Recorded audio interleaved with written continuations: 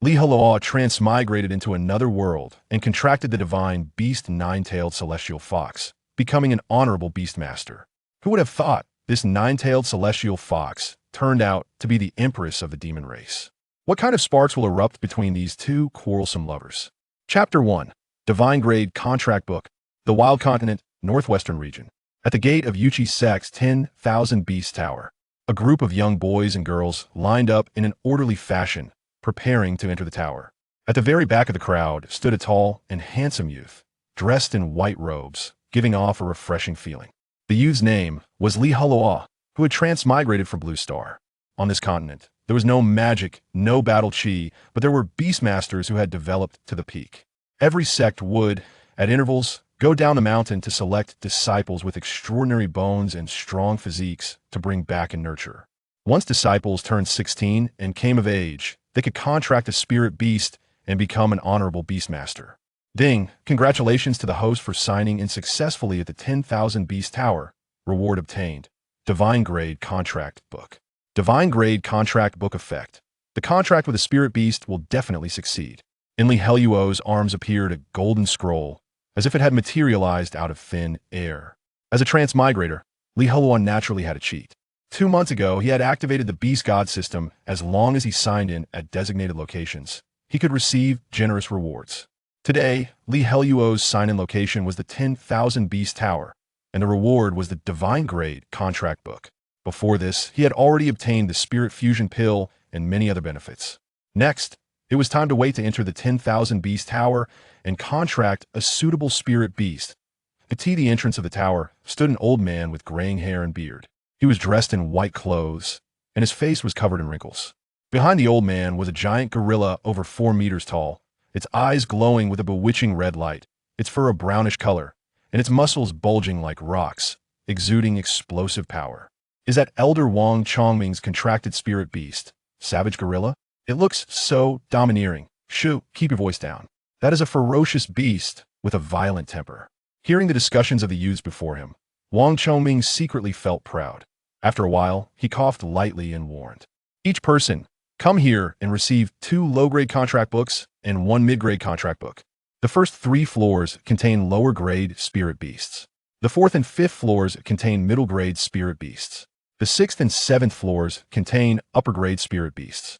And on the 8th floor, there is a ferocious beast. Act within your ability. Do not aim too high, understand? The young boys and girls responded in unison.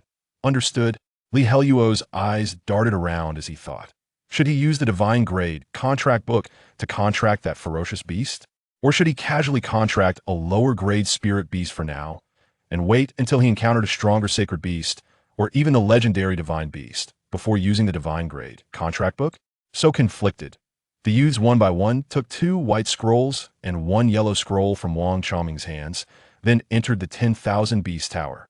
The white ones were low-grade contract books. The yellow one represented mid-grade contract books. Once opened, they could be used to contract spirit beasts.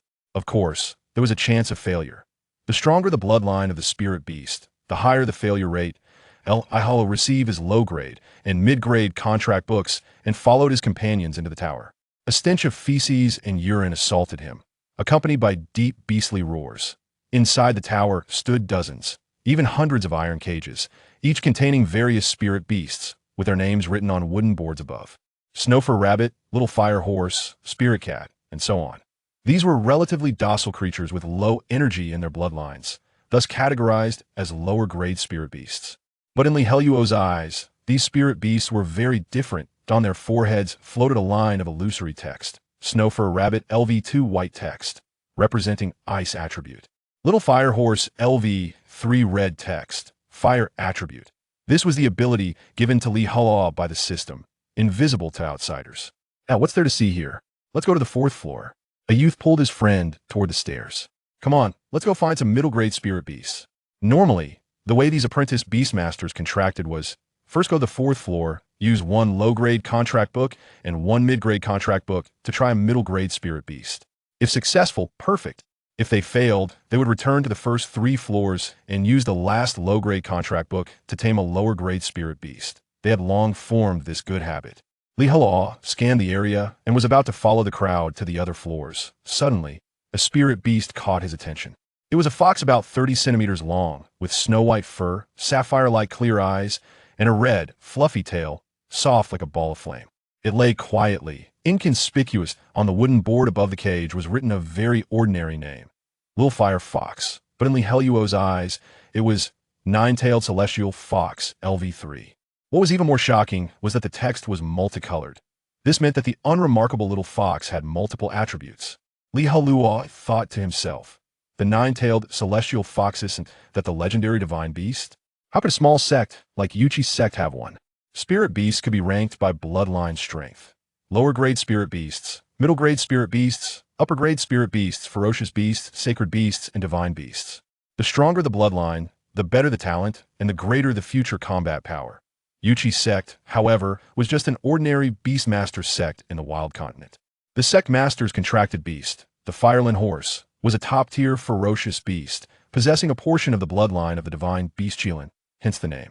But in any case, Yuchi's sect could not possibly be related to a nine-tailed celestial fox. Heluo speculated. Perhaps that nine-tailed celestial fox encountered some accident and was picked up by an elder of the sect. The elder, blind to its true nature, mistook it for an ordinary little fire fox. TSK, with this divine beast, why would I even care about that ferocious beast? Thinking this, Heluo walked toward the nine-tailed celestial fox. Sensing someone approaching, the previously lazy little white fox immediately stood up, alert, baring its teeth. Be good. Uncle take you home. Heluo felt like a greasy old man at this moment. He took out a low-grade contract book and opened it toward the nine-tailed celestial fox. In an instant, white radiance burst from the scroll, transforming into countless threads of energy that surged toward the little white fox. The cage space was limited. No matter how the nine-tailed celestial fox dodged, it was useless. Very soon, its body was entangled by the energy threads, being dragged bit by bit. Yep, the little white fox grew enraged. Flames coiled around its right paw, slashing at the energy threads, instantly severing them. The first contract attempt failed, but Heluo was undeterred after all. That was the legendary divine beast. Besides, he had the divine grade contract book as a last resort. Nothing to fear. The commotion drew the attention of others. Why is that Heluo trying to contract a lower-grade spirit beast? Someone asked doubtfully. Another immediately answered. You don't know. This is already his third time entering the 10,000 Beast Tower. The first year, he arrogantly tried to contract an upper-grade spirit beast, the Steelfawn Wolf, and unsurprisingly failed. The second year, he went by the rules. First tried a middle-grade spirit beast, failed, then used his last low-grade contract book to capture a lower-grade spirit beast. But for some reason, that lower-grade spirit beast resisted fiercely, causing the contract to fail. He couldn't bear the blow and tried to drown himself in the river, luckily rescued by a passing elder. If he fails again this year, Heluo will be expelled from the sect. After all, contract books are extremely precious. The sect won't waste resources on a useless person. That was Yuchi's sect's rule. 9 contract books in 3 years. Fail them all. Then you'd be expelled, sent back to where you came from. Of course, the stories the people were discussing had nothing to do with Heluo now. He had transmigrated after the original drowned himself. In other words, the original Heluo had already died. The transmigrator from Blue Star, Heluo, had taken over the identity. Heluo repeated the process, taking out another low-grade contract book and opening it toward the little white fox. This time, too, the nine-tailed celestial fox resisted without surprise. Failed again. Don't leave yet. Stay and watch the show. Those about to head upstairs stopped. Interested. Point 2 failures already. Only one chance left. Useless. 2 low-grade contract books, and he couldn't even succeed on 1 lower-grade spirit beast. Normally, lower-grade spirit beasts were docile, almost always successful on the first tee. Heluo took a deep breath and pulled out the yellow scroll, the mid-grade contract book. His target remained the seemingly ordinary little white fox. In a way, still trying? This lower-grade spirit beast doesn't want it. Why not switch to another? Exactly. Why give up the whole forest for 1 tree? If he fails again, Heluo thought, humph, a bunch of blind fools. Once I reveal the true potential of this divine beast, you will all crawl on my feet trembling. When the mid-grade contract book unfolded, even denser threads of energy surged out, wrapping toward the nine-tailed celestial fox. The nine-tailed celestial fox grew furious, its eyes blazing with anger. Its whole body radiated red light, transforming into a crimson shadow rushing forward. All the energy threads were shredded into dust, dissipating into nothing. Even the iron cage shook violently twice. After finishing, the nine-tailed celestial fox gracefully walked back, laying down in its nest again. The third contract attempt failed. Jeers immediately rang out. Even using a mid-grade contract book and still couldn't capture a lower-grade spirit beast. What trash? Go home. Stop wasting the sect's resources. Heluo ignored the ridicule nearby. From his arms, he pulled out the golden divine grade contract book and coldly said, "You forced me to this." The jeers fell silent, as if their throats had been choked. The nine-tailed celestial fox seemed to sense something, raising its head to look over. Immediately, its pupils shrank violently, its gaze filled with fear. Chapter 2. The Contract Beast, the Nine-Tailed Celestial Fox. The apprentice Beast Tamers gasped in astonishment. Heavens, a golden, divine contract scroll. How can this be? Pinch me, for I must be dreaming.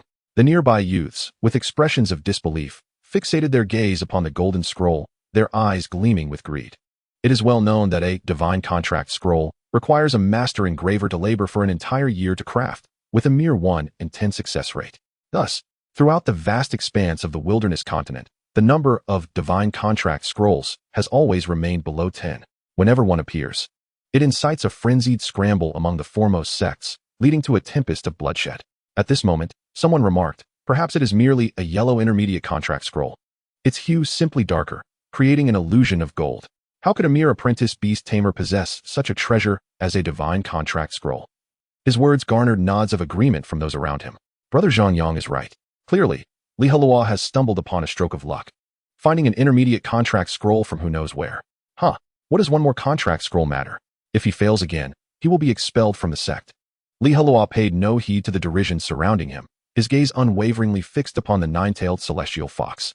The fox sensed a threat and exhibited signs of unease. However, its expression swiftly morphed into one of fierce defiance, its fur bristling as it assumed an aggressive stance, a glint of ferocity evident in its eyes. Yet, due to its diminutive size, the intimidation it sought to convey failed to instill fear, instead enhancing its adorability. As Heluo unfurled the divine contract scroll, a brilliant radiance erupted forth, akin to a meteor plummeting to the earth. The nine-tailed celestial fox was struck with shock as it found itself ensnared in a spatial bind, rendering its body utterly immobile. In the next instant, an ethereal hand emerged from the divine contract scroll, swiftly seizing the fox and retracting into the scroll. All of this transpired in the blink of an eye. The nine-tailed celestial fox had yet to comprehend the turn of events before the contract was sealed. Such is the power of the divine contract scroll. Heluo bit the tip of his index finger, allowing a crimson droplet of blood to fall upon the divine contract scroll. Simultaneously, an excruciating pain coursed through him, as if his very soul were being torn asunder, eliciting an involuntary gasp. A beast tamer may only contract a maximum of 6 spirit beasts in a lifetime due to this soul-consuming toll. Fortunately, the agony subsided after a brief few moments, and Heluo successfully tamed the seemingly inconspicuous divine beast, the nine-tailed celestial fox. Heluo has undoubtedly contracted his beast faster than any of us. Someone remarked. What's so impressive about it? It's merely a low-grade spirit beast. A little fire fox at that. One must understand that the quality of the contracted beast is paramount. We could easily subdue an intermediate spirit beast and outshine him effortlessly. Following this brief interlude, the others resumed their pursuits. The apprentice beast tamers hurried upstairs, making their way to the 4th floor. Heluo unfurled the divine contract scroll and released the nine-tailed celestial fox. He could distinctly sense a newfound, subtle connection with the divine beast. The fox stood confidently, its bushy tail swaying gracefully. Heluo gazed at it with increasing satisfaction, his heart swelling with delight. He had not anticipated encountering such a noble divine beast within the humble confines of the Yuling sect. However, the nine-tailed celestial fox did not share his exuberance. Its small face was suffused with palpable ire as it glared at Heluo, as if poised to pounce. Yet, bound by the divine contract scroll, even as a divine beast, it could not inflict harm upon him. Heluo produced a porcelain vial and poured out several black spirit-enhancing pills, each the size of a peanut. Here, take these, they will be beneficial for you. He approached the nine-tailed celestial fox, preparing to offer it the pills. These spirit-enhancing pills were rewards from the system's sign-in and could significantly elevate a contracted beast's level, holding considerable value. If brought outside, they would undoubtedly incite fierce competition among beast tamers. To his surprise, the nine-tailed celestial fox stubbornly turned its head away, refusing to consume the pills. A beast shall never be a slave, it seemed to assert. Li Heluo spoke gently. Come on, do me a favor. The fox remained obstinate, showing no desire even to sniff at the offering. Very well, Li Heluo sighed, shrugging in resignation as he pocketed the pills, deciding not to press the matter further. After all, there would be ample opportunities in the future. Do you have a name? Li Heluo inquired eagerly. The little white fox remained silent. No name then? How about I give you one? After a moment's contemplation, he declared, let us call you Jior. The little white fox continued to ignore him. All right, it's settled then. Jior, let us be off. With time still on his side, Li Heluo resolved to observe the contract processes of other beast tamers. He set off ahead, only to realize after some distance that Jior had not followed. Ah, it seems I must train you well, he mused. Li Heluo opened the contract scroll, recalling Jior within, before striding purposefully up the staircase. He soon reached the 4th floor, where about 10 apprentice beast tamers were attempting to contract spirit beasts. This level was home to intermediate spirit beasts, which, in both size and aura, far surpassed those on the lower floors. Naturally, their numbers were only half that of the low-grade spirit beasts. These intermediate spirit beasts exuded a palpable aggression. When approached, they bared their fangs and claws, ready to attack at a moment's notice. Yet, the young apprentice beast tamers were undeterred, brandishing their contract scrolls in eager attempts to subdue them. Good heavens! Brother Yang Kaitai has successfully contracted a fire snake. How enviable! Sister Su Yuanyan is doing well too. Her contracted beast is a watering rabbit. Good news abounded as several individuals secured their desired intermediate spirit beasts. However, an even greater number faced failure and returned to the lower floors in disappointment. Li Heluo pressed onward, ascending to the 5th floor. This level also housed intermediate spirit beasts, yet their bloodline strength and combat prowess surpassed those found on the 4th floor. Naturally, the difficulty of contracting them was significantly heightened. The apprentice beast tamers were self-aware, thus, the number of individuals on the 5th floor was limited to a mere 6 or 7. Li Heluo scanned the area, assessing the attributes of the intermediate spirit beasts. The Wind Shred Hound, level 4, a wind attribute spirit beast with a slender frame and nimble gait. The Nether Spirit Cat, level 4, a jet black feline with amber eyes. The Blazing Wolf, level 5, a fire attribute creature with crimson fur, flames seemingly dancing at its feet. These intermediate spirit beasts were notably proud, reluctant to become anyone's contracted companion. Without exception, all who ventured to the 5th floor experienced failure. One despondent apprentice beast tamer lamented, let us go back and contract low-grade spirit beasts. Wait, an onlooker suddenly exclaimed, Kai Feiyu and his group have gone to the 6th floor. Shall we not ascend to witness? Chapter 3, Kai Feiyu, the Steel-Toothed Wolf. It's him. Li Heluo's eyes narrowed slightly. Who is Kai Feiyu? He is Li Heluo's sworn rival, or more accurately, the nemesis of his former self. He arrived 1 year later than Li Heluo, and the two frequently engaged in verbal disputes, which often escalated into physical confrontations. However, due to Kai Feiyu's brother, Kai Kuan, successfully contracting a mid-grade spirit beast and becoming a beast master, every altercation concluded with Li Heluo's defeat. In his previous life, after failing for the 2nd time, Li Heluo could not endure the verbal assaults from Kai Feiyu and ultimately chose to take his own life by jumping into a river. Subsequently, the Li Heluo of Blue Star reincarnated, inheriting the enmity with Kai Feiyu. Although Li Heluo had activated a system, he suffered from the lack of a contracted spirit beast and had been enduring in silence. Now, he had successfully tamed a divine beast and pledged to exact revenge for the grievances he had previously endured. He resolved to follow and observe. Kai Feiyu truly believed that acquiring a high-grade spirit beast was a simple endeavor.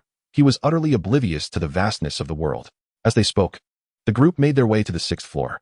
Li Heluo trailed behind a group of apprentice beast masters, arriving at the 6th floor, where the 7th floor and above were considered forbidden zones, rarely trodden by anyone. Not to mention contracting a spirit beast. Even sensing the formidable aura they exuded could instill fear in one's heart. As for the ferocious beasts on the 8th floor, any ordinary individual standing before them would likely soil themselves in terror. On the 6th floor, there were only 3 individuals. The young man leading them was around 17 years old, clad in white, with a sharp chin and eyes that squinted nearly into slits, exuding an air of acerbity. This was Kai Feiyu. Beneath his feet lay 6 discarded contract papers, devoid of spiritual energy, 2 yellow and 4 white. In Kai Feiyu's hand remained a mid-grade contract paper. Before him stood a gray wolf, its eyes glinting with a malevolent green light, its 2 protruding fangs exceeding 10 centimeters in length, instilling dread in all who beheld it. Steel-Toothed Wolf, level 6, a superior grade spirit beast, was the very one that Li Heluo had failed to contract in his previous life. Kai Feiyu had managed to persuade Gui Yunfan and Yi Kai to lend him 2 contract papers, the conditions of which remained unknown. With Kai Kuin's contracted beast having reached level 12, it naturally provided ample resources to support his younger brother, which was beyond the envy of others. Oh! The steel-toothed wolf emitted an enraged roar, its eyes flashing with a vicious light. Its fur bristled like countless steel needles, having been contracted multiple times. This steel-toothed wolf was thoroughly incensed. Of course, its own spiritual energy had also been significantly depleted. Kai Feiyu gripped the mid-grade contract paper tightly, sweat beading on his forehead. This was the last opportunity. It had to succeed. Kai Feiyu slowly unfurled the mid-grade contract paper. A surge of energy erupted from it, transforming into an illusory net that enveloped the steel-toothed wolf in an instant. The wolf immediately unleashed its spiritual energy, struggling fiercely. A brief tug-of-war ensued. Kai Feiyu took a deep breath and said, "Obey, do not resist any longer. I will take you to dominate the continent, becoming a top beast master on the grand path, and you shall not be wronged." As if comprehending Kai Feiyu's words, the steel-toothed wolf's eyes flickered, and its struggles gradually diminished. Ultimately, the wolf was drawn into the mid-grade contract paper by the energy net. Heavens, Kai Feiyu truly succeeded in contracting it. Moreover, it was a superior-grade spirit beast with an immeasurable future ahead. How enviable! Hearing the admiration from those around, Kai Feiyu felt an immense sense of satisfaction, becoming somewhat elated. Just then, Gui Yunfan and Yi Kai approached, speaking in unison, "Senior brother Kai Feiyu." Upon hearing their voices from behind, Kai Feiyu turned to look at them and waved his hand, saying, "Do not worry, the strength-enhancing pills I promised you will be forthcoming." He had actually exchanged precious strength-enhancing pills for the 2's contract papers. Indeed, it was a grand gesture. "Thank you, senior brother Kai Feiyu." Gui Yunfan and Yi Kai replied simultaneously, their smiles revealing their delight. They departed cheerfully, ready to use their remaining junior contract paper to tame a low-grade spirit beast. Kai Feiyu released the steel-toothed wolf from the contract paper, growing increasingly pleased with his acquisition. After the successful contract, the steel-toothed wolf exhibited a degree of affection towards Kai Feiyu, approaching him willingly. Suddenly, Kai Feiyu noticed Heluo observing from behind a crowd. He strode over confidently with the steel-toothed wolf in tow, exclaiming, "Oh, is that not senior brother Heluo? I heard you used 4 contract papers to tame a low-grade spirit beast?" Heluo rolled his eyes, scoffing, "What does that have to do with you?" Witnessing the tension between the two, the surrounding apprentice beast masters exchanged knowing glances, indulging in the drama unfolding before them. The long-standing feud between Heluo and Kai Feiyu had become a source of amusement for them. Kai Feiyu, brimming with arrogance, boasted, "Senior brother, take a look at this steel-toothed wolf. Oh, I recall now. It seems to be the superior-grade spirit beast you failed to contract during your first year on the mountain." His tone was exceedingly smug, radiating an air of overconfidence. Little did he know that Heluo's contracted spirit beast was one of the most elite divine beasts of the age. Heluo replied, "It is nothing remarkable." "Nothing remarkable?" Kai Feiyu erupted like an agitated rooster, charging forward with heightened fervor. "This is a superior-grade spirit beast, a high-level species you will never encounter in your lifetime. What gives you the right to speak to me in such a manner? If you have the capability, release your low-grade spirit beast for all to see." Fearing that Kai Feiyu would command the steel-toothed wolf to attack him, Heluo prudently opened his contract paper, releasing the 9-tailed celestial fox. The moment it appeared, the fox displayed an expression of disdain, keeping a distance of 2 or 3 paces from Heluo. "Ha! Kai Feiyu burst into laughter, "Senior brother, you truly possess a remarkable talent, being rejected by a low-grade spirit beast. Steel-toothed wolf, come here." The steel-toothed wolf obediently approached Kai Feiyu, lying at his feet. It was utterly hilarious. Heluo had exerted such effort to contract a low-grade spirit beast, only to be scorned in front of everyone. It seemed his talent was indeed abysmally low. Indeed, how could such a worthless individual dare to speak recklessly before Kai Feiyu? He truly knows not the heights of heaven or depths of earth. Heluo's expression darkened. He had not anticipated that the 9-tailed celestial fox would be so disrespectful, causing him to lose face before the crowd. "My good senior brother, allow me to show you what a true superior-grade spirit beast is like. Do not be like a frog at the bottom of a well, looking down upon what is beneath and disregarding what is above. The disparity between low-grade and superior-grade spirit beasts is beyond your imagination." Kai Feiyu pointed at the 9-tailed celestial fox and commanded, "Steel-toothed wolf, let it witness our might. Attack." With Kai Feiyu's command, the steel-toothed wolf's eyes glimmered with a dangerous light as it immediately assumed an aggressive stance, lunging towards the 9-tailed celestial fox. The fox reacted swiftly, flicking its tail and leaping gracefully to evade the predator's assault, landing within a safe distance. Frowning, it appeared exceedingly displeased. Oh, still daring to evade. Kai Feiyu sneered. Steel-toothed wolf, use savage charge and tear it apart. The steel-toothed wolf glowed with a gray light, its speed surging as it covered a distance of several meters in a heartbeat, glaring fiercely at the nine-tailed celestial fox. A level 2 low-grade spirit beast against a level 6 superior-grade spirit beast could only meet a grim fate. Heluo was about to face severe misfortune. His recently contracted spirit beast was on the verge of perishing right before his eyes. The surrounding apprentice beast tamers engaged in hushed whispers, rife with derision directed at Heluo. The disparity in both level and bloodline between the two beasts was insurmountable, leaving no doubt as to the outcome of the battle. Upon witnessing the contemptible spirit beast repeatedly taunt her, Jiuer was instantly filled with indignation.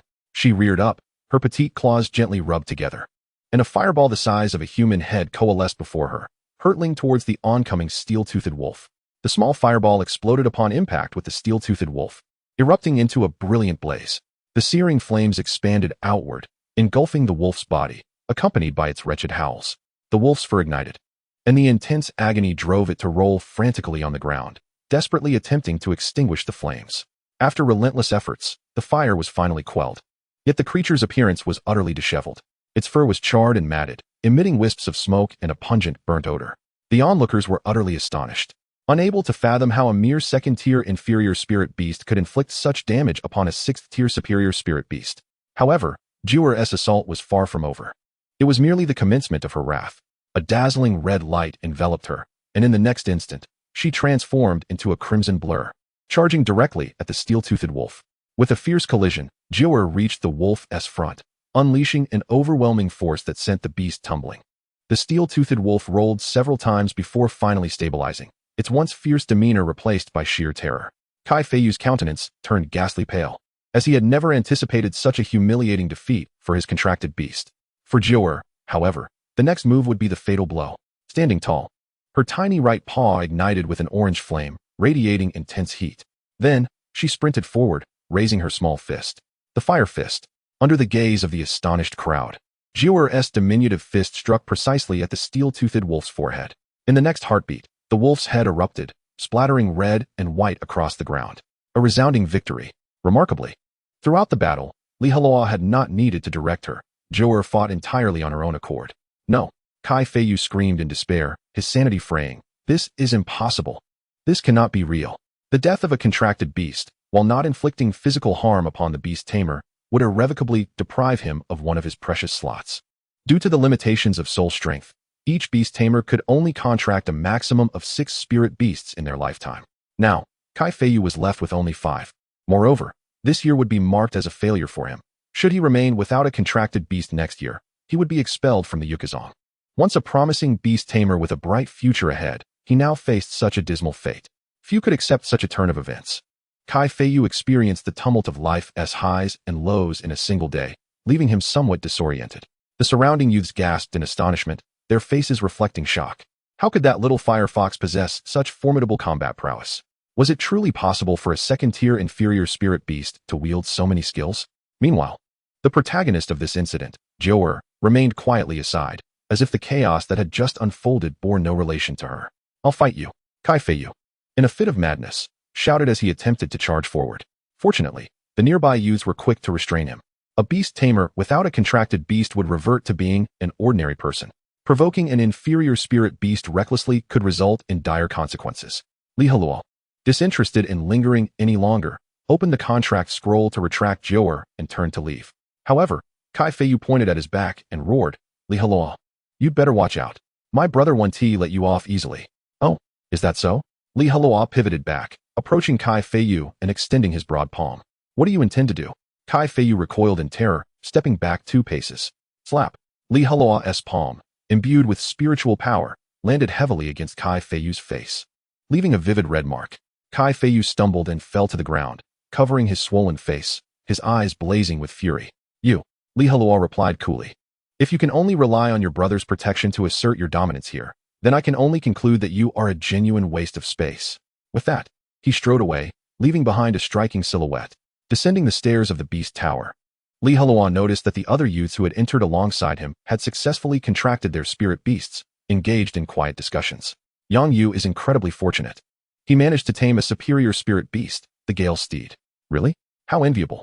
I wonder if any of us will manage to contract a superior spirit beast. It was rumored that Kai Feiyu had purchased 4 contract scrolls at a high price from Gui Yunfan and Yi Kai, 2 intermediate and 2 inferior, perhaps holding a glimmer of chance. The events that transpired on the 6th floor were yet unknown to outsiders. However, after today, the illustrious victory of Li Heluo's 2nd-tier inferior spirit beast over Kai Feiyu's 6th-tier superior spirit beast would reverberate throughout the Yukazong. Soon, all would come to know of the little fire fox with unparalleled combat strength.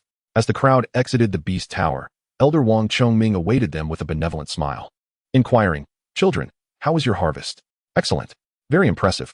The youths responded in scattered agreement. They had now ascended from apprentice Beast Tamers to true Beast Tamers. Elder Wang Chongming continued, "Please release your contracted beasts for me to see." The Beast Tamers eagerly unfurled their contract scrolls, summoning forth the spirit beasts they had recently tamed. A dazzling array of colors and attributes filled the space. The ferocious beast, the savage gorilla, surveyed its surroundings with its fist-sized amber eyes, suddenly pausing to scrutinize Jiawer for several moments before shifting its gaze away. Very good, very good." Elder Wang Chongming nodded with satisfaction. Contracting spirit beasts requires substantial soul energy. You all should return and rest well. Of course. Farewell, Elder. Once the crowd had dispersed, the smile vanished from Elder Wang Chongming's face. He sighed deeply, alas. Merely 3 intermediate spirit beasts and not a single superior one. Each year seems to be worse than the last. The savage gorilla, in a deep rumble, remarked, "Master, that little fire fox was quite peculiar." "In what way?" Elder Wang Chongming asked with interest. The savage gorilla replied, "For a fleeting moment, I sensed an aura emanating from it that instilled fear within me, but it vanished almost immediately." Elder Wang Chongming pondered for a moment before saying, "Perhaps it was merely an illusion. As a formidable beast, only beings of the holy tier or above could instill fear in you. How could such a small beast tower possibly house a creature of that caliber?" Chapter 5, The Empress. Li Heluo returned to his humble abode, a modest thatched hut. Disciples of the Yukazong were afforded such simple dwellings. Feeling utterly fatigued, he yawned repeatedly, his eyelids growing heavy. This was a clear indication of the depletion of his soul energy, necessitating a period of well-deserved rest. Under ordinary circumstances, after forging a contract with a spirit beast, one typically succumbs to a deep slumber lasting 2 or 3 days. Li Heluo casually consumed a morsel before reclining onto his bed, plunging into a profound sleep. Upon awakening, he was oblivious to the passage of time, only to discover that the sun had already ascended to its zenith. Rising and donning his attire, he resolved to release Jiawer, wishing to cultivate a bond with his contracted beast. The creature, still unacquainted with him, required time to acknowledge their connection. As Jiawer emerged from the contract scroll, she landed a few meters away from the bed, her pair of cerulean eyes fixated coldly upon Li Heluo. "Come here. Be good," he urged with a beaming smile. Yet, in an instant, Jiawer unexpectedly straightened, her right paw igniting with a fierce orange flame, a murderous intent blazing in her gaze. Alarmed, Li Heluo's expression shifted dramatically as he swiftly prepared his defenses. Clenching his right fist, he too summoned orange flames, channeling Jiawer's most potent technique, the flame fist. Just as Li Heluo completed his preparation, Jiawer unleashed her small fist in a swift strike. Their fists collided with a resounding boom, sending forth a violent explosion that rippled outward, scattering the bedding into disarray and scorching several gaping holes into the sheets. Li Heluo was hurled from the bed, landing unceremoniously on the floor, while Jiawer was forced back several steps, barely regaining her composure. "What are you doing?" "Ouch," Li Heluo grimaced, rubbing his backside in pain. Jiawer, however, offered no reply, instead approaching him with graceful strides. During her approach, her form began to expand, her fur shedding away. Ultimately, Jiawer transformed into a stunningly beautiful woman, elegantly draped in a snow-white qipao, exuding a classical allure. Adorning her head were 2 fluffy fox ears, and her silvery hair cascaded like a waterfall, releasing a fragrant aroma. Additionally, she possessed 9 bushy tails that fanned out behind her like a grand parasol. Crawling closer, the fox woman drew near to Li Heluo, her breath fragrant and soft. Her exquisite visage was mere inches away. Her skin was as smooth as jade, her lips of vivid crimson akin to finely carved rubies, and her azure eyes were as profound as the ocean. Even when compared to the celestial beings of Blue Star, she eclipsed them in beauty. The fox woman rose to her feet, parting her lips to speak. "Lowly human, how audacious of you to contract with this empress." Li Heluo was utterly taken aback, his eyes widening in astonishment. "She refers to herself as this empress? She is the empress of the demon race?" When spirit beasts evolve to a certain stage, they attain intelligence comparable to that of humans and can take on human form, thus earning the title of demon. This typically requires cultivation to at least level 60. Hence, demon serves as a moniker for the powerful. In the wildlands, there exist 3 factions. The human race represented by Beast Tamers, the demon race evolved from spirit beasts, and the magic race comprised of humans or spirit beasts corrupted by dark energy. The human emperor, demon empress, and magic sovereign are the rulers of these 3 factions. Heluo initially believed he had merely forged a contract with an ordinary divine beast, only to discover that she is the demon empress. How did she end up here? He needed to ascertain her identity. Gathering his wits, Heluo inquired, "Are you the demon empress?" The empress nodded slightly, raising her alabaster chin with an air of superiority. Taking a deep breath, Heluo stated solemnly, "Regardless of your past identity, you are my contracted beast now. If you dare to attack me again, I will show you the consequences." The empress responded with a cold smile. "Do you believe that contracting with me grants you an immense advantage?" Heluo remained noncommittal, though he indeed held that belief. The empress continued, "Let me be frank. I have suffered greatly due to the treachery of my kin. A traitorous member colluded with the magic sovereign, rallying numerous magic warriors to hunt me down. Ultimately, I paid a heavy price to escape, resulting in my current form. That traitor has seized control of the demon race and ascended to the throne. Now, both the demon and magic races pursue me relentlessly, and as my beast tamer, they will not spare you either. Do you still consider this a fortunate circumstance?" A hint of amusement played upon her lips. Heluo was taken aback, unprepared for the demon empress's troubled past. He had thought that with his system and the successful contracting of a divine beast, he would ascend to the pinnacle of his life. Who could have anticipated that this would invite peril to his very existence? His brows knitted together in a frown. This situation was indeed precarious. Offending both the demon and magic races would make it nearly impossible to extricate himself from danger, even if he became the continent's premier beast tamer. "Are you afraid?" The empress taunted. "If you are, then sever our contract." Heluo dug his pinky into his ear and then blew gently on it, responding coolly, "I'm sorry, but the word fear does not exist in my dictionary." What a joke. As a proud transmigrator endowed with an impressive system, why would I fear a bunch of natives from another world? If this word got out, how would I ever maintain my standing among my peers? You have no say in this.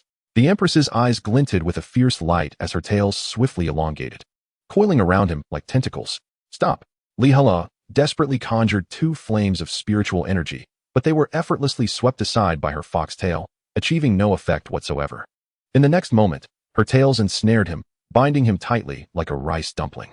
"Damn it, my contracted beast has revolted." The empress pulled Heluo closer, bringing her flawless visage within inches of his own, her sultry lips uttering icy words. "To aspire to be my beast tamer is beyond your worth." With that, her tails shimmered with radiant light, a kaleidoscope of colors flashing chaotically.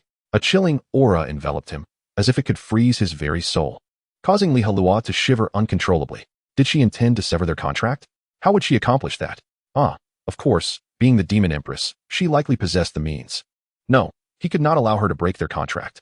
This year represented Heluo's final opportunity. Should he lose his contracted beast, he would be expelled from the sect.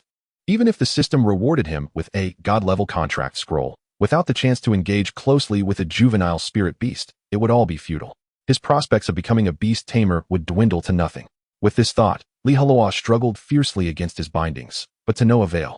Her tails only tightened their grip. "Stop resisting," the empress said coldly. Heluo's eyes blazed with determination as he roared, "You think I will give up? Never." He exerted every ounce of strength to wriggle free from her grasp. Ding. Detection of host being attacked by contracted beast, initiating suppression.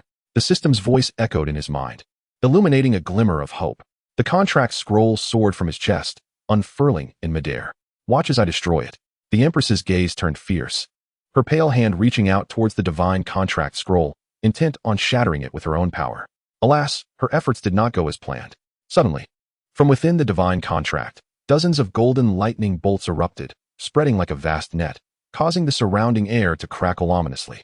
The empress, positioned closest to the source, bore the brunt of the lightning's might.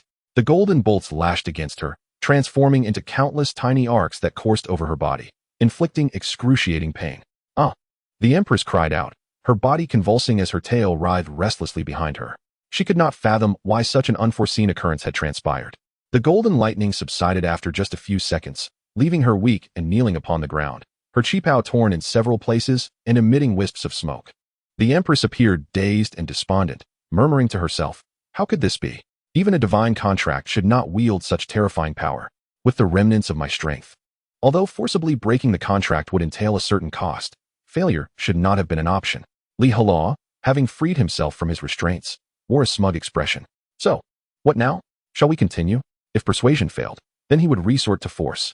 Danger and opportunity coexisted. Although the Empress would attract formidable foes from the demon and monster races, a beast of divine caliber was a rare find, the potential for greatness immeasurable. Moreover, as long as he carefully concealed the Empress's identity and allowed her to develop in obscurity, issues could be mitigated. The Empress rose once more, her gaze filled with indomitable resolve. Human brat, this is not over. With that, she lunged at him again, claws bared. Ding. Threat detected, secondary suppression activated. The divine contract unleashed a powerful jet of light blue water, striking the Empress against the wall behind her, causing her to slide down slowly. Her chi-pow, drenched, clung tightly to her form, accentuating her alluring curves and igniting one's primal instincts. Heluo wore a broad smile. Stop struggling, comply, and you might suffer less. One cannot expect sweetness from a forcibly plucked fruit, yet it certainly quenches thirst. Regardless of her status as an Empress, she was now his contracted beast. The Empress lifted her chin, coldly fixing her gaze upon Heluo. Human, you shall pay for this. After declaring her threat, it seemed as though the last vestiges of her strength were drained, her body gradually shrinking until she transformed into an adorable little white fox. Once Heluo secured the little white fox with the contract, he wiped the sweat from his brow and let out a long sigh of relief. This Empress was indeed formidable, so quick to resort to violence. It appeared he must expedite the enhancement of his own strength, or he would never be able to subdue her. Moreover, the looming threats from the demon and monster races posed a significant challenge. Chapter 6, Testing, Part 1. In the Chi Cultivation Hall, an elderly man clad in a gray robe stood with his hands clasped behind his back. His face, etched with wrinkles, and his mane of silver hair spoke of the passage of time. The embroidered design of a fierce qilin on his robe imparted an aura of ferocity. This elder was Su Junwei, the leader of the Yuchi sect. Behind him stood two middle-aged men, displaying utmost respect. Before long, Elder Wang Chongming approached with measured steps. Offering a courteous bow, "Greetings, sect leader." Su Junwei waved his hand dismissively, inquiring with indifference, "Is the contract ceremony proceeding smoothly this year?"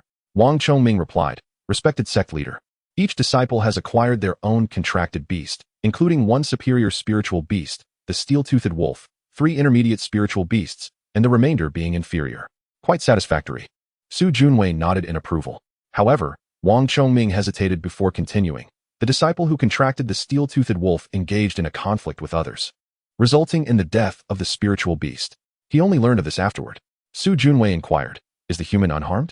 Wang Chongming responded, "The individual is fine." With a sigh of relief, Su Junwei remarked, "That is fortunate. Youthful quarrels are commonplace. As long as no one's safety is compromised, the loss of an inferior spiritual beast is inconsequential."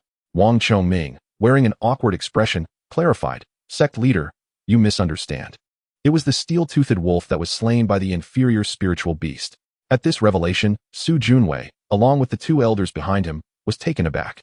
Generally, inferior spiritual beasts are known for their docile nature, while superior spiritual beasts possess significantly greater aggression and combat prowess. Thus, this incident was utterly unfathomable. After a moment's contemplation, Su Junwei seemed to arrive at a conclusion and asked, "Was that inferior spiritual beast several levels higher than the steel-toothed wolf?" This appeared to be the only possible explanation. A significant disparity in levels might allow an inferior spiritual beast to triumph over a superior one. Wang Chongming shook his head. "No, the steel-toothed wolf is level 6, while the inferior beast, the little fire fox, is merely level 2. Upon hearing this, disbelief washed over Su Junwei and the other 2 elders, one of whom exclaimed, "This is impossible." Su Junwei shot a glance at the elder and said, "Chia, you captured that little fire fox, did you not?" Chen Chia nodded affirmatively. "Yes, sect leader. 10 days ago, I led a hunting team into the Lost Forest to capture juvenile spiritual beasts. On our return, we encountered an injured little fire fox. So I brought it back. Did you notice anything unusual about it?" Su Junwei inquired. Without hesitation, Chen Chia replied, "Nothing. It was an entirely ordinary inferior spiritual beast." Su Junwei then turned his attention back to Wang Chongming. "Elder Chongming, please outline the general course of the battle for us." Thus, Wang Chongming recounted the battle as he had heard it from the disciples. Upon completion, Su Junwei furrowed his brow. "Are you suggesting that the level 2 little fire fox utilized 3 skills?" Wang Chongming confirmed, "Indeed. Under normal circumstances, Even superior spiritual beasts at lower levels typically possessed only one skill. The little fire fox was clearly an anomaly. Perhaps you all have overlooked something, Su Junwei instructed. Chia, you and Chongming should investigate the little fire fox further. Both Qin Xie and Wang Chongming responded in unison. Yes, sect leader. After finishing his breakfast, Li Heluo emerged from his small dwelling to stretch his limbs in the fresh air. His mind still felt foggy, and his body ached, remnants of the contract's aftermath. Hence, after the contract ceremony, the sect granted a 5-day respite before commencing lessons on beast control under their masters. While Li Heluo wandered aimlessly, 2 elders approached rapidly from a distance, evidently headed in his direction. He felt no surprise. After all, he had slain Kai Feiyu's superior spiritual beast, the steel-toothed wolf. It would be unreasonable for the sect not to investigate. Li Heluo quickly stepped forward and respectfully bowed. Greetings, Elder Wang. Greetings, Elder Chun. Qin Xie responded lightly, then eagerly added, release your contracted beast for us to see. A jolt of apprehension coursed through Li Heluo. Were the elders targeting Jiu'er? It made sense. Jiu'er had displayed extraordinary combat capabilities, making it difficult to go unnoticed. Would they uncover something? He retrieved the contract from his pocket, slowly unfurling it as his mind raced to devise a strategy.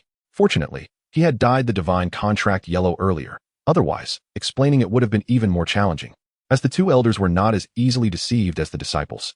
With a flash of white light, Jiu'er leaped from the contract, warily surveying the surroundings. The 2 elders simultaneously summoned their respective contracted beasts. Wang Chongming's was still the formidable level 55 wild gorilla, while Qin Xie's spirit beast was a magnificent, snow-white eagle. Standing over 3 meters tall, its streamlined body exuding an air of gracefulness.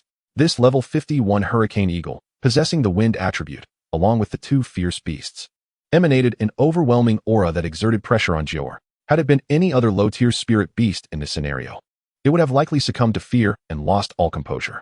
However, Jiu'er was different. It proudly raised its head, its eyes scanning back and forth between the hurricane eagle and the wild gorilla, filled with disdain. Even under immense pressure, it stood resolutely, unyielding and defiant. Truly remarkable. Qin Xie's eyes flickered momentarily as he gestured for the hurricane eagle and wild gorilla to cease their intimidation. Without the pressure, Jiu'er visibly relaxed, adopting a combative stance. Baring its teeth, the probing was far from over, as Elder Qin Xie produced a walnut-sized transparent crystal ball from his pocket, within which were several disheveled black threads. The bloodline stone, utilized to assess the lineage strength of spirit beasts. Li Heluo's heart raced in his chest. What would the sect's reaction be if they discovered Jiu'er's true identity as a divine beast? Would they attempt to seize it? Or would they elevate him to the status of a core disciple? The outcome was uncertain. Thus, Li Heluo preferred to keep this matter concealed, focusing on his own development instead. Gur. Jiu'er emitted a low growl, warning the human before it not to approach. Yet, this was in vain, as Qin Xie, a level 41 beast master, whose spiritual energy is interconnected with that of their contracted beasts, would hardly regard this diminutive creature as a threat. Qin Xie stepped closer to Jiu'er, waving his hand, summoning a swirling azure wind that lifted the little fox into the air. Chapter 7. Probing, Part 2. Jiu'er struggled fiercely, but the considerable level disparity rendered it powerless. Qin Xie pressed the bloodline stone against Jiu'er's forehead, remaining silent for a moment. Before long, a faint pale white light flickered along the black threads within the stone, resembling a tiny light bulb. Indeed, it was a low-tier spirit beast. Qin Xie and Wang Chongming exchanged glances, both astonished by what they saw. Who would have imagined that a low-tier spirit beast could possess such tenacity, capable of withstanding the presence of 2 ferocious beasts? If this were to be shared, no one would believe it. Li Heluo let out a sigh of relief. Fortunately, the elders had not uncovered Jiu'er's secret, or the consequences could have been dire. It appeared that the Empress had concealed her bloodline energy, making it undetectable by ordinary means of assessment. This realization eased Li Heluo's mind considerably. At least his identity remained undisclosed. After a prolonged silence, Qin Xie regained his composure, gently setting Jiu'er down and stowing away the bloodline stone. As soon as Jiu'er touched the ground, it launched an attack on the elder, flames igniting around its form.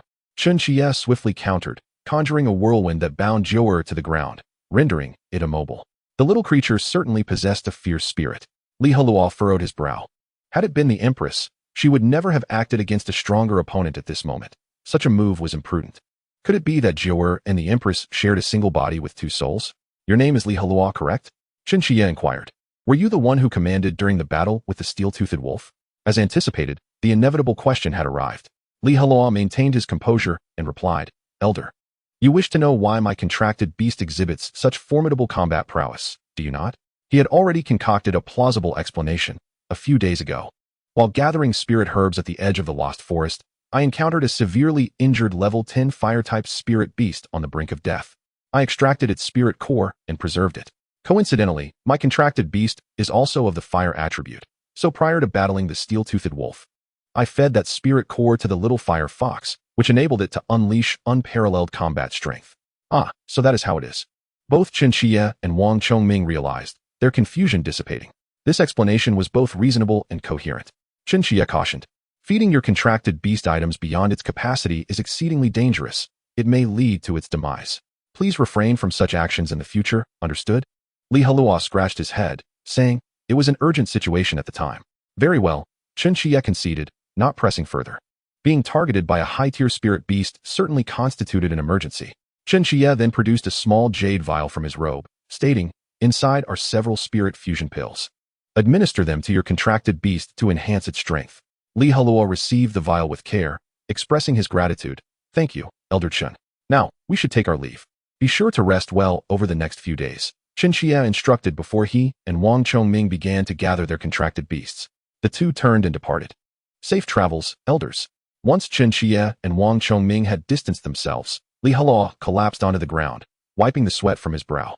He had been on high alert, fearful of any misstep. Thankfully, this matter had reached a conclusion, and he had provided a convincing explanation. The sect should no longer pry into Jiuer's identity. The most pressing concern now was to swiftly elevate his own strength, ensuring he could defend himself against the demon and monster tribes in the future. Li Heluo shook the jade vial in his hand, listening to the gentle clinking within. The spirit fusion pills provided by Chen Xie were not numerous. Only 3 or 4 in total. Yet, even the smallest morsel is still sustenance, ample enough to elevate Jiuer several levels. To put it simply, spirit fusion pills serve as experience elixirs for leveling up contracted beasts. Li Heluo approached Jiuer, who, though still somewhat aloof, no longer regarded him with hostility as before. Had it been an ordinary low-tier spirit beast, it would have been wagging its tail joyfully at its master after forming a contract. Li Heluo poured the contents of the vial, retrieving 4 spirit fusion pills.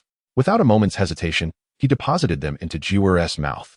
The pills dissolved upon contact, transforming into a warm liquid that flowed down its throat into its belly. Jiuer's form shimmered with 3 flashes of white light. System notification, your contracted beast. The 9-tailed celestial fox has leveled up to 3, then to 4, and finally to 5. These 4 spirit fusion pills propelled Jiuer from level 2 to level 5. Given the connection between beast masters and their contracted beasts, Li Heluo distinctly felt his own spiritual energy intensify. Additionally, at level 5, Jiuer had automatically learned a new innate skill called Wrath of Fire, which temporarily generates rage points to slightly enhance its attack power. Overall, this was a satisfactory outcome. Akin to a buff skill, Li Heluo still possessed other spirit fusion pills from previous system rewards, but he opted against further feeding for now. Overindulgence may hinder digestion.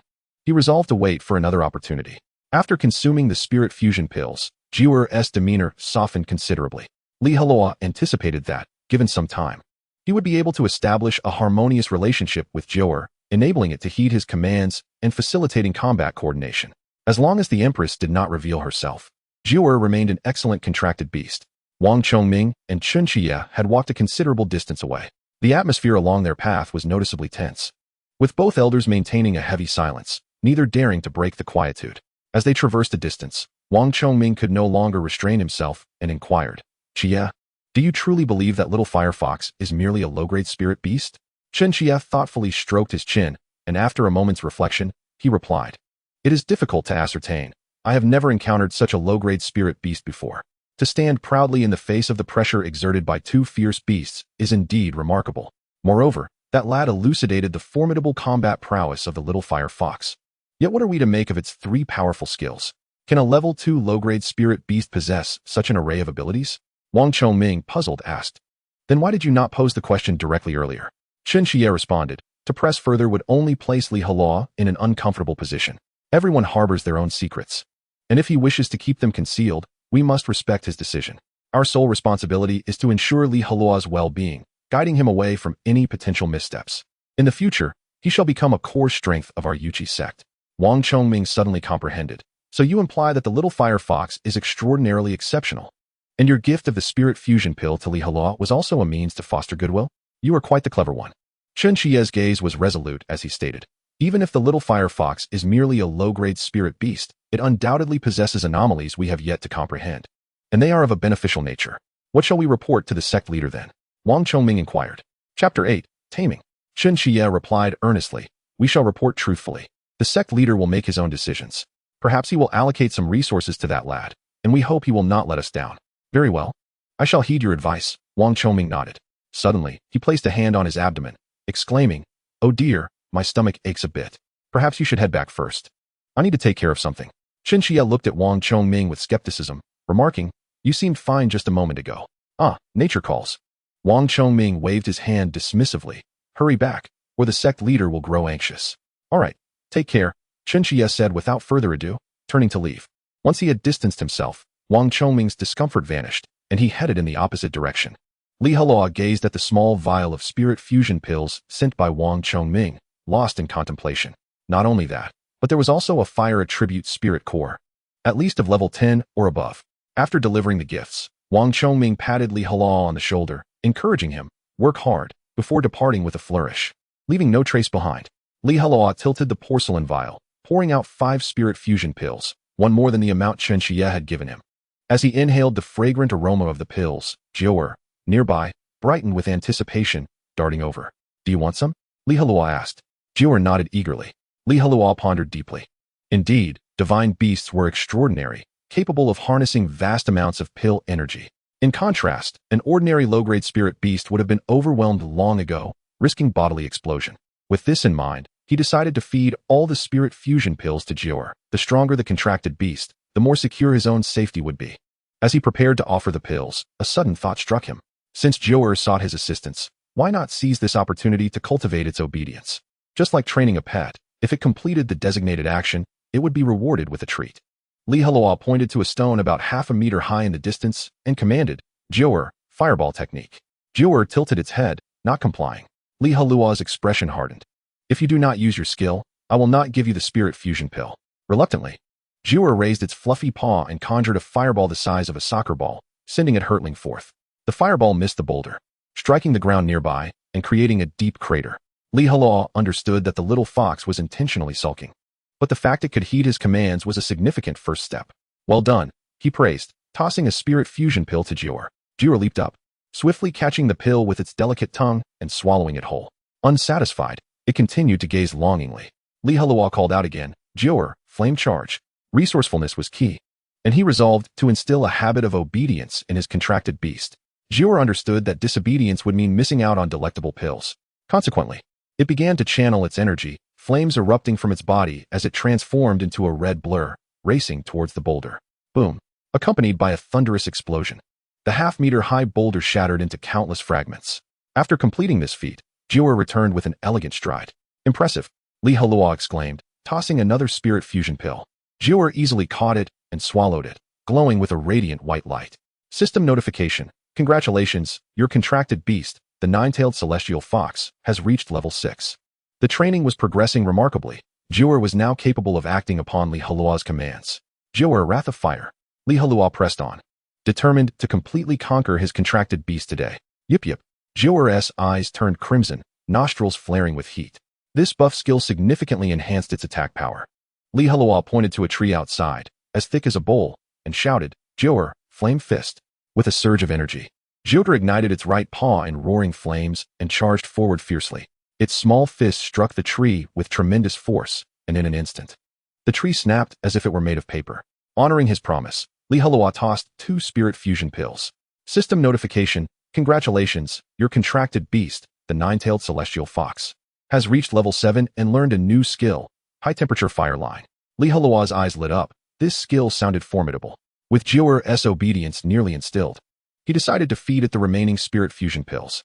He retrieved another small vial from his pocket, containing approximately 5 pills, a reward from a previous system sign-in. Jiu'er, unleash high-temperature fire line. These are all for you. Hearing Li Heluo's words, the little fox appeared particularly exhilarated, its eyes sparkling. To earn the spirit fusion pills, Jiu'er began to exert itself, its energy surging as its fur turned crimson. The temperature around it escalated, warping the very air. Taking a deep breath, Jiuer puffed up its belly, as if harboring overwhelming power. In the next moment, it opened its mouth, releasing an orange-red fire line, the thickness of a child's arm. Shimmering brilliantly, the fire line swept across the previously felled tree, reducing it to ashes in mere seconds. After showcasing such prowess, Jiuer closed its mouth, its ears drooping. Appearing somewhat fatigued, having unleashed so many skills, it had nearly exhausted its spiritual energy. Incredible! Li Heluo gasped in astonishment, his expression quickly shifting to one of ecstatic joy. Truly, it was a divine beast, demonstrating such formidable skills at just level 7. It was unfathomable to think how powerful Jiuer would become as it continued to grow. Li Heluo approached Jiuer, pouring the remaining spirit fusion pills into its mouth. System notification. Congratulations, your contracted beast, the nine-tailed celestial fox, has reached level 8. And subsequently level 9. Jiuer ascended 2 levels, reaching a critical juncture. Li Heluo distinctly sensed an invisible barrier enveloping Jiuer, impeding its progress. Spirit beasts typically encounter such roadblocks at levels 9, 19, and 29, necessitating a breakthrough to continue their advancement. The materials required for Jiuer's breakthrough are threefold: a spirit core from a wind-type spirit beast above level 10, feathers from a harpy, and a first-tier breakthrough elixir. A wind-type spirit core? Li Heluo scratched his head, puzzled as to why his fire-type contracted beast required a core of a different attribute. However, it soon dawned on him that Jiuer possessed the unique capability of embodying 9 attributes. Perhaps upon reaching level 10, Jiuer would be able to harness wind-type skills. Chapter 9. The Treasure Pavilion. Given Li Heluo's current circumstances, gathering these 3 materials would prove quite challenging and would require some time. A chime echoed in his ears as the system's voice announced, "Today's check-in task has been updated. Please arrive at the Treasure Pavilion before midnight. Reward, spatial wrist wheel." Such notifications were a daily occurrence for Li Heluo. Upon completing his check-ins, the rewards varied immensely. It seemed prudent to visit the Treasure Pavilion, where he could exchange the Fire-type Spirit Core gifted by Elder Wang Chongming for a Wind-type one. The Treasure Pavilion is a significant edifice within the Yuchi sect, housing numerous treasures, including spirit cores, claws, teeth, and pelts of spirit beasts. After hunting spirit beasts, one could take the materials obtained to the pavilion, where the elders would appraise their value in exchange for silver or barter. The wind-type spirit core and the harpy's feathers would likely be found within the pavilion. Resolute in his decision, Li Heluo stored Jiuer in the contract and set off. His current residence lay at the foot of the mountain, while the treasure pavilion was situated midway up. Li Heluo commenced his ascent. Along the way, he encountered many fellow disciples, exchanging nods and greetings with those he recognized. With his current pace, he estimated it would take around 20 minutes to reach the pavilion. At that moment, a girl clad in loose black garments approached him. She appeared to be in her 20s, with flowing, raven-black hair that exuded a subtle fragrance. What captivated attention further were her bright, large eyes, the double eyelids enhancing her beauty, rendering her exceedingly charming. The girl scrutinized Li Heluo before inquiring, "Are you the beast master who contracted the little fire fox?" "Indeed." Li Heluo nodded in affirmation. The girl continued, "Did your contracted beast slay the steel-toothed wolf?" Li Heluo admitted candidly, "Yes." This was no secret within the sect. It wouldn't be long before the entire Yuchi sect was aware. "I am Qin Xinshin from the Cuckoo Guild, and I would like to invite you to join our guild," she said, her eyes sparkling with a lovely smile. The sect did not prohibit disciples from engaging in combat, as long as no lives were lost. Even if one were to slay another's contracted beast, there would be no punishment.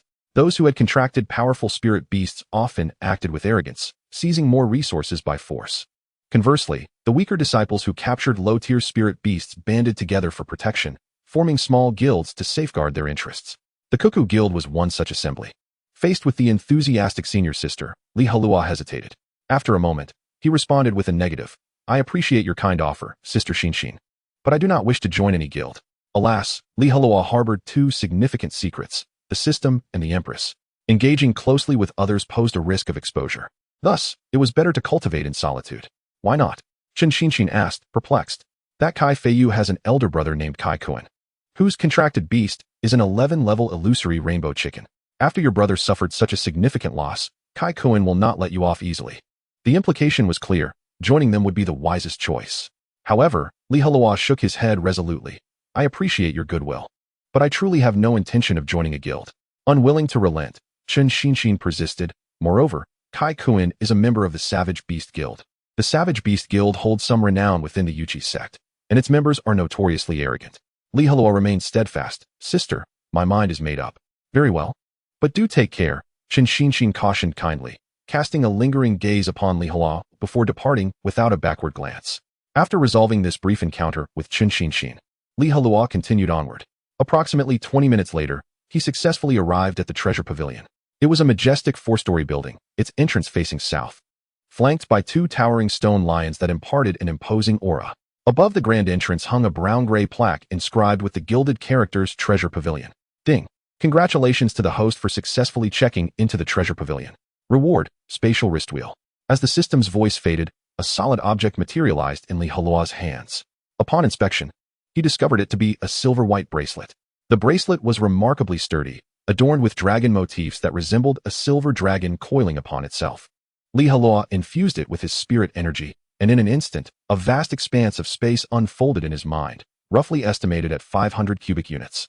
It dawned on him that this spatial wrist wheel was a storage artifact. Li Heluo was quite pleased. Henceforth, he could carry all his treasures with him. After admiring the spatial wrist wheel for a while, Li Heluo turned his attention to the matter at hand. He stepped into the pavilion. Before him lay a sprawling hall, estimated to span 400 to 500 square meters. On either side were rows of shelves, 5 layers high, filled with an assortment of materials. The atmosphere was bustling, reminiscent of a market, as numerous disciples from the Yuchi sect chattered excitedly while selecting their desired items. At the far end of the hall sat a wooden table, behind which a middle-aged man with gray hair presided. He was one of the 4 esteemed appraisers of the Yuchi sect, known as Yang Kaishan. Li Heluo approached Yang Kaishan directly, presenting the fire-type spirit core bestowed upon him by Elder Wang Chongming and placing it upon the table. Yang Kaishan picked up the core, scrutinizing it from various angles before swiftly confirming its value. This is the spirit core of a level 15 fire horse, worth 10 taels of silver. Wait, this looks somewhat familiar. Did that old fellow Wang Chongming give this to you? Li Heluo was taken aback. How did you know? Huh, I once entered the enchanted forest with him, and he happened to hunt it down, Yang Kaishan remarked, his eyes glimmering with insight. I didn't expect him to gift you this. He must hold you in high regard. Li Heluo smiled, but refrained from responding. Now, do you have any materials in mind for exchange? Yang Kaishan inquired. Li Heluo was straightforward, a wind-type spirit core of level 10 or above, or the feathers of a harpy. Yang Kaishan contemplated briefly before replying. We have the wind-type spirit core on this level, but as for the feathers, the harpy is a level 35 spirit beast. You will need to go to the 3rd level. Li Heluo's heart sank at the thought of a level 35 beast. Would this exceed his purchasing power? As if reading his thoughts, Yang Kaishan reassured him, no need to worry. The feathers are merely scraps from the harpy and aren't expensive. That's good to know. Li Heluo felt relieved. He resolved to purchase the feathers from the harpy. A level 10 wind-type spirit beast was within his reach, but a level 35 harpy was something he could only hope to evade. Chapter 10. The Explosive Foxtail. Moreover, it is of paramount importance to note that the harpy resides in a zone inhabited by high-level spirit beasts, where other creatures of level 30 may roam. To recklessly venture into such perilous territory could result in certain death. Li Heluo remarked, Elder Yang, could I trouble you to exchange this fire-type spirit core for silver? Certainly. Yang Kaishan replied, taking the spirit core and retrieving 2 silver ingots from a drawer beneath the table. Each ingot was valued at 5 taels. Yang Kaishan continued, you might want to take a look on the 3rd floor. This 10 taels of silver should suffice. Thank you, Elder Yang, Li Heluo said, performing a respectful bow. After bidding farewell to Yang Kaishan, Li Heluo ascended the wooden spiral staircase on the right, his footsteps echoing as he climbed. Soon, he arrived at the 3rd floor. The treasures here were exceedingly scarce, comprising only 2 rows, roughly 1/5 the quantity found on the 1st floor. However, these items were exceptionally valuable, all dropped by spirit beasts of level 30 or above. One could distinctly sense the remarkable energy fluctuations emanating from each material, all encased beneath a transparent glass dome. The clientele on the 3rd floor was sparse, with merely a handful of individuals present. Among them was an elderly man clad in white robes, with white hair and beard, leisurely ambling about with his hands clasped behind his back. He was the elder of appraisal on this floor, known as Zhang Hong. Li Heluo approached Zhang Hong, bowed respectfully, and said, Elder Zhang, I wish to purchase a feather from a harpy. Would you kindly assist me in locating one? Although the materials here were fewer than on the 1st floor, the sheer number exceeded 1,000, making a personal search quite laborious. Zhang Hong smiled warmly at him. Despite his advanced age, the wrinkles on his face were minimal. What do you need such an item for? It seems rather extravagant for you at this moment. He gently inquired. As an elder, he could discern that Li Heluo's spiritual energy was not particularly strong, which piqued his curiosity. Oh, I am purchasing it on behalf of our leader. Li Heluo casually fabricated an excuse. To admit it was for personal use might raise suspicions. After all, what kind of lowly spirit beast would require a harpy's feather for a breakthrough? Very well, let me assist you in your search. Zhang Heng did not pursue the matter further, his keen eyes scanning the shelves. Aha, here it is, he said, guiding Li Heluo to a shelf on the northern side, where he found a feather measuring several centimeters in length, displaying a blend of gray and white hues. The tip of the feather was notably sharp, exuding an aura of brilliance. Li Heluo inquired, Elder, how much is this feather? Zhang Heng's smile remained, 8 taels of silver. Yang Kaishan had indeed spoken the truth. There was still a surplus available. Naturally, the purchasing price would not match this amount, as the treasure pavilion would profit from the difference. Very well, I shall take it. Li Heluo declared without hesitation, producing the 2 5-tael silver ingots. Zhang Heng accepted the ingots with care, then retrieved 2 1-tael silver pieces from his robes. Much like ancient China, the currency in the wilderness continent comprised silver and copper coins. Subsequently, Zhang Heng lifted the glass dome, extracting the harpy feather, and brushed his hand over it to dispel the lingering spiritual energy waves. This was a sealing layer, designed to prevent certain disciples from stealthily absconding with items. Only by having the Elder of Appraisal lift the seal could one utilize the item. Thank you, Elder Zhang, Li Heluo said, successfully acquiring the harpy feather and preparing to depart. Suddenly, a commotion erupted from a nearby shelf. Thud, thud, thud. A crimson foxtail, measuring over half a meter in length, seemed to come alive, relentlessly battering against the outer glass dome. Li Heluo's gaze sharpened as he turned his attention to the spectacle. The tail of the explosive fox, what on earth is it doing? Zhang Heng stood aghast. Even in his decades of life, he had never witnessed such an extraordinary occurrence. He had heard of gecko tails writhing after detachment, but never had he encountered a foxtail behaving in such a manner. Moreover, the explosive fox had been slain months prior, with grass already growing over its grave. This was utterly inconceivable. Thud, thud. The explosive fox's tail continued its vigorous assault, as if striving to break free from its confinement. This marvel captured the attention of nearby disciples, who gathered around. Has that foxtail come back to life? How peculiar. Li Heluo, intrigued, ceased his eagerness to depart and crossed his arms, observing quietly. Someone suggested, Elder, should we remove the glass dome and see what it intends to do? Indeed, such a spectacle is a rarity.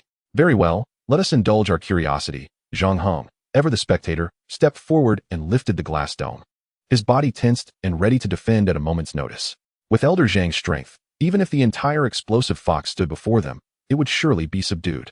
Once freed from the glass dome's constraints, the crimson foxtail wriggled a couple of times before plummeting to the ground. It then began to crawl like a caterpillar, making its way slowly across the floor. The onlookers instinctively parted to form a path.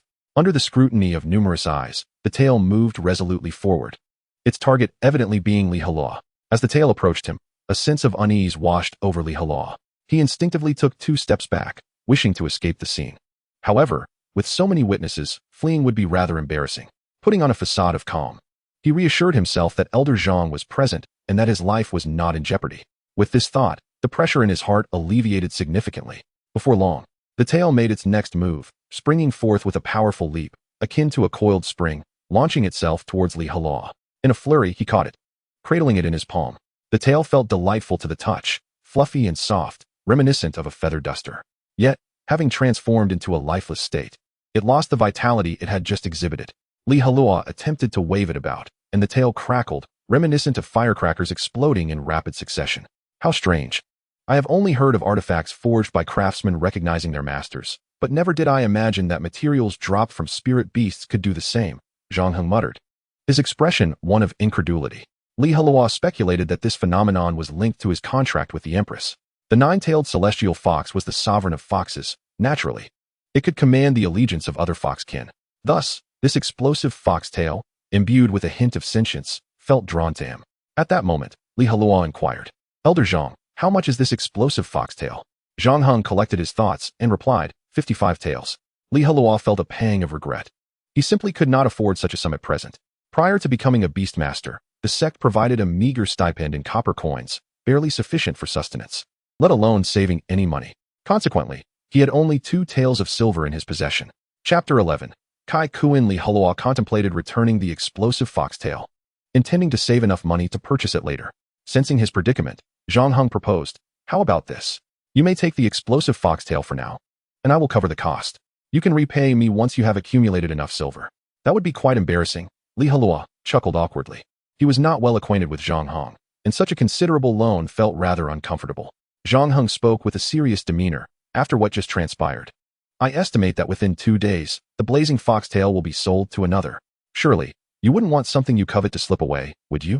Thank you very much, Elder Zhang, Li Heluo replied, filled with gratitude. Zhang Heng gestured. Bring the tail over. I shall lift the seal. Understood, Li Heluo obediently approached. Zhang Heng then swept his broad palm across the blazing foxtail, dispelling the energy seal. Simultaneously, a wave of warmth surged through Li Heluo's palm, akin to grasping a fiery stick, allowing the spiritual energy to flow freely within. Suppressing the urge to wave it about, Li Heluo clasped his fists and assured Zhang Heng. Rest assured, Elder Zhang, I will return it promptly. No rush. Zhang Heng waved his hand casually. By the way, what is your contracted beast? Li Heluo maintained his composure, replying, a little fire fox. Oh, I see. A fleeting look of disappointment flickered in Zhang Heng's eyes. He patted Li Heluo on the shoulder with a smile. Work hard. I hope this blazing foxtail shines brightly in your hands. Indeed, Li Heluo nodded earnestly. If there's nothing else, I shall take my leave. Go ahead, Zhang Heng affirmed. Li Heluo bowed once more before turning to depart. As he walked away, whispers of jealousy surrounded him. What kind of background does that kid have? To have the Elder of Appraisal lend him money? If you can establish ownership over a part of a spiritual beast, you could do the same. Li Heluo descended the stairs and, in a secluded corner, placed the blazing foxtail into his spatial wristband. Not only had he acquired the feathers of a harpy needed for Jiuer's breakthrough, but he was also quite pleased with the blazing foxtail. The materials on the 3rd floor were all dropped by spiritual beasts of levels between 30 and 39. Unlike the feathers, which were merely scraps, the tail was an essential part of the blazing fox and held significant value. With a sense of pride, Li Heluo continued down the stairs. Upon reaching the 1st floor, he exchanged greetings with Yang Kaishan before stepping towards the exit of the treasure pavilion. Just then, a boy approached him, sporting a middle part and clad in overalls. His handsome face exuding an air of mischief. Li Heluo halted, eyeing his opponent warily. This was Kai Kuan, brother of Kai Feiyu. Kai Kuan, noticing Li Heluo, wore a scowl. Well, look who we have here. Let us see how I deal with you today. The atmosphere between them thickened with tension. Li Heluo had previously been a target for Kai Kuan's bullying, and Kai Feiyu's recently contracted high-grade spirit beast, the Steel Fang Wolf, had met its demise at Li Heluo's hands. Enemies meeting stirred intense animosity. Kai Kuan swiftly unfurled his contract scroll, releasing a chicken from within. The chicken stood about a meter tall, adorned with feathers of 6 or 7 vibrant colors, its silver claws and beak glistening sharply.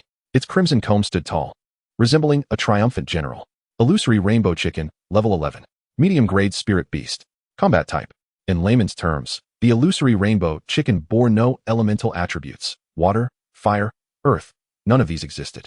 Most of its skills were enhancements to itself, utilizing its formidable body parts to attack foes. Thus it was classified as a combat type. The Steel Fang Wolf that Jiuer had previously defeated belonged to this same category. Unyielding, Li Heluo summoned Jiuer. They positioned themselves several meters apart, both eyes glinting with fierce determination. Their standoff attracted many onlookers. Isn't that Li Heluo and Kai Kuan? It seems like they're about to clash. Did you not hear? Yesterday, Li Heluo killed the high-grade spirit beast that Kai Feiyu had just contracted. How could Kai Kuan, as the older brother, not seek vengeance? Huh. This is going to be entertaining. With a vicious glint in his eyes, Kai Kuan declared, Kid, I will have the mighty illusory rainbow chicken shred your pathetic little fire fox into pieces. Even if you beg for mercy, it will be of no use. Bring it on, Li Heluo retorted with a cold snort. Unaware of your own limitations, prepare to witness my prowess. Kai Kuan pointed forward. Xiaohuan, attack. The illusory rainbow chicken flapped its wings, soaring through the air, its sharp claws aimed at Jiuer. The little fox swiftly rolled aside, evading the attack with ease. Xiaohuan. Featherstorm. Kai Kuan commanded. The illusory rainbow chicken crossed its wings before suddenly spreading them wide, unleashing a flurry of feathers accompanied by a whistling sound. Jiuer, fireball technique. Li Heluo shouted. Upon receiving the command, Jiuer stood upright, its tiny paws moving rapidly as a fireball the size of a human head materialized, hurtling towards the incoming attack. Fortunately, Li Heluo had tamed Jiuer in advance.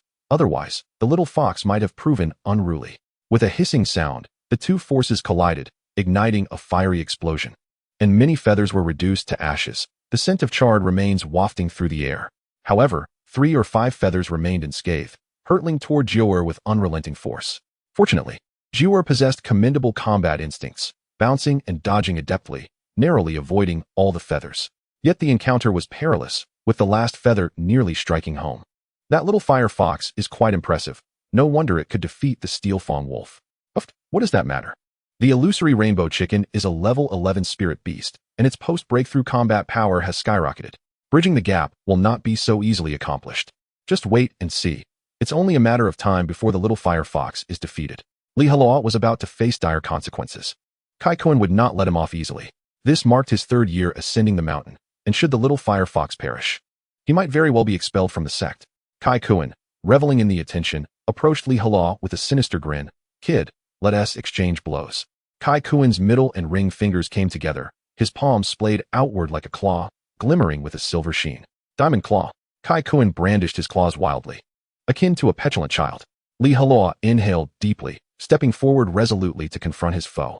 His right hand clenched into a fist, flames igniting around it, casting a fiery glow upon his face.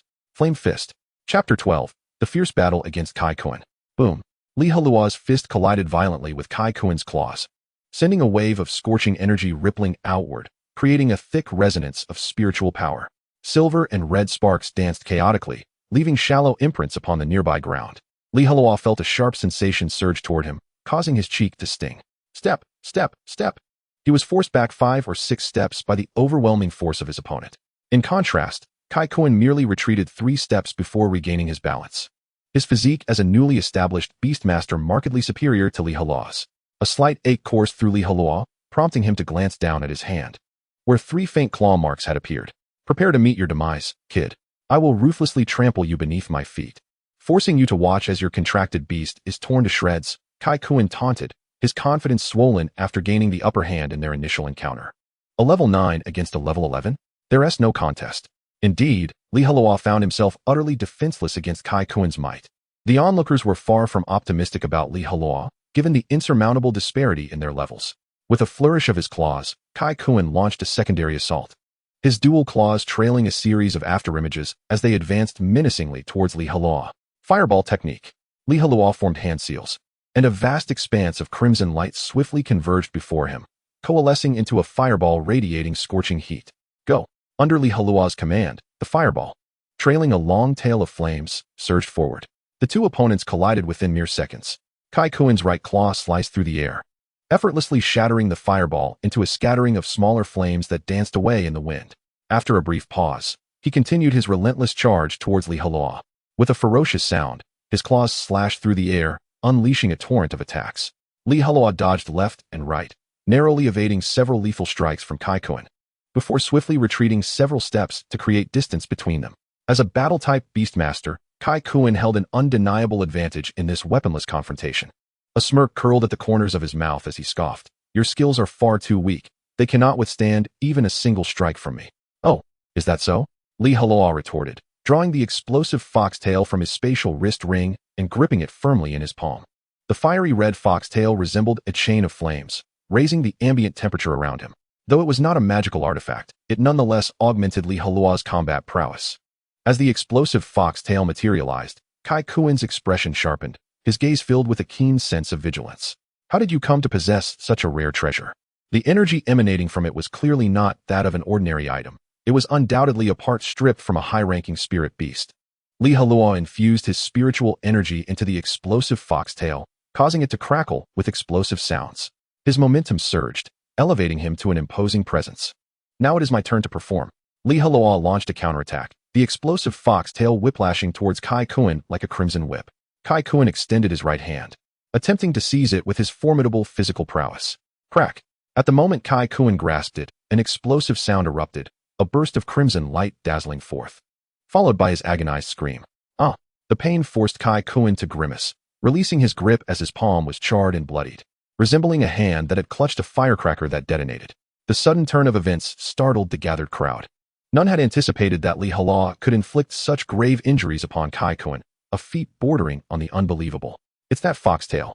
I can sense its explosive power. What spirit beast did that come from? How impressive. The spectators were captivated by the explosive foxtail in Heluo's grasp, grasping his wrist with his left hand. Kaikuin winced in pain, glancing towards the ongoing battle of spirit beasts nearby. He had expected his contracted beast, the illusory colorful chicken, to easily overpower the small fire fox, but the outcome was disappointing. The two beasts were locked in a fierce struggle, each sustaining injuries. The little fire fox bore several scars, while the illusory, colorful chicken's wings were singed black. Realizing he could not rely on his contracted beast, Kai-Kun refocused on his opponent. Kid, you have indeed caught my attention, but today, I will ensure your defeat is utterly devastating. Kai-Kun's voice turned cold as he declared, violent feat. As his words fell, his legs appeared to bulk up, and he vanished from sight in a flash. Within mere moments, Kai-Kun had closed the distance to Heluo. In a panic, Heluo swung the explosive fox tail horizontally, but Kai-Kun ducked, evading effortlessly. Kai-Kun's speed had evidently increased significantly compared to earlier. He then retaliated, his unscathed left claw lunging towards Heluo's abdomen. A sense of impending danger surged within Heluo, prompting him to raise his right foot and kick at Kai-Kun's claw. Their limbs made brief contact before quickly separating. Both Heluo and Kai-Kun retreating 2 steps. I admit that what you're holding is powerful, but can you strike me with it? Kai-Kun, wary of the explosive fox tail, did his utmost to evade. Then just watch. A glimmer of determination sparkled in Heluo's eyes. Wrath of fire. Upon unleashing this skill, countless tiny sparks danced behind him, radiating a scorching wave of heat with every movement. Moreover, his heart burned with a fierce rage, a strong desire to thoroughly defeat Kai-Kun. I've been watching closely. Kai-Kun charged again like a whirlwind. Heluo whipped the explosive fox tail forward, scattering insignificant sparks. Even a casual strike was amplified by the wrath of fire. Kai-Kun, caught off guard, collided with it, unmindful of the small flames. Yet, this moment of carelessness would cost him dearly. Bang, bang, bang. A series of explosive sounds erupted, as if a string of firecrackers had been hurled at Kai-Kun, the blinding light making it difficult to keep one's eyes open. The shockwave flung Kai-Kun back several meters, crashing heavily to the ground. Groans of pain escaped his lips. The sound alone betrayed the extent of his suffering. Struggling to rise, his robe lay in tatters, and his skin bore deep, bloody gashes from the explosions. Heluo flicked the fox tail, his demeanor relaxed, as if he had merely accomplished a trivial task. Heluo is remarkably strong. It seems the outcome of this battle is far from certain. Hey, don't forget that the most formidable ability of an entry-level beastmaster is to execute a combined technique with their contracted beast. Look, Kai-Kun is making a new move. Chapter 13, an outcome beyond everyone's expectations. Kai-Kun beckoned, summoning the illusory, colorful chicken to his side. The two stood in close proximity, even synchronizing their breaths. Kid, I'll make you pay? Kai-Kun's eyes were bloodshot, filled with rage as he appeared ready to disregard all caution. Witnessing this, Heluo quickly summoned Jiu'er to his side, tensing his spirit in anticipation. No one could fathom what a furious beastmaster might unleash. Combined technique, Whirlwind Shadow Claw. Kai-Kun, seemingly driven to madness, mirrored the actions of the illusory, colorful chicken, with a human arm raised and the chicken's claw parallel. The combined technique represented the synergy of a beastmaster and their contracted beast performing the same skill to achieve an effect greater than the sum of its parts. Kai-Kun and the illusory, colorful chicken unleashed a flurry of claws, so swift that only a series of afterimages remained. They charged towards Heluo and Jiu'er with a fierce momentum. The crowd instinctively recoiled, wary of being caught in the crossfire. From a distance, they watched with bated breath, eager for the culmination of the battle. Jiu'er, Wrath of Fire, High-Temperature Fire Line. Heluo did not dare to be negligent. He promptly commanded the little fox to unleash its most powerful skill. Under the amplification of Wrath of Fire, Jiu'er exhaled steam, its fur glowing red as it radiated intense heat. Then, it swiftly executed its second skill. Drawing a deep breath, the tiny mouth expelled a searing line of fire. Heluo's hands faced each other, spiritual energy surging forth as blazing flames rapidly converged, transforming into a fiery line that surged forward, distorting the air along its path with the overwhelming heat. Kai-Kun and the radiant spirit chicken brandished their claws, resolutely and steadily advancing against 2 lines of fire. The searing energy surged outward, crystallizing the ground beneath. Suddenly, Heluo exerted greater force, causing the fire lines to thicken dramatically. His spiritual energy was already overstretched, beads of sweat trickling down his forehead. The standoff between the two parties heightened the tension among the onlookers, their eyes fixed in anticipation of the outcome. As seconds ticked by, Kai-Kun and the radiant spirit chicken laboriously approached Heluo. Kai-Kun appeared in a dire state. His clothing was charred beyond recognition, and his hands were scorched a deep crimson, resembling boiled shrimp. You brat, perish. Kai-Kun lunged forward with his left claw, aiming for Heluo's chest. The sharp aura rustled his robes, a stinging sensation coursing through his cheeks. Get lost, Heluo bellowed, his voice low and thunderous. as he pushed the temperature of the fire lines to their utmost limit, unleashing a terrifying surge of energy. Ultimately, Kai Kuan could no longer withstand the assault. Tumbling head over heels, his hair singed, rolling on the ground in agony. Li Heluo remained rooted in place, gasping for breath, his body nearly spent. His spiritual energy on the brink of depletion.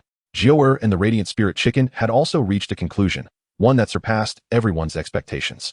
After expelling the fire lines, Jiu'er seized the Radiant Spirit Chicken by the neck, shaking it violently. The creature emitted a pitiful squawk, its body trembling slightly. No matter how fiercely it struggled, Jiu'er's grip remained unyielding. Li Heluo, summoning the last of his strength, lashed the explosive foxtail against the Radiant Spirit Chicken. A resounding crack echoed, and a flurry of colorful feathers scattered into the air. No, Kai Kuan, filled with anguish, forced himself to stand, attempting to intervene. Alas, it was too late. The Radiant Spirit Chicken was gasping for breath. Jiu'er exerted her strength once more, and with a sharp crack, the Radiant Spirit Chicken's head tilted at an unnatural angle. Falling silent, Kai Kuan, in a daze, knelt on the ground, as if his soul had departed. Jiu'er discarded the Radiant Spirit Chicken carelessly, raising her head high in triumph. What are you doing? Kai Kuan sighed silently. He had never imagined that he would be defeated by a mere youth who had yet to break through. Could it be that Li Heluo truly emerged victorious? It was utterly inconceivable. Gasps of disbelief rippled through the crowd. Their expressions were a mixture of astonishment and incredulity. The distinction between pre-breakthrough and post-breakthrough was stark. At the onset of the battle, no one had anticipated Li Heluo's success.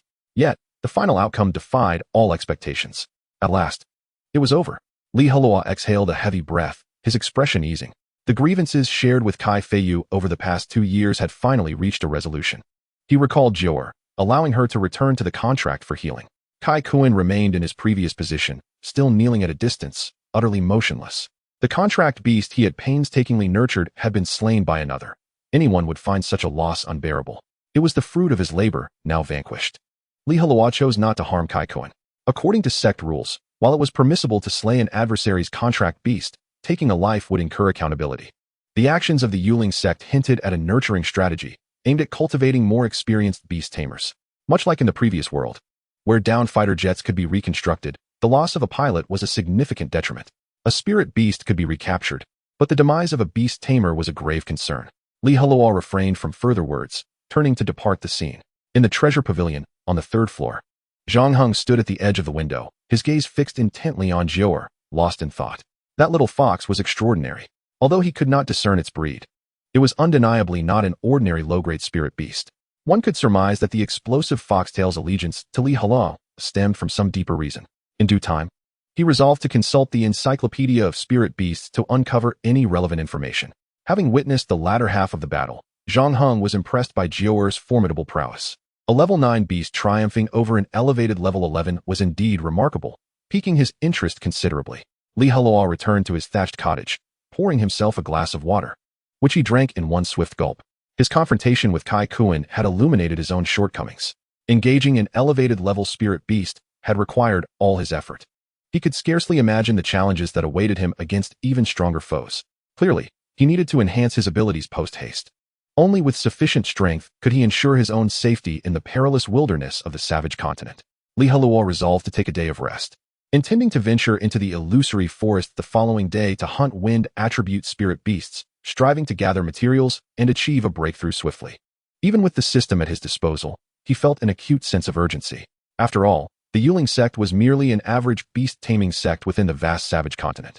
Should he encounter demon tribes or monstrous races in the future, his safety could not be guaranteed. Chapter 14. The Sect Master's Inquiry. In the Qi Nourishing Hall, Su Junwei pondered deeply after receiving a report from his subordinate regarding the battle's outcome between Li Heluo and Kai Kuan. As the sect master, he was intimately aware of all matters concerning the Yuling sect, with a multitude of eyes discreetly observing the inner workings of the sect at all times. Su Junwei's gaze was profound, shrouded in contemplation. Below him, a young disciple maintained a respectful stance, hesitant to move.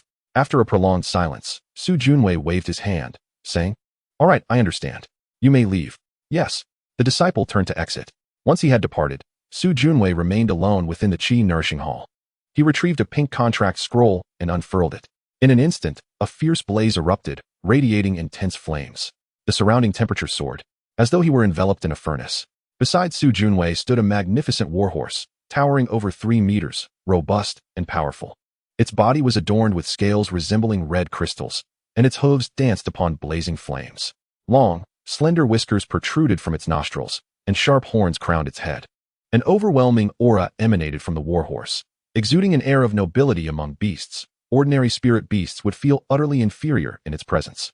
This was the fire unicorn, Su Junwei's most formidable contract beast, reputed to possess the bloodline of the divine beast Qilin, a top-tier ferocious creature. It was conceivable that one day, the fire unicorn might evolve into a sacred beast. As the fire unicorn appeared, it addressed its master in a deep voice. "Master," Su Junwei inquired, "if there were a ferocious beast of high lineage concealing its presence, would you be able to sense it?" The fire unicorn did not respond immediately, instead pondering for a moment before asking, "Can you roughly ascertain its level? What attribute does it possess?" Without hesitation, Su Junwei replied, "Fire attribute. As for whether it is a sacred beast or a divine beast, that remains unclear, but it is certainly not a low-grade spirit beast." "All right, I shall attempt it. Since it shares the same attribute as me, the likelihood of successful sensing should be considerably higher." The fire unicorn readily agreed. "Do your utmost. But remember not to alert it." Su Junwei cautioned that, in these times, the creature bound to my disciple is an enigmatic contract beast, its intentions and potential malice remaining shrouded in mystery. "Acknowledged. I shall take action under the cloak of night." As darkness envelopes the earth, the entire sect succumbs to a profound silence. The silvery moonlight cascades upon the ground, resembling a delicate layer of frost. After finishing his dinner, Heluo retired to bed early.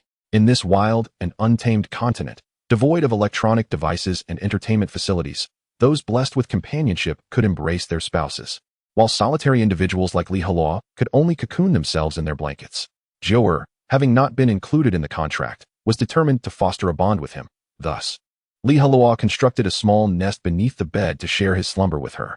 He remained unconcerned about the potential betrayal from the Empress or Jiu'er, for the system was always at hand to suppress any contract beast should the need arise. Thus, with anticipation for the morrow, Heluo drifted into slumber. Jiu'er wrapped her tail around herself like a blanket, curling up in the small nest, feeling an overwhelming sense of security in the serene atmosphere. As the deep night descended, silence blanketed the surroundings, marking the darkest hour of the day. Suddenly, Jiu'er awoke, sensing an unusual presence, her eyes fixed intently on the window. A tall silhouette approached stealthily. Jiu'er lowered her head, feigning sleep, her vigilance unwavering, possessing a heightened sense of alertness. She could detect impending danger and would spring into action at the slightest hint of threat. The fire liner horse extinguished all its flames, presenting itself as an ordinary steed. Its aura was entirely restrained, imperceptible even to an elder of the sect. The fire liner horse exuded confidence in its stealth, its hooves hovering a mere 10 centimeters above the ground, moving soundlessly. Shortly, it neared Heluo's thatched cottage. The horse leapt over a low wall and entered the courtyard. Approaching the main room, it nudged the window open with its horn, peering inside. The room was eerily quiet, the only sound being Heluo's occasional soft snoring. Endowed with night vision, the fire liner horse could discern its surroundings even in utter darkness. The human lay on his side, clutching the blanket, while the little fire fox nestled beneath the bed, curled up. The horse's gaze sharpened, its mental energy unleashed without reservation. Every minute movement, even the flutter of a fly's wings, vividly appeared in its consciousness. The fire liner horse directed its mental energy towards the little fire fox, attuning to its every action. No matter how adept the concealment, it was rendered futile before a top-tier beast of level 61. However, the fire liner horse soon found itself disheartened. The little fire fox exhibited no peculiarities, appearing to be nothing more than an ordinary low-tier spirit beast. Unwilling to accept this outcome, it exerted itself once more, only to be met with the same result. How could this be? Even divine beasts could not hide here. Could it be that the master's information was flawed? The fire liner horse held on to its confidence, firmly believing it had not erred in its perception. This news must be conveyed to its master, advising him to cease his futile efforts regarding the little fire fox. Retrieving its mental energy, the fire liner horse turned to depart. Once it was gone, Jiu'er rose from her nest. Her petite form expanded, transforming within mere breaths into the mesmerizing and enchanting Empress. A look of disdain flickered in the Empress's eyes, her crimson lips curling in a cold scoff. "You dare to spy on me? You are unworthy." With her regal aura, she was not to be trifled with by any mere beast. In her prime, the Empress would not have regarded a level 61 beast. With but a wave of her hand, it would be reduced to ashes. Yet now, stripped of her powers, the stark contrast weighed heavily upon her. She needed to swiftly devise a means to restore her former strength, reunite with her fallen subordinates, and exact vengeance upon her kin. However, a troubling predicament arose. She, the illustrious Empress, had been bound by a lowly human. The mere thought ignited a tempest of fury within her, yearning to rend him limb from limb. Turning her gaze toward the slumbering youth, the Empress lifted her pale hand, her elongated nails glinting ominously. She approached Heluo, her sharp claws poised at his neck. Should she eliminate this insufferable human, her freedom would be restored. Yet, the terrifying energy of the contract loomed in her mind. Even the divine contract lacked such suppressive power. The Empress pondered, this boy undoubtedly possessed an unknown strength. If she were to kill him, would she face backlash? In that moment, hesitation gripped her. She dared not gamble. Should she lose, the consequences could be dire. She still harbored deep-seated grievances to settle. Consider yourself fortunate. The Empress retracted her claws. She would seek other means to dissolve the contract with this human later. At that moment, Heluo turned over, instinctively wrapping his arms around the Empress's slender waist. You seek death. The Empress was nearly driven to madness, her body trembling uncontrollably. She could no longer restrain herself and longed to immediately extinguish this disrespectful scoundrel. Just then, the time for transformation arrived. The Empress's form rapidly diminished, reverting to the harmless little fox. Jiwar looked around in confusion, realizing she was lying in Heluo's bed. The warmth of his hand against her body enveloped her in comfort. She took a couple of steps, burrowing into Heluo's embrace. The following morning, golden sunlight streamed through the window, illuminating the room. Heluo rubbed his sleepy eyes, awakening. Suddenly, he felt a soft, furry presence nestled in his arms. Peering down, he found Jiwar sleeping soundly. When did this little creature climb up? Cautiously, Heluo sat up and dressed. Abruptly, he caught a whiff of an unusual fragrance emanating from his arm.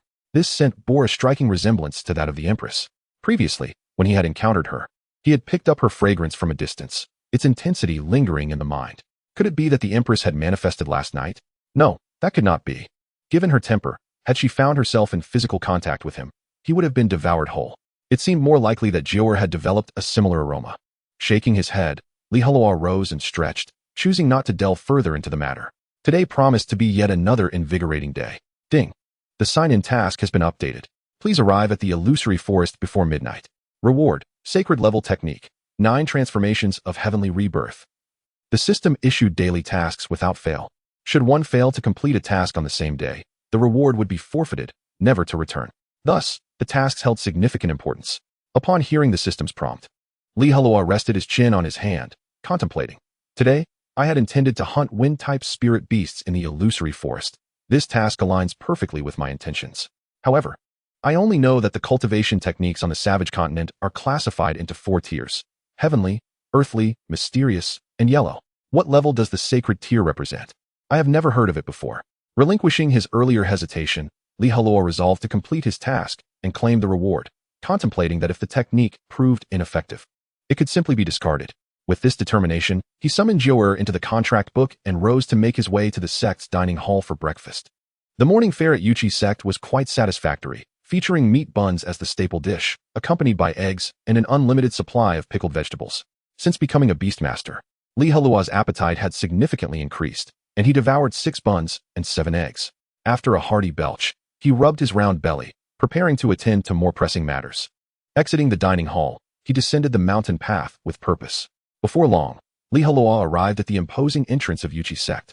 The grand stone gate, constructed from blue stone, towered over 5 meters high, exuding an air of magnificence. Flanking the gate stood 2 rows of soldiers clad in iron armor, each wielding a spear, numbering around 10. Among them were 2 beastmasters, ever vigilant and ready to respond to any unforeseen events. After exchanging greetings with the guards, Heluo stepped beyond the mountain gate. The sect did not interfere with the personal freedom of its disciples, as hunting spirit beasts in the illusory forest was their primary source of income. The illusory forest lay to the east of Yuchi's sect, an expansive woodland that would require a trek of over 100 kilometers to traverse, even in a straight line. Countless spirit beasts inhabited its depths, with ordinary wild beasts even more numerous. Besides Yuchi's sect, 4 other sects relied on the resources of the illusory forest. After more than 40 minutes of walking, Heluo reached the forest's edge, passing through several small towns along the way. Gazing into the endless expanse of verdant foliage, he felt a profound sense of insignificance. The trees in the illusory forest towered high, some reaching heights of 40 to 50 meters, their trunks thick enough for several people to encircle. Upon entering the forest, the distant roars of beasts echoed clearly. Heluo released Joer for added safety. Although the outer region teemed with wild beasts and lower-tier spirit beasts, there was always the chance that larger creatures might emerge unexpectedly. In the unfortunate event of an encounter, he could only hope to be swifter than his adversary. With cautious steps, the duo ventured deeper into the forest. Heluo's senses were heightened, ever alert to the sounds around him, prepared to confront any danger. Suddenly, a few vividly feathered wild chickens darted past, pursued closely by a yellow weasel. Upon noticing Heluo, the weasel halted, its eyes darting nervously, adopting a defensive stance. In this perilous environment, the hunter could easily become the hunted. Heluo dismissed the creature. Such low-tier beings were hardly worth his attention. After passing by the weasel, he pressed onward. The wind element was a common attribute, relatively easy to locate. On the vast wilds continent, spirit beasts exhibited an astonishing 13 attributes: combat, fire, wind, grass, water, ice, earth, lightning, light, shadow, space, dragon, and holy. The first 10 were fairly common, making encounters with them quite feasible. The last 3, however, were rare attributes. Enigmatic and seldom seen, likely eluding the grasp of ordinary beastmasters in their lifetime. After over 20 minutes, Heluo and Joer arrived at the bank of a small river. The river, approximately 5 meters wide, flowed with crystal-clear water, producing a gentle babbling sound. A few young deer quenched their thirst at the water's edge, their gazes fixed intently on the river. At that moment, a piece of driftwood drifted by, suddenly revealing a massive jaw as it lunged for one of the young deer. It turned out to be a crocodile. The chosen deer had anticipated the attack, swiftly fleeing with such speed that only a blur remained. In the struggle for survival, only the swift prevailed, while the slower ones met their demise. The crocodile, having missed its target, remained agitated, its jaws agape in apparent frustration. After escaping several meters away, the deer paused, glancing back with a sense of triumph. Yet, in that instant, the crocodile unleashed 3 water arrows, slicing through the air with a fierce whoosh, striking the deer. The torrent crocodile, a level 9 spirit beast, was no ordinary crocodile. The young deer was caught off guard, the 3 water arrows piercing its body, blood gushing forth. The torrent crocodile's ferocity was fearsome, its razor-sharp teeth instilling dread.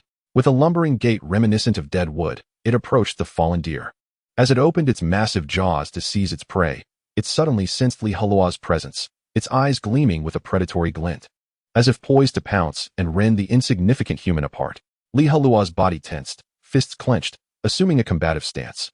The spirit beasts in the illusory forest possessed an innate wildness, often attacking passing humans. The torrent crocodile, however, did not initiate an attack. Instead, it maintained a cautious demeanor, slowly dragging its quarry back toward the water. It evidently regarded Heluo as a potential threat. Heluo had no intention of provoking the creature. After all, the torrent crocodile was not a beast he sought, and as a water-type spirit beast, it held an elemental advantage over him, complicating any potential confrontation. With a resounding splash, the torrent crocodile plunged into the river with its prey. Heluo felt a slight relaxation. In the perilous, illusory forest, it was best to avoid confrontation when possible. The dangers here surpassed even those of the Amazon rainforest in his previous life, with formidable predators lurking around every corner. If one were unprepared, they might find themselves unable to escape. Having witnessed the crocodile's predatory display, Heluo continued his journey. Not far ahead, he spotted a small wooden bridge, covered in vibrant green moss. It was likely constructed by the sect's elders to facilitate safe passage for the disciples. Considering the presence of ferocious spirit beasts like the torrent crocodile in the water, one misstep could spell disaster. Upon crossing the wooden bridge to reach the opposite bank, a notification chimed in his mind. Ding. Congratulations, host, for completing today's sign-in task. Reward: Holy Level Technique, 9 Revolutions of Heaven's Return. As the system's voice faded, a wealth of information flooded Heluo's mind, causing a slight throbbing sensation in his head. It was an exceptionally profound technique, intricately detailing the circulation pathways of spiritual energy within the body, available in both human and beast versions. Heluo endeavored to activate the 9 revolutions of Heaven's Return, feeling as though 9 whirlpools had emerged within him, voraciously absorbing the surrounding spiritual energy with remarkable efficiency. An excellent technique. His eyes sparkled with excitement. Holy level. Could it possibly exceed the celestial tier?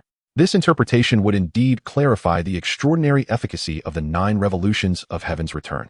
Nevertheless, these were merely Heluo's conjectures. The specifics would require further exploration as he continued to grow. Suddenly, He detected the sounds of conflict ahead. Could it be that beast masters from Yuchi's sect were engaged in hunting spirit beasts? Heluo resolved to investigate. If they were indeed fellow disciples, he would have allies along the way. A dark red flower unfurled its petals with abandon, resembling a colossal beast with jagged teeth. Its stem towering 3 meters high and thicker than a human's waist, while 2 broad, dark green leaves swayed gently beneath the bloom. Moreover, the flower stalk is adorned with a multitude of vine-like tendrils, each as thick as an arm and covered in a profusion of sharp thorns, which, when swung, resemble a whip of thorns. The butcher carnivorous flower is a notoriously fierce plant-type spirit beast, possessing an incredibly aggressive nature that ordinary individuals would dare not provoke. Before the monstrous flower stands a young maiden accompanied by a small yellow duck. This duck, being a spirit beast, is slightly larger than a domestic goose. Its body enveloped in a soft layer of pale yellow feathers that make it appear adorably plush, akin to a stuffed toy. Its beak is flattened, and its gaze is somewhat vacant, emitting a faint quack as it does so. Damn it, how did I encounter this creature? Chun Xinshin lamented, filled with regret. Had she known, she would have circumvented this area. The butcher carnivorous flower has an infamous reputation. Even beast tamers of a higher level would choose to steer clear of it. More critically, unlike ordinary plants that root themselves in the ground, the butcher carnivorous flower can swiftly maneuver using its robust root system. It is not merely a foe that one cannot defeat, it is likely one that cannot be outrun, which is utterly despairing. Psychic Duck, utilize Water Pulse. Chun Xinshin commanded her contracted beast to launch an attack. Quack! The duck cried out, then opened its mouth to inhale deeply, expelling a water balloon the size of a football. The water balloon wobbled as it traveled towards the butcher carnivorous flower. Appearing rather unimpressive from a visual standpoint, the flower extended a thorny tendril, striking the water balloon with precision, causing it to burst into a multitude of droplets. Chun Xinshin's brows furrowed deeper. She had not anticipated that their attack would inflict no harm whatsoever on the enemy. It's level 12, 1 tier above us. And the grass type counters water type. This is utterly futile. Without hesitation, she declared, Psychic Duck, we must flee. No sooner had she spoken than she turned on her heel and sprinted away. Observing its master retreat, the duck hurriedly followed suit, its little legs moving clumsily as it fled. The butcher carnivorous flower, however, would not let them escape so easily, pursuing them relentlessly. Being a creature of the forest, it was intimately familiar with the terrain, rendering the low shrubs and fallen branches inconsequential to its pursuit. The distance between them diminished rapidly. Help! Chun Xinshin cried out, hoping for assistance. That creature is carnivorous. She certainly did not wish to become the butcher carnivorous flower's next meal. Psychic Duck, use Hypnotic Bubble. Chun Xinshin once again instructed. Hoping to delay their relentless pursuer, the duck turned around, releasing a long string of bubbles that shimmered with iridescent hues. Dozens, if not hundreds, of bubbles, each over half a meter in diameter, filled the space behind them like a wall. This skill bore no offensive power, primarily intended to confuse the enemy. Sure enough, the butcher carnivorous flower halted, wary of advancing. Alas, fate is often unkind. A rotten fruit fell from above, bursting 4 or 5 bubbles upon impact. The butcher carnivorous flower quickly deduced that these bubbles posed no threat and charged forward. The bubble wall disintegrated as if made of paper, transforming into a cloud of mist. The butcher carnivorous flower pressed on, its speed astonishing as the gap between them closed even further. With a swift crack, a thorny whip lashed out, striking Chun Xinshin's back with ferocity. She screamed, stumbling to the ground as several bloodied punctures appeared on her back, soaking her clothing. The psychic duck hurried to support its master, but was soon toppled by the thorns as well. 4 or 5 tendrils descended upon Chun Xinshin like a net. It's over, she thought, her face contorted in despair. Fireball! At that moment, a blazing fireball erupted nearby, striking the net of tendrils and igniting them. The flames rapidly spread along the vines, inching closer to the butcher carnivorous flower, which, in fear, severed its own tendrils to escape the fiery onslaught. Sister Xinshin, are you all right? Heluo asked as he helped her to her feet, though she was utterly drained of strength, practically hanging off him. A warmth surged within Chun Xinshin. She had not expected anyone to come to her aid at such a critical moment. Upon recognizing the young and handsome face before her, she exclaimed in surprise, Heluo, what are you doing here? He offered a gentle smile, replying, I was in search of a spirit core and came to the illusionary forest in hopes of luck. Chun Xinshin glanced behind him, noticing the absence of any companions. This meant that this newly contracted spirit beast tamer had come alone. Disappointment washed over her. Without the support of other seniors, even with Heluo's presence, they would be merely walking to their doom. Don't worry about me. You should leave quickly. I don't want to drag you down with me, Chun Xinshin urged, pushing him away. However, her lack of strength rendered her efforts futile, and she felt as if she were playfully shoving him. "Sister, we are comrades. Since we have met, how could I leave you to your fate?" Li Heluo replied softly. Fear glimmered in Chun Xinshin's eyes, but the butcher carnivorous flower's power is beyond your imagination. "Rest assured, sister. Leave the rest to me." His voice inexplicably instilled confidence. "You should take a moment to recover." Li Heluo assisted Chun Xinshin to a tree before turning his attention back to the foe. Indeed, the appearance of the butcher carnivorous flower was quite menacing. Merely a glance would instill fear in an ordinary person, not to mention its formidable offensive capabilities. However, it was, after all, a grass-type creature. As a fire-type beast tamer, Li Heluo naturally held an advantage over the butcher carnivorous flower. Were it not for this inherent advantage, he would never have recklessly intervened to rescue a fellow disciple with whom he had little rapport. At this moment, the butcher carnivorous flower's gaze shifted towards him. Though its eyes were concealed, Li Heluo felt its penetrating stare. The flower was furious, yet slightly wary. The earlier fireball had severed several of its tendrils, and it would take considerable time for them to regrow. "Niner, let us go?" Li Heluo decided to strike first. He and the little fox charged from opposite sides toward the butcher carnivorous flower. The grass spirit core possesses an immense vitality, making it the finest catalyst for alchemy, far more valuable than other types. If he could secure one to take back, it would indeed validate his journey. The butcher carnivorous flower retaliated fiercely, its thorny tendrils lashing out. Blazing charge. Flames erupted around Li Heluo, his speed surging as he forcefully propelled the incoming tendrils aside with a brutish demeanor. Meanwhile, Niner seized the opportunity to strike the flower stalk with a fiery punch. The butcher carnivorous flower was driven back several steps, its tendrils writhing in agitation, while small flames flickered to life upon its body, which it swiftly extinguished. Chun Xinshin's lips parted slightly, her eyes wide in astonishment. She could hardly believe that the butcher carnivorous flower, which had pursued her so relentlessly, was now in such a state of disarray before Li Heluo. It dawned on her that while her water attribute was countered by the butcher carnivorous flower, its grass type was vulnerable to fire. However, from the fluctuations of spiritual energy, it appears that Li Heluo is merely at level 9, and his current prowess falls significantly short of the butcher man-eating flower. How could he possibly be so formidable? After a successful strike, Jiu'er swiftly retreated to Li Heluo's side.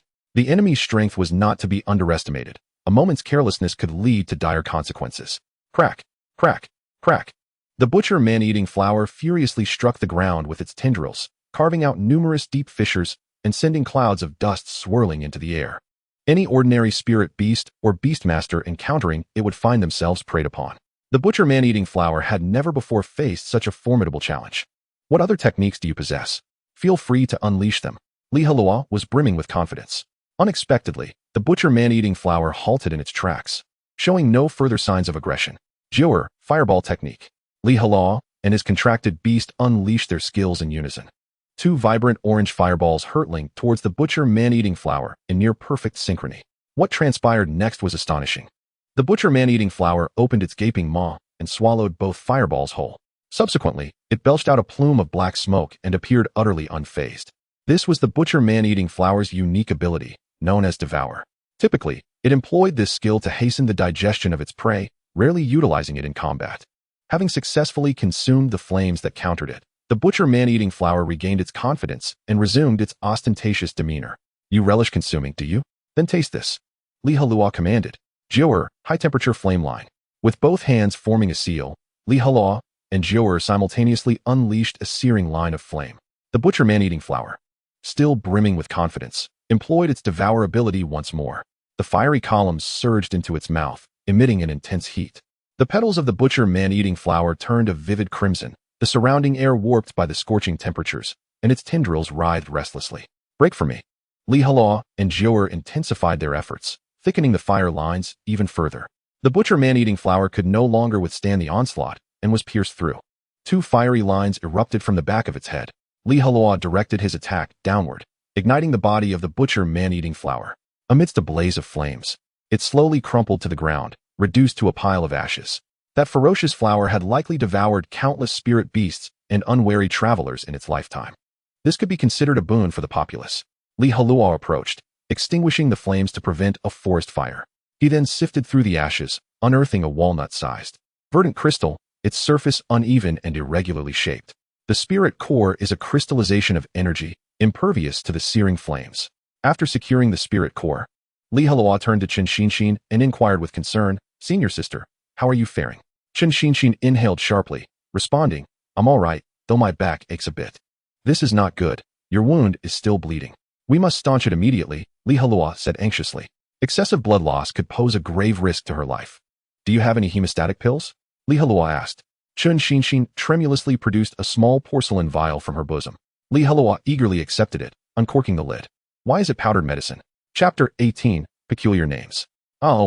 Be gentle, it hurts." Chen Xinshin arched her back, her pristine teeth biting into her lip. Beads of sweat dotting her forehead. Li Heluo toiled behind her, equally drenched in perspiration. Chen Xinshin emitted a sharp scream, her body convulsing momentarily. Li Heluo retorted, "Senior sister, it's merely applying medicine. Is it truly that excruciating? Those unaware might think I've done something sinister to you." Chen Xinshin rolled her eyes. "Easier said than done. Do you have any idea how much it hurts to apply that powder on an injury?" All done." After thoroughly applying the medicine to Chen Xinshin's back, Li Heluo ceased his ministrations. Although Chen Xinshin possessed an admirable figure, her back was marred with blood, which would deter any inappropriate thoughts. Hiss. Chen Xinshin lowered her lifted shirt, inhaling sharply. After a moment, she regained her composure and threatened Li Heluo with a small fist. "If you dare reveal what transpired today, I will make you pay." Li Heluo chuckled. "Rest assured, senior sister, my lips are sealed. I shall never divulge your embarrassing pink belly band incident. You still dare mention it." Chen Xinshin's cheeks flushed crimson. Incensed, she stepped on Li Heluo's foot. However, her petite stature posed little threat. Nearby, the Psyduck quacked incessantly, seemingly eager to support its master, only to be promptly subdued by Jiuer pressing down its head. "Regardless, I must express my gratitude for your life-saving assistance. Should you ever need anything in the future, feel free to seek me out," Chen Xinshin remarked nonchalantly, tossing her hair. Li Heluo's eyes glimmered with mischief. "Is that so?" Upon seeing her reaction, Chen Xinshin hastily stepped back a few paces, shielding herself with her hands. "I could never offer myself. That is beyond my capabilities." "Senior sister, where are your thoughts wandering?" Li Heluo replied awkwardly, smiling. "I merely wish to inquire if you possess a first-level breakthrough pill." While he could easily exchange the butcher man-eating flower's spirit core at the Dan Hall of the Yuchi sect for a breakthrough pill, achieving a breakthrough sooner in this perilous illusory forest would enhance his safety. "Oh, you meant that." Chen Xinshin breathed a sigh of relief, rummaging through her pocket before producing a small porcelain vial. "Here, I have one. You may take it." "Thank you, senior sister." Li Heluo accepted the vial and examined its contents. At the bottom lay a brown-gray pill, exuding a peculiar fragrance. After stowing the breakthrough pill, Li Heluo supported Chen Xinshin and inquired, "Senior sister, what brings you alone to the illusory forest? What about the others in the guild?" Chen Xinshin chuckled lightly, explaining, "The guild leader is striving for a level 20 breakthrough, and the others are busy training under our master, leaving them with no time. I ventured into the illusory forest seeking a heart-cleansing herb from the outskirts and had no intention of going deeper. I never anticipated encountering a butcher man-eating flower on the fringes, nearly becoming its meal, all thanks to you." At this, Chen Xinshin still appeared somewhat shaken. "By the way, how many members does the Cuckoo Guild have?" Li Heluo asked. Chen Xinshin pondered for a moment. "Including myself, there are a total of 9. Uffed. Li Heluo could not contain a chuckle. "Isn't that a bit sparse? No wonder you sought to recruit me at the first opportunity." Chen Xinshin rolled her eyes. "Do not underestimate the Cuckoo Guild. Our leader is a level 19 powerhouse and ranks among the top among all outer disciples." All right, your leader is the mightiest." Li Heluo concurred, eager to avoid antagonizing the injured senior sister. Chen Xinshin tilted her head, inquiring, "By the way, what is your purpose for being here?" "I require a wind attribute spirit core for my upcoming breakthrough," Li Heluo candidly replied. Chen Xinshin's expression shifted as she seemed to recall something. "Wait. Aren't you a fire attribute? Why seek a wind attribute spirit core? Could it be that your contracted beast possesses dual attributes?" Li Heluo noncommittally nodded. He had no intention of concealing that fact, as his secondary attribute would inevitably be revealed. In truth, the Empress, as a divine beast, possesses 9 distinct attributes, and henceforth, each breakthrough will necessitate a different spiritual core. However, Li Heluo resolved to utilize only the first 2 attributes until he has amassed sufficient strength, vowing never to employ the latter ones. To do so would be overly ostentatious, possibly attracting the attention of the demon or monster races. Chen Xinshin gazed at him with envy, exclaiming, "You are indeed fortunate to have a contract beast with both wind and fire attributes. Your future prospects are boundless." "It's nothing," Li Heluo replied dismissively, waving his hand. In the vast and untamed wilderness, dual attribute spirit beasts, while relatively rare, are not extraordinarily uncommon. Chen Xinshin, undeterred, continued to extend an invitation. Have you truly considered joining our cuckoo guild?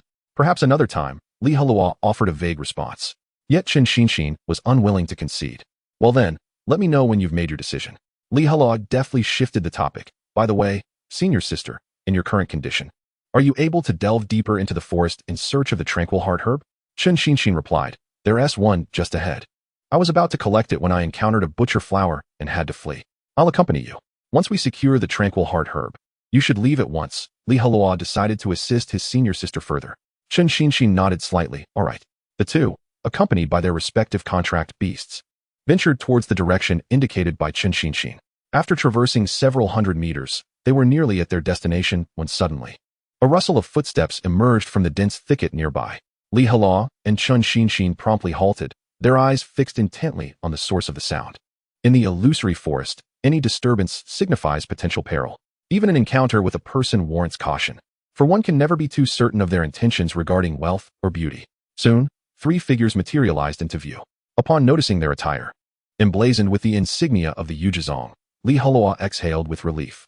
Since they were fellow disciples, there was no cause for concern. They were, after all, akin to a family. Before long, the trio also noticed Li Heluo and Chen Xinshin. The one in the center, a diminutive youth with slightly yellow hair, was the first to exclaim, "What the hell, Chen Xinshin?"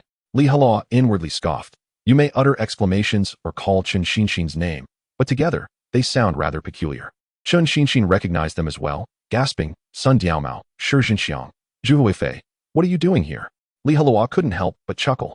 What absurd names. Were they a comedic trio? Chen Xinshin nudged Li Heluo with her elbow, whispering, Shu, those three belong to the Savage Beasts Guild. Chapter 19, The Comedic Trio. Savage Beasts Guild? That name sounded familiar. Oh, right, it's the guild that Kai Kuan is part of. Li Heluo stifled a laugh, though his amusement had already caught the attention of the trio. Why are you laughing, my friend? Inquired a portly fellow on the left, standing around 7 meters tall and weighing over 200 pounds, a veritable cube of a warrior. Oh, I was merely reminded of something quite amusing, Li Heluo explained. What is it? The last of the trio, a tall and lanky youth with a pointed chin, chimed in. No wonder Sun Diaomao stood between the other two, otherwise it would have been rather awkward. Li Heluo fabricated a response. My sow is about to give birth. I can't shake the feeling that you're mocking our physiques. Zhu Huifei retorted with a huff. Not at all. It's your peculiar names that are amusing. Li Heluo waved dismissively. No, I have undergone professional training. I can refrain from laughing at even the most ludicrous situations unless I absolutely cannot help it. It seems you're merely trying to amuse yourself at our expense. So don't blame us for disregarding our brotherhood, Shi Jinxiang growled. Brothers, unleash the hounds. Simultaneously, the trio unfurled their contract documents, summoning their respective spirit beasts. Before Zhu Huifei stood a robust wild boar, approximately 2 meters tall and nearly 2 meters long, its bristly hair reminiscent of countless upright steel needles, and its tusks measuring over 20 centimeters, truly imposing. Wild boar LV-12, combat type. Shi Jinxiang's contract beast was a yellow dog, slightly larger than a calf, with a fierce glint in its eyes. Digger dog LV-12, earth attribute. No wonder he was dubbed Shi Jinxiang. It turned out he was fond of dogs. Next to Sun Diaomao appeared a pitch-black cat, devoid of any stray hairs, its amber eyes so keen that it would be nearly undetectable in the night. Night Spirit Cat LV-12, dark attribute. Judging by their bloodline aura, all three spirit beasts were of medium quality. Kai Kuan's illusory rainbow chicken was also of medium quality. Truly, the Savage Beasts Guild boasted a commendable caliber among its members. In stark contrast, the Cuckoo Guild was represented by Chen Xinshin's utterly weak low-grade spirit beast, the Psyduck, which could easily join their ranks. They were in no position to compare. Hey, this kid looks somewhat familiar, Shi Jinxiang remarked as they drew closer. Zhu Huifei suddenly exclaimed. I remember now, he's the one who killed Kai Kuan's brother with his contract beast, Li something Luo. We cannot let him go, for Kai Kuan was our brother. We must avenge him, Sun Diaomao declared. Li Heluo grasped Chen Xinshin's hand, prepared to flee at full speed. It seemed this matter could not be resolved peacefully. How unfortunate. Encountering fellow disciples proved more perilous than facing spirit beasts. Sun Diaomao called out, surround him, don't let him escape. The trio, along with their spirit beasts, closed in on Li Heluo and Chen Xinshin. You have quite the audacity. Chen Xinshin stepped forward. Do you think it is only the two of us here? How laughable. To tell you the truth, our guild leader brought us here to hunt spirit beasts, and since I was injured, I had Li Heluo stay behind to care for me. Our guild leader is just ahead. When she returns, you'll wish you hadn't come. Chen Xinxin spoke earnestly, exhibiting no hint of trepidation. Had Li Heluo not been privy to the situation, he might have believed every word she said. The trio paused, whispering among themselves. Diaomao, what do you think? Sun Diaomao pondered. Given the strength of these two novices, recklessly venturing into the illusory forest would only lead to their demise. I suspect there's a good chance she's telling the truth. If Wang Xiaoxiao is indeed nearby, then even the three of us together would stand a chance against her. Shi Jinxiang's expression turned troubled. What should we do? Zhu Huifei decisively replied. What else can we do? We retreat. The foes of Kai Kuan are of no concern to us. All right, we'll follow your lead. Sun Diaomao and Shi Jinxiang echoed in unison. Zhu Huifei shifted his rotund frame, calling out loudly, Kid, out of respect for Wang Xiaoxiao, we'll spare you this time.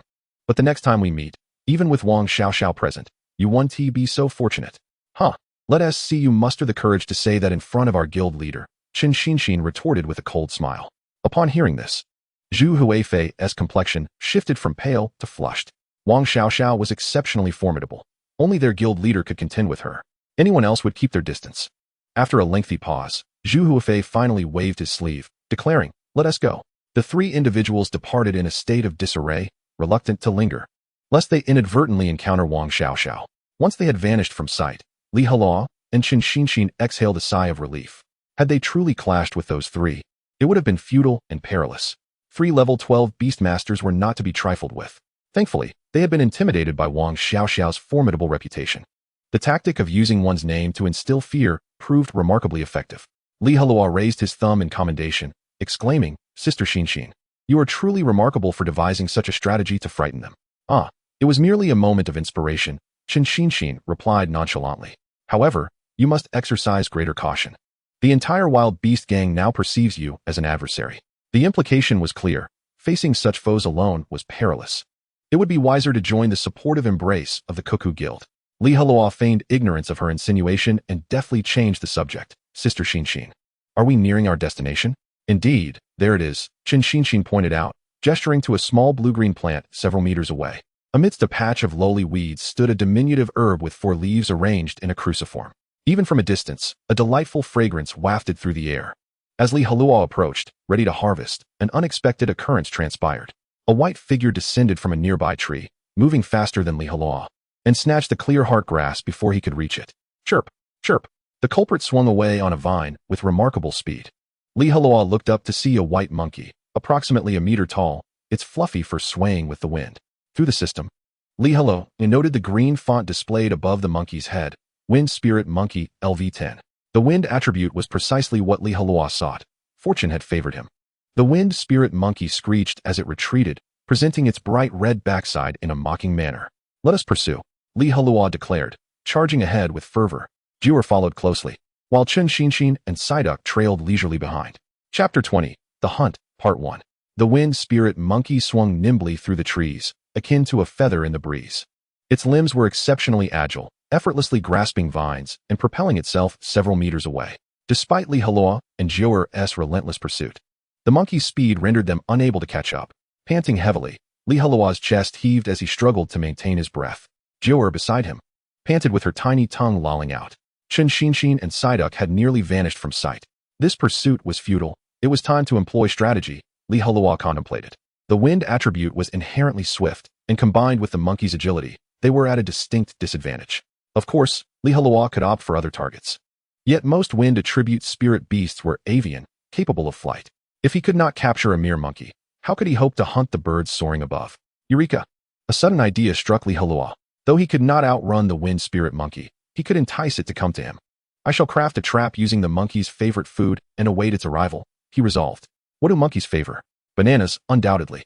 Fortunately, Li Heluo had pilfered some fruit from the sect's cafeteria before their departure, including bananas for snacking on the journey. Without delay, Li Heluo began to dig a pit, enlisting Jiuer to assist. Lacking tools, they had to rely solely on their hands. However, as a beastmaster, Li Heluo's physical prowess far exceeded that of an ordinary person, making the task manageable.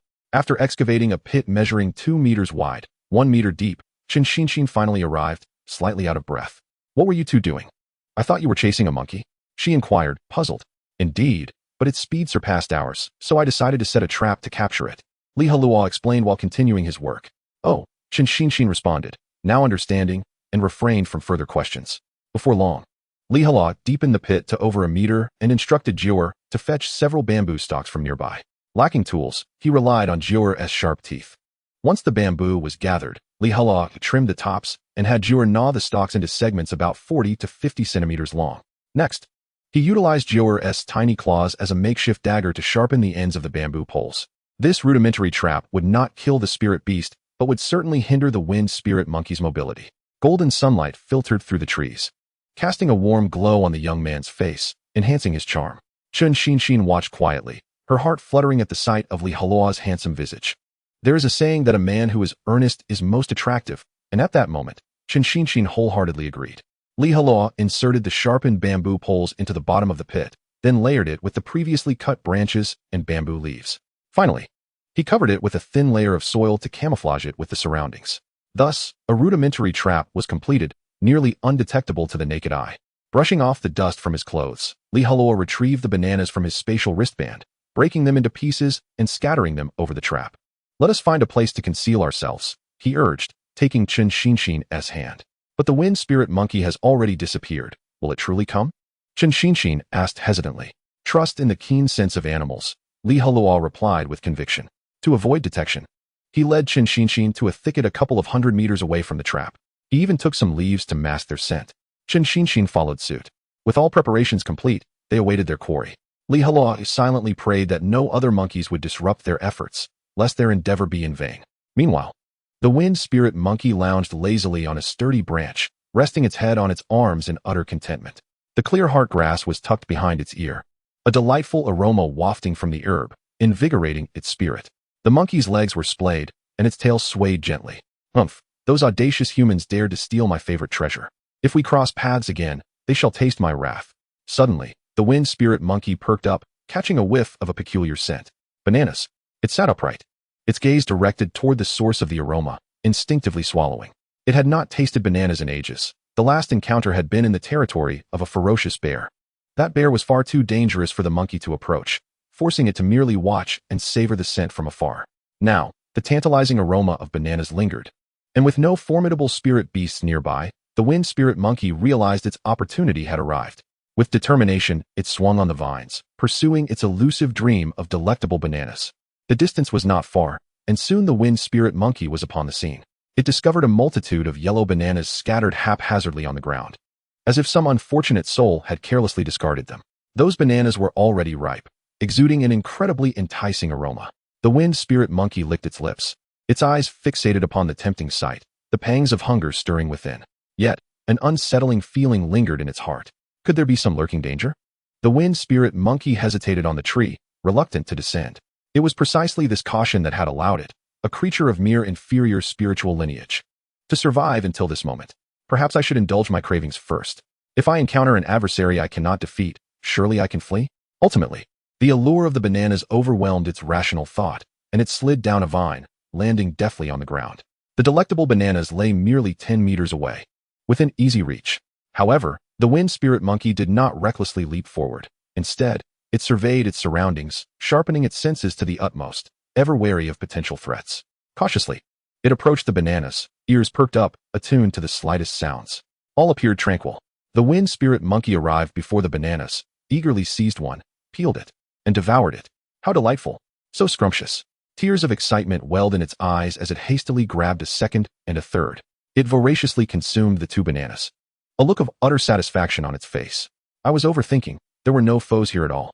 With the remaining bananas scattered ahead, the wind spirit monkey took a couple of steps forward. Suddenly, it stepped into a void, its body plunging swiftly downwards. Almost immediately, it felt a sharp pain radiating from its thigh. Chapter 21, The Hunt, Part 2. This was the brilliance of Heluo, who first tossed a few bananas outside the trap, facing the direction where the wind spirit monkey had vanished, to lower its guard. Then, he placed the majority of the bananas directly above the trap, igniting the monkey's avarice. The moment it dared to venture further, it would be doomed. As it turned out, Heluo's trap was exceedingly effective. Ouch! Ouch! The wind spirit monkey cried out in pain, struggling to climb out of the pit. Heluo and Jior leapt from the underbrush, racing towards the scene.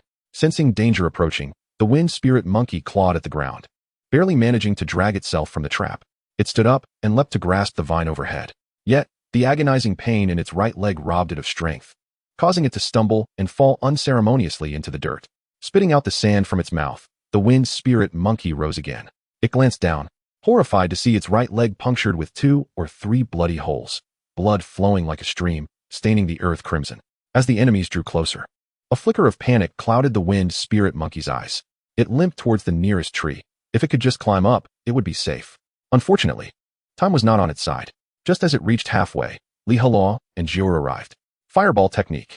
Heluo harnessed his energy to unleash a fireball towards the wind spirit monkey. The monkey raised its left palm, conjuring a whirlwind that deflected the incoming fireball, which landed among some grass, igniting it.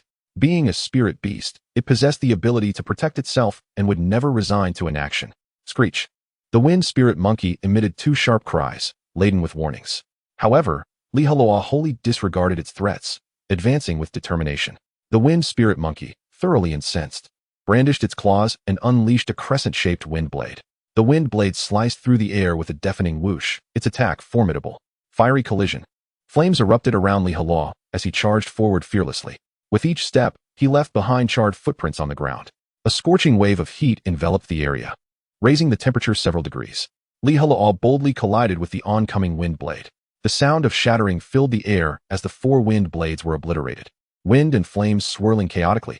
The wind spirit monkey was momentarily stunned. It had not anticipated its skill being so easily countered. Undeterred, Heluo charged ahead. His right fist clenched, radiating a fierce red glow. Flame fist. He surged towards the wind spirit monkey, intent on ending the battle if the creature possessed no greater strength. Instincts of survival prompted the wind spirit monkey to react swiftly. It extended its hands, channeling its spiritual energy into a wall of wind. A tempest roared, ruffling its fur backward. Leaves within a 10-meter radius were swept away. With a fierce gaze, Heluo struck with his right fist. Bang! A palpable resistance met him. No matter how forcefully he struck, he could not break through. The wind spirit monkey's lips curled into a smug grin, reveling in its moment of triumph. Alas, Heluo was not alone in this fight. At that moment, Jiu unleashed a fiery punch, striking the wind wall simultaneously. The wall could no longer withstand the assault and shattered.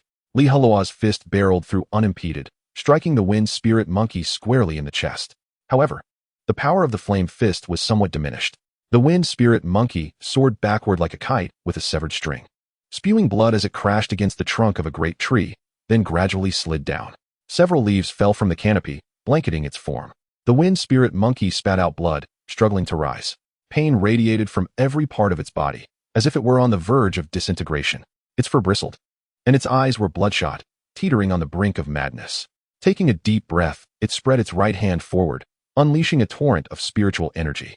In an instant, a tempest erupted. The nearby trees twisted under the gale, their leaves rustling fiercely. A tornado began to whirl before the wind spirit monkey, initially as thick as an arm, but rapidly growing larger, comparable to a human's waist.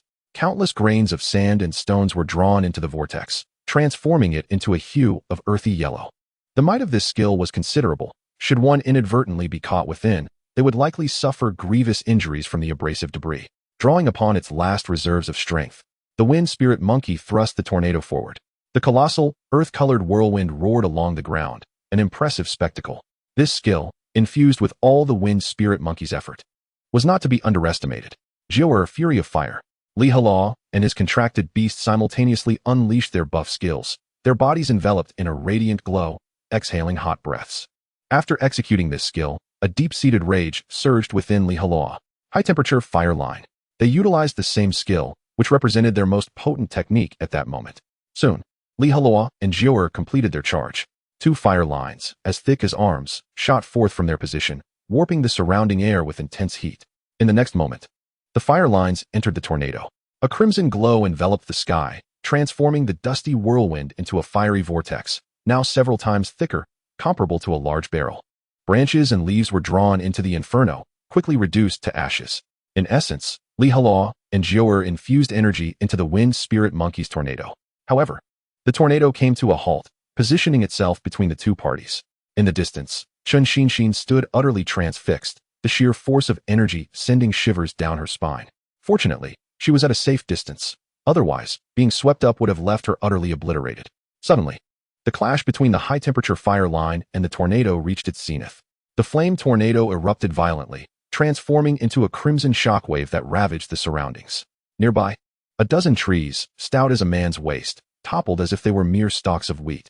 Heluo and Jiuer were pushed back several steps by the force of the blast, their faces shrouded in a layer of dust. In stark contrast, the wind spirit monkey fared the worst. Its body collided violently with a tree behind it before crashing heavily to the ground. Patches of fire ignited on its fur, gradually consuming it. The Qingxin grass fell from the wind spirit monkey's ear, carried away by the wind a few meters distant. A pained groan escaped the wind spirit monkey's mouth, its eyes gradually losing their luster. The flames grew increasingly fierce upon its body, ultimately transforming into a conflagration. Heluo hurried forward to retrieve the Qingxin grass, then waited for the wind spirit monkey to be reduced to ashes. After 5 or 6 minutes, the flames extinguished. Where the wind spirit monkey had once stood, only a pile of charred bones remained. Chapter 22, Breakthrough. Heluo approached and sifted through the remains of the wind spirit monkey. Amidst the charred remnants, he discovered his target, the wind attribute spirit core. It was an oval solid, roughly the size of an eyeball, radiating a jade-like hue, semi-transparent, with a remarkably smooth surface, so light that it felt almost weightless in his hand. Holding the wind attribute spirit core, he approached Qingxin and inquired, "Senior sister, I have gathered all the materials for my breakthrough. How should I proceed?" He was hesitant to experiment recklessly and preferred to consult an expert. Without a moment's hesitation, Qingxin replied, "Consume the breakthrough pill yourself, and feed the other 2 materials to your contract beast." Understood. Heluo prepared to follow her instructions, retrieving the harpy's feather and a first-grade breakthrough pill from his spatial wristband. As he prepared to swallow the pill, Qingxin quickly raised a hand to stop him, exclaiming, "Wait, you're going to attempt your breakthrough here?" "Of course," Heluo retorted. "Is there something wrong with that?" Qingxin explained. "A breakthrough requires a secluded space to ensure you are not disturbed. The illusory forest is fraught with danger. Do you intend to invite other spirit beasts to devour you both?" "That is a valid point," Heluo conceded, stroking his chin. He could not afford to gamble with his life. Yet, remaining at level 9 also posed significant risks within the illusory forest. Suddenly, his gaze fell upon a sturdy tree trunk nearby. "Eureka! I could climb up the tree." Heluo smacked his forehead. Most ferocious spirit beasts are not adept at climbing trees. The wind spirit monkey from earlier, or the birds above, were gentle, low-tier spirit beasts that typically would not initiate an attack on humans. Thus, completing his breakthrough in a tree would be quite safe. Resolutely, he began to scale the tree. Using both hands and feet, Jiuer followed closely behind, moving with such speed that she reached the branches before Heluo. Heluo climbed to a branch several meters high, straddling it with his legs. He tore off a vine to secure himself, preventing any falls. After ensuring his safety, he called for Jiuer. With her large, innocent eyes, Jiuer gazed at him in confusion.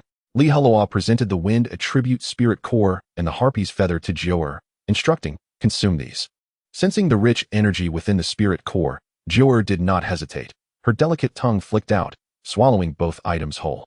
Instantly, a transformation overtook her. An aura of gentle whirlwinds surrounded her, and her eyes shifted to a pale blue hue. Yep, the little fox let out a high-pitched cry, as though it could pierce the eardrums of those nearby. Without delay, Heluo popped the breakthrough pill into his mouth. The pill dissolved upon contact, transforming into a searing liquid that flowed down his throat. A wave of warmth enveloped him, imparting a sensation of indescribable comfort. Suddenly, the divine contract scroll soared from Heluo's chest, unfurling and positioning itself between him and Jiuer. At that moment, a blue light radiated from Jiuer, and an intense gust of wind surged outward, rustling the treetops around them. Ripples of pale blue emanated from Jiuer, transforming into pure wind attribute spiritual energy that flowed through the divine contract scroll and into Heluo's body. This was the essence of a Beast Tamer. All cultivation revolved around the contract beast. Simultaneously, Heluo felt his body become significantly lighter. The conversion of spiritual energy continued, and as the wind attribute energy accumulated, he gradually lost awareness of his physical weight. He felt as if he were floating among the clouds. This process persisted for over 10 minutes before gradually coming to a halt. System notification: your contract beast, the nine-tailed celestial fox, has been upgraded to level 10. At last, it was accomplished. Heluo slowly opened his eyes, a glimmer of brilliance flickering within. His agility had drastically improved, and every movement was imbued with the essence of the wind. In his current state, he estimated he could leap 3 feet high.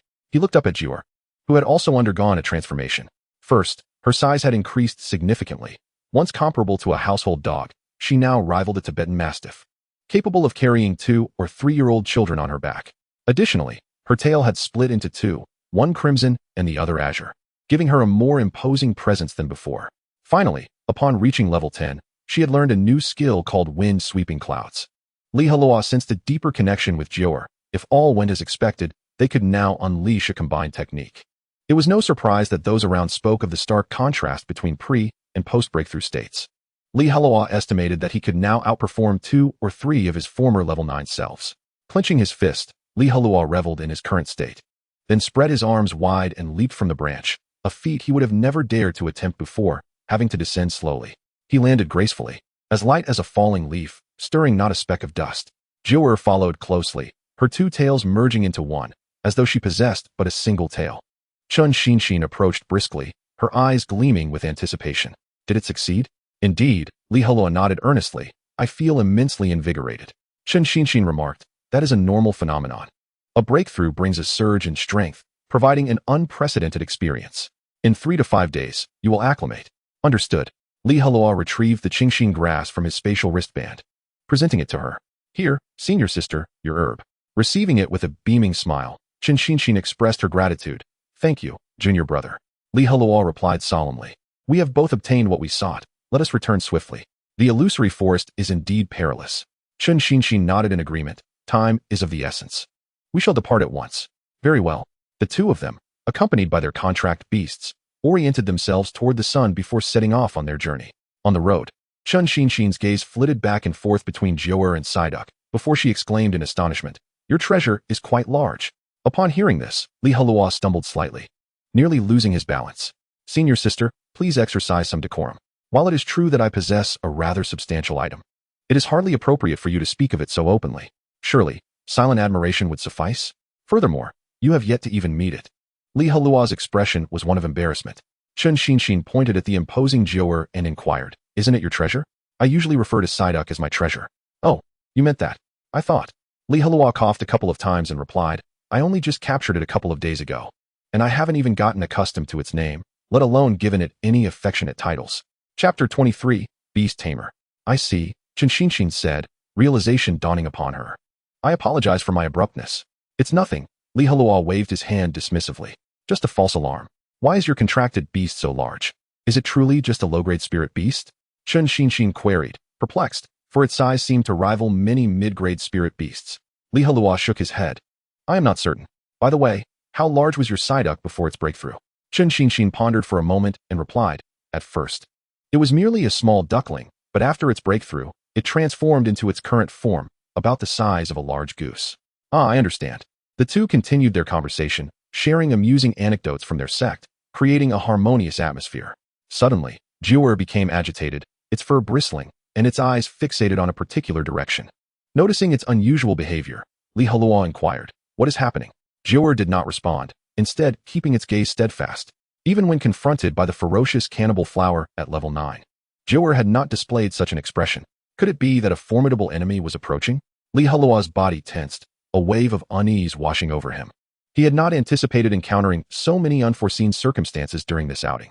Alas, I should have consulted the almanac before venturing out. Chun Xinshin, noticing their tense expressions, immediately grasped Heluo's arm with her delicate hand, her voice trembling slightly. What is it? Heluo shook his head. I don't know. It seems Jior has sensed a threat. At his words, Chun Xinshin tightened her grip. Heluo remained vigilant, fully alert to the potential dangers lurking nearby. Shall we run? Chun Xinshin whispered.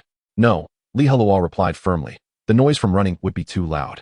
If the opponent is a powerful beast, they would easily detect us, and we would only expose ourselves further.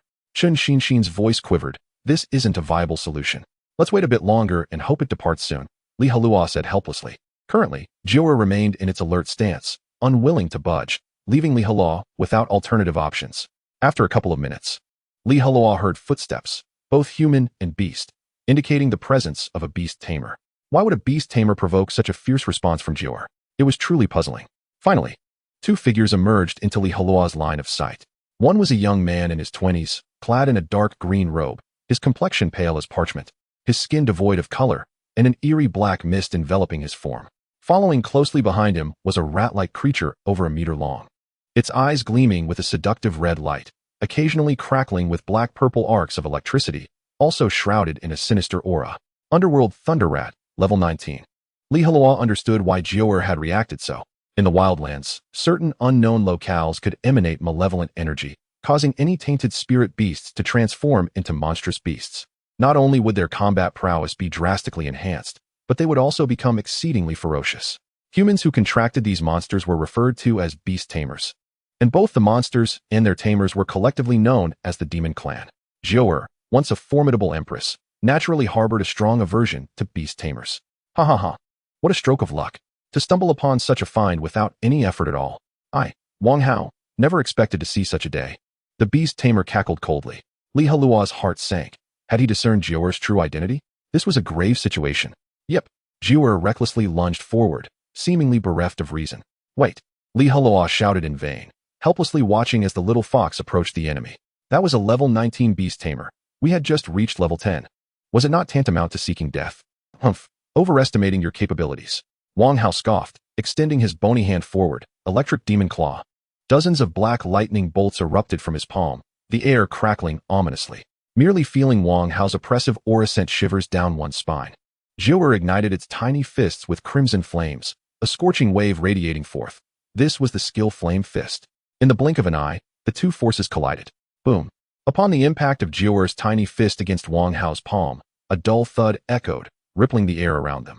In an instant, Jiuer was sent flying back. They were clearly not on the same level. Li Heluo hastily rushed forward, catching Jiuer in his arms, his voice grave. We cannot defeat them right now. We must flee. Regardless of Jiuer's struggles, Li Heluo pulled it along, turning to escape. The enemy's strength was too overwhelming, and continuing to fight would only lead to futile demise. Those who recognize the situation are wise. As long as the green hills remain, one need not worry about firewood. Li Heluo was not the type to charge recklessly into danger. As for senior sister Qin Xinshin, upon witnessing Li Heluo's retreat, she swiftly took off running. Thinking of escaping? Not a chance. Wang Hao was not one to relent easily, immediately pursuing them with the underworld thunder rat. Fireball. Li Heluo did not forget to cast a skill behind him to disrupt the enemy's advance. The fireball, the size of a human head, flew towards the pursuing Beast Tamer, radiating intense heat. Huh, such trivial skills dare to show off in front of me? Wang Hao sneered, electric tail whip. The underworld thunder rat leaped into the air, its tail whipping around, sending black lightning crashing into the fireball. Boom. The fireball shattered into numerous smaller flames, scattering in all directions. Wang Hao and the underworld thunder rat maintained their speed without any reduction. Feeling the malevolent energy behind him, Li Heluo could only sigh in disbelief. Who would have thought that my first venture into the illusory forest would lead me to encounter a Beast Tamer? Logically speaking, this forest was a hunting ground for several nearby sects. Malevolent Beast Tamers shouldn't dare to enter. Could it be that the Demon Clan had spread its minions here in search of the Empress? This was indeed disheartening news. Li Heluo shook his head, dismissing the chaotic thoughts in his mind, and focused on fleeing. You cannot escape. Surrender at once. Wang Hao continued to taunt them. Li Heluo furrowed his brow. We can't keep this up. That guy is faster than us. At this rate, we will be caught sooner or later. Alone, we cannot hope to defeat him. He hoped to encounter fellow disciples from the Yuchi sect in the woods, or even members from other sects would suffice. Electric step. Black lightning coiled around Wang Hao's legs. With a crackling sound, his speed surged dramatically. In but a few flickers, Wang Hao had traversed over 10 meters. Qin Xinshin glanced back, her heart racing with terror. He is catching up. Chapter 24, The Unappreciative Comedic Trio. A chilling aura lingered behind, seemingly capable of freezing one's very soul. Li Heluo felt a shiver run down his spine, acutely aware of the overwhelming sense of danger. Every cell within him screamed, danger, danger, danger, prepare to perish. Wang Hao's hoarse voice echoed from behind, as if it were mere inches away. Li Heluo's hair stood on end from static electricity. Flame Fist. Li Heluo promptly prepared for battle, clenching his fist, brilliant flames swirling around it, radiating fierce heat. He then turned and unleashed a powerful strike. Simultaneously, Wang Hao retaliated with a punch, dark arcs of electricity crackling along his fist. In the next moment, the two collided with ferocity. Bang! A violent shockwave erupted from the point of impact, black lightning twisting like a serpent. The sheer force knocked Li Heluo back several steps, his fist throbbing with pain, charred marks appearing on his knuckles. In stark contrast, Wang Hao remained unfazed, his expression unchanged, not moving an inch. The pressure from his adversary was immense. Li Heluo had never encountered such a brutal opponent. It was almost inconceivable how powerful those who had mastered their craft to the highest level must be. Wang Hao's gaze was fixated on him, stating, "This is truly amusing. The more you resist, the more exhilarated I become. Are you some sort of freak? Li Heluo thought to himself, rolling his eyes inwardly.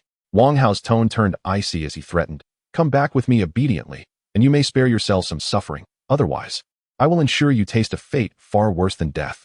Dream on." Li Heluo spat defiantly in Wang Hao's direction. Should he and Joer be captured by the demon clan, their fate would surely be even more tragic. However, their identities were now exposed. If this demon wielder took the news back, it could lead to greater troubles. No, he must devise a method to eliminate him. Li Heluo's mind raced, strategizing. Unfortunately, the disparity in combat capability was too great, and he could not conjure an effective plan at the moment. Having experienced Wang Hao's formidable strength, Li Heluo dared not confront him directly and swiftly retreated. He could only hope to encounter an elder from his sect within this illusory forest to help resolve the impending crisis. Li Heluo dragged Chen Xinshin and Joer, running desperately, their arms and faces marked with cuts from the thorns along their path. Just then, the path twisted again, revealing the familiar figures of the comedic trio ahead. At this moment, they had just slain a low-grade spirit beast and were tidying up the battlefield. Hearing the commotion, Zhu Huifei and the others lifted their heads, only to see Li Heluo and Chen Xinshin fleeing in disarray.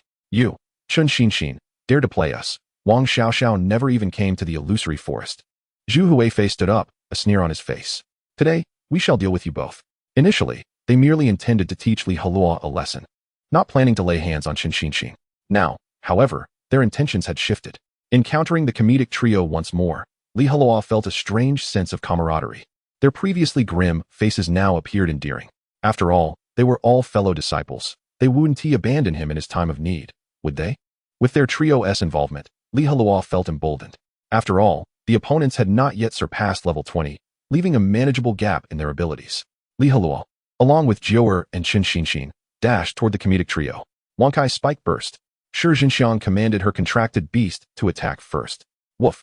The earth dog opened its mouth, causing large clumps of soil to rise from the ground, forming 3 soil spikes over 20 centimeters long, aimed directly at Li Heluo and Chen Xinshin. Li Heluo hastily shoved Chen Xinshin aside as the spikes whisked between them, continuing on toward Wang Hao behind. At this moment, the comedic trio finally noticed Wang Hao and the spectral thunder mouse. They were astonished, unable to comprehend how Li Heluo and Chen Xinshin had provoked such a formidable foe. Humph! Wang Hao swung his right fist horizontally, effortlessly shattering the 3 soil spikes. He then shot a glare at Sun Jiaomao and the others, causing the trio to shudder. Li Heluo approached the comedic trio, speaking gravely, "We shall settle our grievances later. Our immediate priority is to join forces and defeat that malevolent enemy. With 5 against 1, our chances of victory are considerably higher." Li Heluo was confident he could deliver a decisive blow to Wang Hao at a critical moment, ensuring his downfall. If that were to happen, Joer's secret as the Empress could be safeguarded, allowing them to avoid the illusory forest in the future. Little did he anticipate the trio's actions would defy his expectations. Zhu Huifei forced a smile. "My friend, it was all a misunderstanding. We are not familiar with this fellow. Feel free to settle your grievances with him. We assure you, we will not interfere." As they spoke, the trio took a few steps aside, distancing themselves from Li Heluo. Li Heluo was nearly bursting with rage. The members of the beastly gang were utterly repugnant. Showing no regard for their shared brotherhood, not only did they refuse to help, but they also chose to distance themselves, leaving him to face the enemy alone. Bah! Wang Hao halted, crossing his arms, watching with keen interest. "We're leaving." Li Heluo suppressed his fury, pulling Chen Xinshin and the 2 contracted beasts to continue their flight. Regardless of the circumstances, preserving his life was paramount. After Li Heluo had fled a distance, Wang Hao finally began to advance. Meanwhile, Zhu Huifei and his companions did nothing, allowing Wang Hao to approach. In their minds, Li Heluo and Chen Xinshin were Wang Hao's adversaries, and it was unnecessary for them to intervene. Unfortunately, they had completely underestimated the ruthlessness of the demon wielder. Electric Demon Claw. As Wang Hao closed in, he suddenly unleashed his power, his palm crackling with black arcs of electricity, reaching for Zhu Huifei. Zhu Huifei stood frozen, failing to react. Sun Jiaomao and Shi Jinxiang beside him were equally paralyzed with fear. In that fleeting moment, the wild boar reacted swiftly, charging forward to shield its master, absorbing the blow. Wang Hao's grasp struck the side of the wild boar's abdomen, immediately eviscerating it, blood gushing forth, revealing glimpses of its internal organs. Little pig. Zhu Huifei was distraught, his eyes bloodshot. Berserk charge. Zhu Huifei activated his skill, propelling himself forward and crashing into Wang Hao, forcing him to stagger back a few steps. After that, he hurried to the wild boar's side, pulling out medicinal powder from his pocket to apply to its wounds. Stimulated by the powder, the wild boar let out a pained howl. Shi Jinxiang and Sun Diaomao moved closer to Zhu Huifei, remaining vigilant against Wang Hao. Chapter 25. An unusual battlefield. Ahead, as Li Heluo sprinted, he heard the anguished cries of the boar behind him and glanced back, a look of confusion crossing his face. Why did that demon wielder attack the comedic trio? Isn't his target Jiuer? If he can bring Jiuer back to the demon clan, that would undoubtedly be a significant achievement. Why on earth would that fellow provoke Zhu Huifei and the others for no apparent reason, when they had clearly stated they would refrain from engaging? Li Heluo rubbed his temples, utterly perplexed.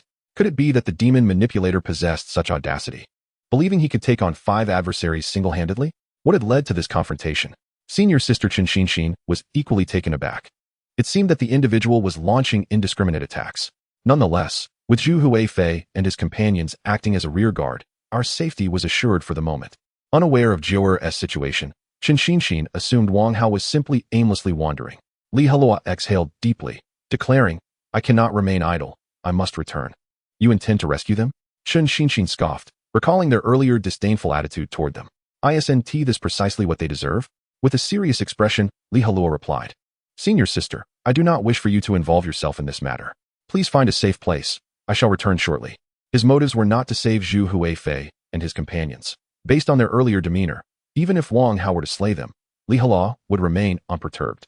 The true reason for his perilous return lay in the fact that the demon manipulator had discerned Jiuer's identity. He could not allow such knowledge to reach the demon clan, or it would spell trouble. Thus, Li Heluo sought to ally with Zhu Huifei and his companions to eliminate Wang Hao and eliminate this potential threat. "We agreed not to intervene. What exactly do you intend to do?" Zhu Huifei demanded. Constrained by the strength of his opponent, he refrained from further attacks. Wang Hao, with his head held high and nostrils flaring, retorted, "Do I need a reason to strike at whomever I choose? Fine, you forced our hand." Zhu Huifei exclaimed. Incensed, "Brothers, let us go." Zhu Huifei, Shi Jinxiang, and Sun Diaomao charged at Wang Hao, firmly believing their combined strength would exact a heavy toll on their foe. The Shadow Spirit Cat and Burrowing Dog also launched their assault on the Phantom Thunder Mouse, igniting a chaotic melee. Dust and debris filled the air as Shi Jinxiang kicked up a cloud of dirt, aiming to obscure Wang Hao's vision. Sun Diaomao unleashed his claws, glistening with a dark hue, slicing toward the enemy. Zhu Huifei rammed his head into Wang Hao with fierce determination. The trio acted in unison, cutting off all avenues of retreat for Wang Hao. A pitiful bunch. I shall gladly capture you all." Wang Hao's right hand curled as dozens of lightning bolts, each as thick as a thumb, coalesced within his grasp. Demonic thunderbolt. The bolts rapidly converged, forming a swirling sphere of black electricity, brimming with overwhelming power. Explode. Wang Hao crushed the sphere in his palm, unleashing a violent electrical storm that ravaged the vicinity. As Zhu Huifei and his companions charged forward, they were met with the brunt of the storm, their bodies paralyzed and trembling uncontrollably. Subsequently, they were hurled backward, crashing into a nearby tree. How is this possible? It's so powerful. Zhu Huifei stared at Wang Hao, disbelief etched across his face. Their combined efforts had proven futile against even a single attack from him. Meanwhile, the Burrowing Dog and Shadow Spirit Cat found themselves equally outmatched, suffering multiple lacerations from the Phantom Thunder Mouse. In the realm of spirit beasts, there existed no racial suppression, only a disparity in bloodline strength. Thus, the Shadow Spirit Cat was not the Phantom Thunder Mouse's natural enemy. Wang Hao sauntered toward Zhu Huifei, stating, "I have a question for you, and I hope you respond truthfully. Otherwise, I shall make your existence a living hell." "Allow me to inquire about your sect." Before he could finish, he was interrupted. Fireball spell. 2 blazing fireballs surged toward Wang Hao's head in a pincer movement. Wang Hao quickly raised his hand, unleashing 2 bolts of black lightning that successfully shattered the fireballs. Growing impatient, he turned his gaze toward the approaching Li Heluo and his contracted beasts. "You're not afraid of death, daring to return?" The demon manipulator was genuinely surprised. He had anticipated that the pair would have fled long ago. Li Heluo sneered. "How could I depart in peace without eliminating you first? You arrogant brat. You shall pay dearly for your insolence." Wang Hao's gaze turned frigid. "I'll tear out your tongue, gouge out your eyes, sever your limbs, and slice your flesh piece by piece to feed to the dogs. Then let us see if you possess the capability to do so." Li Heluo strode forward, then quietly instructed, "Senior Sister Xinxin, take Psyduck to deal with that mouse." Chen Xinxin nodded. "Understood, but be careful." After devising a battle strategy, Li Heluo charged toward Wang Hao alongside Jiuer. Wrath of Fire. A crimson glow enveloped Li Heluo and Jiu'er as fury surged within them. Joint technique, blazing collision. Li Heluo and Jiu'er drew closer, executing their skill in tandem. Upon breaking through, their intimacy significantly heightened, causing their internal energies to resonate. This was the essence of executing a joint technique. Flames erupted around their bodies, intermingling and amplifying each other's power. They then surged forward, colliding with Wang Hao.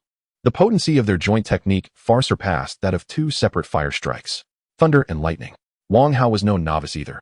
He swiftly formed seals with his hands, conjuring dozens of black lightning bolts that intertwined to create an expansive net. As Li Heluo and Jiu'er plunged into the net, they encountered tremendous resistance. Their bodies gripped by a fierce sensation of paralysis, as if electrocuted. Flames spilled from the net's openings, scorching the nearby earth to a fiery red. Li Heluo and Jiu'er exerted their strength, forcing Wang Hao back several meters. Sensing the energy from their blazing collision waning, Li Heluo hastily pulled the little fox back, creating distance from their adversary. At that moment, Zhu Huifei, Sun Diaomao, and Shi Jinxiang finally rose, regrouping behind Li Heluo. Li Heluo, you brought this wicked fiend upon us, causing my little pig to get hurt. I will not let this matter rest. Zhu Huifei chastised him vehemently. A sharp slap resounded as Li Heluo struck Zhu Huifei across the face, leaving a bright red mark. Silence, Li Heluo said coldly. Chapter 26, A Grueling Battle. Upon seeing the three, Li Heluo felt a surge of anger. Had it not been for the need to protect a secret, he would never have returned. You dare strike me? Zhu Huifei's face flushed with rage, his excess flesh trembling. If you wish to survive, keep your mouth shut and join me in confronting our opponent. Li Heluo's tone was domineering, silencing Zhu Huifei. The demon manipulator exhibited no change in expression at their alliance. To him, they were merely two additional insects, easily crushed. Not far off, Chen Xinxin led Psyduck to assist the Shadow Spirit Cat and Burrowing Dog in their siege against the Phantom Thunder Mouse. The wild boar struggled, attempting to rise, but failing, its injuries causing severe pain. All of you attack together. Wang Hao's expression remained indifferent. Let us resolve this quickly so I can return and report. Everyone charge. Li Heluo charged forward without hesitation, accompanied by Jiu'er, driven by an intense desire to vanquish the sorcerer before him. Although Zhu Huifei and the others were exceedingly reluctant, they begrudgingly followed closely behind, acutely aware that any rift with Li Heluo at this moment could cost them their lives. With a fierce determination, Zhu Huifei, despite his rotund figure, was the swiftest among them, colliding headlong into Wang Hao's chest. The combatants of the warrior class lacked elemental attacks, yet their physical prowess far surpassed that of other beast tamers. Within mere breaths, Zhu Huifei reached Wang Hao's front. Should he make direct contact, even a level 19 powerhouse would encounter considerable difficulty. Crack! A robust bolt of lightning flickered around Wang Hao, and he vanished from sight, causing Zhu Huifei to miss his target entirely. Moments later, Wang Hao reappeared behind Zhu Huifei, delivering a powerful kick to his back. Zhu Huifei stumbled forward, crashing to the ground in a disheveled heap. Seizing the moment, Li Heluo and Jiu'er unleashed a combined technique, conjuring two thick strands of orange-red flames that converged ahead, forming a blazing pillar as wide as a waist. The pillar, radiating searing heat, shot directly towards Wang Hao. The torrid wave of heat assaulted Wang Hao's senses, compelling him to squint. This fellow possesses some formidable abilities. Li Heluo summoned his spiritual energy to its utmost. Perish! A brilliant crimson light surged from him, amplifying the potency of the fiery tendrils, deepening their hue. Electricity crackled. In response, Wang Hao launched a counterattack, enveloped in a shroud of black lightning, exuding an overwhelming force. His hair rose as if caught in an invisible wind, and his robes fluttered violently. Countless black sparks coalesced upon his arms before he thrust them forward with ferocity. The fiery pillar advanced relentlessly, igniting a fierce clash between the two forces. Dark sparks erupted, raining down upon the ground and crystallizing the soil beneath. The inferno rolled forth, emanating an unbearable heat. Wang Hao appeared to be encased in a layer of black energy, effectively insulating him from the oppressive temperature. Shadow rend. Rock sand collapse. At that moment, Shi Jinxiang and Sun Diaomao struck from the sides, aiming for Wang Hao's vulnerabilities. Humph! Wang Hao growled lowly, a wave of black plasma radiating outward from his form. Before Shi Jinxiang and Sun Diaomao could close the distance, they were violently cast aside, crashing into a nearby tree and promptly losing consciousness. These two imbeciles were utterly useless, accomplishing nothing before meeting their demise. Fortunately, Wang Hao's distraction allowed Li Heluo to gain the upper hand, forcing him back several steps. As the energy of the fiery tendrils dissipated, Li Heluo inhaled deeply, striving to regain his composure. Jiao, at his feet, panted with her tiny pink tongue out. Wang Hao, brushing off the small flames igniting his clothing as if unfazed, appeared to have sustained minimal spiritual energy depletion throughout the prolonged battle. In comparison to those inept fools, you are indeed a worthy opponent. If we were of the same level, I might truly struggle against you, Wang Hao mused. It seems you must be a core disciple nurtured by the Yuchi sect. At that moment, Zhu Huifei, just regaining his footing, overheard himself and his companions labeled as fools and erupted in anger. Nonsense. He is nothing. Just a few days ago, he merely contracted a spirit beast. Mere spirit beast contract? Wang Hao cast a surprised glance at Jiao. Indeed, he had set his sights on her. A profound sense of crisis surged within Li Heluo. His suspicions were confirmed. Now, it was only he and Zhu Huifei remaining. Was there any hope of victory? Regardless of whether you are ordinary disciples or core disciples, once I capture you and extract useful information, I shall eliminate you all. Wang Hao's words resonated with a chilling finality. Then let us see. Li Heluo leapt onto Jiao, invoking the wind attribute skill he had learned at level 10. The air howled as a tempest arose, violently shaking the surrounding trees. His spiritual energy surged forth, encasing himself and Jiao in a swirling azure tornado, drawing in copious amounts of sand and debris to augment its might. Dual attributes? Zhu Huifei, observing from the sidelines, wore an expression of disbelief. He had never anticipated that Li Heluo, having contracted a low-tier spirit beast, would possess such an opportunity. Clearly, this was no ordinary little fire fox. Dark energy detonation. Wang Hao's array of techniques flowed unceasingly, each distinct from the last. Perceiving the power of the tempest, Wang Hao's expression grew grave. A thick bolt of black lightning manifested before him like a coiling serpent, its latent force sending shivers down one's spine. Meanwhile, Li Heluo completed his charge, hurtling towards Wang Hao with the rapidly rotating tornado alongside Jiao. Go! Wang Hao unleashed the formidable bolt of lightning from his grasp. Under the gaze of many, the azure tornado collided violently with the black lightning. Boom!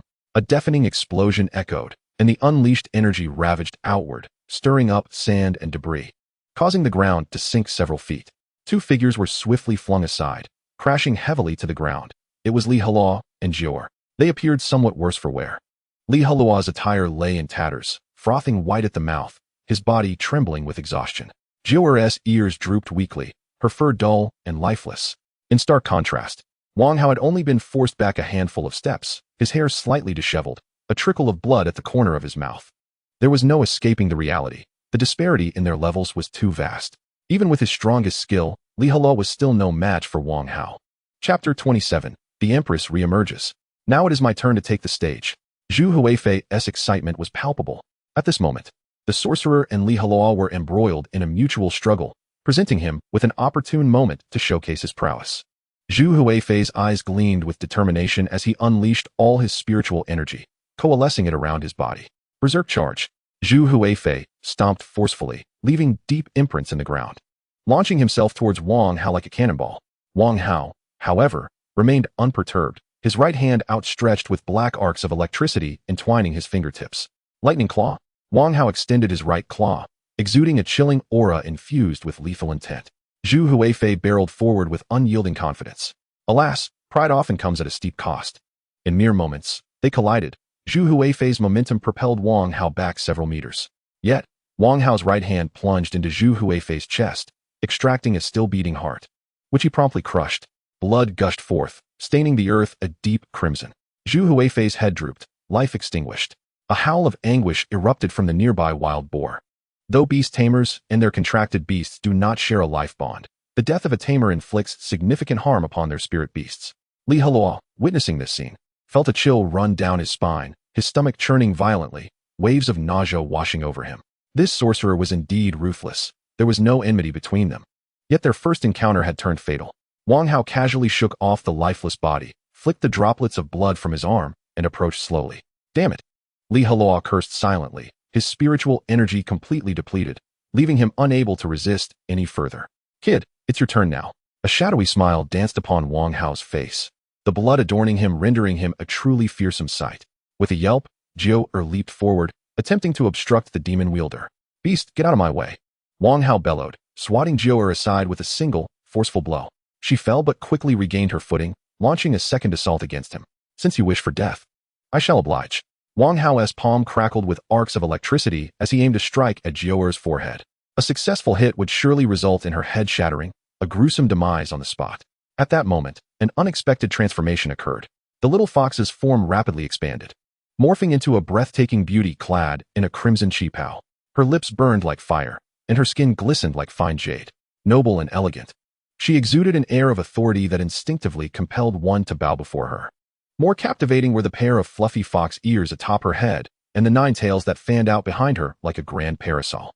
As soon as the Empress appeared, she clashed with Wang Hao, the seemingly unremarkable strike concealing an unparalleled force. Wang Hao felt as though he had been struck by a colossal beast. His arm felt as if it had been rendered useless, the overwhelming impact sending him hurtling backward. Thud! He crashed to the ground, rolling several times before coming to a stop. Clutching his right arm with his left hand, he struggled to rise, the searing pain contorting his face into a grimace. You are the Empress of the Demon Clan? Wang Hao exclaimed in shock, realizing that the fleeing Empress of the Demon Clan had taken refuge here. Now it was Li Heluo's turn to be astonished. Isn't your objective to capture the Empress for a reward? Why do you look as if you've just learned this? Humph. The Empress snorted disdainfully, her eyes brimming with contempt. In the distance, Qin Xinshin heard the commotion and cast her gaze over. Upon seeing the exquisite Empress, her mouth fell agape, her expression one of utter astonishment. She could not fathom how Li Heluo's little fox had transformed into such a formidable woman. Wang Hao's fighting spirit evaporated. He simply wished to escape and report this significant news, considering it a considerable achievement. Capturing the Empress? That was far too lofty a thought. He lacked even the courage to entertain it. Oh, Wang Hao whistled, prompting the Nether Thunder Rat to abandon its skirmish with Qin Xinshin and charge back through 2 waves of damage. You hold her off, Wang Hao commanded, pointing at the Empress, intent on fleeing. After issuing his order, he turned and bolted. Stop him. Don't let that guy escape, Li Heluo shouted. This Empress needs no guidance from you. The Empress coldly retorted, her body enveloped in a swirling azure wind, her speed surging dramatically. At that moment, the loyal Nether Thunder Rat positioned itself defiantly in the path ahead, its claws crackling with black lightning. Get lost. The Empress was engulfed in flames, the energy of which was intensely concentrated, almost tangible. This was the fire collision, a formidable force unleashed from her hands.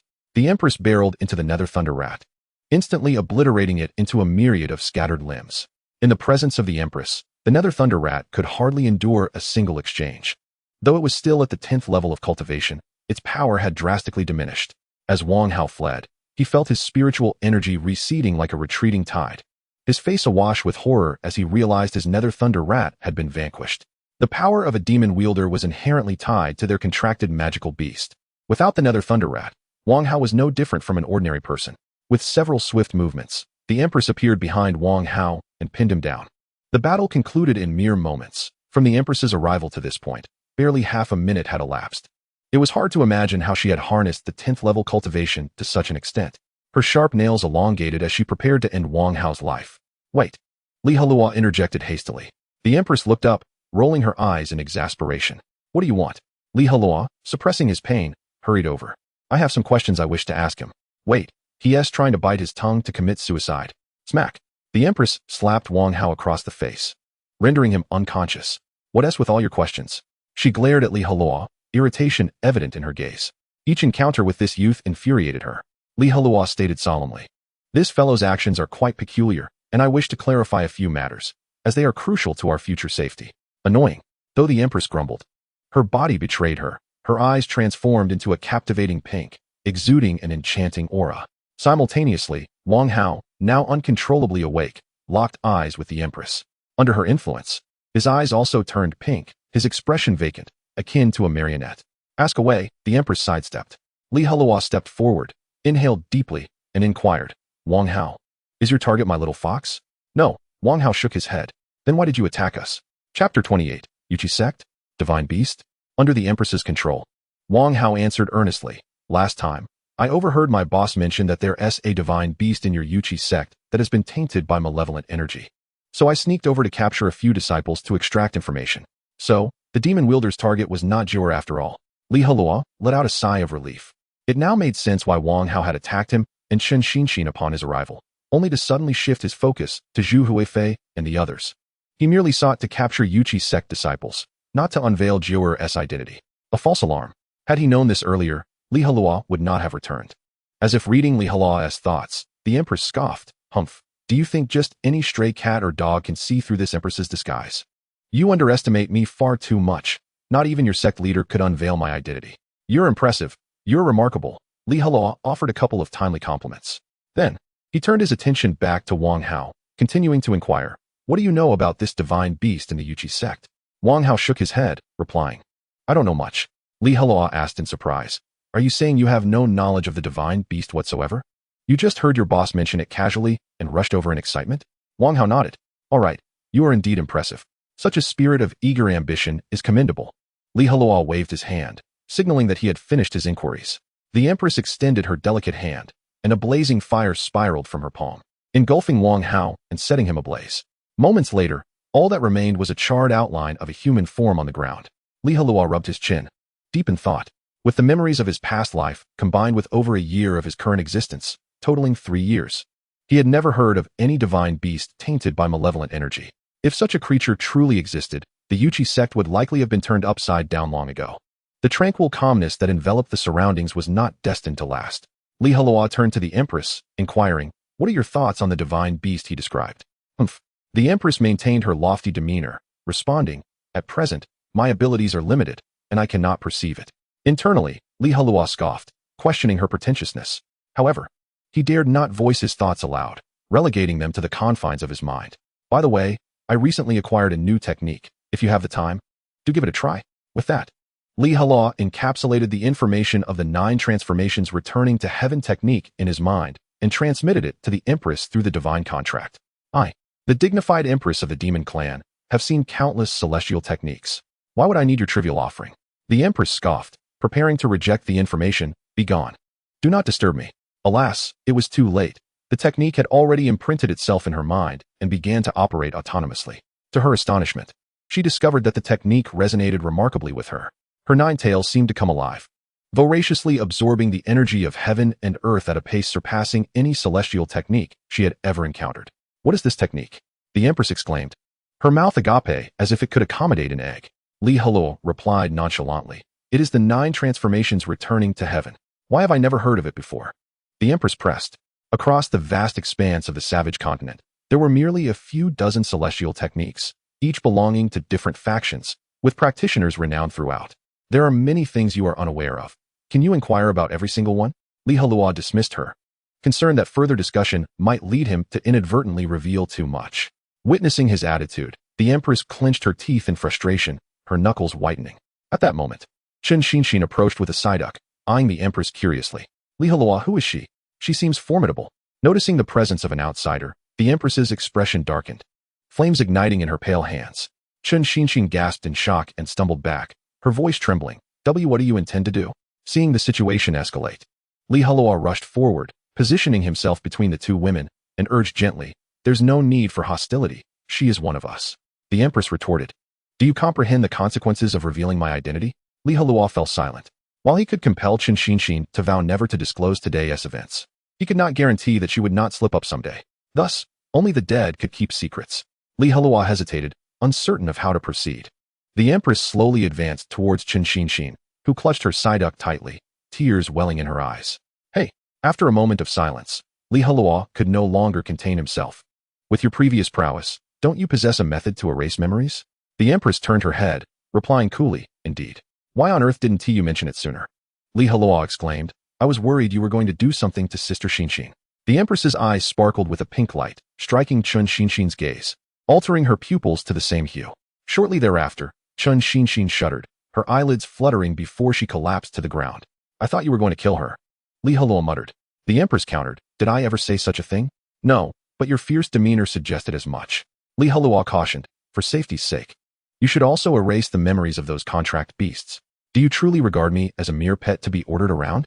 The Empress's eyes narrowed, a chilling glint surfacing within.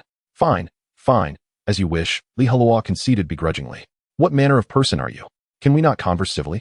Though he spoke thus, the Empress diligently erased the memories of the Psyduck, night spirit cat, wild boar, and burrowing dog. After completing this task, the Empress appeared somewhat fatigued, her form rapidly shrinking back into that of Jior. Seeing the adorable little fox, Heluo exhaled in relief. If possible, he hoped that this temperamental woman would never show her face again. He wished to avoid any dealings with her. With the matter of the demon summoner seemingly resolved, Li Heluo settled down beside a large tree to recover his expended spiritual energy. Jiu'er obediently sat beside him, wagging her fluffy tail. Apart from the two of them, the others and their beasts had succumbed to slumber, unaware of when they might awaken. Without anyone to guard them, it would not be long before Shi Jinxiang and the others would be devoured by passing spiritual beasts. Chapter 29. Return to Yuchi's sect. Ugh, my head hurts. Qin Xinxin was the first to awaken. Where am I? Li Heluo hurried over, assisting her to sit upright. Sister, you're awake. Li Heluo, how did you end up here? Qin Xinxin exclaimed, slapping her forehead. I remember now. We were being pursued by that vile individual. How did I fall asleep? The level of memory erasure was quite remarkable. Only a specific time frame had been omitted. Li Heluo fabricated a reason, saying, you were knocked out by that demon summoner. What about the others? Qin Xinxin gasped, instinctively shielding herself with her hands. Li Heluo boasted without hesitation. I took care of him. Thanks to you. You saved my life once again, Qin Xinxin expressed sincerely. Li Heluo scratched his head. No need for formalities. We are fellow disciples. Qin Xinxin pointed towards the unconscious Shi Jinxiang and Sun Diaomao, remarking, look at those guys. They are far worse off than you. Shi Jinxiang and Sun Diaomao awakened in succession. They had not been rendered unconscious by memory erasure, but had been knocked out by Wang Hao. Rubbing their heads, they surveyed their surroundings. Suddenly, their gazes fell upon Zhu Huifei's corpse. Zhu Huifei, Shi Jinxiang, and Sun Diaomao rushed over, only to touch a cold body. Zhu Huifei had long since perished. Shi Jinxiang approached angrily, pointing an accusatory finger at Li Heluo. It's your fault. You caused Zhu Huifei's death. Once we return to the sect, I will report this to our master and ensure you are severely punished. With a swift motion, Li Heluo slapped Shi Jinxiang's hand away, coldly stating, you worthless fools, what right do you have to speak to me like that? If it weren't for me, your fate would mirror Zhu Huifei's. Sun Diaomao stepped forward to refute. If you hadn't led that demon summoner here, we wouldn't have faced such calamity. Qin Xinxin pointed an accusing finger at them, rebuking, does this illusory forest belong to your family? We fled wherever we wished, and encountering you was purely coincidental. Besides, you were not far from the demon summoner. Even without us, you three would have inevitably crossed paths with him. At that moment, none of you would escape. Do you still believe it was Li Heluo and I who caused Zhu Huifei's demise? Shi Jinxiang and Sun Diaomao were rendered speechless. Indeed, if they spent a day hunting spiritual beasts in the illusory forest, would they not encounter the demon summoner? After a long pause, Shi Jinxiang asked weakly, how did that fellow die? Li Heluo remained unfazed. His spiritual energy was depleted, and I reduced him to ashes with my skill. There, that blackened figure ahead is him. Shi Jinxiang and Sun Diaomao exchanged glances, both witnessing the horror reflected in each other's eyes. They had long witnessed the prowess of that formidable magic conqueror and were acutely aware of his might. It was utterly astonishing that he ultimately met his demise at the hands of Li Heluo, a turn of events that evoked a sense of melancholy. Li Heluo stated, let us not dwell on this matter any longer. This forest is fraught with danger. Let us take a brief respite and hasten our return to the sect. To this, Shi Jinxiang and Sun Diaomao expressed no dissent. They rested for a moment, consuming some provisions to replenish their strength while awaiting the awakening of their contracted beasts. After their brief respite, the group rose to continue their journey. They first hoisted the corpulent form of Zhu Huifei onto the back of the wild boar, allowing the beast to carry its master back to his roots. Subsequently, Li Heluo retrieved the magic core from the severed limbs of the spectral thunder mouse. Although tainted by malevolent energy and thus unusable, it served as evidence of their encounter with the magic conqueror. Furthermore, Li Heluo collected additional remnants to bolster their credibility. Having accomplished this, the group set forth on their journey back to the sect. Shi Jinxiang and Sun Diaomao prudently chose not to part ways, understanding that their safety lay in remaining alongside Li Heluo and Qin Xinxin. After all, the illusory forest was rife with peril, and they could easily encounter formidable spirit beasts. Should they cross paths with another magic conqueror, it would spell dire trouble. Fortunately, their journey was uneventful. Li Heluo and his companions returned to the Yuchi sect without incident. The grand fan-shaped gate bestowed upon them an unparalleled sense of security. The moment they stepped through the gates of the Yuchi sect, their expressions relaxed. Li Heluo glanced at the mountain's peak and remarked, come, we must report our encounter with the magic conqueror in the illusory forest to the sect master and the elders. This is a matter of great significance for the entire Yuchi sect, concerning the safety of future disciples. Let us go directly to the Qi Nourishing Hall, suggested Qin Xinxin. For the sect master prefers to spend his time there. Agreed, Li Heluo nodded. Having been at the Yuchi sect for some time, he had yet to meet the esteemed sect master. The group ascended the mountain in a grand procession toward the Qi Nourishing Hall, drawing numerous curious glances along the way. That individual being carried by the wild boar appears to be Zhu Huifei. Who else possesses such a corpulent physique? What transpired? How did he meet his end? Who knows? Why not approach and inquire? Better not. Something significant must have occurred. We'll wait for the sect's announcement. Even acquaintances of Li Heluo, Chen Xinxin, Shi Jinxiang, and Sun Jiaomao refrained from approaching them with questions. It was evident to all that this matter was of great import. Upon reaching the midslope, they were greeted by Elder Chen Qia. Clearly, the events within the sect had already been relayed to the sect master. Chen Qia cast a glance at Zhu Huifei's remains and said indifferently, "Follow me." With that, he strode forward, and the group silently followed in his wake. Before long, they arrived at a magnificent hall adorned with a crimson plaque bearing the inscription, Qi Nourishing Hall. With a creak, the grand doors swung open. A resonant voice beckoned, "Enter." The four of them stowed away their contracted beasts and cautiously followed Chen Qia into the hall. Before them lay a vast hall, flanked by 4 stout red pillars, each thick enough for 2 or 3 individuals to embrace. At the far end of the hall stood an elderly man clad in a gray robe, his hands clasped behind his back. His face was etched with wrinkles, and his silver hair spoke of the passage of time. Embroidered upon his robe was a fierce depiction of a Qilin, exuding an aura of intimidation. "Sect Master, the individuals have arrived," Chen Qia said respectfully. Li Heluo and the others promptly bowed, paying their respects as juniors. Su Junwei's gaze swept over Li Heluo before inquiring, "Now, tell me, what transpired?" Chapter 30. The events unfolded as follows. Li Heluo retrieved the magic core of the spectral thunder mouse from his pocket and presented it reverently. Upon sensing the malevolent energy contained within the core, Su Junwei furrowed his brow. Even in the face of Su Junwei's imposing presence, Li Heluo remained composed. "Respected sect master, while hunting spirit beasts in the illusory forest, we encountered a magic conqueror who initiated an attack on us. Ultimately, the 5 of us managed to defeat him, but regrettably, senior brother Zhu Huifei lost his life in the confrontation." Su Junwei accepted the magic core from Li Heluo, carefully examining the dark energy it radiated. The sinister power of the thunder sent a shiver through his cheeks. "Qia, what is your perspective?" Su Junwei asked.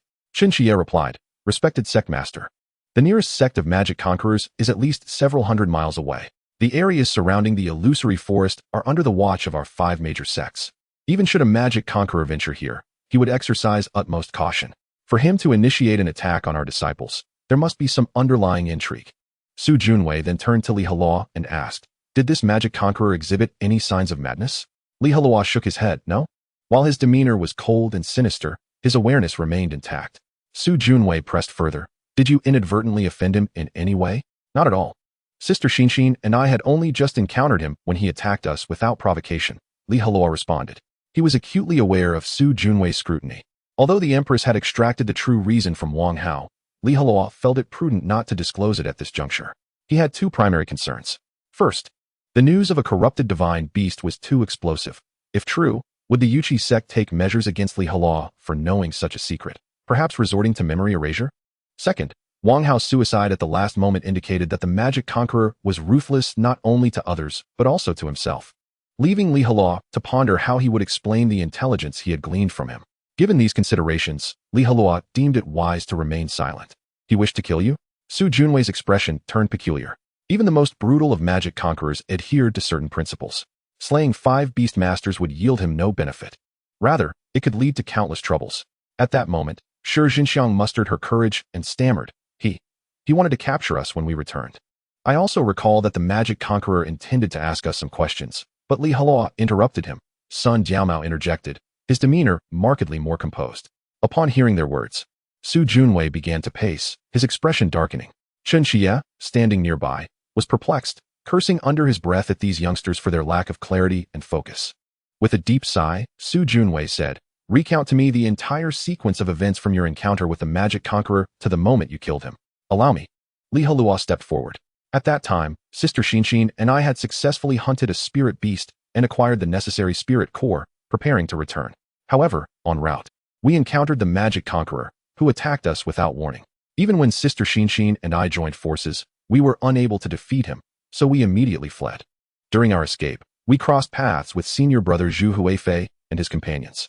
Initially, I had envisioned uniting with them to collectively confront the demon controller. However, the trio expressed their unwillingness to intervene, claiming it was not their concern. Upon hearing Li Heluo's words, Shi Jinxiang and Sun Jiaomao were instantly alarmed and hurriedly exclaimed, We have just endured a fierce battle. Our spiritual energy has been severely depleted. And we possess little combat capability. Huh. A mere low-grade spirit beast of level 10 is enough to render the 3 esteemed seniors powerless? Li Heluo scoffed, determined not to miss this opportunity to report to the sect leader. Just as Shi Jinxiang and Sun Diaomao prepared to retort, they were silenced by a mere glance from Su Junwei. Su Junwei addressed Li Heluo. Please, continue. Very well. Li Heluo cleared his throat and began. Sister Xin and I embarked on yet another journey of escape, only to find that the demon controller had turned and attacked Zhu Huifei and his companions. Witnessing the 3 esteemed seniors at a disadvantage, unable to contend with their adversary, Sister Xin and I returned to join them in battle against the foe. Li Heluo spoke with a sense of righteous valor, starkly contrasting with the actions of Shi Jinxiang and her companions. The demon controller was formidable, even with our combined efforts. We faced considerable hardships, encountering perilous situations multiple times. Ultimately, Brother Zhu Huifei, at the cost of his own life, provided me with a magnificent opportunity to strike, enabling us to successfully slay the demon controller. Li Heluo gestured toward Zhu Huifei, for the deceased must be honored. After all, only he remained lucid in this scenario. He could articulate his narrative as he pleased. Shi Jinxiang and Sun Diaomao's expressions fluctuated between pale and flushed. They had no chance to interject, their discomfort palpable. All right. I understand. You may leave now, Su Junwei exhaled. Moreover, as Shi Jinxiang and Sun Diaomao disregarded our shared brotherhood and neglected to assist their distressed comrades, they shall be fined 20 taels of silver. Yes. Shi Jinxiang and Sun Diaomao responded despondently. Under the guidance of Chen Xie, the 4 departed from the Qi Nourishing Hall. Su Junwei furrowed his brows, murmuring, "It appears that the demon controller is deliberately targeting the disciples of Yuqi's sect, seeking to unearth certain information. How strange. For so many years, that secret has been well guarded. Where could the information have leaked?"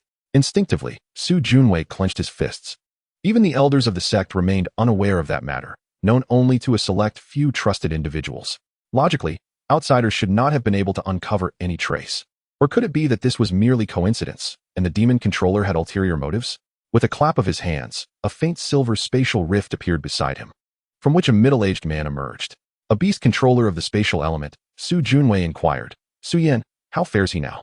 "Father, the situation is far from optimistic." Su Yan replied gravely. "He has been severely eroded, and his mental state is greatly affected. He spends over half of each day in a daze, with lucid intervals not exceeding 5 hours. At times, he even descends into a frenzied state, attacking indiscriminately. Have the purification pills we sent over been exhausted?" Su Junwei pressed on.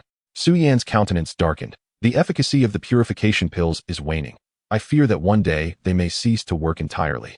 Purification pills are 6th-grade elixirs. We cannot possibly procure anything superior," Su Junwei interrupted. "Given his condition, even the highest-grade 9th-grade elixirs may not suffice for a complete cure." After a moment of hesitation, Su Yan stated, "Father, I worry that one day he may completely lose his sanity. Should that happen, it would spell disaster for the entire wild continent." Su Junwei sighed. "We can only do everything in our power to suppress him. As for what the future holds, we shall leave it to fate. By the way, Father, he has made a significant decision." Su Yan glanced at Su Junwei. "He intends to dissipate his spiritual power while lucid, attempting to minimize the damage he may cause during his uncontrollable rages. But without his formidable cultivation, his transformation into a demon will only accelerate." Su Junwei furrowed his brow. Yet, this was an unavoidable circumstance. Su Yan shrugged helplessly, adding, "He also expressed a hope that when the time comes, you will lead the elders to subdue him completely." Alas, Su Junwei sighed deeply. "Please convey to him that if that day truly arrives, I will show no mercy." Su Yan nodded solemnly. "Understood." Su Junwei waved his hand. "You may leave now." "Yes, Father." Su Yan turned, stepping into the spatial rift, vanishing from sight. The 4 of Li Heluo exited the Qi Nourishing Hall, making their way down the mountain. Once Elder Chen Xie departed, Sun Diaomao called out to Li Heluo, "Hey, what is it?" Li Heluo turned, rolling his eyes. "We will remember this. This matter is far from over." Sun Diaomao seethed. "You dared to report us to the sect leader." Li Heluo shrugged. "Was I not stating the truth? Then why did you not mention that you intentionally led the demon controller towards us?" Shi Jinxiang glared with barely concealed fury. Li Heluo explained, "I apologize." At that moment, Sister Xin and I were in a state of panic and had no intention of directing the demon controller towards you. It was merely coincidental that you 3 were in our path of escape. In fact, even without Li Heluo and Chen Xin, it was highly probable that Shi Jinxiang and her companions would have encountered Wang Hao. Sun Diaomao retorted angrily. You are responsible for Zhu Huifei's death. Huh. If it weren't for Li Heluo, would you two still be here unscathed? Chun Xian scoffed. I remember distinctly. You were knocked out shortly after the battle commenced. Shi Jinxiang and Sun Diaomao's faces flushed crimson. This was indeed a disgraceful incident, leaving them without grounds for rebuttal. There is no need to express gratitude. I have matters to attend to, so I shall take my leave, Li Heluo stated dismissively. Watching his retreating figure, Sun Diaomao shouted, You just wait. Our leader will not let this go easily. Let him come. Then, Li Heluo shot back with a fierce remark before striding away. Chen Xian hurried to catch up with him. Li Heluo, Sun Diaomao may speak the truth. Kai Kuan and Zhu Huifei are key members of the Beast Frenzy Gang, and they have suffered losses at your hands, directly or indirectly. This matter will not be easily brushed aside. Li Heluo paused momentarily. Sister, if you still wish to persuade me to join the Cuckoo Gang, please refrain from wasting your breath. Why must you be so obstinate? Chen Xian exclaimed in frustration. Stamping her foot, Li Heluo maintained an indifferent demeanor. It's unavoidable. I am accustomed to freedom. Suddenly joining a small gang and mingling with others would be quite disorienting. With that, he quickened his pace to leave the area. Returning to his thatched cottage, Li Heluo lay on his small bed. The journey through the illusory forest had exhausted him. Particularly, the battle with Wang Hao had nearly drained his strength. Had it not been for the timely intervention of the Empress, he might not have returned unscathed. This experience imparted a vital lesson to Li Heluo. The wild continent was fraught with peril, where life could be endangered at any moment. Only with formidable strength could one hope to protect oneself and survive in this alien land. He needed to level up swiftly, otherwise, encounters with demons or beasts would remain exceedingly perilous. With this thought, Li Heluo ceased his languid repose, promptly rising to cultivate the 9 turns returning heaven technique, diligently honing his skills. Suddenly, a stir of excitement coursed through his heart.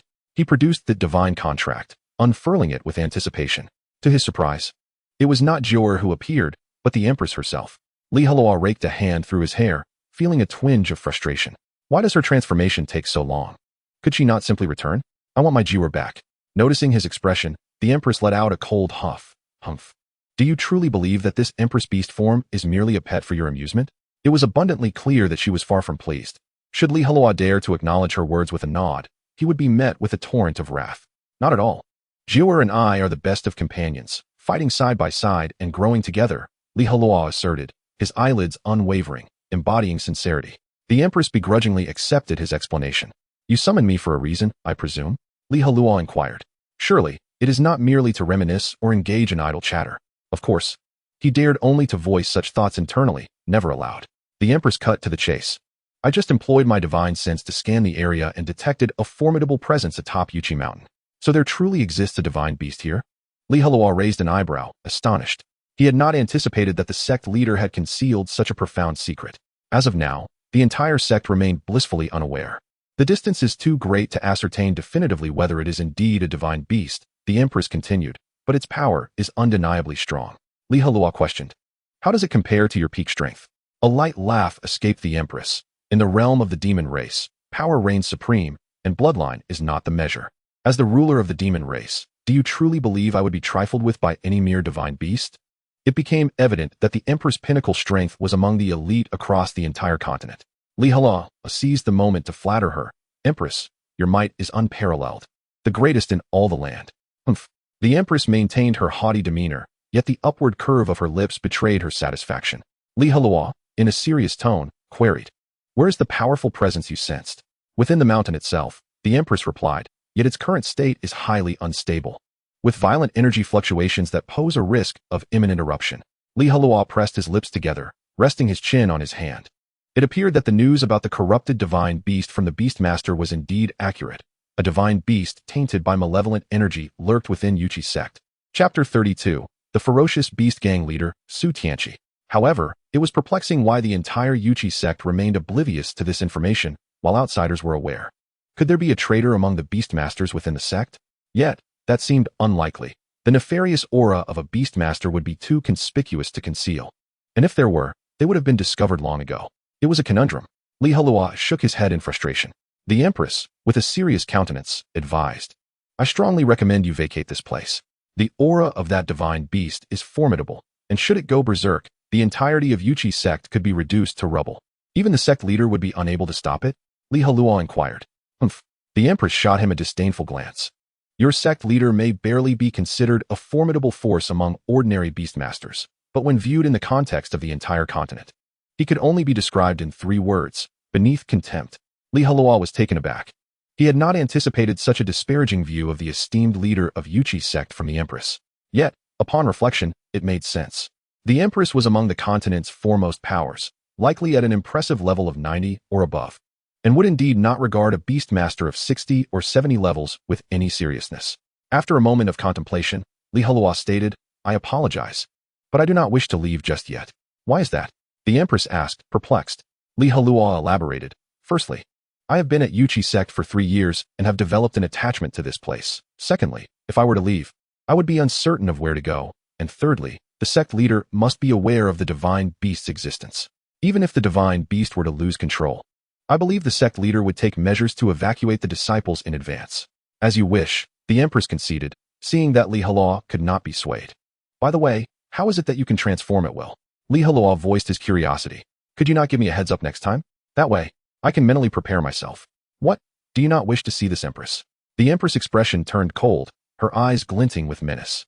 Heluo recoiled slightly, quickly defending himself. No, it's not that.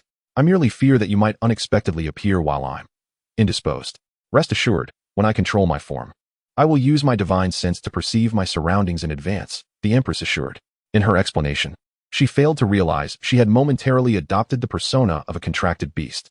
Heluo mused internally. Using divine sense is not entirely foolproof, is it? What if your divine sense inadvertently lands on me? That would be the stuff of legends. The Empress continued, seemingly oblivious, given the current state of the little fox. I can transform twice a day, each time lasting 3 minutes. As my cultivation improves, this duration will extend. 3 minutes? That is hardly enough time to even pull down my trousers. Heluo chuckled. Perhaps you should conserve your transformations and refrain from appearing indiscriminately. What if one day Joer and I encounter danger, and you lack the time to transform? That would spell disaster. This Empress is not your bodyguard. The Empress spat, squeezing out the words through gritted teeth. I understand, and I would never dream of such a notion, Heluo hastily clarified. However, you must realize that you and Joer are one and the same. Her life is your life, and thus, there must be no room for error. Humph, the Empress scoffed, her form gradually shrinking back into the adorable little fox.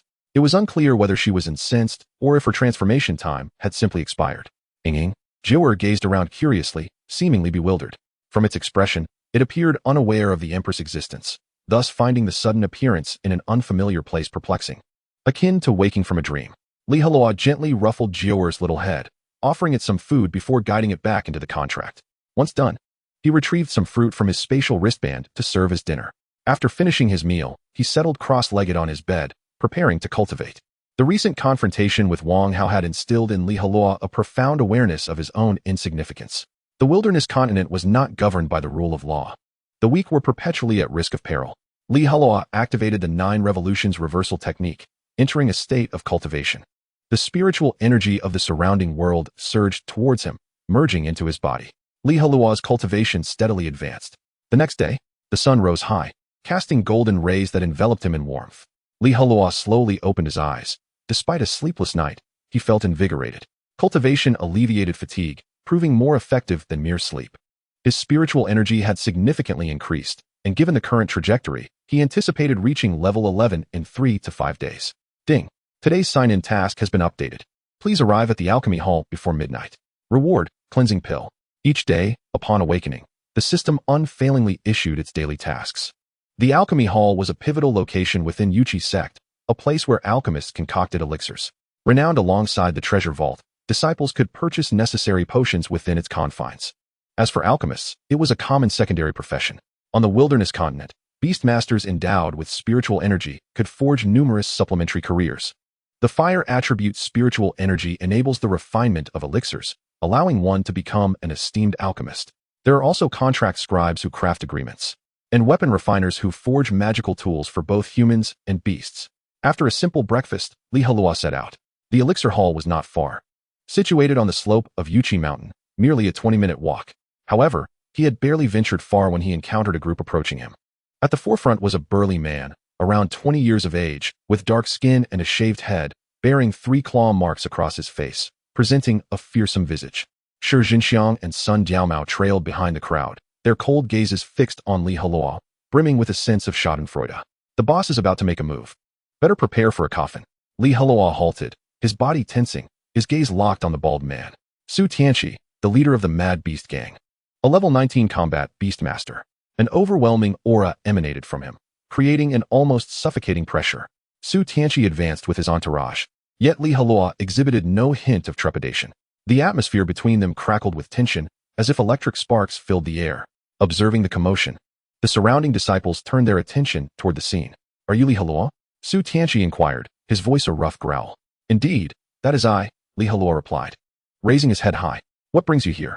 Shi Jinxiang thought to herself, how utterly arrogant, maintaining such a haughty demeanor in the presence of our boss. Soon enough, you shall beg for mercy. Su Tianqi pressed on. My gang members claim that you deliberately led a demon tamer into the illusionary forest, resulting in Zhu Huifei's tragic demise. Do you acknowledge this? Li Heluo cast a glance at Shi Jinxiang and Sun Diaomao at the back of the group, stating, I must decline the honor of carrying the blame for the death of a fellow disciple. This was all an unfortunate accident. At that time, senior sister Xinxin and I were being pursued by that wretched demon tamer in the illusionary forest. In our panic, we stumbled upon 3 senior brothers. I intended for us to unite against the formidable foe, but they were wholly unwilling to assist.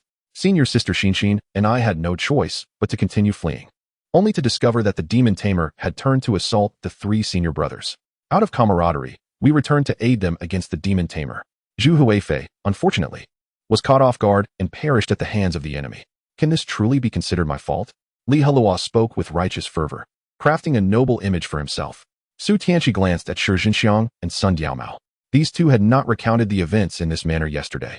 They claimed that the 3 of them intended to teach Li Heluo a lesson on behalf of Kai Kuan, which had incited Li Heluo's resentment, prompting him to provoke a powerful demon tamer, deliberately leading it towards them.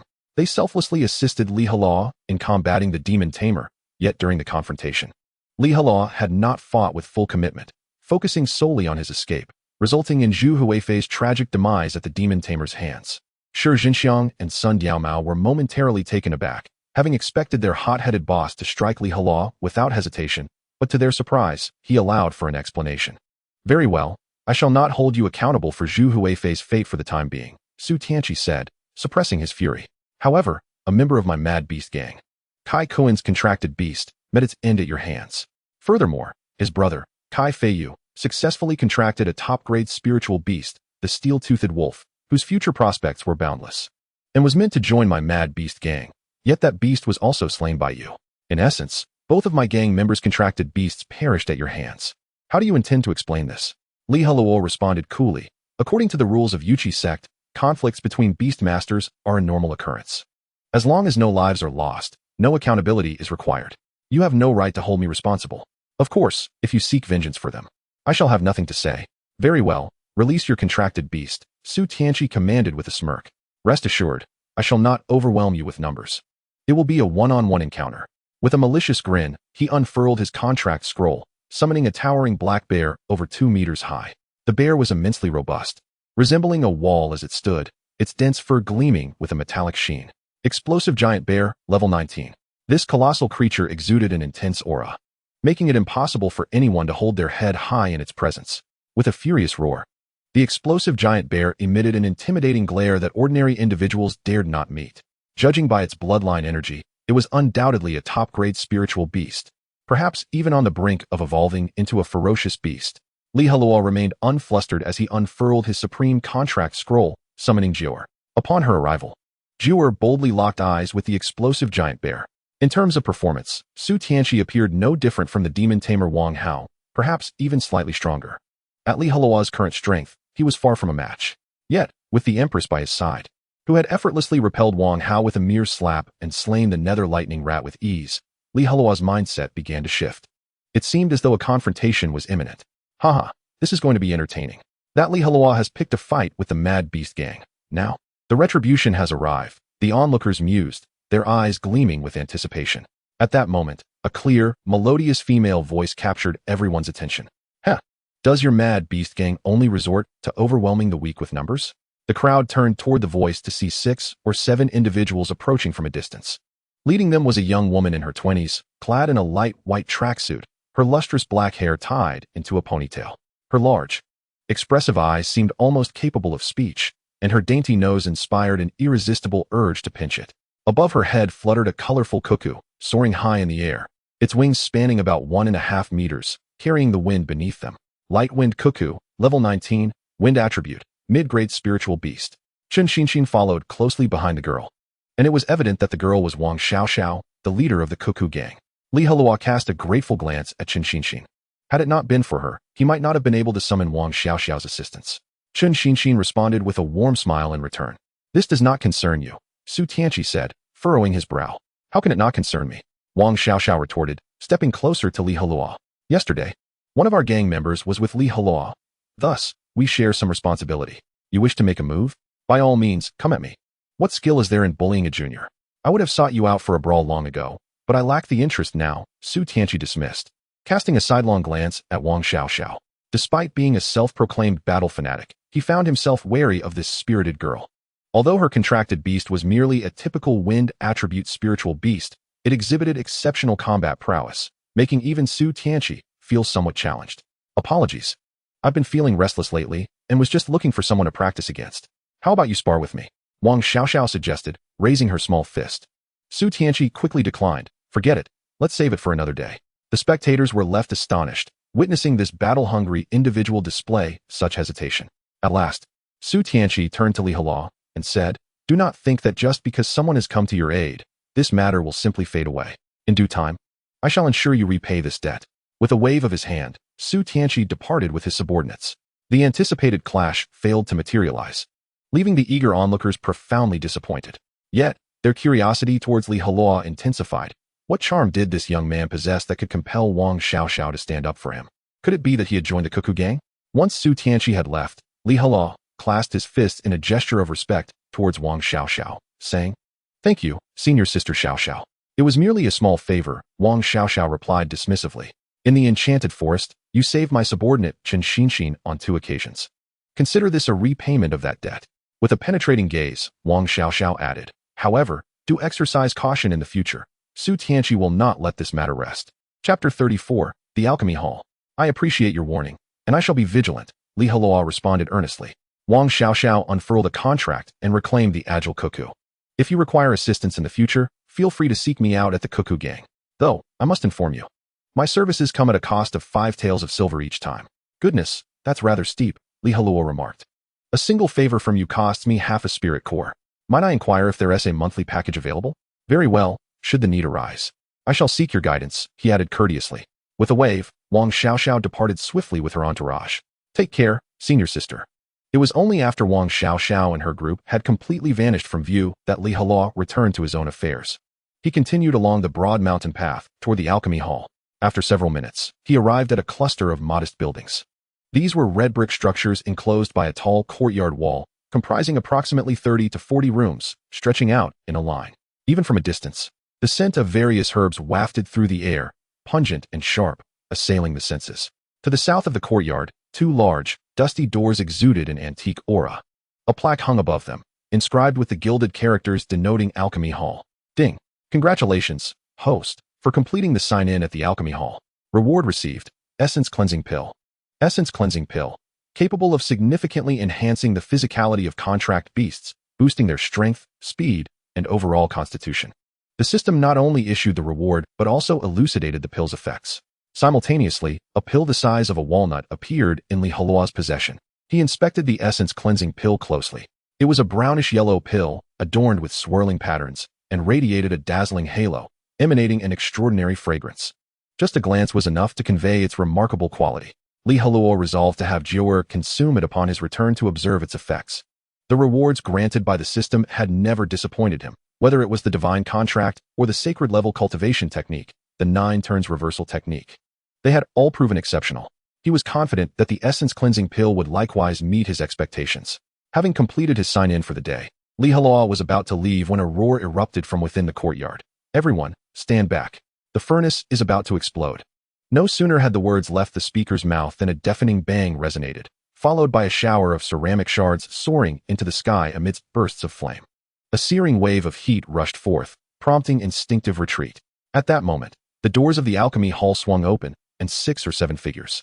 Their appearances blackened by smoke, stumbled out. They were a mix of men and women, emerging as if from a chimney. Ugh, cough, cough. Their reactions varied. Some were spitting out the remnants of their last meal, while others coughed violently. Yongbin, I warned you to lower the flames, but you wouldn't listen. Look. The furnace exploded. A girl of around 17 or 18 complained to a 20-year-old youth. Yongbin, the youth addressed, retorted immediately, Jiang Shuer, what do you know? The bone-shaping pill requires extremely high temperatures to activate the properties of the Xianling turtle shell. Jiang Shuer pouted, expressing her displeasure, but you failed 3 times today. If you fail twice more, we'll run out of materials. I assure you, I can refine the bone-shaping pill before we exhaust our resources, Yongbin vowed confidently. Jiang Shuer was unsparing in her sarcasm. Sure, keep dreaming. Just as Yongbin was about to respond, he caught sight of Li Heluo and the pill he was holding. Is that a 7th-grade pill? He exclaimed in astonishment. The aura surrounding the pill indicated its rank. Li Heluo, quick to react, discreetly stowed the essence-cleansing pill into his spatial wristband and began to feign ignorance. What are you talking about, senior brother? A pill. A 7th-grade pill. Yongbin's excitement escalated. Such a level of pill was beyond even what their master could concoct. Senior brother, you must be mistaken. I merely snagged a meatball from the cafeteria. There's no pill here, Li Heluo fabricated, well aware of the adage that a man is innocent until proven guilty. Moreover, he could not explain how he possessed such a high-grade pill. The rewards from the system appeared out of thin air. The Beast God system was Li Heluo's greatest secret. It must remain concealed from all outsiders. Jiang Shuer rolled her eyes, remarking, Yongbin, have you been dazed by the explosion? How could a novice beast master possess a 7th-grade pill? Li Heluo smiled and added, your failed alchemy led to the explosion. Perhaps the smoke has clouded senior brother Yongbin's vision. Damn it, I must never carelessly display the good rewards from the system again. I must find a secluded place to examine them in secret. Thankfully, only Yongbin had seen the essence-cleansing pill. Had more people witnessed it, Li Heluo would have found himself in a precarious position. Could it be that I truly misjudged? Yongbin scratched his head, now doubting himself. Li Heluo seized the opportunity to pile on. Of course, how many 7th-grade pills does our entire Yukazong even possess? A 7th-grade pill requires a fire-type beastmaster of level 70 or above to refine. Even with exceptional talent, one would need to be at least level 68 or 69. Our sect leader, Su Junwei, is merely at level 61. Even he lacks the ability to concoct a 7th-grade pill, let alone anyone else. The few 7th-grade pills within Yukazong were procured from other sections. Indeed, Yongbin nodded thoughtfully. The unassuming figure before him seemed unlikely to possess a 7th-grade pill, unless he were the illegitimate son of the sect leader. Yongbin scrutinized Li Heluo and inquired, what brings you here? Senior brother, what a question. I am here at the alchemy hall to purchase herbs. Of course, Li Heluo replied, his mind racing. As a fire-type beastmaster myself, I have long admired your esteemed name, and my admiration for you flows endlessly like a mighty river. I hope to learn the art of alchemy from you. Alchemy was a commendable secondary vocation, and Li Heluo was keen to gain some knowledge. Uft. Jiang Shuer let out a light laugh. Him? Teach you? Forget it. He might lead you astray. Jiang Shuer, stop underestimating others, Yongbin retorted, his temper flaring. Rest assured, little junior brother. I will guide you and cultivate you into an excellent alchemist. Now, demonstrate your spiritual power to us. Li Heluo inquired with a hint of confusion. What is the purpose of this? With a serious demeanor, Yongbin replied, by gauging the temperature of your spiritual flame, we can temporarily assess your aptitude for alchemy. Now, showcase your abilities. Summoning his resolve, Li Heluo released his spiritual energy in front of the gathered crowd. A vibrant orange flame ignited in the palm of his hand, radiating searing heat that caused the air to shimmer. This was his usual display, and he felt no cause for alarm. However, the moment that flame manifested, his fellow disciples exchanged astonished glances. Yongbin stammered, is this your spiritual flame? Yes, what of it? Li Heluo responded, perplexed. Suddenly, Yongbin slapped his thigh in excitement, exclaiming, you are nothing short of a genius. What do you mean by that? Li Heluo retorted, intrigued. Yongbin opened his palm, revealing a flame of his own, albeit crimson in hue, with noticeably less distortion in the surrounding air. See, the temperature of my flame is significantly lower compared to yours. You are undoubtedly a promising candidate for becoming an alchemist. Yongbin marveled. Li Heluo observed, realizing the truth in Yongbin's words. His spiritual flame indeed burned hotter than Yongbin's. Though they both wielded fire attributes, the quality of their spiritual energy was determined by their contracted beasts. The stronger the bloodline of the contracted beast, the more potent the spiritual energy it provided, explaining why beast masters preferred high bloodline spirit beasts in their selections. My goodness, What level is your contracted beast? Yongbin asked curiously. Li Heluo unveiled his contract, summoning Jior, a rather ordinary low-grade spirit beast, a small fire fox. The crowd gasped in astonishment. Is it truly possible for a low-grade spirit beast to generate such impressive spiritual flames? It must be a joke. Fortunately, Yongbin and the others did not linger on the matter. Yongbin wrapped an arm around Li Heluo's shoulders and led him into the alchemy hall. Come. Since you're here, let's make the most of it and learn together. Following Yongbin, Li Heluo entered the alchemy hall, traversing the spacious central avenue until they reached a small courtyard closest to the entrance. Scattered across the ground were shards of broken cauldrons, remnants of failed concoctions, alongside several charred substances that were unmistakably the dregs of ruined potions. The air was thick with a burnt aroma. Wang Hu, Zhonglong, you two clean this up? Yongbin directed, gesturing towards the debris. Yes, senior brother, the two promptly replied. Retrieving cleaning tools to carefully gather the cauldron fragments and dispose of the remnants in a distant trash bin. After a flurry of activity lasting several minutes, the courtyard was finally tidied up. Before long, Yongbin instructed his fellow disciples to fetch a new cauldron. It stood about a meter tall, fashioned from ancient bronze, supported by 3 sturdy legs, and intricately carved with 2 dragons vying for a fire pearl, their bodies adorned with flame-like patterns that emanated a palpable heat. Be cautious, Yongbin. We don't have many cauldrons left, Jiang Shuer cautioned. If you break another one, Master won't spare you. I understand. Yongbin waved her off, seemingly unfazed. Li Heluo drew closer to Yongbin, eager to witness his alchemical prowess firsthand.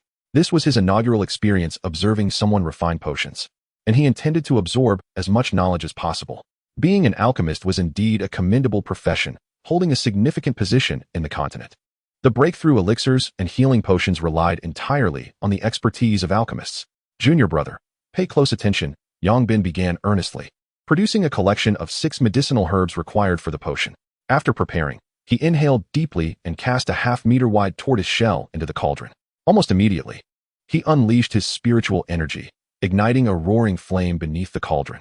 Li Heluo watched in silence, the fire casting a rosy glow upon his face. As a fire attribute beastmaster, he felt no discomfort from the heat. Li Heluo focused intently on Yongbin's movements, committing every detail to memory. The flames continued to blaze, transferring heat to the cauldron. Gradually, the tortoise shell glowed red-hot, fissures appearing along its surface like a spider's web. At last, the shell shattered with a resounding crack. Yongbin swiftly introduced the next ingredient, a deep crimson flower, droplets of water clinging to its petals. As it met the cauldron, a sizzling sound erupted, accompanied by wisps of white smoke. Li Heluo detected a sharp, invigorating scent akin to an intensified mint aroma. His mind sharpened, capturing every subtle change in the surroundings. Beside him, Yongbin's face flushed with excitement, eager to impress his newfound junior disciple. This was a rare opportunity, and he was determined to succeed without failure. Once the crimson flower had fully combusted, Yongbin added a third herb, one that Li Heluo recognized as the clear heart grass he had helped Shin Shinshin acquire from the wind spirit monkey. The clear heart grass quickly burned away, followed by the addition of a 4th and 5th herb. His movements were swift and fluid, relentless in his endeavor.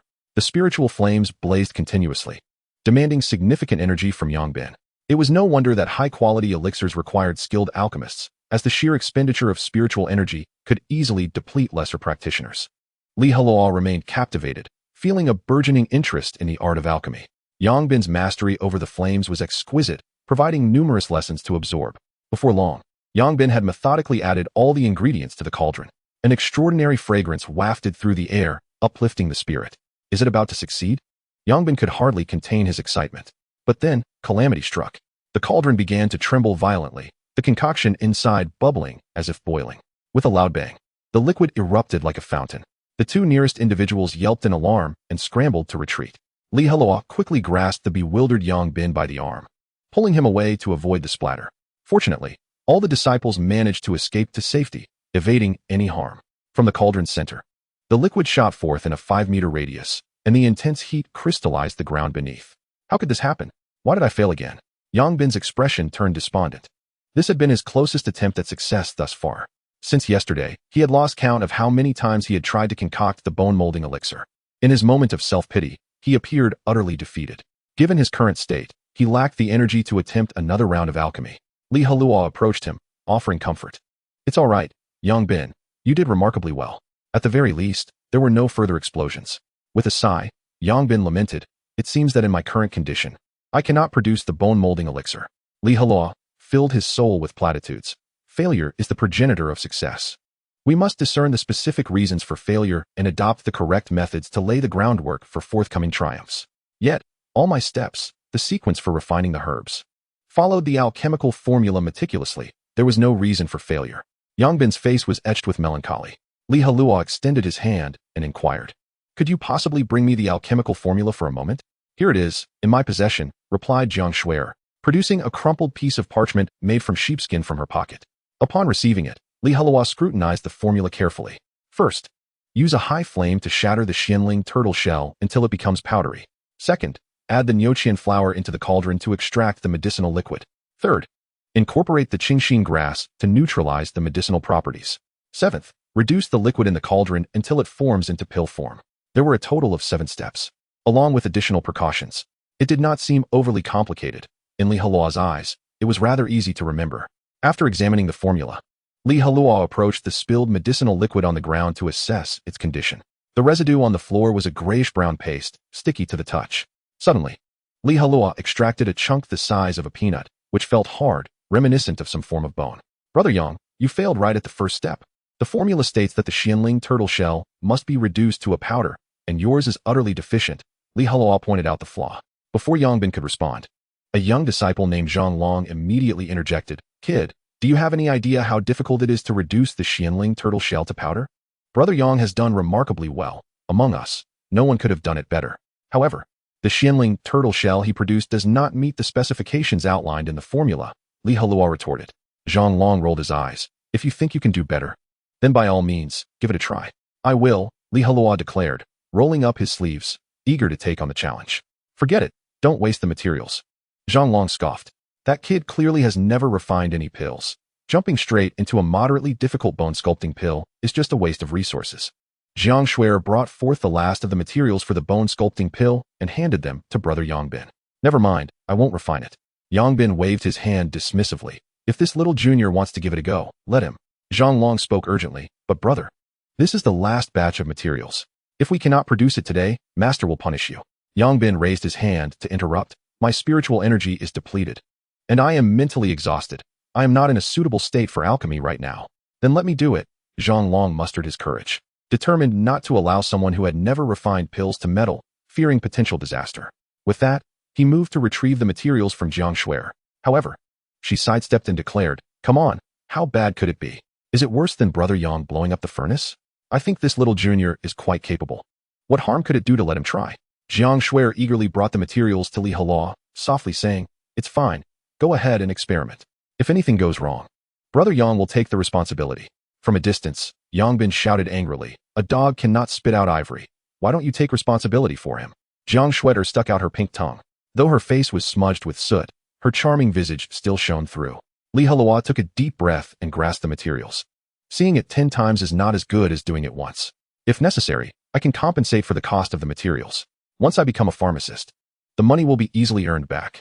Refining pills is far safer than hunting soul beasts in the illusory forest. I have no desire to encounter demon controllers again. The path of cultivation requires substantial resources, so I will gradually earn through alchemy." Li Heluo raised his hand and summoned his spiritual energy, igniting a fierce orange flame beneath the cauldron. He then tossed the Xianling turtle shell into the cauldron, continuing to roast it. The cauldron glowed a fiery red, accompanied by crackling sounds. Everyone fixed their gaze intently, eager to see how this novice would fare in the world of alchemy. Li Heluo maintained a serious expression, methodically following the steps outlined in the formula. His technique belied his inexperience, resembling that of a seasoned practitioner. Jiang Shuer was utterly captivated, gazing at Li Heluo with rapt attention. The disdain on Zhang Long's face vanished, replaced by an expression of gravity. With a decisive crack, under Li Heluo's relentless heat, the Xianling turtle shell began to fragment, with tiny particles bursting forth. "Push harder," Li Heluo urged, intensifying his spiritual energy output, beads of sweat forming on his forehead.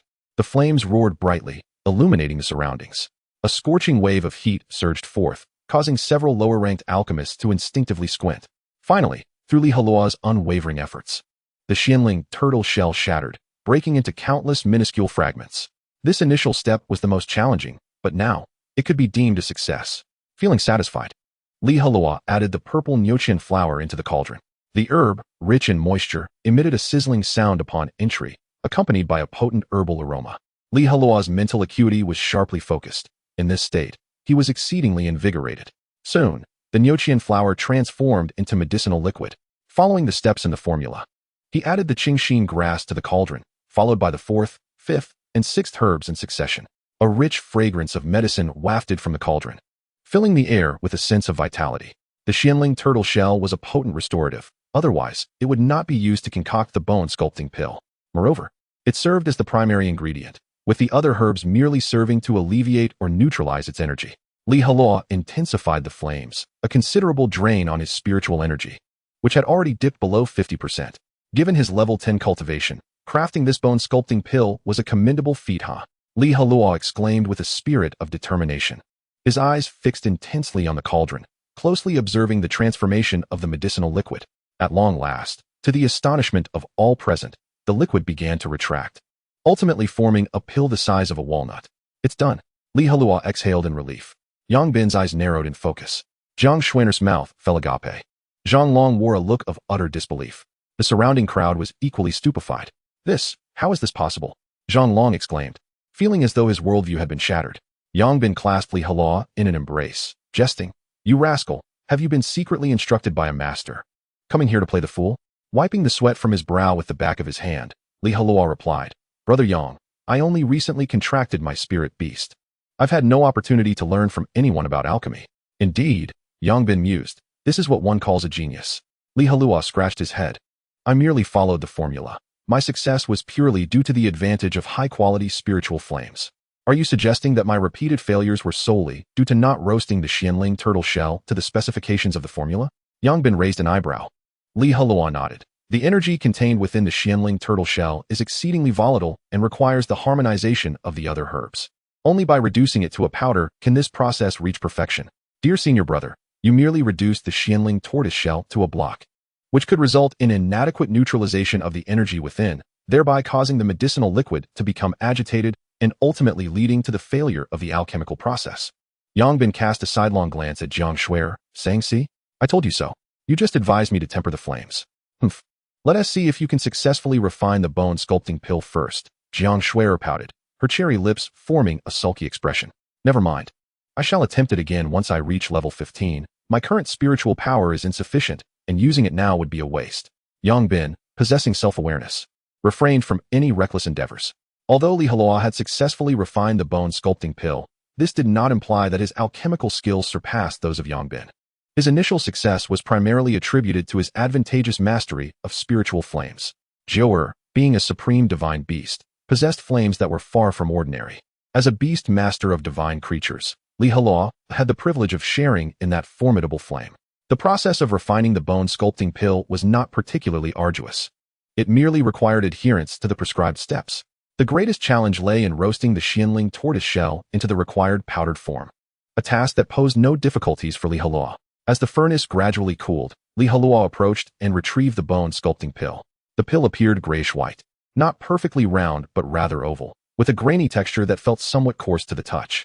Despite its less-than-ideal appearance, Li Heluo was quite satisfied. What a pity that our master is absent today. She would surely be delighted to see this, Yang Bin remarked, eyeing the bone-sculpting pill in Li Heluo's hand. Where has our master gone? Li Heluo inquired. To the depths of the illusory forest to gather herbs. Did you think these materials we use come from nowhere? Yang Bin replied. Li Heluo, filled with curiosity, asked, That sounds quite arduous. By the way, may I inquire as to who our master is?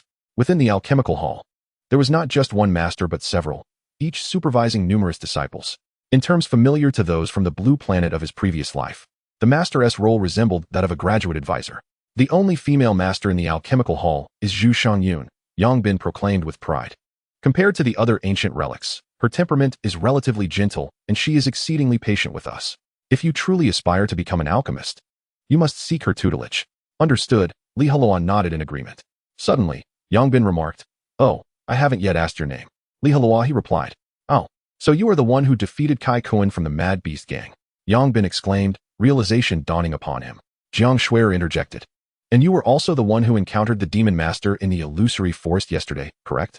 Indeed, Li Heluo responded, surprised by the extent of his newfound notoriety. How did you learn about the demon master incident? Yangbin explained. A few masters from the alchemical hall ventured into the illusory forest today, not only to collect herbs, but also to investigate whether there are other demon masters lurking in the forest. Oh, I see, Heluo said, a light of understanding crossing his face. Jiang Shuer, her eyes sparkling with curiosity, urged, please tell us about your encounter with that demon master in the illusory forest. Yangbin playfully tapped her head twice. Perhaps you should clean the dirt off your face before you come to listen. Humph, it was your fault I got dirty. Jiang Shuer retorted. Heluo attempted to mediate. Why don't we all wash our faces? You all look so dusty that I can hardly tell who is who. Just a moment, Jiang Shuer said, hastily making her way to the easternmost water well of the courtyard. She drew up a bucket of water and poured it into a basin, then began to delicately wipe her cheeks. Once the dirt was washed away, a lovely visage emerged. Jiang Shuer's eyes were large and round, resembling two black grapes, her cheeks fair and rosy, carrying a hint of baby fat, exquisitely delicate. Her 2 rows of pearly white teeth glimmered in the sunlight, revealing 2 playful little canines at the corners of her mouth. Her shoulder-length hair exuded a refreshing vigor, presenting an air of competence. Jiang Shuer embodied the essence of a charming neighborly sister, evoking an irresistible urge to shower her with affection. After she had cleaned herself, Yangbin, alongside several other senior brothers, gathered around to share the basin of water for washing their faces. Soon, the water turned murky and dark. Yangbin quickly discarded the water and filled a second basin. They washed their faces 3 times before finally achieving cleanliness. Yangbin was a strikingly handsome young man, his smile radiating a warm charm. The others appeared rather ordinary, the type of faces that would blend into a crowd without distinction. After drying their faces, they clustered around Heluo. Junior brother, quickly tell us, how does the Demon Master differ from us Beast Masters? Yangbin inquired eagerly. Clearing his throat, Heluo began. He possesses lightning attributes, with a malevolent and chilling aura emanating from him, surrounded by a suffocating black mist that exuded a palpable stay-away vibe. He is the sort of presence that compels one to flee at first sight. As he spoke, Heluo recounted the initial encounter with the Demon Master, detailing their frantic escape, their meeting with Zhu Huifei and his companions, and the ensuing fierce battle with vivid descriptions that captivated his audience. Yangbin and Jiang Shuer felt their hearts race, as if they were experiencing the events firsthand. Naturally, Heluo embellished the final outcome, for he could not reveal the existence of the Empress. He altered it to portray Zhu Huifei desperately embracing the Demon Master Wang Hao, thereby creating an optimal opportunity for a decisive strike. Surely, Zhu Huifei's spirit in the afterlife would harbor no regrets. Chapter 37. Departure from the Alchemical Hall. After Heluo concluded his tale, Yangbin and the others still bore expressions of shock, as if they had been the ones to encounter the Demon Master. Just listening to Heluo's account allowed them to vividly imagine the Demon Master's formidable presence. If these alchemists had been in that situation, they would likely have met their demise. Among them, Yangbin held the highest level at 14, Jiang Shuer at 13. While the others were merely at levels 11 or 12, their combat prowess quite lacking. Even if they banded together, they would scarcely be a match for Wang Hao. As their master had warned, the illusory forest was indeed perilous. It seemed prudent to minimize their herb-gathering expeditions into its depths. Jiang Shuer, patting her slightly elevated chest, expressed her apprehension, feeling grateful that she had not encountered any particularly formidable foes during her previous herb-gathering experiences. Do not fret, Sister Shuer. Only one demon master has appeared over the years, so it is unlikely that another will emerge, Heluo reassured her. A brash individual like Wang Hao is unlikely to be found again. When the next demon master strikes, it will likely precipitate a sect war against the Yukazong, and all members of the sect will be involved.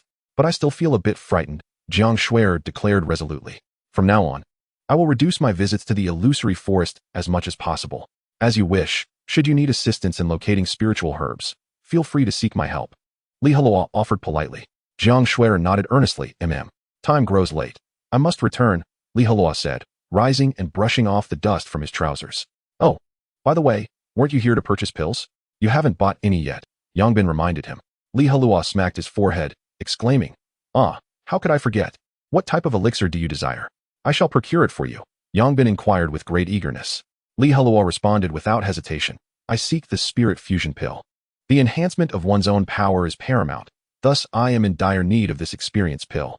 At 2 taels of silver each, how many do you require? Yangbin asked. Heluo gasped in astonishment. He had never anticipated that the spirit fusion pill would be so exorbitantly priced. Given Jiuer's current spiritual energy, approximately 10 spirit fusion pills would be necessary to elevate her to level 11. To reach level 12, an even greater quantity would be required. It was unfathomable to consider the vast resources needed to ascend to level 19. No wonder most disciples languished around the mid-teens. They simply could not afford the spirit fusion pills and were compelled to slowly cultivate alongside their contracted beasts. Brother Yongbin, how much do you reckon my freshly concocted bone-shaping pill is worth? He inquired. With the 7th grade system-rewarded cleansing pill, he regarded the mere 1st grade bone-shaping pill with disdain. Therefore, it would be prudent to sell it for currency to acquire what he truly needed. Yongbin counted on his fingers and replied, the bone-shaping pill can fetch 6 taels of silver, but considering the medicinal materials you utilized, which are worth 3 taels, you would only net 3 taels of silver. The value of a pill post-refinement could indeed double. While being an alchemist appeared to be a lucrative profession, the materials Yongbin had previously wasted were equally costly. The resources expended to train an alchemist were far from negligible. Heluo tossed the bone-shaping pill to Yongbin, simultaneously throwing him a piece of silver. Please assist me in exchanging this for spirit fusion pills. Certainly, Yongbin replied, accepting the bone-shaping pill and the silver piece, before turning to enter the alchemy hall. Soon after, he emerged holding a small porcelain vial. Here, 2 spirit fusion pills, he declared, shaking the vial to produce a delightful clinking sound. Thank you, Heluo said as he carefully tucked the spirit fusion pills into his bosom. I have matters to attend to, so I shall take my leave for now. I will visit again when time permits. Very well, I shall inform Master of your successful refinement of the bone-shaping pill, Yongbin responded. Thank you, Brother Yongbin, Heluo said as he exited the alchemy hall, preparing to return home and have Joer consume both the cleansing pill and the spirit fusion pills. He believed these elixirs would significantly enhance his contracted beast's abilities. As Heluo hummed a tune, he strode steadily down the mountain. Today marked the final day of his holiday. Starting tomorrow, he would begin his studies in beast mastery under his master. Heluo resolved to present himself in the finest condition to greet the new day.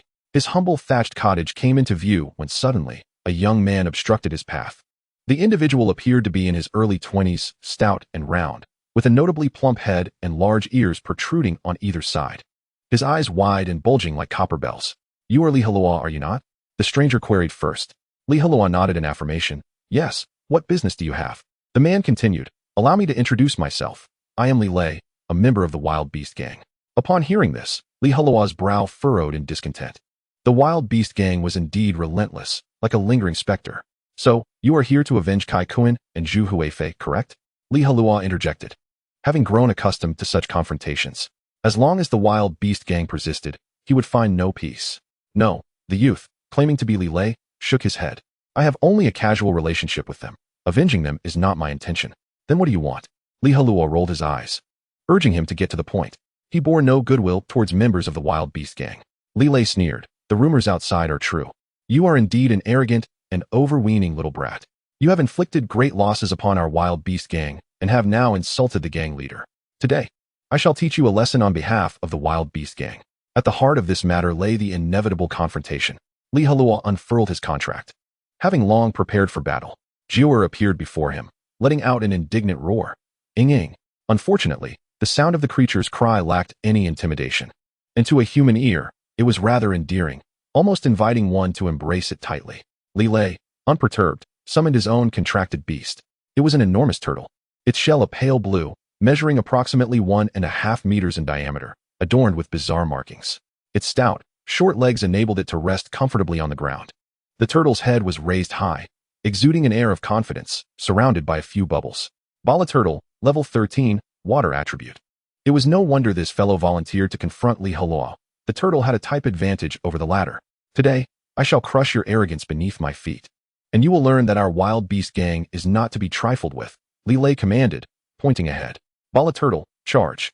Upon receiving its master's order, the Bala Turtle withdrew its limbs and head into its shell, transforming into a timid creature. It then began to spin rapidly in place, creating a whirlpool of clear water around its edges. Chapter 38, Water and Fire. Once charged, the Bala Turtle hurtled towards Heluo and Joer with remarkable speed. Its momentum was formidable. The turtle shell served as its most effective weapon. Should anyone else have been present, the sight of such a spinning behemoth would likely have left them quaking. Joer, unleash the wrath of fire, flame charge, Heluo commanded, directing the little fox to counterattack. Joer's fur ignited in a brilliant crimson hue, steam issuing from its nostrils as it prepared for battle. Subsequently, flames enveloped its form, transforming it into a colossal fireball. With a powerful leap, Joer surged forward to meet the oncoming turtle shell. Boom! The two collided violently, sending shockwaves through the air. Amid the sizzling sound, a cloud of white mist erupted. Water and fire, inherently incompatible, produced steam upon contact. Jiuer's strength was evidently superior, as it forced the bala turtle back 2 or 3 steps. Ultimately, the bala turtle spun away like a top. Seizing the opportunity, Jiuer pursued the enemy with renewed vigor. The bala turtle crashed heavily to the ground. After its prolonged spinning, it was momentarily disoriented. Jiuer closed in without hesitation, aiming to bite at the foe's neck. Bala turtle. Bubble defense. Li Lei swiftly issued the second combat command. The bala turtle expelled a ring of transparent bubbles surrounding itself. When Jiuer collided with the bubbles, it was unexpectedly rebounded. Nevertheless, the spirited creature quickly regained its footing and pressed on with its assault. Such was the nature of divine beasts. Its desire to fight was exceptionally fierce. Jiuer sank its teeth into one of the bubbles, but the resilient material held firm, resisting rupture for the time being.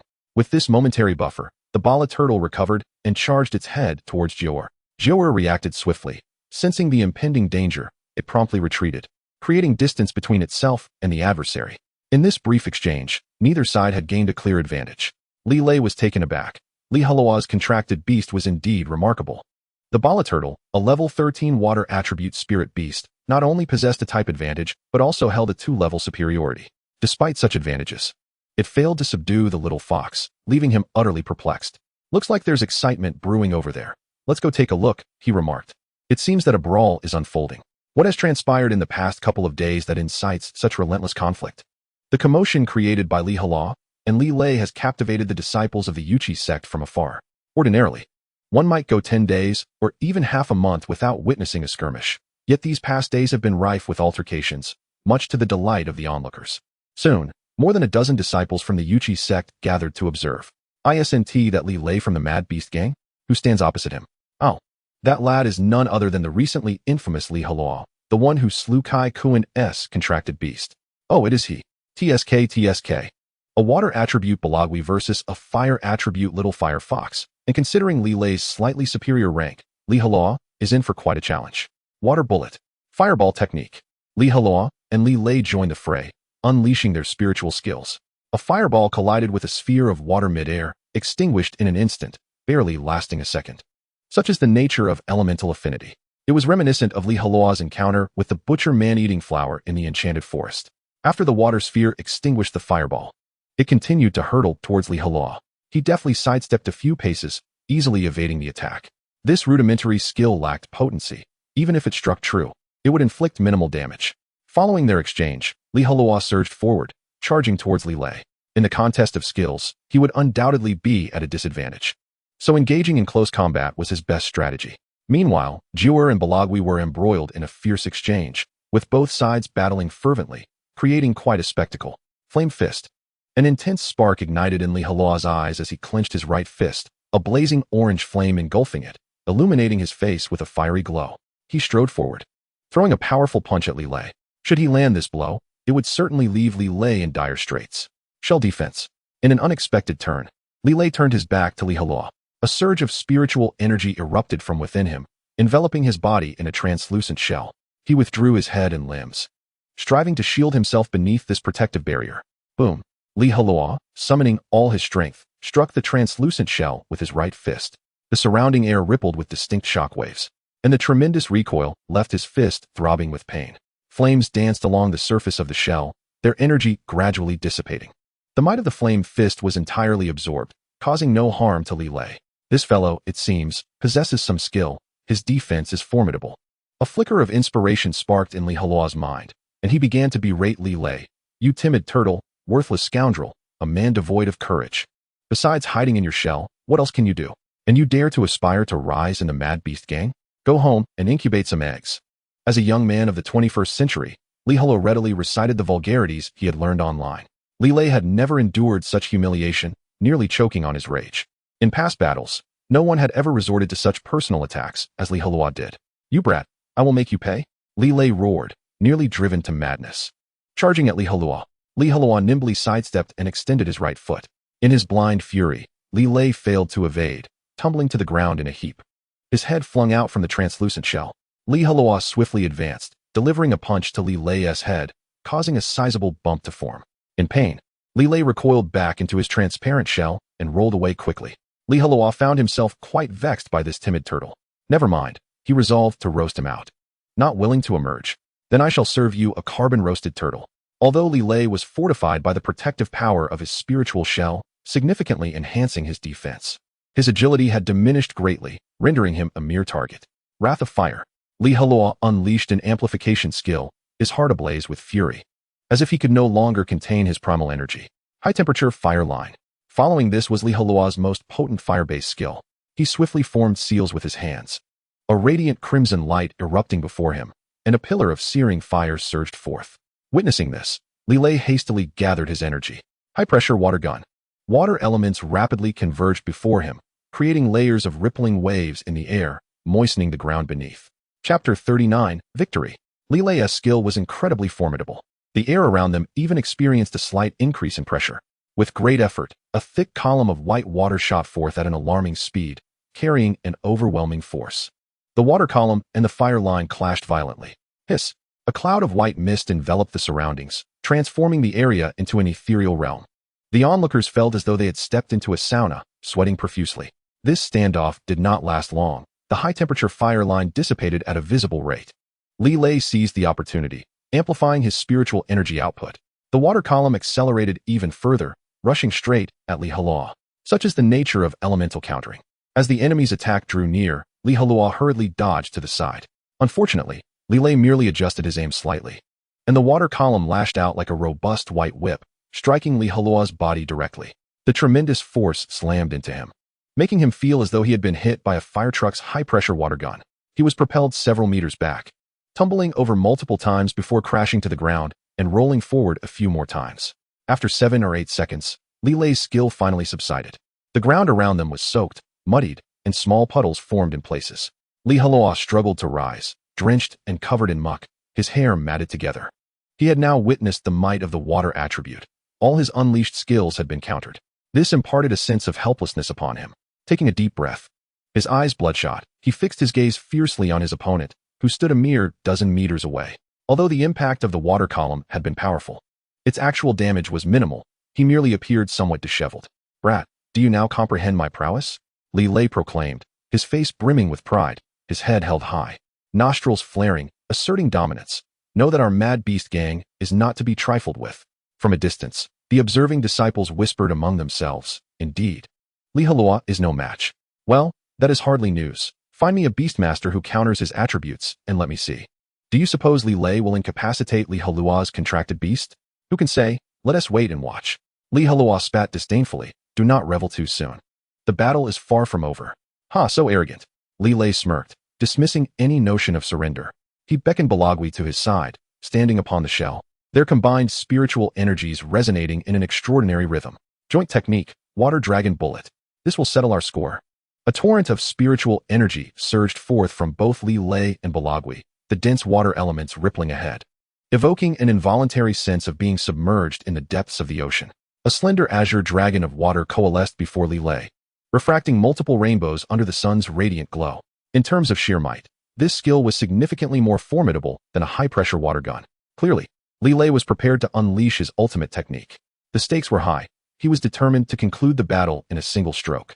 Li Heluo, that rascal, might not withstand this onslaught. Could he be in peril? Jiuer positioned itself beside Li Heluo, its eyes glinting with a fierce light.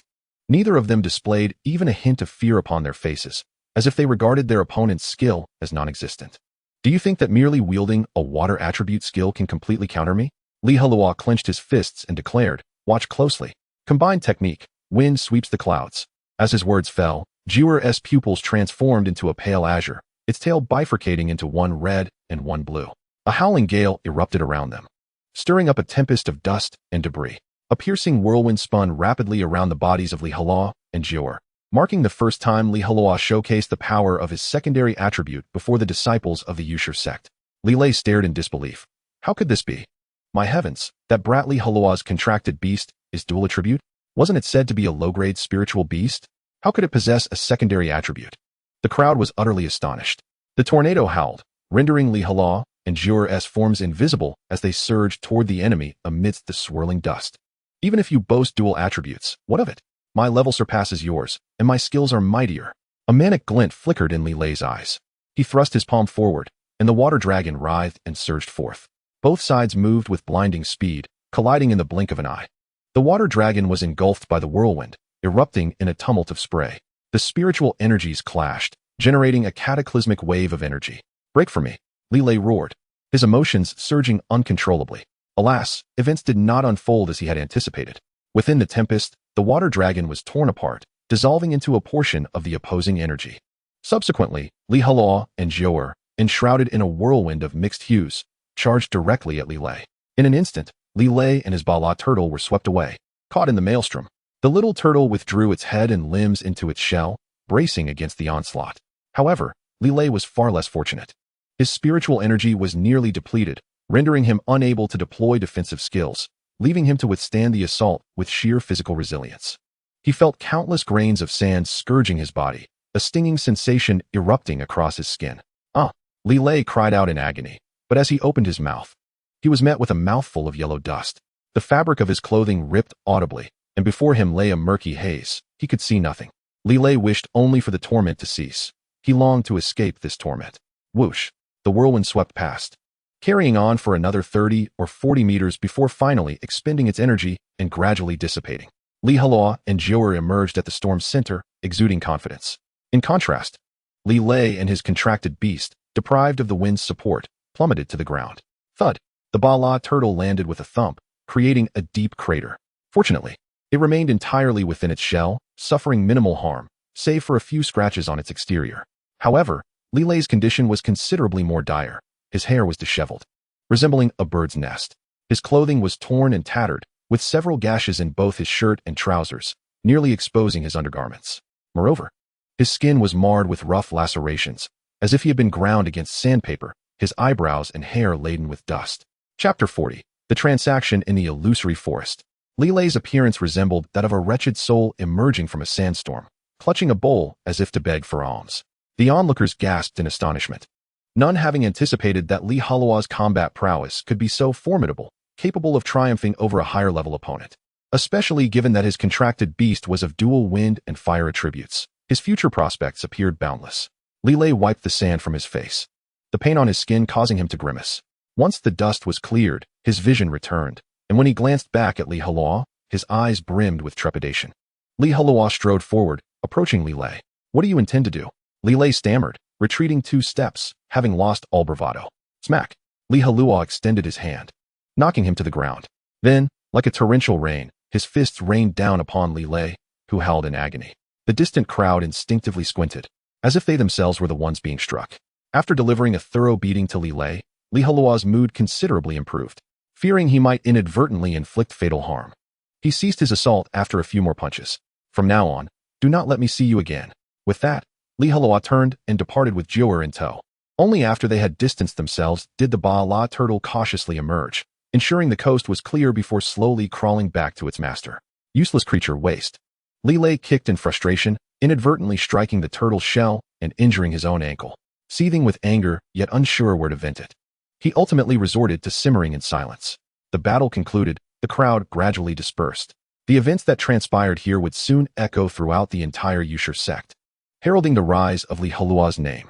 In the illusory forest, 3 shadowy figures surged swiftly through the dense foliage, leaving charred blackened leaves in their wake. Their pace was astounding, as if propelled by the wind itself. The spirit beasts along their path sensed their presence and hastily fled. After sprinting for over half an hour, they finally halted.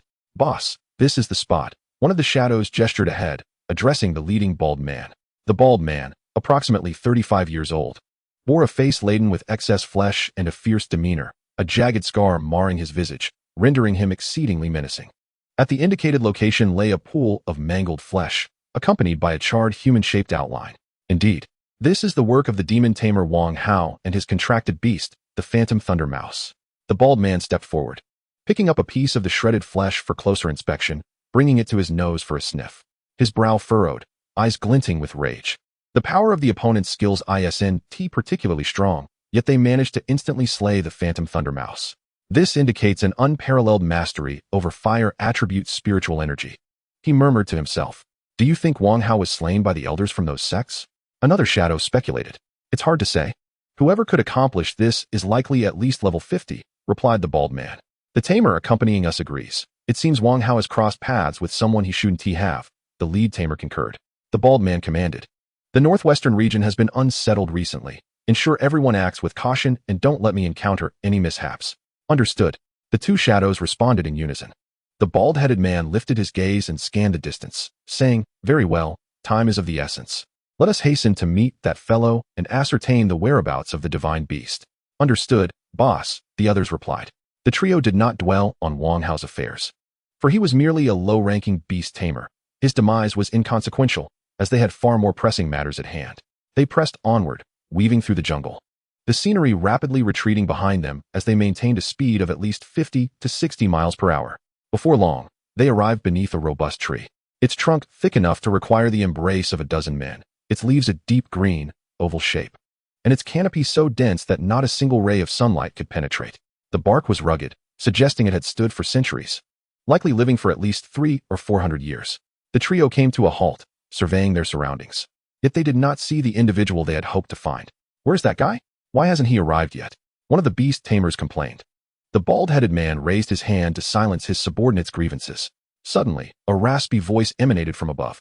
Hey, you're a bit late. I've been waiting for quite some time. The trio looked up to find a figure cloaked in black, perched on a branch, skillfully concealed beneath a hood that obscured his features. The bald-headed man cupped his hands respectfully, stating, I apologize for the delay. We encountered some unforeseen circumstances on our journey. The cloaked figure leapt down from the branch, landing before them, and extended his hands, asking, where's the money? The bald-headed man produced a pouch of coins from his robe and tossed it to the figure. The cloaked man opened the pouch, revealing a thick stack of silver bills, and nodded in satisfaction. We need information regarding the current status of the divine beast from the Yuchi sect, the bald-headed man stated bluntly. The cloaked figure replied in a leisurely, raspy tone. I have undertaken considerable risk to secretly implant a dark magic core within its body. The corruption it is experiencing is becoming increasingly severe. Within 3 years, it will lose its sanity and transform into a genuine magical beast. The bald-headed man, visibly anxious, interjected, 3 years is rather lengthy. Is there any way to expedite the process? Want it faster? That will require additional payment. The cloaked figure spread his hands. Without hesitation, the bald-headed man produced another pouch filled with silver bills and threw it towards him. The cloaked figure accepted it discreetly, then replied slowly, after all, it is a beast of over level 80. Eroding its intellect is quite challenging. However, under my persuasion, it is gradually dissipating its spiritual powers to mitigate the dangers of its transformation into a magical beast. As its level decreases, its resistance will wane, and within a year, it will indeed become a true magical beast. The bald-headed man frowned, displeased. Are you implying that we will acquire a significantly weakened magical beast? The cloaked figure shrugged. Every gain comes with a loss. If you desire speed, such sacrifices are inevitable. Taking a deep breath, the bald-headed man asked, to what level will it dissipate? The cloaked figure responded, it's hard to say. It could be as low as level 70 or even drop to 60. After a moment of contemplation, the bald-headed man resolved. Very well, let it be as you say. Under normal circumstances, I would never agree to your proposal of having it diminish its spiritual power. Chapter 41. The Confrontation in the Forest. The cloaked figure laughed heartily. Haha, now that's the spirit. This is how a true partner should act. The bald-headed man continued. I hope you can expedite the process. Our time is exceedingly limited. No problem. The cloaked figure patted the bald-headed man on the shoulder, adding, once the task is accomplished, do not forget your promise to me. The bald-headed man nodded slightly, naturally. Well, time is of the essence. I must return to the Yuchi sect post-haste to avoid arousing suspicion.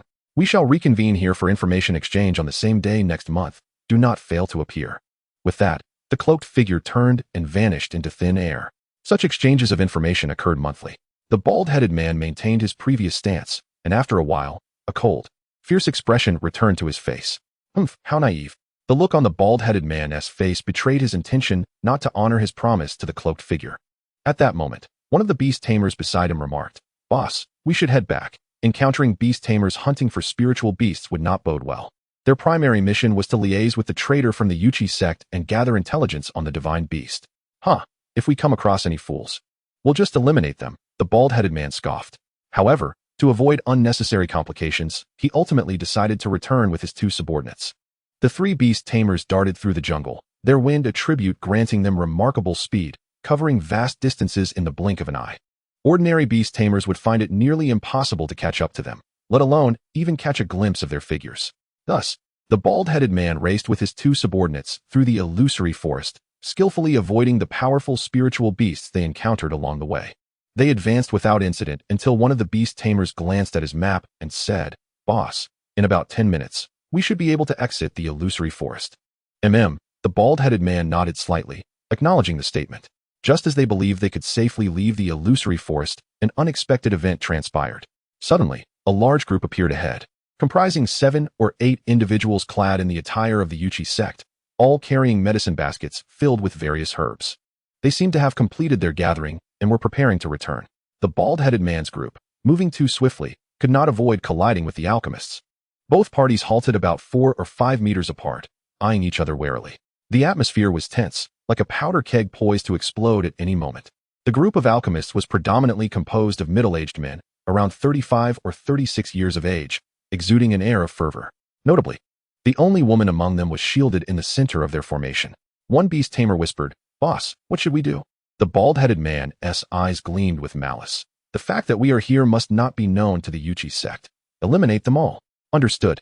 The three swiftly unfolded their contract scrolls, summoning their respective contracted magical beasts. All 3 beasts were avian.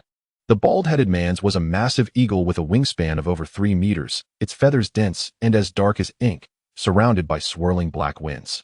Wind-locking eagle. Level 49. The other 2 bore the same type of creature, a larger hawk with exceptionally sharp talons and piercing eyes. Hurricane hawk. Level 47. Screech. The 3 magical beasts circled in the air, emitting piercing cries. The alchemists felt as though they were the hunted, a chill seeping into their bones. "Everyone, quickly summon your contracted beasts to protect Xiang Yun," the lead alchemist shouted. In an instant, 8 uniquely sized spiritual beasts appeared before the alchemists, their bodies ablaze with flames. All of them undoubtedly fire-type. Unfortunately, most of those beasts were around levels 41 or 42, with the highest merely reaching level 45. In terms of sheer presence, they paled in comparison to the 3 magical beasts on the opposing side. Roar. The 8-headed fire-type beast emitted a deep, resonant roar, and a scorching wave of heat surged forth, causing the temperature in the vicinity to rise by several degrees. The alchemists from the Yuchi sect were hesitant to take the initiative. At this moment, a ceasefire would be most advantageous. Once battle commenced, they would undoubtedly suffer significant casualties. Why had such a formidable beastmaster appeared here? The protected Ji Shangyun furrowed her delicate brows, filled with confusion. The nearest beastmaster sect, the Yinming sect, was still hundreds of miles away, and their presence here was unexpected. "Charge!" the bald leader commanded, pointing forward. At his behest, the 3 hovering beasts could no longer contain their eagerness and lunged toward the enemy. Inferno Vortex. Flame Beast. Unleash Scorching Inferno. Holy Fire Lotus. Crimson Flame Radiance. The alchemists hurriedly commanded their contracted beasts to use their skills, and in an instant, flames erupted like fireworks, radiating intense heat that ignited the distant trees. A barrage of skills struck the approaching 3-headed beast, rendering it unable to evade. Frenzied Demon Wind Flash. Tempest Rising. The bald leader and his subordinates commanded their beasts to unleash their skills. A howling black tempest swept through the area, transforming the very heavens and earth. They obliterated the fire-based skills with ease. Subsequently, the 3-headed beasts plunged into the throngs of spirit beasts, employing their claws and teeth to wreak havoc. The air was filled with the cacophony of roars and anguished cries.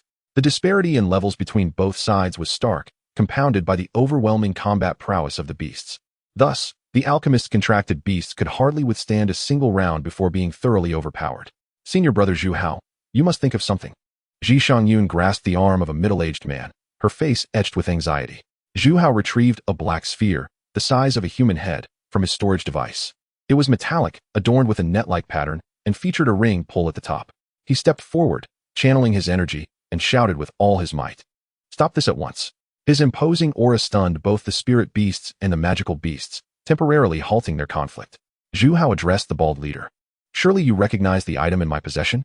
"Indeed, this is the Destruction Pagoda Pearl, a one-time explosive device crafted by a high-level artificer. You are all aware of its formidable power. I will count to 10. If you do not vacate this place immediately, I shall detonate it, and we shall all perish together." This was a blatant threat. The Destruction Pagoda Pearl possessed immense power, capable of posing a lethal threat to beastmasters below level 50. Typically, it was launched from a catapult for siege warfare. It was rare for someone like Zhu Hao to threaten direct detonation. The bald leader's face betrayed a deep-seated apprehension. He knew that his own physique could not withstand the explosion's force. If it came to pass as Zhu Hao warned, they would all meet their end. Yet, sparing the alchemist from the Yuchi sect left him feeling deeply unsatisfied. How can you prove that this destruction pagoda pearl is genuine? The bald leader sneered. Why not find out for yourself? Zhu Hao raised an eyebrow, exuding an air of confidence, as if to challenge the three beastmasters with the might of the pearl. Seeing the indifference in their expressions, Zhu Hao raised his voice. 10. 9. His words struck like a death knell upon the hearts of the three beastmasters. Boss. Two of his subordinates crowded around the bald leader, their faces pale with fear. 8. Zhu Hao continued his countdown.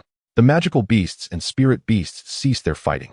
Pulling apart, the magical beasts circled overhead, poised for a second wave of attack at their master's command, while the spirit beasts tended to their wounds, with two even collapsing to the ground, unable to rise. The alchemists of the Yuchi sect clenched their fists. They were far from a match for the enemy, and thus resorted to this method of intimidation to compel the beastmasters to retreat. 7. 6. As the numbers dwindled, tension mounted on both sides. The bald leader's expression fluctuated. Allowing the adversaries to depart unscathed would severely impact his future plans. However, if he pressed on, that infernal alchemist might truly detonate the destruction pagoda pearl, resulting in their collective demise. 5. Zhu Hao remained the calmest among them. If we can take down these three beastmaster experts with us, we shall not lose. The bald leader wrestled with his thoughts, his fists clenched, veins bulging. What if the destruction pagoda pearl were a ruse? Would they not be the ones made fools of? 4. Zhu Hao, unperturbed, continued his countdown. The bald leader fixed his gaze on Zhu Hao's eyes, seeking to discern any hint of panic, confusion, or fear. Yet, there was nothing. That damned alchemist remained unervingly composed. The bald leader found it difficult to gauge Zhu Hao's motives. At this moment, the fate of all rested in his hands. 3. Zhu Hao's expression was indifferent, as if the impending act was trivial. The alchemists behind him were sweating profusely, yet none dared to wipe their brows. 2. Zhu Hao's voice rose, filled with commanding authority. The bald leader remained indecisive, grappling with the dilemma. Continuing the assault could lead to two outcomes. Either the destruction pagoda pearl was a fake, allowing them to annihilate their foes and proceed with their plans, or that infernal alchemist would detonate it, resulting in everyone's demise. Plans be damned. Zhu Hao roared. 1.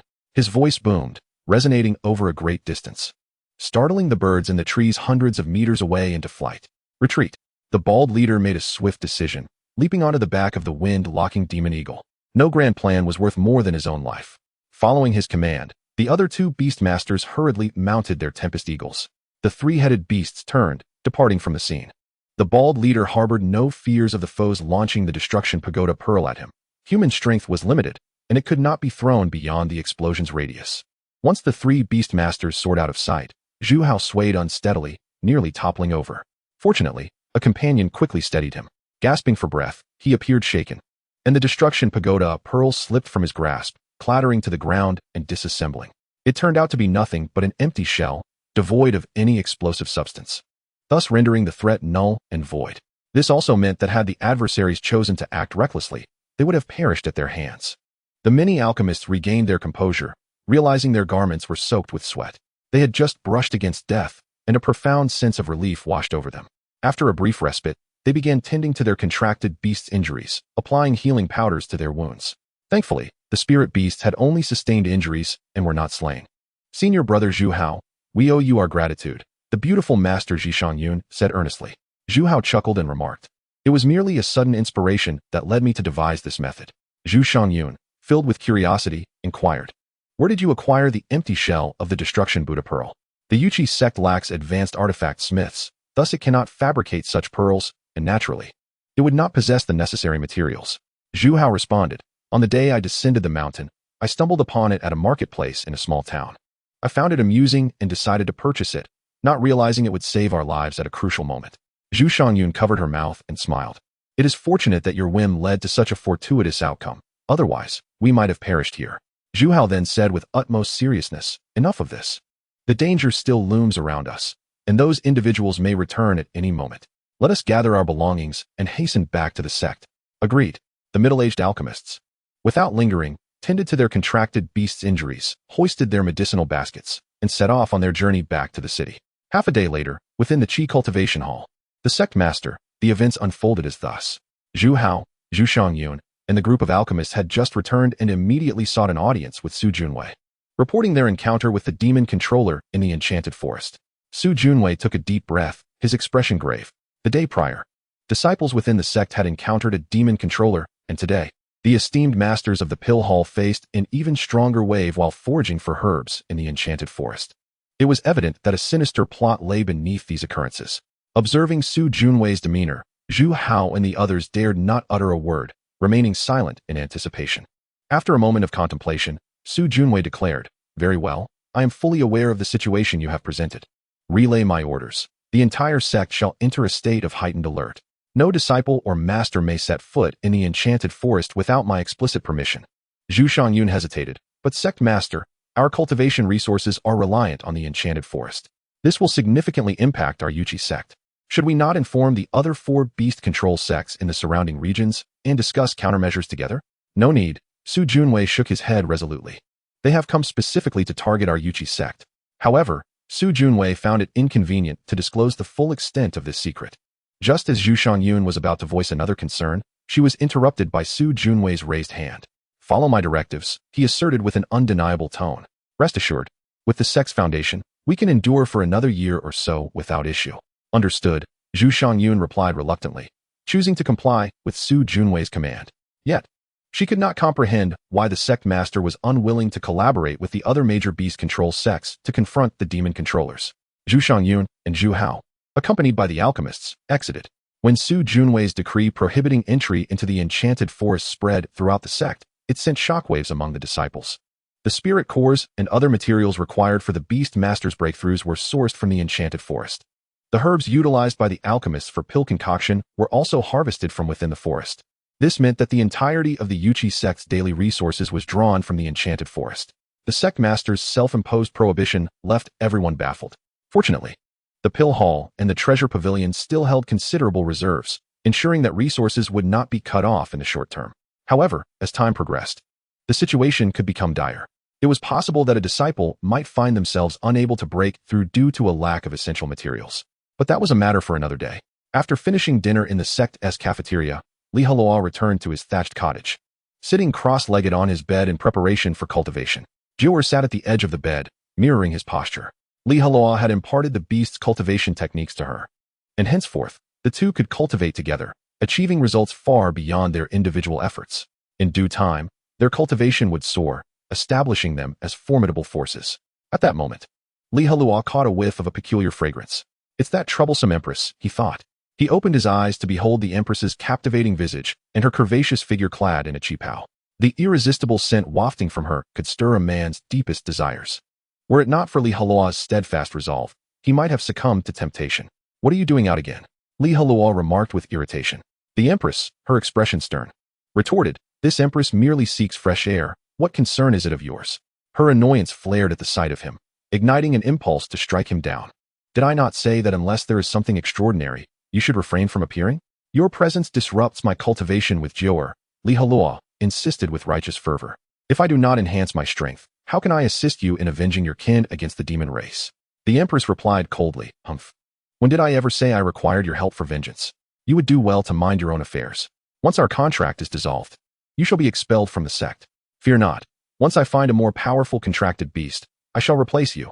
Heluo shot back defiantly. The two engaged in a quarrel akin to bickering spouses threatening divorce. "By the way, take this pill," Heluo said, producing the cleansing marrow pill he had obtained that day from his spatial wristband. "It will strengthen your physique." The energy contained within the 7th grade pill was excessively potent, and in Heluo's current state, consuming it could lead to catastrophic consequences. However, the Empress would not face such concerns. Her divine beast physique and the pinnacle of her reincarnated strength meant she could handle the cleansing marrow pill without issue. The Empress cast a dismissive glance, refusing to take it.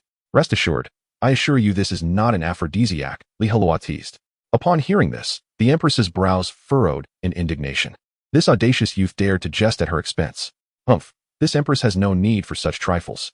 Do not speak of merely a 7th grade pill. Even a 9th grade body strengthening pill would have no effect on my divine beast physique. To put it simply, a full cup could not be filled further.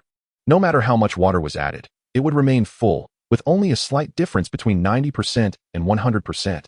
Insignificant enhancement. Oh, come now. Just give it a try," Li Heluo urged, bringing the cleansing marrow pill closer to the Empress's ruby-red lips. To his surprise, she did not refuse. Instead, she opened her mouth and swallowed it whole. Since this fool wishes to squander resources, I shall indulge him. I stand to lose nothing, she thought. The cleansing marrow pill dissolved upon contact, transforming into a warm current that flowed down her throat. The Empress felt a warmth spreading through her abdomen, as if a fire was igniting within her. A powerful sensation of tension coursed through her muscles, reminiscent of 3 days and nights of strenuous exercise. The Empress felt a surge of heat enveloping her, her delicate face flushing with a rosy hue, akin to a ripened apple. A soft moan escaped her lips, imbued with an irresistible allure that could captivate any soul. "Sister, are you all right?" Li Heluo exclaimed, startled. "I truly gave you a pill to enhance your physique. Why does it resemble the symptoms of an aphrodisiac?" The Empress fell back onto the bed, twisting her enchanting form as her entire body began to flush crimson. Li Heluo gently patted her face, saying, "Hey, are you okay?" Alas, the Empress's gaze had grown unfocused, rendering her unable to comprehend his words. Moreover, her cheeks radiated heat, reaching a temperature well above 40 degrees. Suddenly, the Empress seized Li Heluo's hand and pressed it against her bosom. "My lady, this is utterly inappropriate." Li Heluo immediately withdrew his hand, too afraid to look again. If he were to take advantage of her in such a vulnerable state, once the Empress regained her senses, he would surely meet a gruesome fate. The Empress remained in that enchanting demeanor, exhaling fragrance like orchids. Even from a distance, Li Heluo could feel the intense heat radiating from her. He cursed silently. "Damn it, this wretched system has led me astray. Why didn't he warn me that the cleansing elixir had such effects? Had I known, I would have administered it to Jior." No. He shook his head repeatedly, dismissing the thought. What if Jior lost control and pounced on him? The notion sent a shiver down his spine. Suddenly, the divine contract flew from Li Heluo's bosom and unfurled on its own. An invisible energy was drawn from the Empress's body, merging into Li Heluo. The Empress's condition visibly improved. The flush on her skin gradually faded, and her writhing movements slowed. Simultaneously, Li Heluo felt an overwhelming surge of power coursing through him, his body becoming remarkably agile. He felt as though he could fell a bull with a single punch. The divine contract had siphoned off some energy from the cleansing elixir, greatly enhancing Li Heluo's physique. Before long, the Empress regained her senses, gradually opening her eyes. To her astonishment, she discovered a significant enhancement in her physical condition. Not only that, but the hidden injuries sustained during the fierce battle had also been completely mended. The Empress felt unexpectedly light, as if she were a feather floating in the sky. She lifted her fair, delicate hand to examine it closely. Her fingers appeared more slender and graceful than before, and her skin was smoother and more refined. In every sense, the cleansing elixir had bestowed upon her unimaginable benefits. Even the 9th grade elixirs she had previously consumed paled in comparison. It was simply astonishing. How could this be?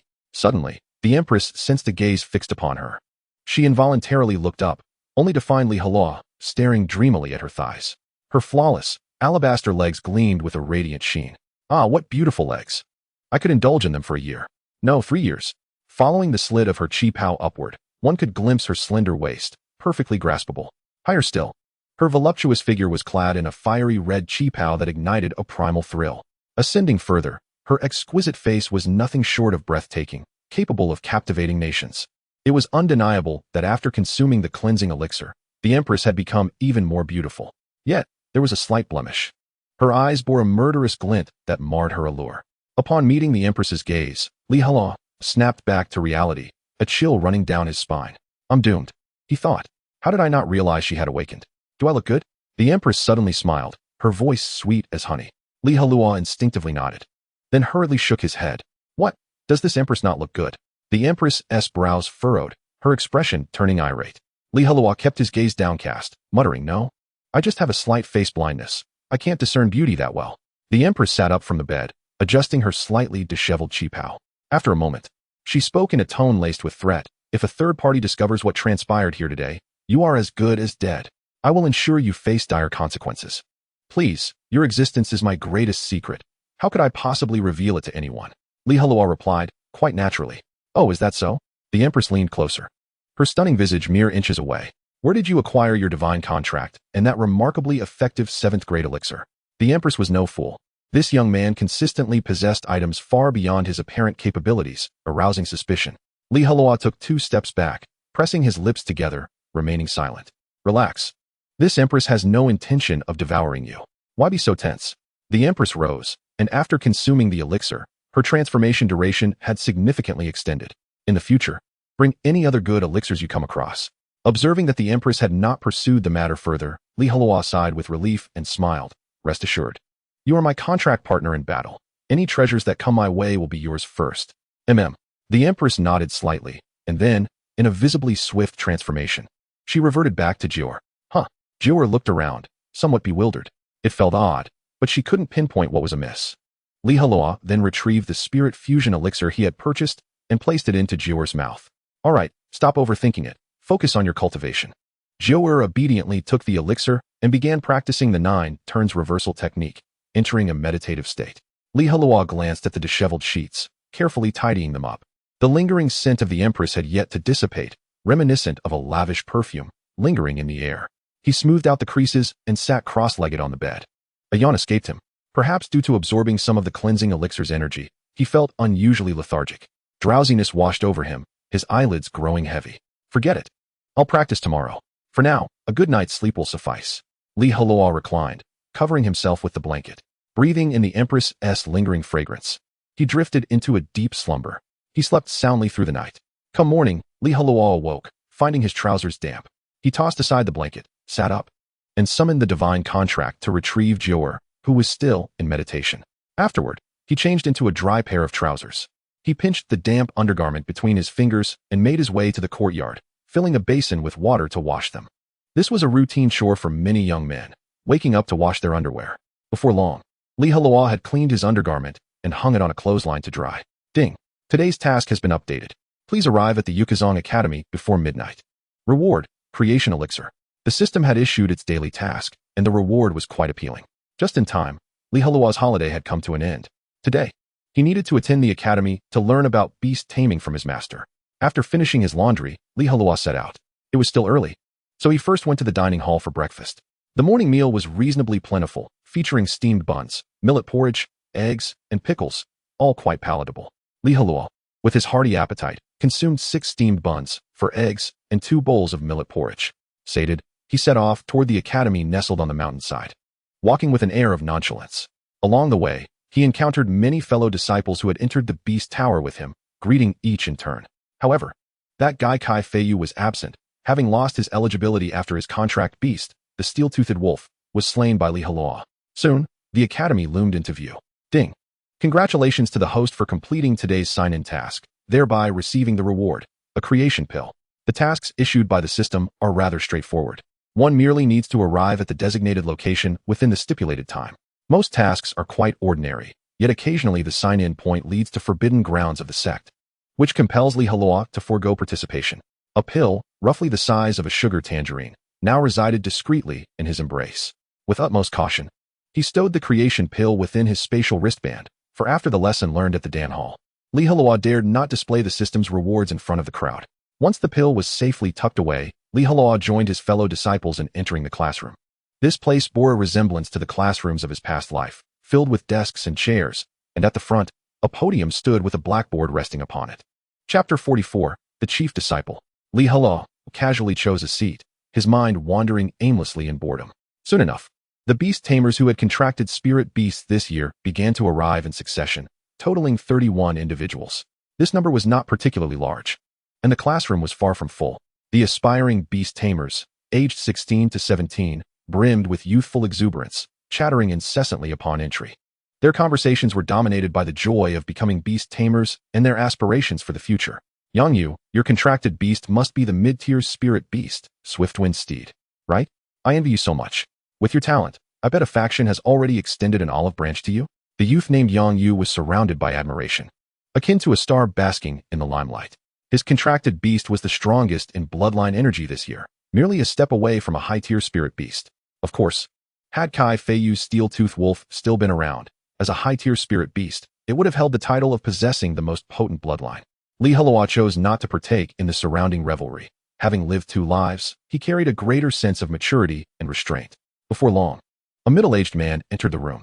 Upon his arrival, the classroom fell into an instant hush. Heluo was somewhat taken aback, for the esteemed figure was none other than Elder Chen Chia, who had previously gifted him the spirit fusion pill. With a stern gaze, Chen Chia surveyed the room. his eyes lingering on Heluo for a few moments longer before striding to the podium. He cleared his throat and spoke in a resonant voice. Greetings, aspiring Beast Tamers. I am Elder Chinchilla. For the next 6 months, I shall impart to you the foundational knowledge of Beast Tamers. In an instant, the classroom erupted with thunderous applause. The aspiring Beast Tamers were elated. Who could have imagined that the sect would assign an elder to serve as their mentor? In previous years, it was unimaginable. Typically, a teacher was drawn from places like the Dan Hall to conduct the lessons. As the applause subsided, Chinchilla nodded in satisfaction and continued. I wish to select a Beast Tamer to serve as my chief disciple, assisting me in delivering the curriculum for this semester. I wonder who among you would be willing? His words ignited a fervor within the classroom. To become the chief disciple of an elder, even if only for a mere 6 months, would provide substantial bragging rights in the future. Moreover, the chief disciple would act as Chinchilla's assistant, affording them more opportunities for interaction, as well as access to resources and knowledge far beyond that of ordinary disciples. The aspiring Beast Tamers, their eyes ablaze with ambition, eagerly raised their hands. Master, choose me. Elder, my contracted beast, is the mid-tier spirit beast, Fiery Serpent. Heluo felt little interest in this commotion. The system could provide him with ample resources, and the Empress could elucidate his queries on the path of cultivation. Thus, he had no need to seek proximity to the elder. Furthermore, the so-called chief disciple could be likened to a class monitor in his past life, burdened with numerous responsibilities that would encroach upon his cultivation time. Consequently, Heluo refrained from raising his hand altogether. With a smile, Chinchilla scanned the room once more, ultimately settling his gaze upon Heluo. From this moment forth, you shall be my chief disciple. Heluo blinked in surprise. Master, I did not raise my hand. Chinchilla replied. Everyone else raised their hands. Why did you not? I appreciate individuals who march to the beat of their own drum. Heluo rolled his eyes inwardly. You're the one who didn't raise your hand. Why choose that lad? Indeed, I would have been a better choice than him. Besides, there are also Yang Yu, Su Yuerin, and Yang Kaitai, who have all contracted mid-tier spirit beasts. Many aspiring beast tamers were indignant regarding Chinchilla's selection. Many among them had spent 2 or 3 days in slumber after contracting their spirit beasts, thus they were largely unaware of Heluo's recent endeavors. The classroom buzzed with murmurs, the decorum swiftly unraveling. Smack! Chinchilla slammed his hand on the desk, his eyes ablaze with anger. Do you not wish to know why I selected him as my chief disciple? Come, Heluo, tell them your level. Heluo stood up from his seat and replied nonchalantly, level 10. Those 2 simple words sent shockwaves through the aspiring beast tamers. It felt as though their heads had been struck by a hammer, leaving them dazed. Many clutched their chests, feeling the impact on their hearts. How is this possible? This must be a joke. Expressions of disbelief painted the faces of all, as though they were caught in a dream. Having awakened, they had fed their contracted beasts a few of the spirit fusion pills they had saved, resulting in a level rise of 1 or 2. Even if Heluo possessed sufficient spirit fusion pills, they would only elevate his contracted beast to level 9 before hitting a bottleneck. Yet now, Heluo was at level 10, indicating that he had broken through. Could it be that this lad had prepared the materials for a breakthrough in advance? It took the aspiring beast tamers quite some time to reluctantly accept this reality. Their gazes towards Heluo brimmed with envy and jealousy. Following Chinchilla's indication, Heluo returned to his seat. Now, does anyone still have objections? The classroom fell utterly silent. Level 10 signified that Heluo had crossed into the threshold of an entry-level beast tamer. Enabling him to execute combined techniques with his contracted beast, he was no longer on the same tier as the others. In the face of overwhelming strength, who would dare utter a word against him? Heluo wore a grim expression. Elder Chinchilla, are you deliberately granting me an opportunity to show off before my fellow disciples? Returning to the matter at hand, let us commence our first lesson, titled Elemental Affinities. Chinchilla stated earnestly, as is widely known, all spirit beasts possess elemental attributes. The fiery serpent mentioned earlier belongs to the fire element. The mid-tier spirit beast, Swiftwind Steed, is of the wind element. The waterling rabbit is water element. These attributes interact in a cycle of mutual restraint. Heluo took up paper and pen, preparing to take notes. A good memory pales in comparison to a poor pen. No matter how focused one is, there will inevitably be omissions. Recording the knowledge imparted by the master would facilitate future review. Furthermore, understanding elemental affinities is of paramount importance, as they would enable him to better utilize each contracted beast's unique abilities in future confrontations. This was no trivial matter. It pertained to life and death. After all, the wilderness continent is far from a lawful society, and one could lose their life at any moment. Chinchilla continued his lesson. The most common interaction is that water restrains fire, while fire counters wood. These concepts should not be difficult to grasp. Li Heluo wholeheartedly agreed. Recalling his recent encounters in battle, particularly during his duel with Li Lei, had it not been for his secondary attribute, he would have likely faced defeat. Chapter 45, The Clash of Attributes. Qin Xie remarked, "Next, we delve into the more profound aspects. The fire attribute counters the ice attribute. Ice-type spirit beasts primarily inflict harm through sharp ice shards and bone-chilling frost, while flames effortlessly obliterate them."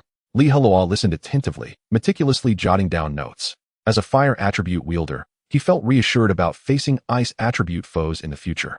Qin Xie continued without pause. Furthermore, the ice attribute counters the water attribute, as the piercing cold of ice renders water-based skills ineffective. The earth attribute counters the lightning attribute, as the energy from lightning is absorbed into the ground, nullifying its power. Ice also counters the plant attribute. The cold freezes the moisture within plant-type spirit beasts, rendering them rigid. The intricacies Qin Xie spoke of were rather obscure, at least to Li Heluo, yet these elemental interactions bore significant relevance to real life.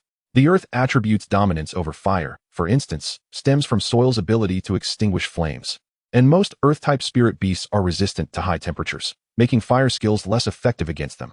Li Heluo diligently recorded this information, ensuring he would steer clear of earth attribute beast tamers in the future. The light attribute counters the shadow attribute, for when light shines, darkness dissipates. Conversely, the shadow attribute counters the plant attribute, as plants lose vitality in dark environments. The spatial and combat attributes bear no counter relationships with other attributes. Remarkably, the dragon attribute surpasses all others. Hearing Qin Xie's words left Li Heluo astounded. Such dominance.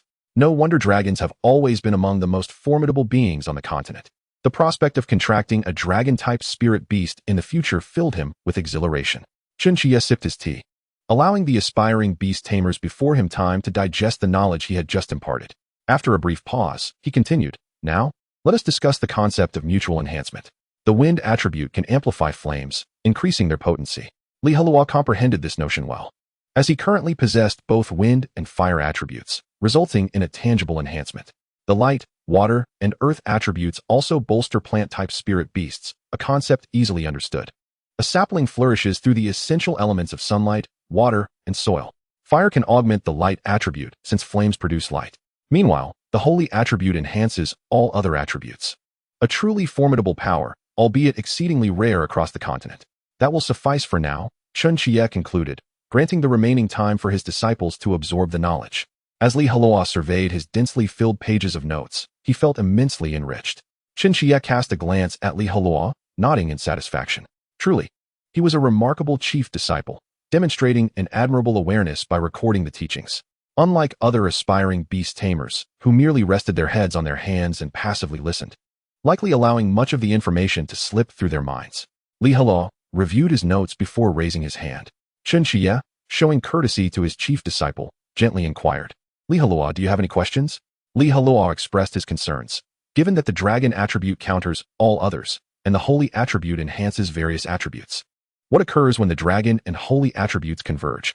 Before Qin Xie could respond, an aspiring beast tamer scoffed, puffed. Both the dragon and holy attributes are exceedingly rare. How could such uncommon attributes possibly combine? Another chimed in, "Indeed, such highbrow topics are unlikely to ever be relevant. Asking is futile."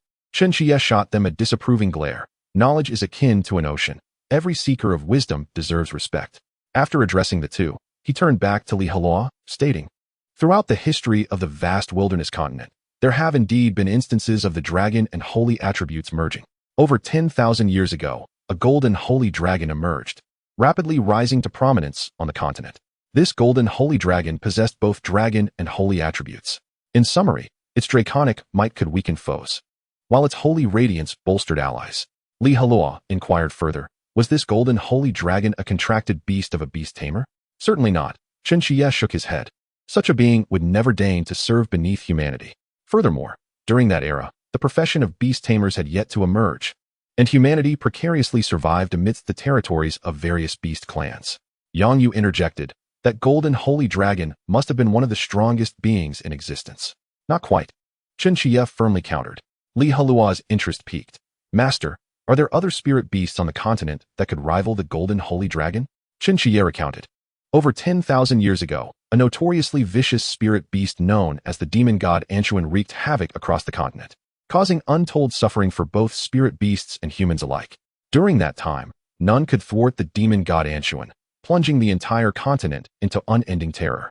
It established an evil empire, ruling over all beings, with countless lives living in its shadow. Eventually, the golden holy dragon quietly rose amidst the chaos, secretly gathering strength, and ultimately overthrew Anshuan's reign. They engaged in a fiercely brutal battle, leading to Anshuan's demise at the hands of the golden holy dragon. Regrettably, the golden holy dragon sustained severe injuries and vanished after that conflict. Though Anshuan was slain, his malevolent energy lingered across the continent, corrupting numerous spirit beasts and transforming them into wicked monsters. The origins of the demon race trace back to Anshuan. The ancient demon's influence on the entire continent persisted for a millennium. Heluo and the other aspiring beast tamers listened intently, as if captivated by an extraordinary tale. Given the remote era in question, there were no written records, and the story has been passed down orally through generations. The authenticity of the events remains uncertain. Perhaps it was merely two exceedingly powerful level 90 spirit beasts clashing, but in the eyes of mortals, it resembled a battle of gods and demons. The awe-inspiring feats might have simply involved flattening a small hill or filling a modest lake. Perhaps, if the golden holy dragon and the demon god Anshuan were placed in the present, they would seem inconsequential. Chapter 46. Chun Chia's Calculations. Chun Chia recounted the tales of the golden holy dragon and the demon god Anshuan. Due to the immense passage of time, it was difficult to discern whether these accounts were historical fact or mythological legend. Much like the ancient tales from the bygone era of Huaxia, where the battles between Yin and Huang against Qiyu were described in a manner akin to divine warfare, in reality, they may have merely been disputes between three significant human tribes over territorial issues. Heluo and the many aspiring beast tamers were wrapped in attention. The few at the back, who had initially found Chun Chia's discussion on attribute clashes tedious, were now fully engaged. It was akin to dozing off during a calculus lecture, only to awaken when the professor began recounting the scandalous tales of her past romantic entanglements. As Chun Chia concluded his discourse, the clock approached noon. Very well. This concludes today's lesson. I wish you all a restorative afternoon, and we shall reconvene tomorrow. With that, Chun Chia stepped out.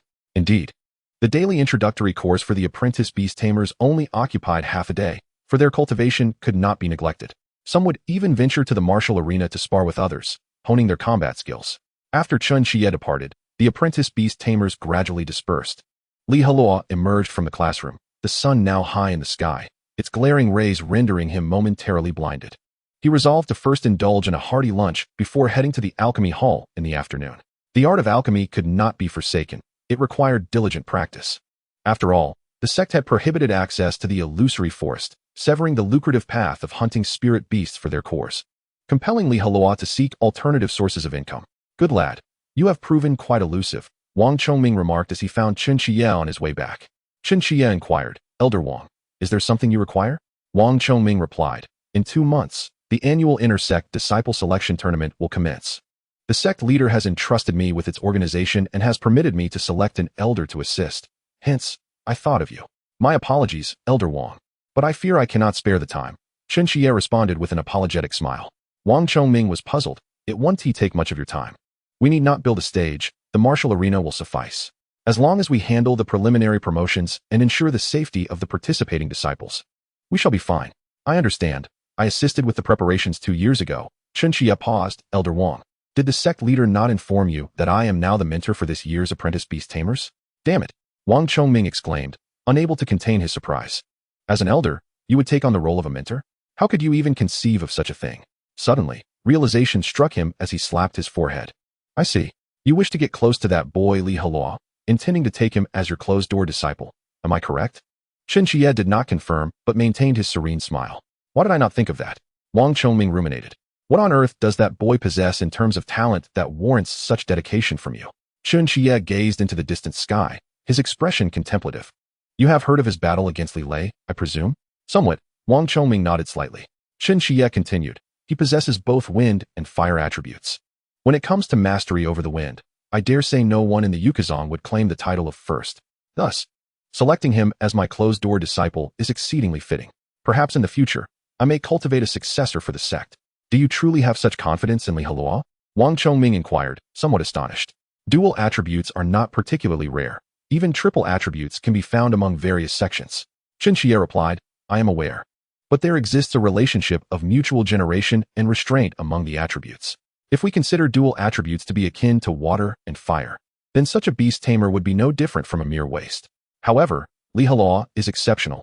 His two attributes complement each other perfectly. The wind can amplify the fire, maximizing its potency.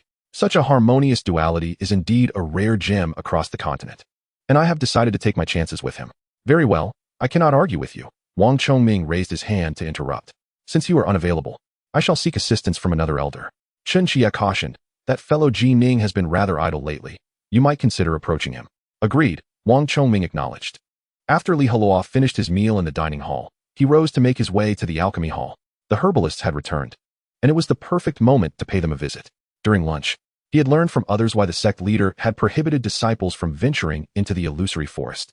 It turned out that the herbalists had encountered powerful adversaries known as Beast Tamers during their herb-gathering expedition the day prior. They had nearly faced annihilation, and had it not been for the quick thinking of one among them, they might not have returned at all. This revelation instilled in Heluo a profound awareness of the dangers of the wasteland continent. Even those above level 40 could lose their lives at any moment. A shiver of dread coursed through him, grateful that he had not crossed paths with those individuals during his own venture into the illusory forest. Otherwise, not even the Empress herself could have preserved Heluo's life. He would have instead become a mere trophy for his foes. After all, the Empress's power was intrinsically linked to Jior. Even if she wielded extraordinary abilities, she would struggle against beast tamers of levels 40 or 50. Before long, Heluo arrived at the alchemy hall. Just then, he spotted senior brother Yongbin exiting. Heluo, you've arrived, Yongbin exclaimed, his eyes lighting up.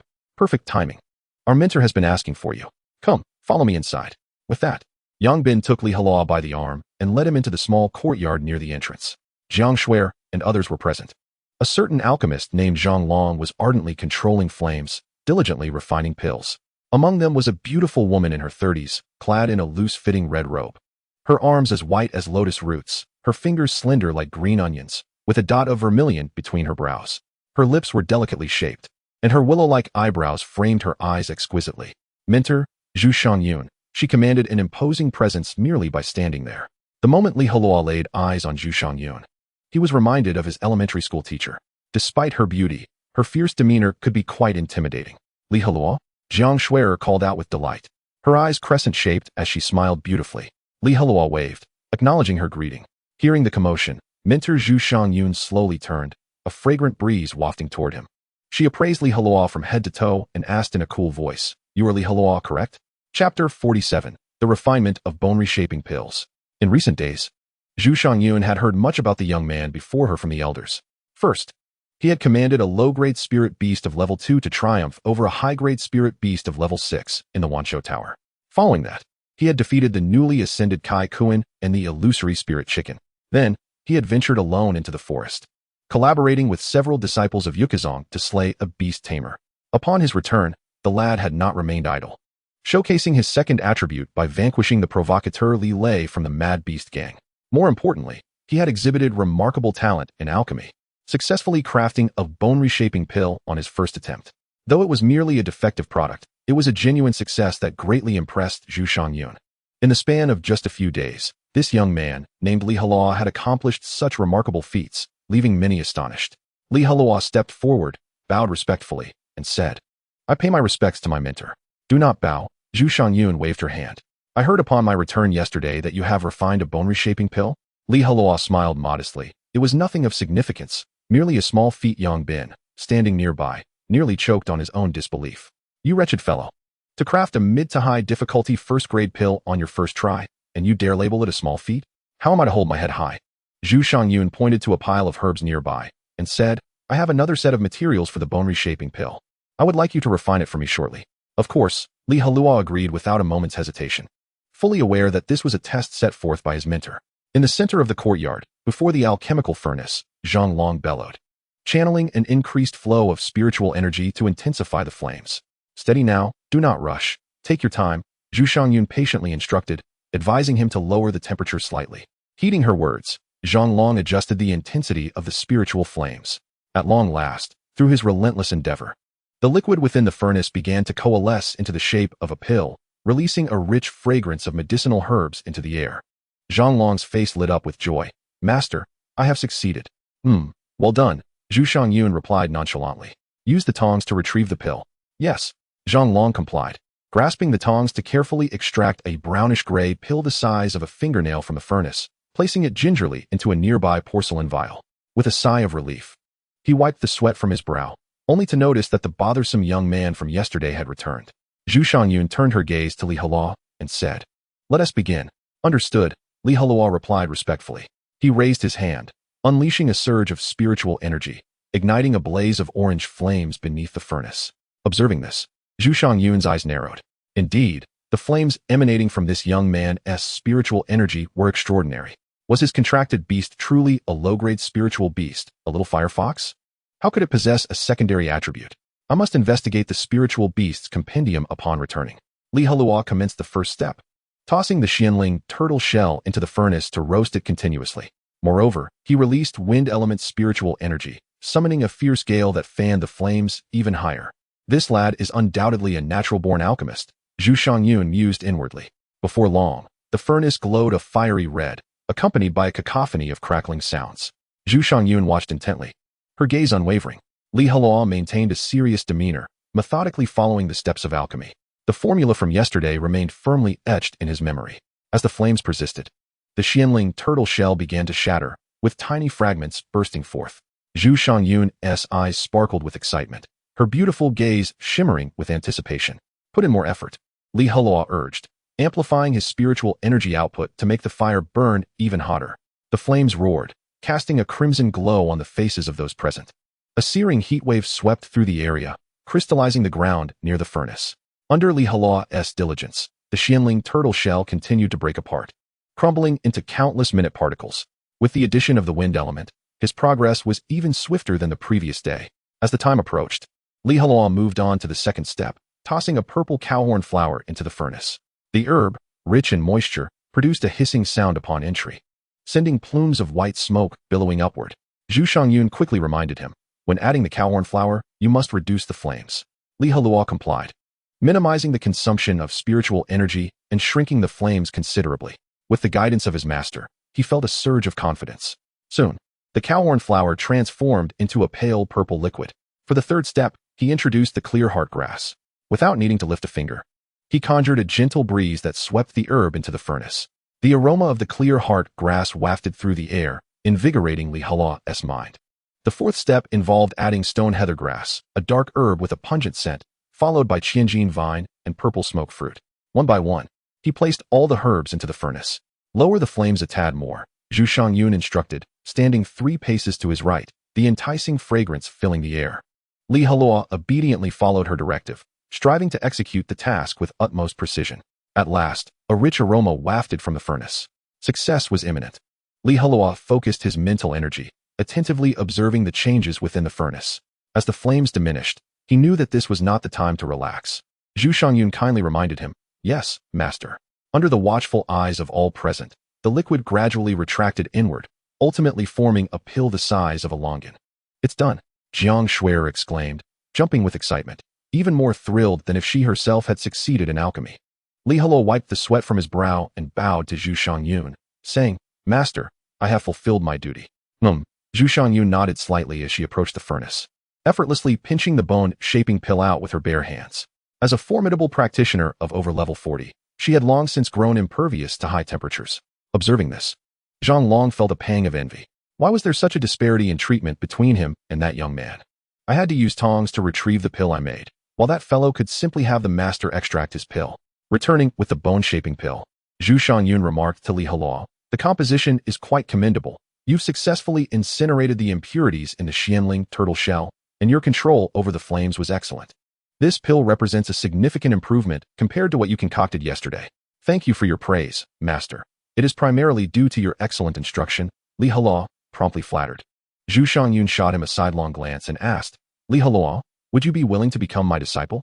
Li Heluo inquired, "But I have yet to complete the Beast Mastery Initiation course. Would that be acceptable?" Chapter 48, Master S. Welcome Gift. Zhu Shangyun lightly tapped her chin. "That's fine. Many disciples choose their master before finishing the initiation course." Without hesitation, Li Heluo exclaimed, "I wish to become a disciple of Master Zhu." "Very well." Zhu Shangyun nodded slightly, a hint of a smile gracing her cool eyes. Yang Bin threw an arm around Li Heluo's shoulders, declaring, "From this day forth, we are fellow brothers in the same sect." Jiang Shuer shot him a glare, responding, "Brother Yang, even if Li Heluo hadn't become Master's disciple, we would still be comrades." Ignoring their banter, Zhu Shangyun produced a jade vial from her waist pocket and tossed it to Li Heluo. "This is a 4th-grade pill. The flame-solidifying pill, which can significantly enhance a Beast Master's control over flames. Consider it a welcome gift from your master." Li Heluo caught it and bowed. "Thank you, master. You may begin consuming it now. The energy within the pill is quite potent, and I worry you might not be able to withstand it. So I'll stand by to protect you," she advised. "Yes." Li Heluo uncorked the vial and tilted it, allowing a dragon eye-sized pill to slide into his palm. The pill was entirely crimson, adorned with fiery patterns, warm to the touch, even slightly burning. It lacked a medicinal aroma but radiated an intense heat. Without hesitation, Li Heluo swallowed it whole. The flame-solidifying pill felt like a freshly cooked beef ball in his mouth, scorching his tongue. He grit his teeth against the pain and forced it down. It was hot, so very hot. Li Heluo felt as though a blaze was igniting in his belly.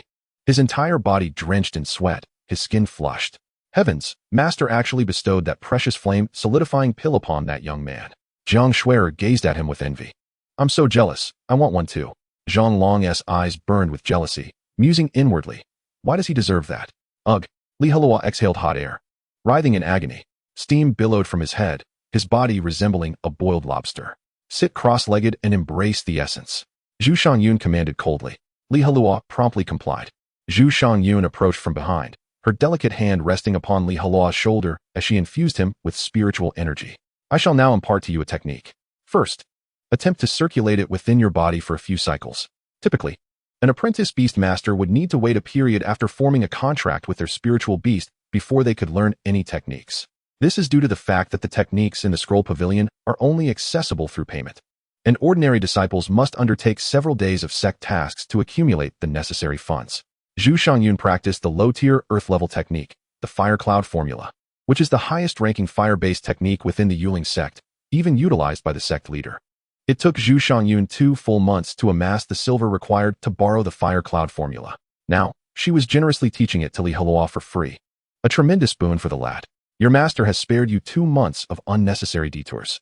However, just as Zhu Shangyun's spiritual energy entered Li Heluo's body, intending to guide him through the practice of the Fire Cloud Formula, she was astonished to discover that Li Heluo's spiritual energy was spontaneously circulating and absorbing the medicinal essence at an astonishing rate. Dozens of times faster than the Fire Cloud Formula. How can this be? Zhu Shangyun was utterly dumbfounded, her energy dissipating in the tumult. Gazing at Li Heluo's handsome profile, she found it hard to believe. What kind of technique was he practicing that could be so powerful? Though she had never encountered a celestial-level technique, in her understanding, even an advanced celestial-level technique could not achieve such speed. Zhu Shangyun's lips parted in disbelief, rendered speechless for a considerable time. Li Heluo continued to absorb the medicinal essence, and after activating the 9 transformations of returning heaven, he felt a significant relief. Heat radiated from his lower abdomen, enveloping his entire being. He felt as if he were in a sauna, every pore of his body opening wide. Suddenly, orange flames erupted from Li Heluo, the intense heat causing Zhu Shangyun to instinctively take a few steps back. He transformed into a being of fire, his condition nearly obscured from view. A gentle breeze swept by, intensifying the flames. Zhu Shangyun watched intently, the flickering firelight captivating her gaze. Li Heluo felt a newfound clarity in his mind and a greater mastery over the flames. He could control the frequency with which the spiritual fire danced around him, as nimble as his own limbs. Most of the medicinal effects of the condensing fire pill were absorbed by Li Heluo, and his cells rejoiced in exhilaration. However, soon enough, discomfort set in. Li Heluo felt uncomfortably full, unable to absorb the remaining medicinal essence, and his meridians felt swollen. He let out a muffled groan, brow furrowed in distress. Sensing his discomfort, Zhu Shangyun urged, "Quickly, release your contracted beast." Suppressing the sensation of fullness, Li Heluo retrieved the divine-level contract scroll from his spatial wristband and unfurled it. The figure of Jiuer appeared before him, her adorably large eyes fixed on her master. Ing. As if sensing something, she opened her mouth and inhaled deeply. In an instant, the flames surrounding Li Heluo were drawn towards her, passing through the divine-level contract scroll, transformed into formless energy, and consumed by Jiuer. The contract scroll serves as a bridge connecting a beast master with their contracted beast. More medicinal essence was converted into flames, surging forth from Li Heluo's body. providing him with considerable relief.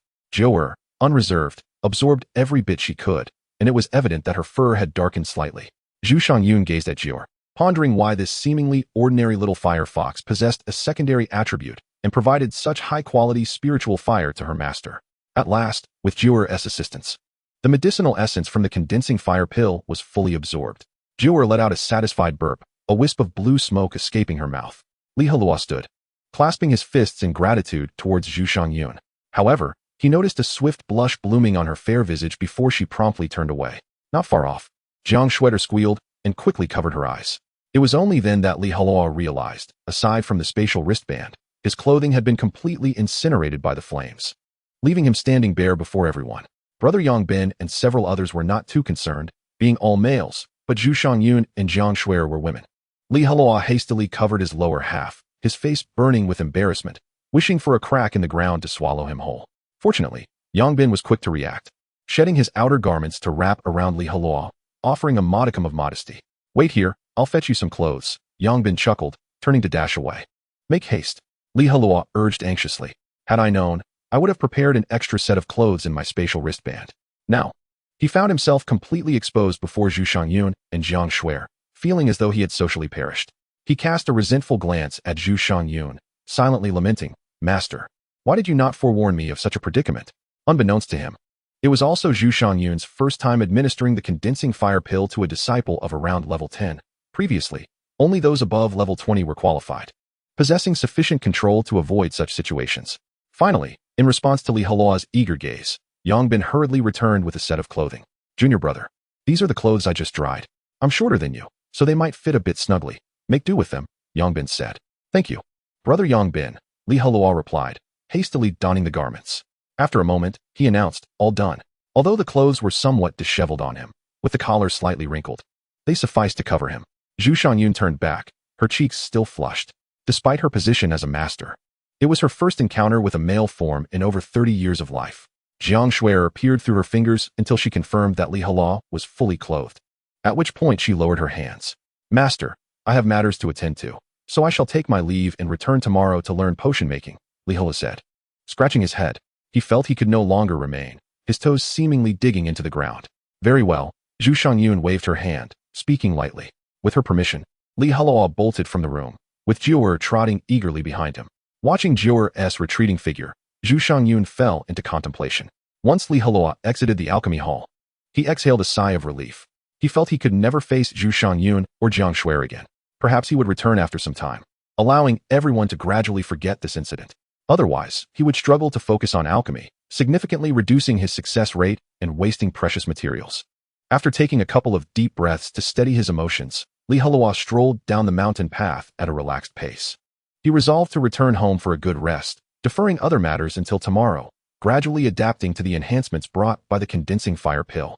After walking for a while, he suddenly noticed a crowd gathered around the notice board ahead. Dozens of disciples were pointing and discussing animatedly. What has transpired in the Yuling sect again? Heluo wondered, puzzled. What a series of significant events these past few days. In recent days, both Heluo and the entire Yuchi sect have encountered numerous events. Sighing, Heluo decided to approach and observe. He stepped towards the rear of the crowd. The notice board proclaimed, "Attention, disciples. This year's Inner Courtyard Disciple Selection Competition will commence in 2 months. Those wishing to participate are encouraged to register enthusiastically. Registration location, entrance of the training ground." The message was succinct, comprising merely 2 sentences.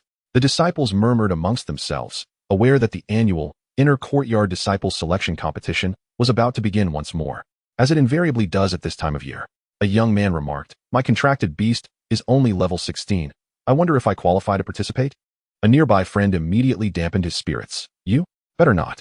Each year, only 10 individuals are admitted as inner disciples, and the leaders of the major factions are closely watching. Many of them have already reached levels 18 or 19, with some even poised to break through to level 20 before the competition starts."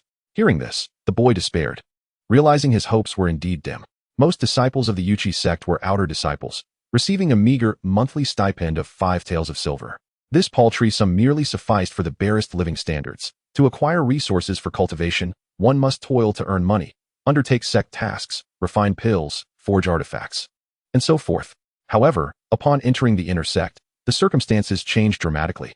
Firstly, the monthly stipend increases to 30 taels, significantly alleviating the financial burden.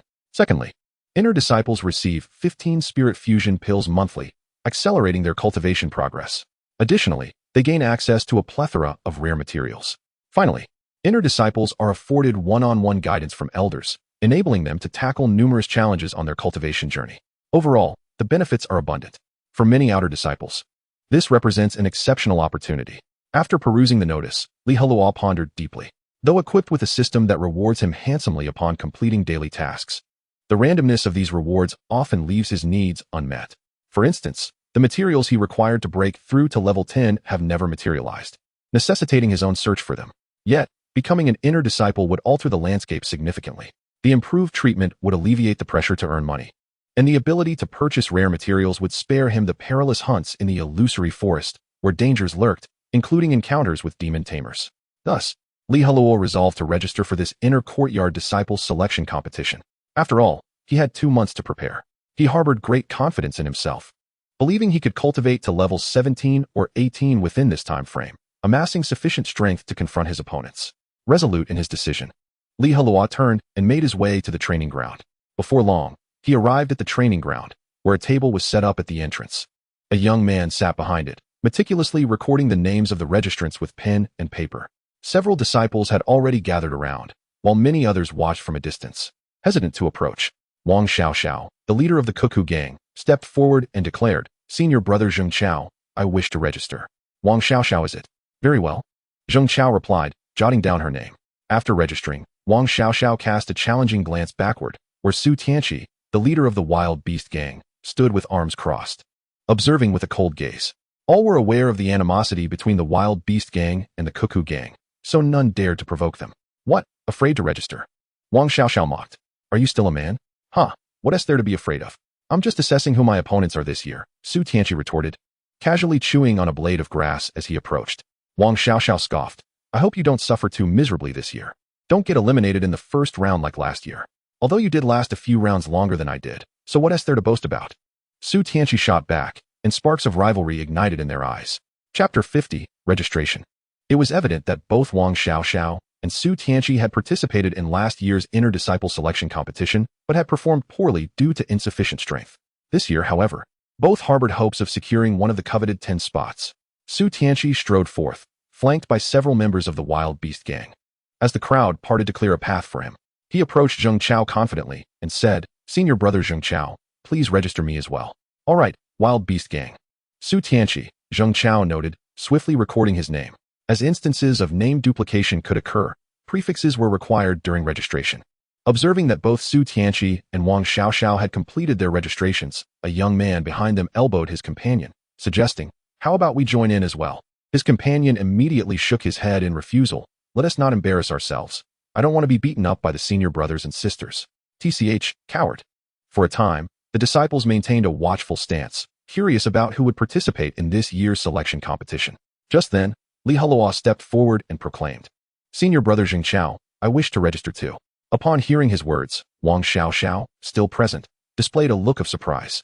Su Tianqi narrowed his eyes, fixating on Heluo. They had both noticed him earlier but dismissed him as merely an onlooker. Who would have thought he had come to compete? "Are you out of your mind?" Both Su Tianqi and Wang Xiaoxiao thought simultaneously. "May I ask who you are?" Zheng Chao inquired hesitantly. Typically, he recognized those qualified to participate, but this unfamiliar youth eluded his memory. "A newcomer, Heluo," he replied nonchalantly. "That name sounds familiar. I believe I've heard it before." A watching disciple remarked, deep in thought. His companion reminded him, "Don't you remember? He is the one who defeated Li Lei from the Wild Beast Gang." "Oh, it's him. Didn't he just contract a spirit beast this year?" "Indeed. A mere novice who has just contracted a spirit beast dares to register for the inner disciple selection competition. He truly lacks awareness of his limitations." "Exactly." Zheng Chao slowly closed his gaping mouth in astonishment. Inhaling deeply, he asked, "Are you certain you wish to register?" Heluo nodded affirmatively. "Absolutely." "Very well then." Zheng Chao swiftly wrote down his name. Heluo clasped his hands in gratitude. "Thank you, senior brother Zheng Chao. No need for such formality." After registering, Heluo turned to leave, valuing his time and unwilling to waste energy on mere spectatorship. "Hey!" Suddenly, a familiar voice called from behind, belonging to none other than Su Tianqi of the Wild Beast Gang. Heluo turned around, querying, Is there something you need? Haha. I never expected you would dare to register for the inner disciple selection competition, Su Tianqi sneered. Li Heluo shot back, this isn't your family's event. What does it have to do with you? Su Tianqi found himself nearly laughing with rage. What a sharp-tongued little brat. I had intended to prepare for the selection competition and had no time to deal with you, but it seems you've delivered yourself right to my doorstep. I hope that before encountering me, you do not easily succumb to others. I still wish to give you a proper lesson. Rest assured, I shall not falter until I secure my place as an inner disciple. Li Heluo's demeanor was exceedingly arrogant. Even in your presence, I shall trample you beneath my feet. You. Su Tianqi clenched his fists, a surge of intense fury coursing through him, veins bulging on his forehead. This brat truly incites my ire. Departing. Li Heluo waved his hand dismissively, leaving without a backward glance. Observing his retreating figure, the onlookers engaged in hushed whispers. Is Li Heluo not excessively arrogant? How dare he speak such words to Su Tianqi? Indeed, a fledgling. Yet he dares provoke a formidable opponent on the verge of breaking through to level 20. What audacity. To the crowd, provoking Su Tianqi appeared to be an exceedingly foolish endeavor.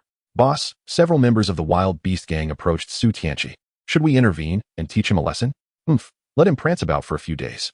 When the selection competition commences, I shall show him the meaning of cruelty. A fierce glint flickered across Su Tianqi's face.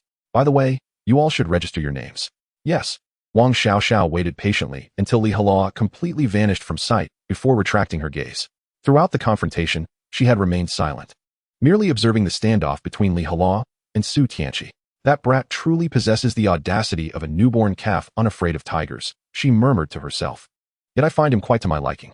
Upon returning to his thatched cottage, the sky had darkened. He did not wish to dine in the cafeteria, so he retrieved a few fruits from his spatial wristband to serve as a light dessert. After finishing the fruits, Li Heluo released Joer and took out a creation pill. He pondered what effects this pill, which could enhance bloodline energy, would have when administered to a divine beast. The creation pill was the size of an orange.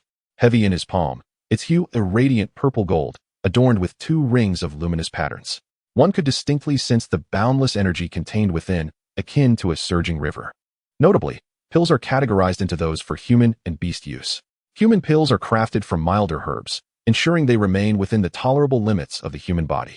For instance, a grade 1 bone-shaping pill requires the addition of heart-soothing grass to neutralize the medicinal properties. Furthermore, human pills are relatively small, easily swallowed whole. In contrast, beast pills differ significantly, possessing a fierce potency with little to no harmonizing herbs added. The resulting pills can be quite large, some even comparable to apples or melons. It was evident that the creation pill in Li Heluo's hand was for beasts. After all, as a human, he did not possess any bloodline distinctions. Only spirit beasts are classified into various tiers. Upon seeing the creation pill, Joer became particularly excited, bouncing around like a jubilant husky. Here, open wide, Li Heluo urged, extending the creation pill toward her. Before he could bring it closer, Joer rapidly transformed, becoming a stunningly beautiful Empress. An 8th grade pill? The Empress, well versed in the matter, immediately recognized the rank of the creation pill. Li Heluo rolled his eyes and remarked, "Why have you emerged again?" It felt as though he was about to indulge in a romantic moment with his beloved, only to have an unwelcome interruption appear, blocking the way. It was quite vexing. Chapter 51, Consuming the Creation Pill. Do you not wish to see me?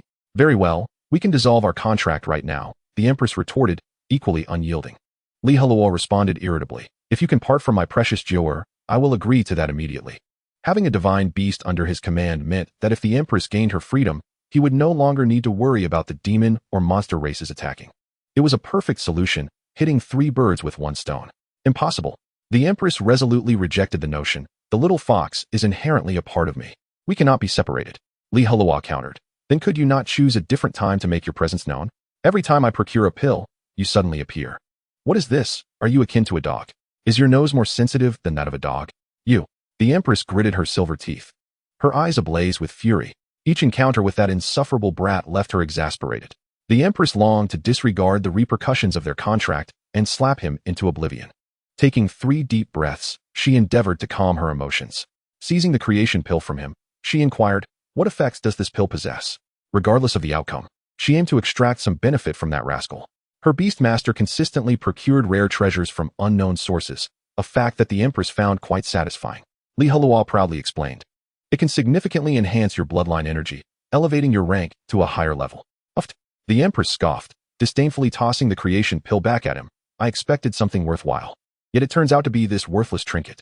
Li Heluo fumbled to catch it, expressing his discontent. Hey, be gentle with my precious treasure. If you are unwilling to consume it, I can always feed it to Jor. Do you have any idea how valuable this pill is? It could fetch a fortune at the auction house in the wildlands. The Empress snorted. I advise you not to waste this pill. What do you mean? Li Heluo inquired. Puzzled. The Empress rolled her eyes. You should be aware of my identity. I am a noble divine beast. Across the entire continent, my bloodline energy is the finest. Ordinary pills will not enhance my bloodline in any way. You might as well save it for one of your other contracted beasts. Li Heluo silently grumbled, recalling how she had dismissed the essence cleansing pill in a similar manner just yesterday, only to find it unexpectedly delightful in the end. In the future, I may not have other contracted beasts, so you might as well consume it. He once again brought the creation pill to the Empress's cherry lips. Regardless of whether it benefits you or not, I shall not regret it. Upon hearing his words, the Empress felt a warmth in her heart. Since being wronged, it was the first time she had experienced genuine concern from someone. However, she still hesitated to take a bite. Eat. Why are you not eating? Li Heluo urged. The Empress shot him a look of disdain. What if this pill has side effects, causing me to lose composure like yesterday? Li Heluo scratched his head. I cannot say for certain. After much deliberation, the Empress finally grasped the creation pill with her delicate hand and began to consume it eagerly. In just a few bites, she devoured the creation pill entirely, even sticking out her dainty tongue to lick her fingers, her expression exuding an irresistible allure. Watching the Empress pose provocatively, a mischievous thought crossed Li Heluo's mind. Had he known, he would have crushed the creation pill and applied it to. Shortly after consuming the creation pill, the Empress reacted swiftly. Beads of sweat formed on her forehead, and her exquisitely crafted cheeks shimmered with iridescent hues. Her 9 tails swayed freely, causing Li Heluo to worry they might tangle. The Empress exhaled like an elegant orchid, her eyes glowing with a purple-gold radiance. An overwhelming aura emanated from her, rapidly escalating. The table in the room began to shake violently, objects strewn about in disarray. Judging by the Empress's reaction, the potency of the creation pill was immense. Li Heluo grew slightly anxious. The commotion might attract the sect leader and elders. What should he do? As if sensing his inner turmoil, the divine contract floated effortlessly. Hovering above the Empress's head, a golden halo spreading outwards to envelop her form. At this point, the Empress's aura was completely suppressed, unable to be released. Observing this scene, Li Heluo felt a sense of relief in his heart. Even if the sect master stood outside, he would likely feel nothing. The Empress began to inhale deeply, her breathing growing increasingly labored. The Qipao clung to her form, accentuating her exquisite figure, which caused Li Heluo's blood to surge, and he found himself bleeding from his nostrils. Contrary to the Empress's assertion, the creation pill was not useless to her. On the contrary, it proved to be immensely beneficial. Li Heluo could distinctly perceive the Empress's momentum escalating. Although her level would not rise, the creation pill amplified her bloodline energy. It was evident that the Empress's 9 tails had lengthened slightly, and the color of her fur had deepened. A sharp cry escaped the Empress's lips, and her dark hair seemed to defy gravity, swirling around her. Li Heluo watched quietly, a twinge of worry gnawing at his heart. The energy contained within the creation pill was several levels stronger than the cleansing pill she had consumed the previous day. With the Empress currently only at level 10, her endurance was not what it once was. He hoped she could withstand it.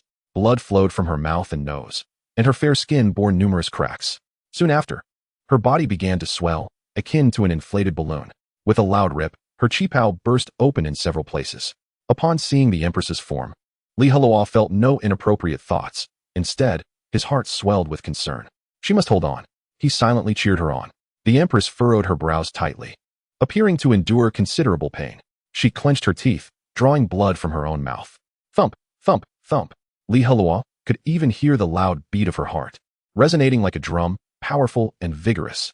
The Empress continued to emit cries of agony, yet it was clear she was gritting her teeth and persisting.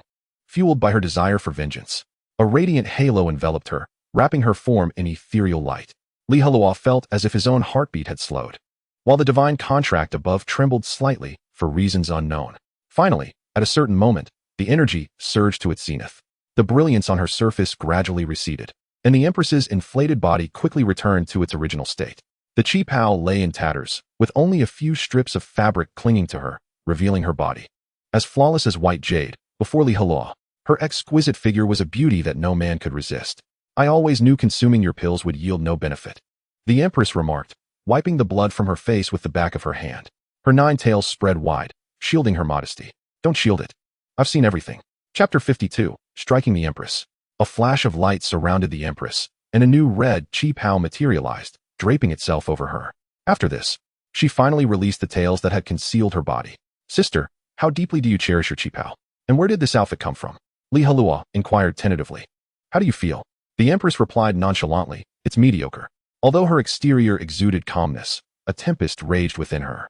She was astonished to discover a significant enhancement in her bloodline energy, which greatly amplified her soul's strength and spiritual sensitivity.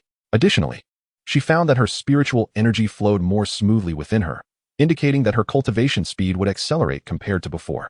In summary, the enhancement of her bloodline impacted her in myriad ways. The Empress had never envisioned that, as one of the world's top divine beasts, she would have a day to bolster her bloodline. What kind of pill is this? It surpasses even the 9th rank primordial pill crafted by the medicine sage of the demon clan. Initially, the Empress had contemplated leaving Heluo, but now that thought had vanished entirely. That lad occasionally presented her with remarkable benefits, far superior to her arduous training outside. I see, she mused. Upon hearing the Empress's evaluation, Heluo felt a twinge of disappointment. Had he known, he would have saved the creation pill for his future contract beast. You dare. The Empress's brows furrowed fiercely, her beautiful face cold as ice. Heluo shuddered in fear. Is this woman insane? Just moments ago, she wanted me to keep it for her, and now she forbids it. What on earth does she want? Sigh. The heart of a woman is as elusive as a needle in the ocean. The Empress leaned in, her crimson lips parting, regardless of what treasures you acquire. You must allow me to inspect them first. Otherwise, you shall meet your doom. The intoxicating fragrance wafting towards him, coupled with the breathtaking visage mere inches away, left Heluo at a loss for words. Who is the real contract beast here? Heluo snorted. You are constantly contemplating betraying me and dissolving our contract. What use is it for me to bestow you with treasures if you merely squander them? He met her gaze directly, unyielding. Heluo had effectively laid the cards on the table. If she sought benefits from him, fine. But what could he gain in return? If there was nothing in it for him, expecting unilateral sacrifice from him was utterly unreasonable. The Empress fell silent, bowing her head in deep contemplation. Although she had initially been displeased at being forcibly contracted by Heluo, she had come to realize that he was not entirely bad. Moreover, they were mutually beneficial. Heluo required her to provide formidable combat power, while the Empress needed someone to furnish her with cultivation resources. Essentially, their relationship had evolved into one of mutual assistance. After much deliberation, the Empress finally exhaled a deep breath and stated, I, the Empress, agree to temporarily refrain from dissolving our contract. Should I need to sever ties with you for the sake of revitalizing the demon clan in the future, I will compensate you with 2 divine beast-level contract beasts. Heluo shook his head. No, once you have taken my benefits, do not even think about leaving. You. The Empress's eyes widened in astonishment. Heluo returned her gaze defiantly, his stance unwavering. Absurd. The rewards from the system were immensely generous. After a few years with me, what you gain will far surpass the worth of 2 divine beasts. Besides, if I hold sway over the Empress, those 2 divine beasts will obediently heed my commands. Only a child would make choices. I want them all. Very well. The Empress conceded, but added sternly, since we are to maintain this contract. The current demon and devil clans will be your enemies. Be prepared for that. I understand, Heluo replied nonchalantly. The Empress looked at him in surprise. Was this lad fearless, like a newborn calf unafraid of tigers? Did he comprehend the vast power harbored by those 2 colossal clans? Heluo rubbed his hands together, grinning. By the way, how can you ensure that those 2 divine beasts will be willing to become my contract beasts? The Empress replied. I have 2 personal maids who were originally sacred beasts known as the Chasing Sky Fox. Under my careful training, they evolved into the ancient divine beasts, the Devouring Sky Fox. Thus, they are utterly obedient to me. Heluo continued to inquire. Where are they now? I do not know. The Empress shook her head. After the extermination battle, they became separated from me. Heluo scoffed. How can you guarantee that they won't think you have fallen and thus ally themselves with a new demon king? They will not. The Empress firmly denied. Really? Heluo raised an eyebrow and questioned. Where were they when you were besieged? Do you truly believe they would endure a life of hardship and concealment merely to honor your deceased self? The Empress fell silent. Heluo pressed on with his critique. The vast majority of people will inevitably forget the past, living solely in the present. Do you genuinely think your benevolence merits a lifetime of repayment from them? How audacious of you to paint such grandiose visions. He added, just watch as I diminish you to dust, compelling you to behave submissively in the future. With a decisive strike, Heluo declared, there is a saying among us humans, when a person departs, the warmth of their hospitality fades. While you were in power, They revered you as the Empress, treating you with utmost respect. Now, you have vanished from the continent, and under the proclamations of that new emperor, you may have already fallen. Even if you were to return to the demon clan in the future, do you believe your former subordinates would risk their lives to assist you? The wilderness of Menghuang is a far cry from the ancient Huaxiao of the past. The ancient Huaxiao placed great emphasis on loyalty to the sovereign and love for the country, even in the face of national ruin. Many literati chose to sacrifice themselves for their homeland. In contrast, the wilderness of Menghuang venerates strength above all. Should you cultivate to the pinnacle, you would become the emperor of the demon clan. Moreover, the throne does not adhere to the bloodline inheritance system as it did in ancient Huaxia. So, by what means can you, the current empress, command the loyalty of your former subordinates once more? The empress felt a pang in her heart, her eyes misting over. Just as Li Heluo was about to utter more words, the empress's form rapidly shrank, transforming once again into an adorable little white fox. Jiu'er gazed with wide, round eyes, curiously surveying her surroundings. Li Heluo gently patted Jiu'er's fluffy head and said, "Do not overthink it. Focus on your cultivation." With a cheerful whimper, Jiu'er wagged her tail and nestled onto the bed, swiftly entering a state of meditation. At least my little darling is obedient, unlike someone who thinks of betrayal every day.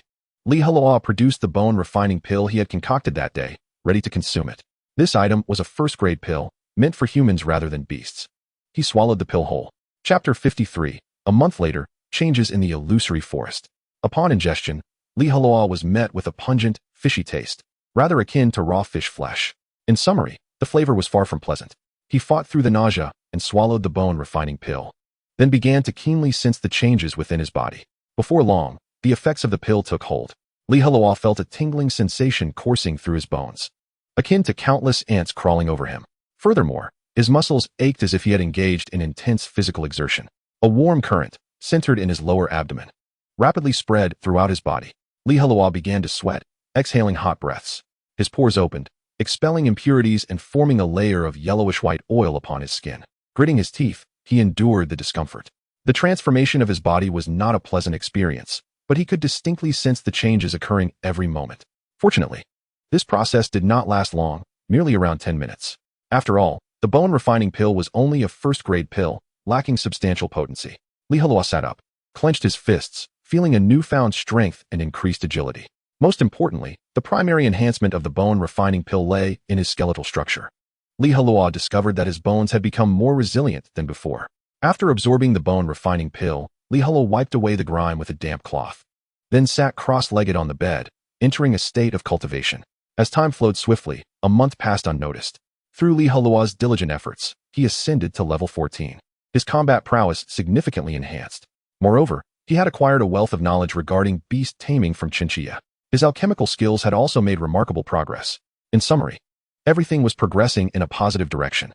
In the illusory forest, 3 figures clad in black darted through the trees, exuding an aura of malevolence that caused even the most perceptive spirit beasts to flee. "Boss, since our encounter with those from the Yuchi sect, we haven't seen any of their members appear in the illusory forest," one of the Beast Tamers scoffed. "This sect is akin to a turtle retreating into its shell, and their leader is a coward. In my view, we of the Yanming sect need not waste our efforts. We could simply bring our people and eliminate them directly." The bald leader raised a hand to silence him. While the Yuchi sect's members are not to be feared, that divine beast is not to be underestimated. Before it completely loses its sanity, it would be prudent for us to refrain from reckless actions. Indeed, the boss is right. The last Beast Tamer chimed in agreement. The bald leader inquired, "Chen Cheng, how much longer until we arrive?" Chen Cheng pulled a map from his sleeve and glanced at it. "At our current speed, we should reach the designated location in about the time it takes to burn a stick of incense." That is reassuring. The bald leader felt a sense of relief, hoping that their associate would provide them with a pleasant surprise. "Su Feihong, you need to speed up. You're always the slowest." "Yes." Su Feihong exerted himself, increasing his pace slightly. The 3 continued weaving through the forest. Before long, they reached the agreed-upon location. "Alas, you are as tardy as ever." A mocking voice called from above. The 3 looked up to see a figure cloaked in black standing on a tree branch, seemingly waiting for quite some time. The black-clad figure leaped down from the branch. Chen Cheng, the Beast Tamer, adept at flattery, immediately produced a pouch of coins and tossed it to the cloaked figure. After receiving it, the figure opened the pouch to inspect the amount of silver, then nodded in satisfaction. The bald leader cut to the chase, asking, "What is the status of the divine beast?" The cloaked figure stowed the pouch and replied slowly, It has begun to dissipate its spiritual power, having lost 2 levels thus far. That is not what I inquired about. The bald leader suppressed his irritation. I was asking about its mental state. The cloaked figure tapped his forehead. Oh, that. It enters a frenzied state for half an hour each day, attacking everything around it in a mad rage. And I cannot even approach it. Moreover, as its level declines further, the duration of its frenzied state will increase, ultimately leading to a complete loss of self. That is good. The bald leader felt satisfied with this outcome. Suddenly, Su Feihong spoke up from behind. Every time we meet, we only hear your words. What evidence do you have to prove that what you say is true? The bald leader snapped back to attention. Indeed. All the information they had received was based solely on the cloaked figure's verbal claims. What if he were lying and providing false information? The bald leader scrutinized the cloaked figure with a discerning gaze. The cloaked figure let out a hissing laugh, promptly producing a porcelain vial from his sleeve. He tilted the vial, and a stream of blue-black blood flowed out, exuding a foul odor. As the blood spilled onto the ground, it exhibited a powerful corrosive effect. Not pausing for a moment, the cloaked figure then retrieved a palm-sized scale from his sleeve. One half of the scale was deep blue, while the other was black, occasionally flickering with arcs of electricity that created a strong sense of numbness. Both the blood and the scale contained overwhelming power, indicating that their owner was undoubtedly a formidable individual. The bald leader, along with his 2 subordinates, staggered back a few steps, filled with trepidation. The blood and scales are all derived from it. The figure clad in black robes remarked coolly. You should be able to discern from the scales that the mythical beast is in a rather dire state. The moment the scales turn completely black, it will undoubtedly transform into a genuine magical beast. Now, do you believe me? Indeed, the bald leader promptly replied. Thank you for your efforts. Once our scheme is successful, our Flame Inferno sect will surely reward you handsomely. I only require what I need, the black-robed figure responded, tucking the scales and the porcelain vial containing the blood back into his sleeve. If there is nothing else, I shall take my leave. Should I linger too long, that old immortal may discover my absence, and that would spell trouble. Safe travels, my lord. The bald leader and his 2 subordinates clasped their fists in salute. The black-robed man turned and departed swiftly. It was only when he had vanished from sight that the bald leader declared, let us return as well. The trio embarked on their journey homeward. As beings of the wind attribute, they moved with astonishing speed, traversing dozens of meters in the blink of an eye. At that moment, a crimson fireball, over 2 meters in diameter, hurtled toward the 3 of them. Quick dodge! The bald leader shouted urgently. The 3 magical practitioners dispersed immediately. The fireball struck the ground, triggering a cataclysmic explosion. With a thunderous roar, a mushroom cloud ascended, sending a storm of dust and debris into the air, while trees within a radius of several dozen meters were incinerated to ashes in mere moments. At the explosion's epicenter, a massive pit over 10 meters wide emerged. The bald leader turned his gaze toward the assailant, only to feel his pupils constrict in shock. Chapter 54. The formidable master of the Heluo sect. On a clearing dozens of meters away stood an elderly man, his face etched with deep wrinkles and his hair a mix of white and gray. His robe was embroidered with fierce, clawing Qilin beasts, exuding an air of menace. The old man bore no trace of emotion on his face. He stood there coldly, as if to say, surrender, for you are now encircled by me. Feeling his aura, the bald leader's body tensed, and a chill ran down his spine.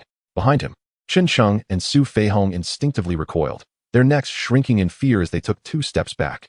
The bald leader deduced the identity of the man before him, Master Su Junwei of the Heluo sect.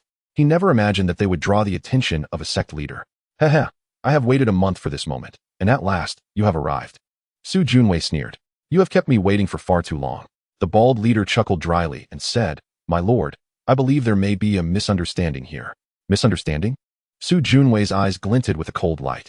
A month ago, you were the ones who attacked my sect's elders from this very spot. His expression darkened, revealing a fury that was palpable. Fire horse, manifest. Su Junwei unfurled his contract, summoning a majestic steed, its body clad in scales and wreathed in flames, before him. The fire horse neighed fiercely, exhaling torrents of flame, the air around it warping with the intense heat that ignited the trees within a 100-meter radius. Its mere presence exerted immense pressure on the bald leader and his companions. The bald leader, too, summoned his own contract beast, a stormwind griffin and 2 hurricane eagles soared into the air. All 3 magical beasts displayed signs of unease, clearly sensing the impending danger. Fire seal. Su Junwei commanded his steed to unleash its skill. The fire horse let out a resounding cry, a dark red flame shooting forth from its mouth, ascending into the sky before erupting like fireworks.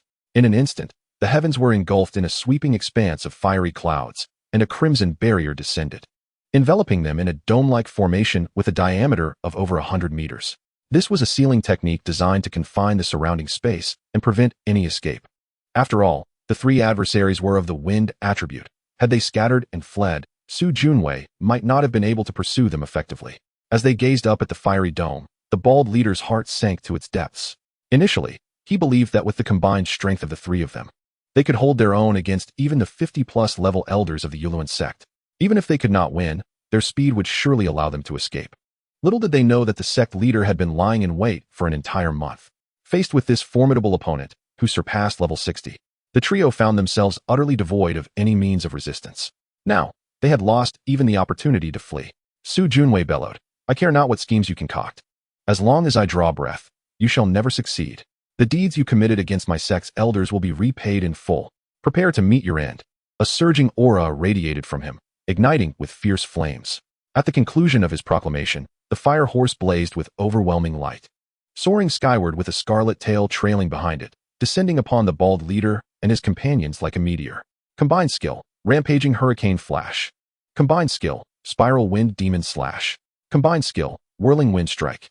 The three of them leapt onto the backs of their contract beasts and initiated their joint skills. Moreover, they poured their spiritual energy outward, forming a heavy set of energy armor around their bodies, adorned with patterns corresponding to their contract beasts. The beast transformation armor was a capability possessed only by beast masters of level 20 and above. Yet even with this, the bald leader and his two subordinates felt a profound sense of dread, for skills collided violently, causing the surrounding space to tremble. A ferocious gale howled, and a wave of flames surged outward, causing the outer flames to flicker momentarily.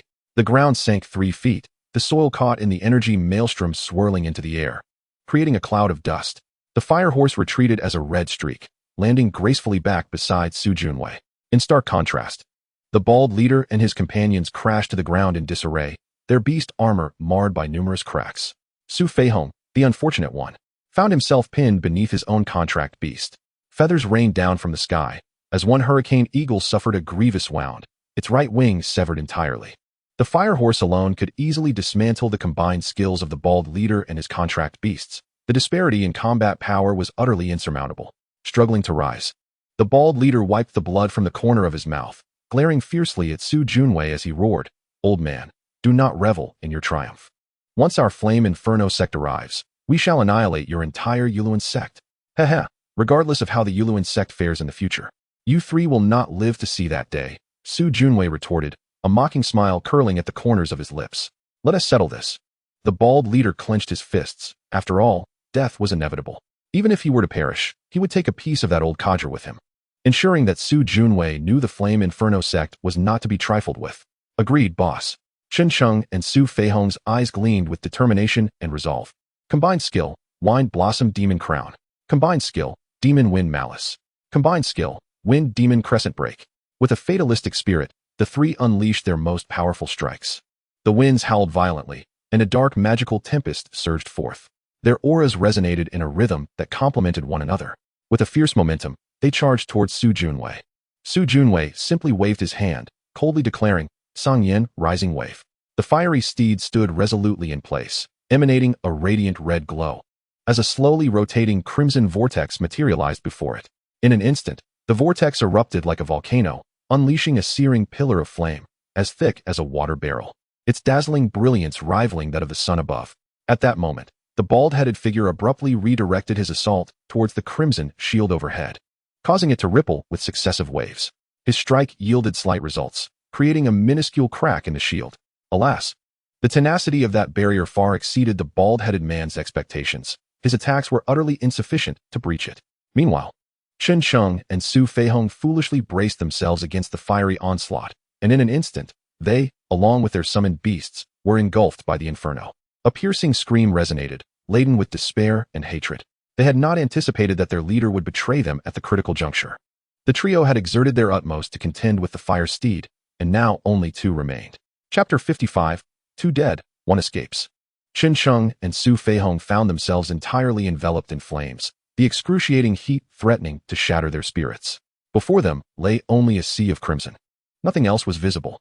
Fortunately, this agony did not persist for long, as they soon succumbed to an abyss of darkness. Within mere seconds, the fiery steed reduced Chen Cheng, Su Feihong, and their summoned beasts to ash.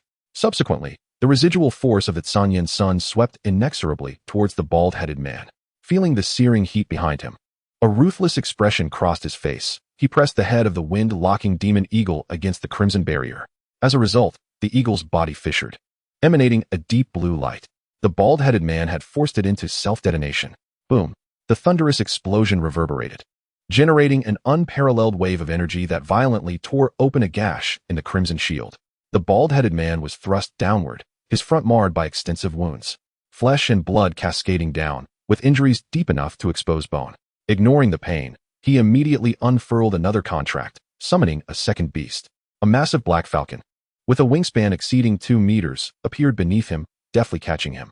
The wind-manipulating demon falcon, level 29. This creature, once a high-quality spirit beast known as the wind-manipulating falcon, had succumbed to the corruption of malevolent energy, becoming demonized. Though its combat prowess was rather weak, placing it at the bottom tier among its peers, it possessed a remarkable advantage: incredible speed. Hurricane charge. Following its master's command, the wind-manipulating demon falcon swiftly executed the skill, a black cyclone forming beneath its wings as its velocity surged. You old wretch, when next we meet, I shall ensure your clan is obliterated. The bald-headed man spat, transforming into a streak of light that vanished into the horizon. The fire pillar, arriving belatedly, swept past the spot he had just occupied, ultimately arriving too late. Observing the bald-headed man's escape, even the formidable level 61 Su Junwei found himself powerless against the speed-oriented wind attribute monster. What a ruthless individual, Su Junwei sighed, taken aback by the bald-headed man's ferocity. Fortunately, the immediate threat had been neutralized. 2 demon tamers lay slain. The last individual, though narrowly escaping, was gravely injured and bereft of his primary summoned beast, rendering him inconsequential. The menace posed by the demon tamers to the Yukazong had been temporarily alleviated. I must investigate the forest to see if they left any clues, Su Junwei resolved, retracting the fiery steed and advancing in the direction the bald-headed man had taken. Before long, he arrived at the great tree where the bald-headed man had met the cloaked figure. Suddenly, he noticed a pool of black liquid on the ground. Bending down, he dipped his index and middle fingers into it and brought them to his nose. The scent was unmistakably that of blood, the blood of a tainted spirit beast. Su Junwei quickly discerned its composition, realizing that the liquid contained an exceptionally dense energy, far from that of an ordinary monster. Could this be the blood of my sect's divine beast? Why would it appear here? Su Junwei's expression turned grave as the gravity of the situation dawned upon him. The bald-headed man and the wind-manipulating demon falcon had flown for dozens of kilometers before finally alighting. Casting a wary glance behind him, reassured that Su Junwei had not pursued, the bald-headed man exhaled in relief. He commanded the wind-manipulating demon falcon to descend, slowly dismounting its back. The falcon's feathers were stained crimson with the bald-headed man's blood, the pungent scent wafting through the air. He fought to remain conscious, knowing that if he succumbed to unconsciousness, the scent of blood would attract formidable spirit beasts.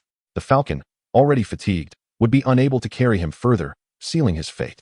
At present, the bald-headed man was sustained solely by the sheer force of his will. His injuries were dire, causing him immense pain, nearly rendering him breathless. Even more distressing was the loss of his primary summoned beast, which meant his demotion from a level 49 Beastmaster to a mere level 29 Demon Tamer. The blow was significant, drastically diminishing his combat capabilities. Even if he miraculously returned to the Yanming sect, his standing would plummet. Yet, better to survive than perish. At least he had preserved his life. The bald-headed man trembled as he retrieved a collection of ceramic vials from his spatial storage ring, all containing healing potions. He poured out 2 red pills and swallowed them whole. As the elixirs began to take effect, he felt some relief. Next, he took white powder from another vial, haphazardly applying it to his wounds. A sharp sting coursed through him, eliciting a sharp intake of breath. Humph, just you wait. When I return with the might of my sect, I shall ensure that the Yukazong is left in ruins. A menacing expression crossed the bald-headed man's face. A chilling sight indeed. However, in his current state, he was utterly powerless to act. Even a level 20 Beast Tamer could easily vanquish him. After a considerable time had elapsed, the bald-headed man regained a modicum of stability. His wounds ceased to bleed. Though still weak, he was now capable of tending to himself. He consumed a ration hastily to restore some strength. In his mind, he contemplated his next steps. The mission assigned by his sect to rendezvous with the traitor within the Yukazong was evidently untenable. Su Junwei had long been vigilant, it was plausible he lay in wait, ready to ensnare him. Thus, the bald-headed man dared not proceed for the sake of his own life. Yet, if he returned to the sect in disgrace, he would not only be ridiculed by his peers, but also face severe reprimand from the sect leader, who might even take his life in a fit of rage. The bald-headed man shuddered at the thought. He found himself in a precarious predicament. Furrowing his brows, he rapidly devised a plan. I shall remain here, sending monthly reports to the sect via carrier pigeon. The sect will not dispatch anyone else, so everything will hinge on my word. In 6 months, I shall inform the sect that all is in readiness, and that the divine beast has been corrupted, urging them to send powerful reinforcements to assault the Yukazan. If, in half a year, the divine beast truly succumbs to darkness, I shall indeed claim a significant achievement. The bald-headed one revels in his moment of inspiration. I must hasten to expedite the growth of the wind demon falcon, enhancing its speed. Should a conflict arise between the two sects in the future, and the sect leader questions me upon noticing something amiss, I can swiftly escape using my advantage in speed, soaring far away. Haha, I am truly a genius. Chapter 56. The Ferocious Beasts in the Beast Tower. As dawn broke, Heluo concluded a night of cultivation, slowly opening his eyes.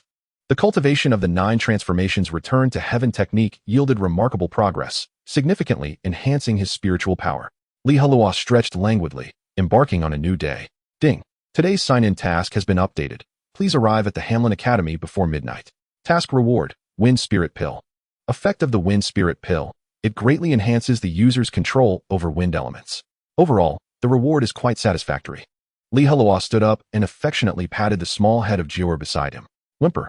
Jiur nuzzled against his palm, wearing an expression of pure enjoyment, resembling a clingy little sprite. After petting the fox, Heluo unfolded the divine contract scroll, drawing it within. Having completed this, he stepped out of the thatched cottage.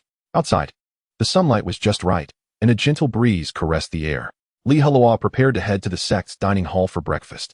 Along the way, he noticed a crowd gathered around a notice board. What announcement has the sect issued this time? Heluo pondered curiously. Recently, no significant events had transpired within the Yuchi sect. Intrigued, he approached. The notice read, under the continuous vigilance of the sect leader for a month, all demon tamers in the illusory forest have been eradicated. The ban has been lifted.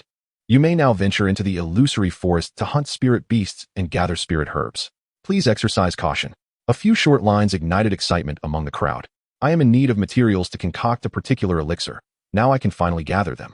The sect leader is truly magnificent. Seeking a team. The onlookers, all disciples, buzzed with exhilaration. After all, the resources required for their cultivation predominantly came from the illusory forest, and hunting soul beasts for their cores was one of the quickest ways to earn silver. They had endured for over a month. Spring had finally arrived. Heluo, however, felt little enthusiasm. He was still far from level 19 and had no immediate need for breakthrough materials. Moreover, having studied alchemy in the Pill Hall, he found that low-grade spirit herbs were relatively abundant. Thus, he did not require a trip to the illusory forest at this time. After finishing breakfast in the dining hall, Heluo made his way to the classroom. He was the first to arrive. The other apprentice beast tamers had yet to show up. Holding his notes, he meticulously reviewed them. Over the past month, he had greatly benefited, learning much about beast taming from Elder Chinchilla. Before long, the apprentice beast tamers trickled in, engaging in playful banter and chatter. They were merely a group of teenagers, brimming with youthful vigor. In contrast, Heluo appeared considerably more mature. After all, before traversing to the wildlands, he had already been in his 20s, having entered society and been tempered by the trials of life. Shortly after all the apprentice beast tamers had gathered, Elder Chinchilla entered the classroom. His gaze swept over everyone, and he inquired, "Would you like to behold the ferocious beast within the beast tower?" "Yes," the apprentice beast tamers answered in unison. Even Heluo was filled with anticipation. The beast tower housed numerous juvenile spirit beasts, painstakingly captured from the illusory forest by the elders, available for disciples to contract. Most were mid-grade and low-grade spirit beasts, with a few being high-grade. However, there was only one ferocious beast of a higher level, residing alone on the 8th floor of the beast tower. Legends of it had circulated throughout the Yuchi sect, yet few disciples had truly laid eyes upon it.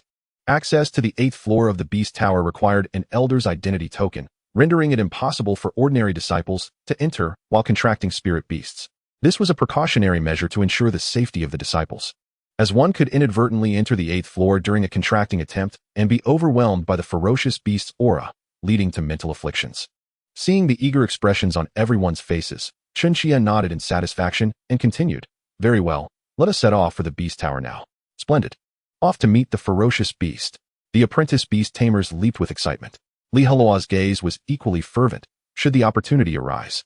He indeed wished to capture that ferocious beast for himself. Under Chun Chie's guidance, the group exited the classroom and made their way to the beast tower. Along the journey, the apprentice beast tamers chattered incessantly, all curious about the appearance of the ferocious beast. After a brief walk, they arrived at the beast tower. Li Heluo, along with the other apprentice beast tamers, followed Chun Chie inside. Upon entering, they were greeted by a cacophony of roars that reverberated painfully in their ears. While the spirit beasts residing here numbered not in the thousands, there were still 300 to 400. It was named the Beast Tower rather than the 1,000 Beast Tower because, during its peak, the Yuchi sect had indeed raised 1,000 spirit beasts. Li Heluo observed several intern disciples feeding grass to the low-grade spirit beasts on the first floor. Most low-grade spirit beasts were herbivorous and relatively docile. Those disciples were individuals who had yet to contract spirit beasts and were tasked with various menial labor. Li Heluo had performed similar duties in the previous 2 years. Upon seeing Chun Chie, the disciples hastily set aside their tasks and came forward to pay their respects. "Greetings, Elder Chun." Chun Chie waved his hand dismissively, saying, "No need for formalities. Is Elder Wang Chongming present?" Elder Wang Chongming primarily oversaw the operations of the Beast Tower. An intern disciple replied, "Elder Wang is on the 6th floor, tending to a high-grade spirit beast that is unwell." "Understood," Chun Chie responded, leading Li Heluo and the others up the stairs. They ascended to the 6th floor without delay. There, they found Wang Chongming standing beside a cage, gently stroking the belly of a gigantic mastiff. The mastiff measured about 1.5 meters in length, its fur a grayish-brown, curled in texture. It lay on its side, suffering from diarrhea. Beside Wang Chongming stood a vibrant green plant, approximately 1.2 meters tall, adorned with palm-sized light green leaves and crowned with a bright yellow blossom. It was a plant-type spirit beast, a level 31 Isatis root. This was Elder Wang Chongming's second contracted beast, possessing notable healing abilities. What could be causing the diarrhea? It hasn't eaten anything spoiled, Wang Chongming mused, scratching his head in confusion. He then plucked a leaf from the Isatis root and offered it to the mastiff. The mastiff chewed a few times before swallowing the leaf. Soon, the leaf took effect. The mastiff ceased its distress and shakily stood up. Woof! The mastiff barked twice at Wang Chongming, expressing its gratitude. Wang Chongming withdrew his hand and stood up. He had already noticed Chun Chie and the group of apprentice beast tamers and turned to inquire, "What brings you here?" Chapter 57, The Phantom Shadow Soul Leopard. Chun Chie replied, "Today's lesson will revolve around identifying spirit beasts, and I intend to broaden their horizons by introducing them to the ferocious creature housed in the tower." Wang Chongming gazed at him in astonishment. "Are you truly daring to venture this far?" According to the rules, ferocious spirit beasts are reserved for beast masters above level 30 to serve as their second contracted beasts. This group of youngsters hasn't even surpassed level 10. What will you do if they are frightened? Chun Chie gestured towards Li Heluo, remarking, "But there is still one who has broken through." Wang Chongming scrutinized Li Heluo, deep in thought. Subsequently, he turned his gaze back to Chun Chie. The two elders exchanged glances, seemingly engaged in silent communication. Li Heluo noticed this and saw Chun Chie give a slight nod. At that moment, Wang Chongming's pupils constricted sharply. Li Heluo felt puzzled. What could these two elders be up to? After a brief pause, Chun Chie smiled at the crowd and announced, "All right, everyone, follow me upstairs." Under Chun Chie's guidance, Li Heluo and the other aspiring beastmasters ascended further.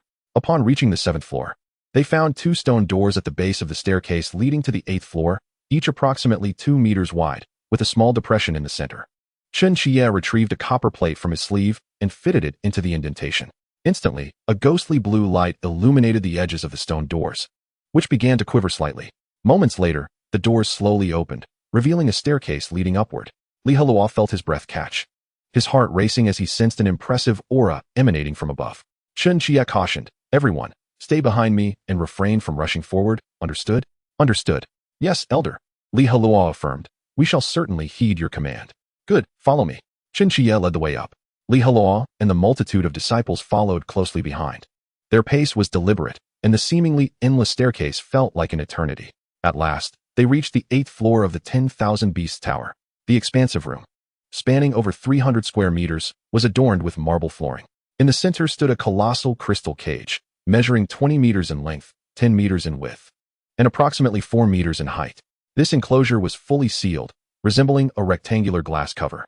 The group held their breath, gazing intently at the interior of the crystal cage. Inside, Numerous small trees stood at a height of 1 to 2 meters, accompanied by piles of hay and several stones.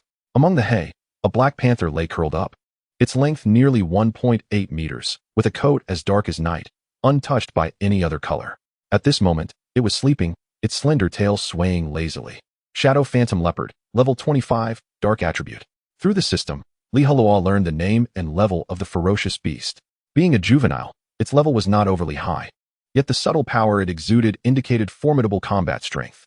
Upon sighting the Shadow Phantom Leopard, the aspiring Beastmasters were left in stunned silence, too terrified to breathe. They felt an overwhelming pressure, many tensed up, and some even turned towards the staircase, poised to flee. The transparent cage rendered the Shadow Phantom Leopard seemingly unrestrained. Heluo, however, remained remarkably composed. After his encounter with the Beastmaster Wang Hao, his mindset had shifted. Fear not, it cannot escape, Chen Xie murmured reassuringly. Just then, the Shadow Phantom Leopard slowly opened its eyes. Its amber gaze was wide and fierce, brimming with indignation. Roar! The Shadow Phantom Leopard bellowed and lunged towards them. Ah, help! The aspiring Beastmasters screamed in terror, some retreating a few steps, others stumbling to the ground, and a few darting towards the staircase to escape. The scene was utter chaos. Yet, Heluo stood steadfast, unwavering. Having witnessed the majesty of the Empress, all spirit beasts appeared mundane to him. Such a trivial black panther, how laughable, he thought.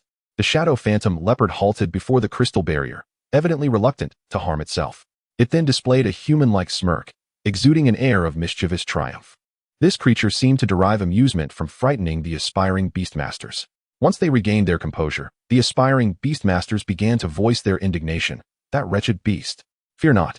It cannot escape. Understanding this, their courage grew slightly. At that moment, someone noticed Heluo, who had remained motionless. Strange, why isn't Heluo afraid? What fear? In my opinion, he must be too stunned to react. It is well known that when someone is terrified to a certain degree, their legs become weak and they cannot move. Heluo turned to glare at them, prompting an immediate silence. Chen Xie cast a sidelong glance at Heluo, surprised. The young man not only maintained a calm visage, but also exhibited a steady heartbeat. This indicated that Heluo felt no fear in the face of the Shadow Phantom Leopard. In terms of courage, he had already outstripped the others. Chen Xie approached and scolded, "Umph.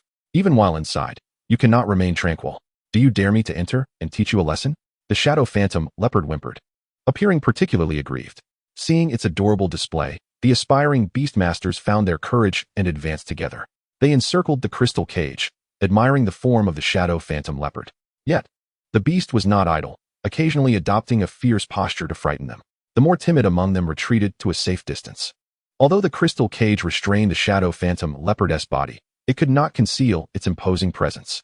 Thus, in its presence, the aspiring Beastmasters felt intimidated. Chen Xie explained, "This creature is of the dark attribute. It can leap through shadows on a moonless night, and ordinary iron cages cannot contain it. Hence, only a completely sealed crystal enclosure can imprison it." The Shadow Phantom Leopard, in its non-threatening demeanor, appeared rather appealing, resembling an oversized black cat. Heluo stood apart from the crowd, glancing at the Shadow Phantom Leopard only twice before losing interest. He was still preoccupied with the two handmaidens the Empress had mentioned, two divine beasts known as the Celestial Foxes, far superior to the ferocious beast before him. After a while, Chen Xie clapped his hands and said, "All right, that will be all for now. Let us descend a few levels where I will teach you how to identify spirit beasts." Upon hearing Chen Xie's words, the aspiring Beastmasters began to file down the stairs. Just as Heluo prepared to head towards the staircase, Chen Xie suddenly seized his arm. "What is it, master?" Heluo inquired, puzzled. Chen Xie pointed at the Shadow Phantom Leopard and solemnly asked, "What do you think of it?" "Remarkable. It exudes a majestic aura," Heluo expressed his opinion, "truly worthy of the title of ferocious beast." "Then, once you reach level 20, shall we attempt to contract it?" Chen Xie smiled kindly. The impression he gave to Heluo was akin to that of an elderly matchmaker in the countryside, eager to introduce a young maiden. Heluo, feeling somewhat bashful, inquired, "Is it truly possible?" "Of course," Chen Xie reassured him, gently patting Heluo on the shoulder. "The ferocious beasts within the 10,000 Beast Tower are intended for the talented disciples of our sect to form a second contract beast. As long as you can withstand the pressure exerted by the ferocious beast and successfully unfold the contract to subdue it, then this Nether Shadow Soul Leopard shall become your future combat companion." Upon overhearing their conversation, the Nether Shadow Soul Leopard cast a glance from a distance, its eyes betraying a hint of impatience. As a ferocious beast, it possessed the intellect of a 7 or 8-year-old child and could easily comprehend the exchange between the two. The Nether Shadow Soul Leopard held Chunchia's arrangement in utter disdain. You think I would serve as that brat's contract beast? Dream on. Just wait and see how I frighten him into a state of sheer terror.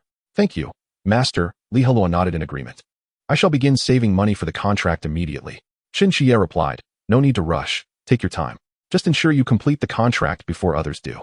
He then descended the stairs, leaving Heluo alone on the 8th floor, locked in a staring contest with the Nether Shadow Soul Leopard. Heluo had not anticipated that Chunchia's grand gesture of bringing all the trainee Beast Tamers was primarily to introduce him to the Nether Shadow Soul Leopard, paving the way for a future contract. While uncertain if this was the sect leader's intention, it was evident that Elder Chunchia favored him. Heluo also understood the significance of the exchanged glances between Chunchia and Elder Wang Chongming. With this in mind, Heluo rubbed his hands together and approached the Nether Shadow Soul Leopard. Feeling a bit embarrassed, his heart began to race. The sensation was reminiscent of a first meeting with a potential partner in his past life on Blue Star. Before long, Heluo stood before the crystalline cage, locking eyes with the Nether Shadow Soul Leopard. The thick layer of crystal, nearly 20 centimeters, underscored the importance the Yuchi sect placed on this ferocious beast, designed not only to prevent its escape through shadow leaps, but also to guard against it breaking through the crystal with sheer force. The Nether Shadow Soul Leopard lounged, its amber eyes scrutinizing Heluo with an evaluative gaze. Suddenly, it bounded forward a couple of steps, baring its fangs and adopting a menacing expression. Surprised by the beast's sudden movement, Heluo stumbled back, landing on the ground. Roar, roar, roar. The Nether Shadow Soul Leopard chuckled heartily, exuding an air of delight. Humph. You pitiful little human, have you learned to fear? Do you think you could be my Beast Tamer? Uffed. Heluo sprang to his feet, brushing off the dust from his backside. He was not intimidated by the Nether Shadow Soul Leopard. Rather, he was startled by its unexpected antics. There was a fundamental distinction between the two. So you wish to play tricks, do you? Heluo seethed. Just wait and see how I deal with you. The mockery in the Nether Shadow Soul Leopard's expression deepened, as if to say, what can you possibly do to me? Heluo first ensured the stone door behind him was closed, then retrieved the contract from his pocket, unfurling it. The little white fox, Joer, appeared before him. The Nether Shadow Soul Leopard, perplexed, thought, has this human lost his mind? You can't reach me through this cage. And what can a lowly spirit beast do in my presence other than flee with its tail between its legs? Just as it pondered the human's intentions, Heluo bellowed in an enraged tone, Joer, do not conceal yourself any longer. Unleash your full divine beast pressure. Joer stared at him with its adorably naive eyes. Bewildered by his command, Heluo scratched his head. What's happening? Roar, roar, roar. The Nether Shadow Soul Leopard doubled over in laughter, nearly in tears from amusement. How absurd. You dare to command me? Heluo, exasperated, slammed his thigh. What are you laughing at? Step outside for a duel if you're so bold. The Nether Shadow Soul Leopard pointed a paw at the crystal cage, indicating its inability to escape.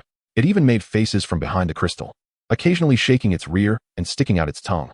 At that moment, Joer's aura shifted dramatically, a formidable pressure radiating outward.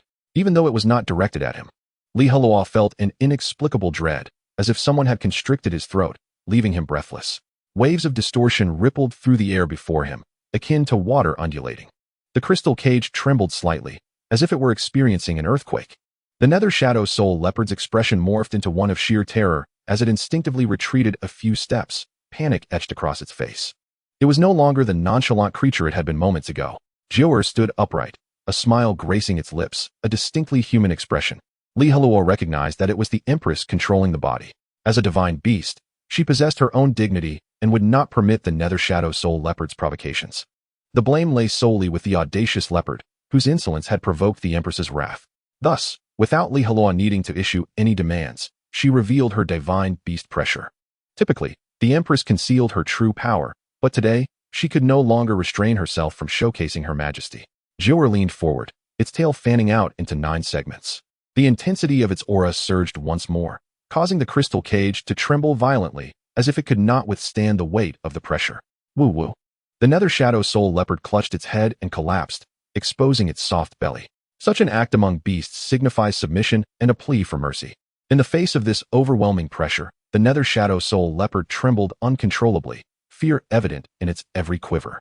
It had never encountered such a magnificent force before.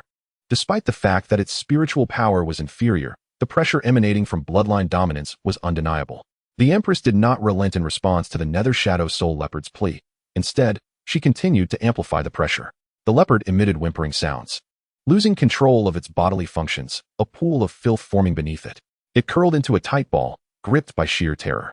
After tormenting the Nether Shadow Soul Leopard for 2 to 3 minutes, Jiuer finally ceased its onslaught, retracting its pressure and returning its limbs to the ground. Upon witnessing the clarity and innocence return to Jiuer's eyes, Heluo understood that the Empress had once again succumbed to slumber. At that moment, the Nether Shadow Soul Leopard appeared utterly wretched. It had curled up, trembling uncontrollably, with excrement and urine staining the ground. The creature seemed to have lost its sanity. Gazing at Heluo with abject fear, Heluo shot at a stern glare. The Nether Shadow Soul Leopard let out a couple of frantic cries, frightened into a hasty retreat behind a rock, too terrified to emerge.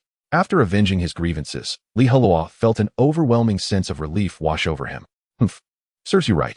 Having successfully intimidated the ferocious beast, Heluo's vanity swelled with tremendous satisfaction. He retracted Jiuer, opened the stone door, and descended the stairs.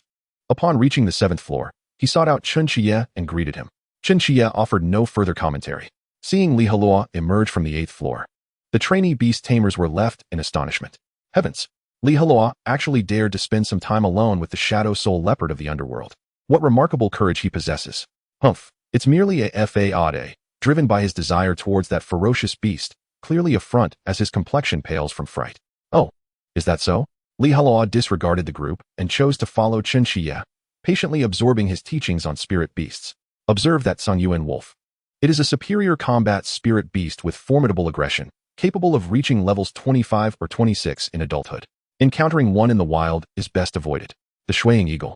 A superior ice attribute spirit beast, reigns as a powerful predator in frigid realms, with no prey escaping its relentless pursuit. The bloodline of spirit beasts cannot be discerned through mere appearance. One must feel their might. Low-grade spirit beasts are generally docile creatures, such as rabbits, cats, and dogs, belonging to the category that poses no threat if left undisturbed. Medium-grade spirit beasts exhibit considerable vigilance, issuing warnings to keep their distance. In contrast, high-grade spirit beasts are often ruthless predators, like jackals and leopards, who will proactively view you as prey. In short, when traversing the enchanted forest, one must make every effort to avoid provoking high-grade spirit beasts, understood? Chen Xie inquired loudly. Heluo and the other apprentice beast tamers responded in unison. Understood, master. Time slipped away unnoticed, and soon the morning's lessons concluded. The apprentice beast tamers, akin to birds released from their cages, departed from the beast tower. Heluo first visited the cafeteria for lunch before preparing to complete his daily check-in. The check-in location was at the Hanlin Academy, situated halfway up the mountain. This establishment holds significant importance within the Yuchi sect, serving as the hub for task assignments to disciples. For example, if spirit beasts wreak havoc in a nearby village, destroying crops, or if there are reports of hauntings, beast tamers are dispatched to eliminate the threats. Upon task completion, disciples are rewarded handsomely. Naturally, should one have specific needs, they may also post bounties here. For instance, if one is at level 19 and requires a spirit core of level 20 or above to break through a bottleneck, they could seek assistance from senior brothers and sisters for a fee. Soon, Heluo arrived at the entrance of Hanlin Academy. He observed numerous senior brothers and sisters entering and exiting. Ding! Congratulations, host. On completing today's check-in task, you have received a reward. Wind Spirit Pill. Simultaneously, Heluo felt a pill appear in his possession. The system operates in such a straightforward manner. As long as one arrives punctually at the designated location, a reward awaits. With the task accomplished, Heluo had no desire to linger longer and was about to depart when a sharp call halted him. He turned to see Wang Xiaoxiao from the Cuckoo Guild, flanked by 4 or 5 people, approaching. Chen Xinxin was among them. It was her voice that had called out. Sister Wang Xiaoxiao, Sister Chen Xinxin. Heluo greeted them in turn. Wang Xiaoxiao asked, "What's the matter? Are you facing difficulties and planning to post a bounty?" No. Heluo shook his head vigorously. "I'm just a bit short on funds lately and was looking for something to do." He knew that Wang Xiaoxiao and her entourage were also here seeking work, so he used this excuse to deflect them. Everyone was merely looking for tasks. And after exchanging pleasantries, there would be no further interaction. Unexpectedly, Wang Xiaoxiao's response took Heluo by surprise as she cleared her throat and said, "As it happens, I have a bounty task available. I wonder if you might be interested." A young man behind her immediately interjected, "Guild leader, you?" Wang Xiaoxiao raised her hand, silencing him. Heluo, slightly taken aback, replied, "Sister, please go on." Wang Xiaoxiao candidly stated.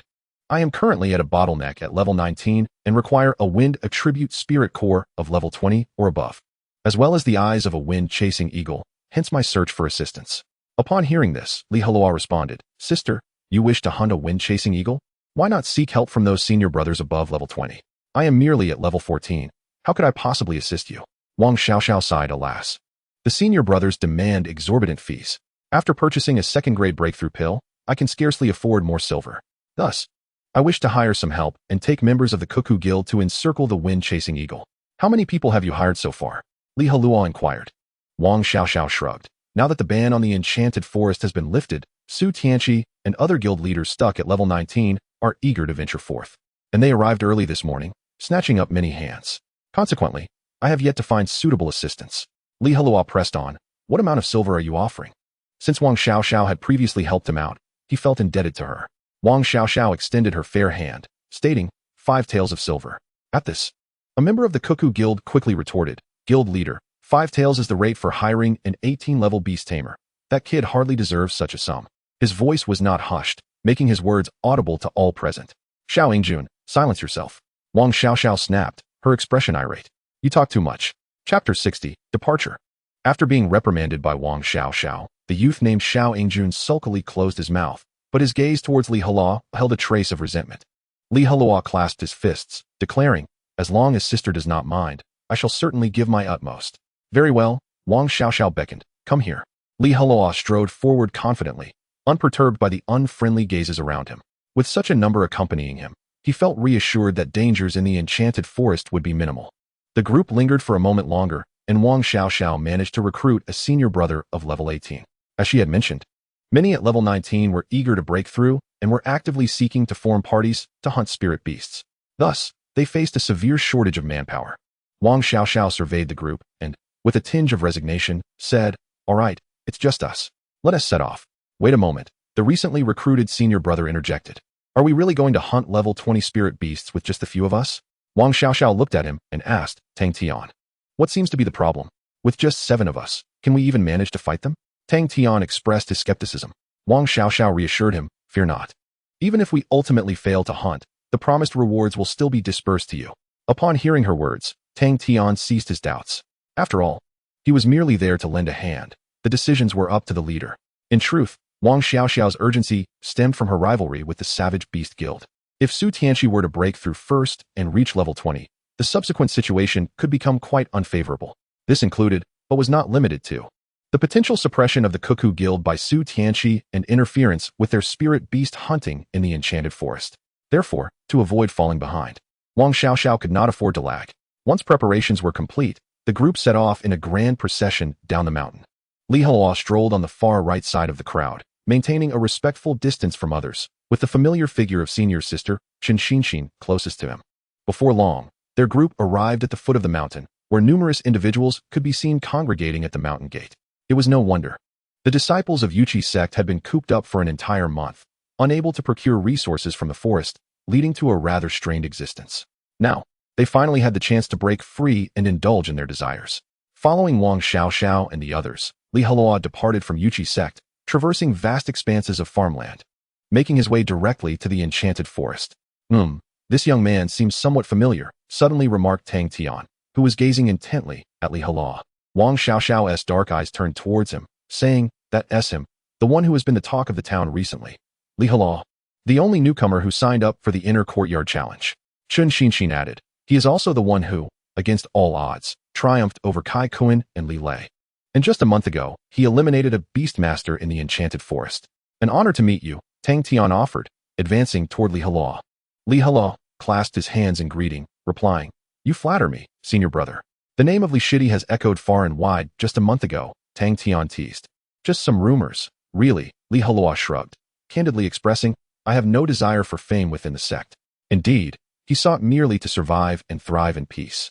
However, his formidable strength did not allow for such modesty. Wang Xiaoxiao interjected, how about this, since we shall be fighting side by side? I propose we introduce ourselves to better understand each other's combat styles. I shall go first. I am Wang Xiaoxiao, a level 19 wind attribute beastmaster, with a contract beast that is a nimble cuckoo. Xiao Yingjun immediately followed suit. I am Xiao Yingjun, a level 17 Earth attribute Beastmaster. And my contract beast is a sandy sculpture. What? Li Heluo thought he misheard. Who would claim their contract beast was a silly sculpture? Xiao Yingjun shot Li Heluo an irritated glance, retorting, my contract beast is an Earth attribute sandy sculpture. Sandy sculpture. Sandy sculpture. His tone was emphatic, repeating the phrase thrice. Uft. Li Heluo couldn't contain his laughter. Are you looking for trouble? Xiao Yingjun clenched his fists, his eyes ablaze with anger. Enough. Wang Xiaoxiao interjected, displeased. We are supposed to be allies in battle. How can we afford to quarrel? It was he who mocked me first. Xiao Yingjun pointed accusingly at Li Heluo. Li Heluo replied, I apologize. I am professionally trained and do not laugh at anything amusing unless I cannot help it. As Xiao Yingjun looked poised to strike, Wang Xiaoxiao swiftly positioned herself in front of him, blocking his path. Chen Xinxin also stepped closer to Li Heluo, nudging his arm with her elbow. Tang Tian hastily redirected the conversation. I am Tang Tian, an level 18 combat system beastmaster, with a contract beast that is a 6-ding divine ox. Following his introduction, the atmosphere lightened somewhat. Chen Xinxin, level 13 water attribute, with a contract beast that is a Psyduck. Guoziang, level 15 thunder attribute beastmaster, with a lightning mouse. I am Zhao Mingxuan, level 14 ice attribute, with a contract beast that is an ice toad. Once everyone had introduced themselves, they turned their gazes towards Li Heluo. Clearing his throat, he stated, I am Li Heluo, a level 14 dual attribute wind and fire beastmaster, with a contract beast that has evolved into a little fire fox, now known as the wind fire spirit fox. Li Heluo spoke casually, for the initial appearance of Jiao did indeed resemble a small fire fox, thus necessitating such a declaration. I want to tell you that Jiao's true form is the divine beast, the nine-tailed celestial fox. Evolved? Dual attributes? The revelation from Li Heluo left Wang Xiaoxiao and Tang Tian astounded. This single statement was laden with profound implications. Many individuals spend their entire lives without achieving the evolution of even one contract beast. The process requires not only precious materials, but also favorable circumstances for success. Yet, Li Heluo had accomplished this merely within a month of becoming a beastmaster. Wang Xiaoxiao, aware only that Li Heluo's contract beast possessed dual attributes, was oblivious to its evolved status. Thus, she inquired, how did you manage to evolve your contract beast? A secret, Li Heluo replied with a mysterious smile. I cannot be bothered to concoct tales for you. You simply do not deserve it. Disappointed at not receiving an answer from Li Heluo, Wang Xiaoxiao and her companions could not help but understand. After all, no one would wish to divulge such a rare opportunity without cause. It was akin to the lucrative business ventures on the continent. Everyone would toil quietly, while those revealed as potential fortune-making opportunities had either already been exploited or were set to ensnare the unknowing. As they conversed, they arrived at the edge of the enchanted forest. Gazing at the seemingly endless expanse of trees, a sense of insignificance washed over them. Chapter 61. Re-entering the enchanted forest. Wang Xiaoxiao warned, I do not care what conflicts you may have had before. Once we enter the enchanted forest, we are comrades in battle. Anyone who dares to cause trouble will not be spared. Li Heluo replied, Sister Xiaoxiao, I understand. The forest is fraught with dangers. Causing discord within it would be akin to seeking death. I comprehend. Xiao Yingjun nodded in agreement. Wang Xiaoxiao waved her hand decisively. All right, let us venture into the forest. Thus, the group stepped forward into the enchanted forest. Surrounded by towering trees, their expansive foliage blocked even the sunlight, casting the surroundings into a dim light. The group released their contract beasts, remaining ever vigilant. After all, beasts possess a heightened sense of danger compared to humans. Li Heluo had previously encountered the contract beasts of Wang Xiaoxiao and Chen Xinxin. Xiao Yingjun's sandy sculpture was a large, tawny bird with a wingspan of about 2 meters, its body coated in dust. The 6-ding divine ox resembled a water buffalo, its thick, brown fur cascading down, with its curved horns spiraling upward and eyes wide as copper bells. The ice toad stood at about 1.5 meters, its body pale white, adorned with numerous walnut-sized bumps on its back, its eyes darting around, radiating a greenish glow. The lightning mouse was the smallest among the contract beasts, measuring approximately half a meter, resembling an oversized rat covered in deep blue fur, with electric arcs sparking intermittently. The spirit beasts led the way, while the group cautiously followed behind. Although they were merely at the periphery of the enchanted forest, there was no guarantee that a powerful spirit beast would not leap forth. If they were to encounter a formidable one, their group could find themselves in peril. The 7 of them proceeded without incident, encountering many docile lower-tier spirit beasts along the way, carefully circumventing them. Li Heluo inquired, Sister, will hunting a wind chaser eagle satisfy your needs? Yes, Wang Xiaoxiao confirmed. An adult wind chaser eagle is above level 20. Its spirit core can aid my breakthrough. Do you have any plans? Li Heluo asked. Wang Xiaoxiao, assuming it was obvious, replied, we'll kill it when we encounter it. What other plan could there be? Li Heluo fixed his gaze on her, earnestly stating, but what if we do not encounter one at all? Wang Xiaoxiao was momentarily at a loss for words. To be frank, she had never considered this question. Li Heluo sighed, resting his hand on his forehead, feeling somewhat melancholic. This senior sister, without formulating any plans, simply goes with the flow. The number of wind chasers is relatively scarce. Do you think you can encounter one at will? What do you suggest we do? Wang Xiaoxiao spread her palms. Li Heluo, stroking his chin, elucidated. A few days ago, I heard our master mention that the primary food source for the wind chaser is the low-grade spirit beast, the burrowing mouse. Additionally, it enjoys a fruit called passion fruit as a dessert after its meal. We can approach this from both angles. Capture a burrowing mouse and gather some passion fruits to create a simple trap. The purpose of the trap is to ensnare it. As soon as a wind chaser falls into it, we can all launch an assault. Even if we cannot kill it, we can at least severely injure it. This way, the wind chaser's combat prowess will be significantly diminished, greatly increasing our chances of success. Hearing his well-articulated plan, Wang Xiaoxiao nodded approvingly, saying, very well. Let us proceed as you suggested. Li Heluo began organizing. All right, we shall split into 3 groups. The passion fruits grow at elevated heights. And as you possess the wind attribute, Xiao, this task shall be yours. Xiao Ingjun, go find some sturdy vines. We will weave them into a net shortly. The rest of us will focus on capturing the burrowing mice. Wang Xiaoxiao nodded in affirmation. However, Xiao Ingjun frowned. Why must I fetch the vines myself? He felt as though that young man was targeting him. Li Heluo explained. Although your contracted beast, the sand sculpture, is of the earth attribute, it can fly. Many vines hanging from the treetops can be uprooted entirely. Wang Xiaoxiao retorted with irritation. Xiao Ingjun, if you are unwilling, I can switch tasks with you. No, that's unnecessary. Xiao Ingjun firmly declined. In truth, he simply did not wish to take orders from Li Heluo. How dare a mere young lad command me? But seeing that the others had no objections, Xiao Ingjun refrained from saying more. Then let us all set to work. Li Heluo clapped his hands. Be cautious not to stray too far. If you encounter any unexpected situations, do not hesitate to call for help. With that, the 7 of them dispersed. Xiao Ingjun, accompanied by his sand sculpture, wandered alone through the dense forest, growing increasingly agitated. Sister Xiao, being of the wind attribute, could flee swiftly in the face of danger. The others were grouped together, thus minimizing their risk. Only I, should peril arise, would be unable to escape. Humph. That young man is undoubtedly harboring resentment over what transpired earlier, targeting me as a result. If things proceed smoothly as he planned, and we successfully hunt the wind chaser, he will undoubtedly claim all the credit. No, I must disrupt his scheme, find some less sturdy vines to render his plan ineffective, and embarrass him before Sister Xiao. Yes, that's the way to go. Xiao Ingjun resolved. Meanwhile, Li Heluo led Chen Xinxin and the others in search of burrowing mice in the woods. Hey, brother Tang Tian. Why is your contracted beast called the 6-ding divine bull? Li Heluo inquired with curiosity. Tang Tian called to his nearby contracted beast, Xiaolu. The 6-ding divine bull reluctantly lifted one of its hind legs. Wow, 6 little ones. Upon witnessing this, Li Heluo was utterly astonished. He had never anticipated that the 6-ding divine bull derived its name from that. Truly deserving of the title divine. I humbly bow to your prowess. After showcasing its leg, the 6-ding divine bull appeared somewhat embarrassed, quietly grazing aside and refraining from participating in the search. Not far off, Chen Xinxin tossed her hair and remarked, Li Heluo, don't mice typically forage at night? Where shall we find burrowing mice in broad daylight? They sleep during the day. They haven't vanished. Li Heluo clarified. As long as we locate their burrows or tree holes, we can excavate them. Burrowing mice are low-grade spirit beasts.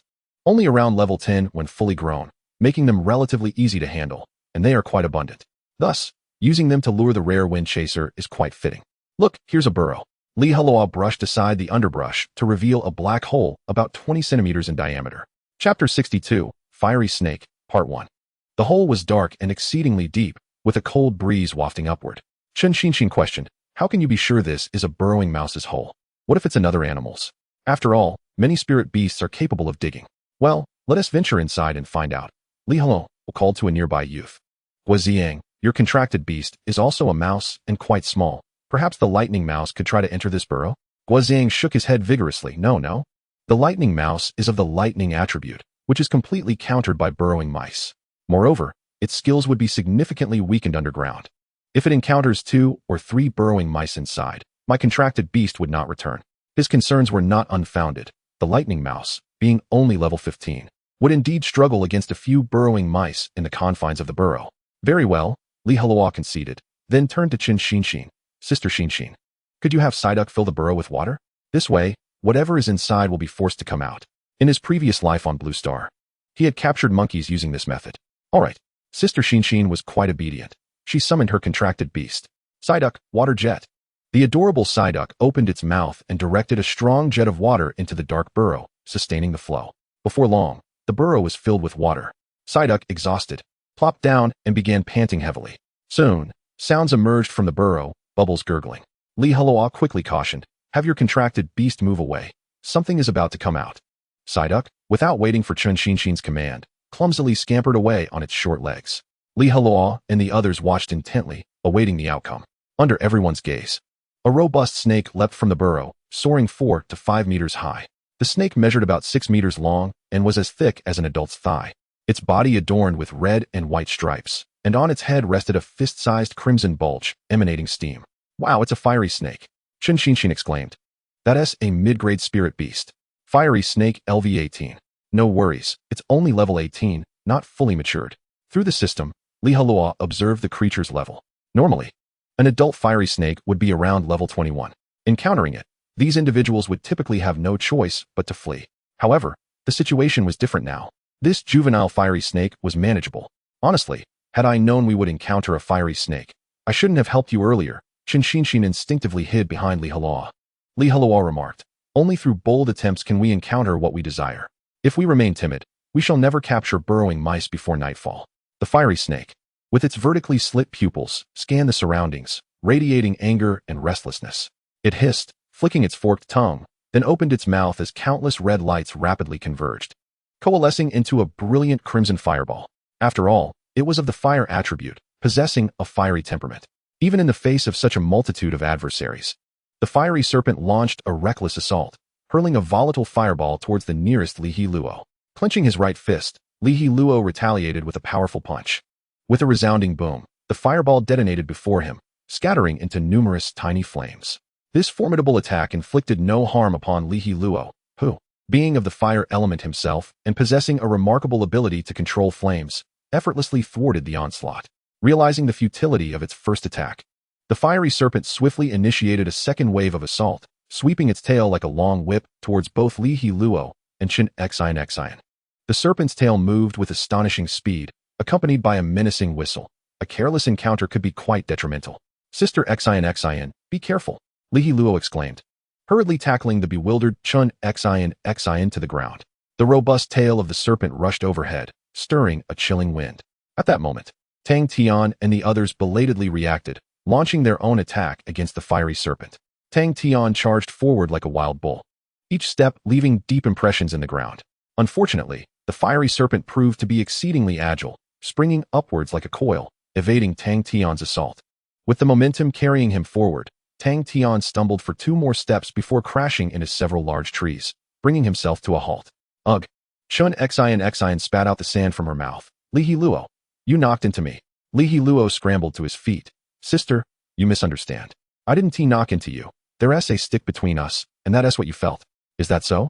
Qin Xinshin turned her head and indeed discovered a small stick, about 10 centimeters long and the thickness of a thumb, lodged against her backside. So that's how it is, she thought, her cheeks flushing a rosy hue. Observing her flustered demeanor, Li Heluo rolled his eyes internally. Come on, that's quite insulting. How could I possibly be so small and weak? Let us hurry and assist in dealing with the fiery serpent. Qin Xinshin swiftly redirected the conversation to ease the awkwardness. Indeed, Li Heluo nodded slightly, turning to face the fiery serpent once more. At this juncture, Guo Ziang and Zhao Mingxuan had already engaged in a fierce battle with the fiery serpent alongside their contracted beasts. Fusion skill, Electric Claw. Fusion skill, Ice Palm. The electrifying claws and the misty, icy palms converged upon the fiery serpent from differing directions. Their cooperation was commendable, effectively cutting off all escape routes for the beast.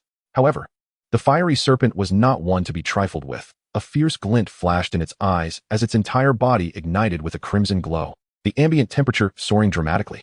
It twisted its form rapidly, resembling a vibrant tongue of flame.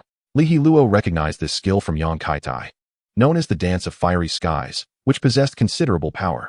Despite the collaboration of Guoziang and Zhao Mingxuan, they were still no match for the Fiery Serpent. In no time, their skills were disrupted, sending them and their contracted beasts flying. The disparity of levels between them, 3 or 4 levels apart, coupled with the vast difference in bloodline energy, was insurmountable. The Electric Mouse and Ice Toad were both of lower grade, while the Fiery Serpent was a mid-grade spiritual beast. After repelling the two, the Fiery Serpent concentrated a red glow in its mouth, evidently preparing to unleash an even more potent skill. Jiu Air, Wrath of Fire. Li Heluo and Jiu Air simultaneously imbued themselves with a layer of buffs. Jiu Air, let us execute our combined technique, high-temperature fire line. Li Heluo promptly issued his second attack command. Forming seals with his hands, a red vortex materialized before him, followed by the release of an orange-red fire pillar as thick as a human arm. Jiu Air, obeying his command, inhaled deeply, puffing out its little belly, and subsequently unleashed its own orange-red fire pillar. The two fire pillars converged mid-air, growing even thicker, now the girth of an adult's thigh. The combined high-temperature fire line surged forward, exuding an overwhelming force towards the Fiery Serpent. At that very moment, the Fiery Serpent had also finished gathering its energy, unleashing a viscous, fire-red liquid from its mouth. The two forces clashed violently in mid-air, sending vast flames radiating outward, creating a scorching wave of heat. The surrounding temperature escalated sharply, with the searing warmth causing Guoziang and Zhao Mingxuan to instinctively take a few steps back. Li Heluo and Jiu Air united in their assault against the enemy. The Fiery Serpent, being 4 levels higher than them, possessed superior spiritual power. Yet, Li Heluo was not one to back down. He summoned all his energy, exerting tremendous force. The high-temperature fire line thickened further, gradually overpowering the Fiery Serpent. Soon, beads of sweat formed on Li Heluo's forehead as his spiritual energy rapidly depleted. Nearby, Jiu Air swayed its tail, its little face earnest and focused. At last, the high-temperature fire line overwhelmed the Fiery Serpent, dousing it head-on. The creature writhed violently on the ground, clearly in agony. Li Heluo and Jiu Air seized the moment. Ceasing their assault, they panted heavily, their chests heaving. Xiao Lu, it's our turn. From a distance, Tang Tian leaped onto the back of the Lu Ding Divine Bull, initiating their combined technique, Rampaging Bull Charge. The Lu Ding Divine Bull exhaled hot air from its nostrils, kicking its hind legs twice before charging forward, its horns glinting ominously. With a resounding thud, the Divine Bull's hooves struck the ground like booming drums. Within moments, it bore down upon the Fiery Serpent. The bull's horns thrust forward, colliding with the serpent's head. In an instant, the two horns pierced through the Fiery Serpent's neck and skull. Yet, this beast displayed remarkable resilience. Even with its head injured, it continued to thrash its body. Flame Fist, Thunderous Strike, Extreme Ice Stab. Li Heluo and his companions surged forward, simultaneously unleashing their skills upon the Fiery Serpent. At last, the once formidable spiritual beast lay still, devoid of life. Well executed, Li Heluo approached Tang Tian, offering a high five atop the bull's back. I truly underestimated you earlier. Tang Tian regarded him anew. With your combat prowess, I'd wager you could stand alone against the Fiery Serpent and emerge victorious. Li Heluo chuckled. Brother, you flatter me. I am merely at level 14, while it surpasses me by 4 levels. How could that be possible? Do not be modest. I have witnessed your strength firsthand, Tang Tian replied earnestly. Guoziang and Zhao Mingxuan's expressions grew grave. They had initially believed it unwise for their leader to pay 5 taels of silver for a level 14 Beast Tamer. However, it was now evident that Li Heluo was indeed worth the price. Far from being a liability, he could serve as a formidable asset in battle. Let us not dwell on that. Let us divide the spoils, Li Heluo suggested, shifting the topic. They approached the fallen Fiery Serpent. Tang Tian pointed to the creature's forehead, stating that item atop its head is a fine material, often utilized by many fire element beast tamers during their breakthroughs. Additionally, its hide is an excellent medicinal ingredient, and with its spirit core, it could fetch around 20 taels of silver. Li Heluo replied, very well, upon our return, we shall sell it at the treasure pavilion, and each of us will receive 4 taels of silver.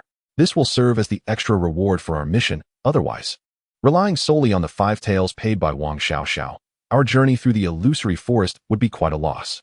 Chen Xinxin, feeling a bit embarrassed, said, I did not participate in the battle alongside Psyduck. Perhaps you should divide the spoils without including me. That cannot be, replied Li Heluo. You contributed as well. If it weren't for Psyduck filling its den with water, the fire snake would likely not have emerged. Li Heluo surveyed the group and added, when it comes to the distribution of rewards, we must include senior sister Xinxin. Do you all have any objections? As you say, Tang Tian responded. Agreed. Came the replies from Guoziang and Zhao Mingxuan, both members of the Cuckoo Guild and naturally allies of Qin Xinxin. Very well. Li Heluo retrieved a dagger from his spatial wristband and proceeded to slice open the belly of the fire snake, extracting a walnut-sized red elixir from within. He then severed the bulge atop the fire snake's head. These two items were the most valuable, and thus, they had to be taken first. The group then worked together to skin the fire snake. Within just a few minutes, their combined efforts resulted in the flawless removal of the snake's hide. I possess spatial storage equipment. Let us keep the items here for now. Once we return and exchange them for money, we can divide the profits together. Li Heluo gestured with his wristband. That sounds fine, Tang Tian nodded. The others had no objections. Curiosity piqued, Tang Tian inquired, Li, where did you acquire this spatial storage device? The treasure pavilion of the Yuchi sect does have storage artifacts crafted by artifact masters, but they are rather expensive. Typically, only core disciples above level 30 are willing to spend money on a spatial ring with 5 cubic meters of space. Well, you see, Li Heluo scratched his head. About a month ago, I defeated a beast master, and I obtained this as loot from him. Tang Tian's face was filled with envy. You truly are fortunate, Li. This spatial wristband must have a storage capacity of around 20 to 30 cubic meters, right? Incorrect, it is 500 cubic meters, Li Heluo casually responded. Indeed, approximately that. He added. The true capacity of the spatial wristband was beyond what even the continent's top artifact masters could forge. The rewards from the system had never let Li Heluo down. He placed the materials harvested from the fire snake into the spatial wristband, clapped his hands, and declared, all right. Let us continue our search for the digger mice. Hearing this, Qin Xinxin rolled her eyes. I only hope you can be more reliable this time and steer clear of the lairs of powerful spirit beasts. Li Heluo shrugged. It's not something that can be helped. No one can guarantee a successful find on the first attempt. The knowledge imparted by Professor Chunxia primarily pertains to the habits of spirit beasts. It does not specify what kind of burrows digger mice create. Do not lose heart. The more we search, the more likely we are to find them. Tang Tian interjected to alleviate the tension. Chapter 64, Prepared and Ready. Li Heluo's group dispersed to search for new burrows. Digger mice were the most common spirit beasts, occupying the lowest tier of the food chain within the illusory forest, often serving as prey for many predators. After spreading out, their efficiency significantly improved. Before long, they discovered 3 additional burrows in the nooks and crannies around them. They employed their tried-and-true method, allowing Psyduck to fill the burrows with water, forcing the creatures dwelling within to surface. In the first 2 burrows, although some mice emerged, they turned out to be other spirit beasts known as daybreak mice. These were low-grade spirit beasts, timid by nature, and upon exiting their burrows, they immediately scampered away without attacking the group. Finally, in the 3rd burrow, Li Heluo and his companions successfully located a digger mouse. As Psyduck sprayed water into the hole, a large, yellowish-brown mouse fled from within. It measured approximately 40 centimeters in length, its fur matted with sand, and its powerful forelimbs resembled shovels, indicating its prowess in burrowing. Digger mouse, level 10. The creature emerged from the burrow, its amber eyes scanning the surroundings.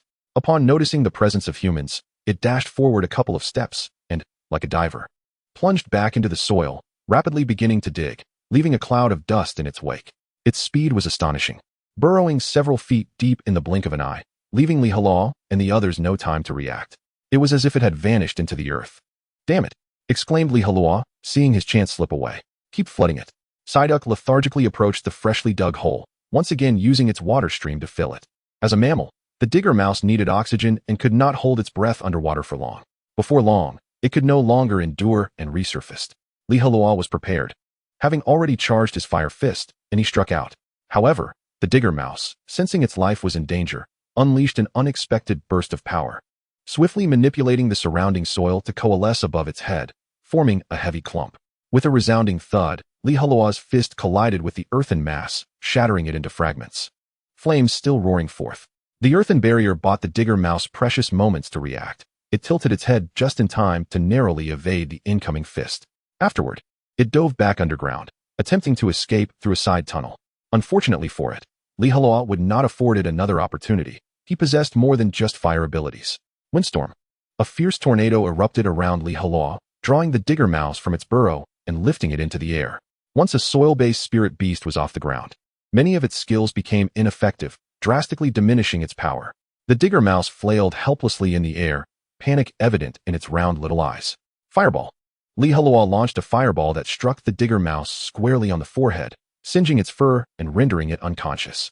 Dissipating the windstorm, Heluo allowed the unfortunate creature to drop to the ground.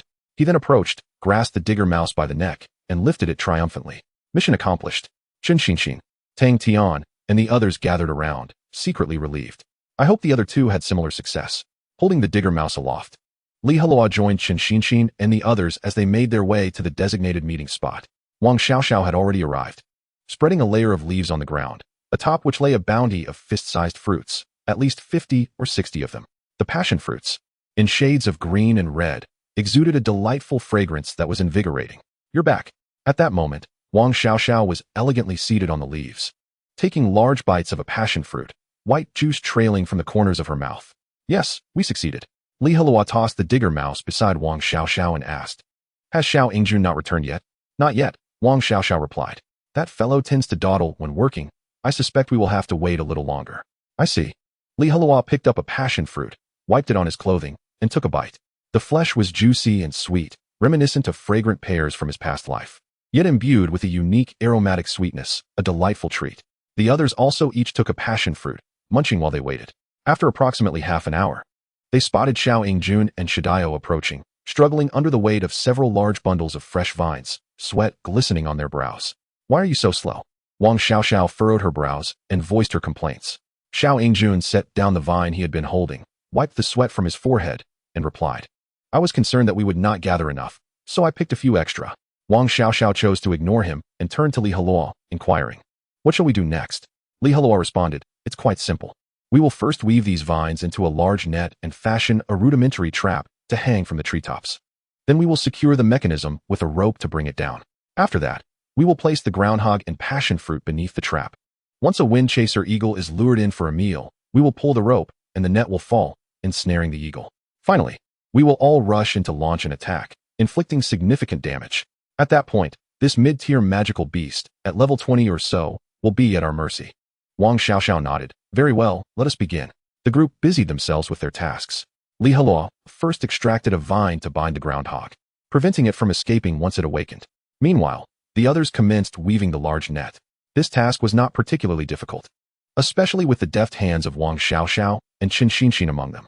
Before long, a simple vine net was completed, 5 meters long and over 4 meters wide, ample to ensnare a wind chaser eagle of moderate size. Furthermore, the net was green, making it nearly undetectable among the treetops, rendering escape virtually impossible.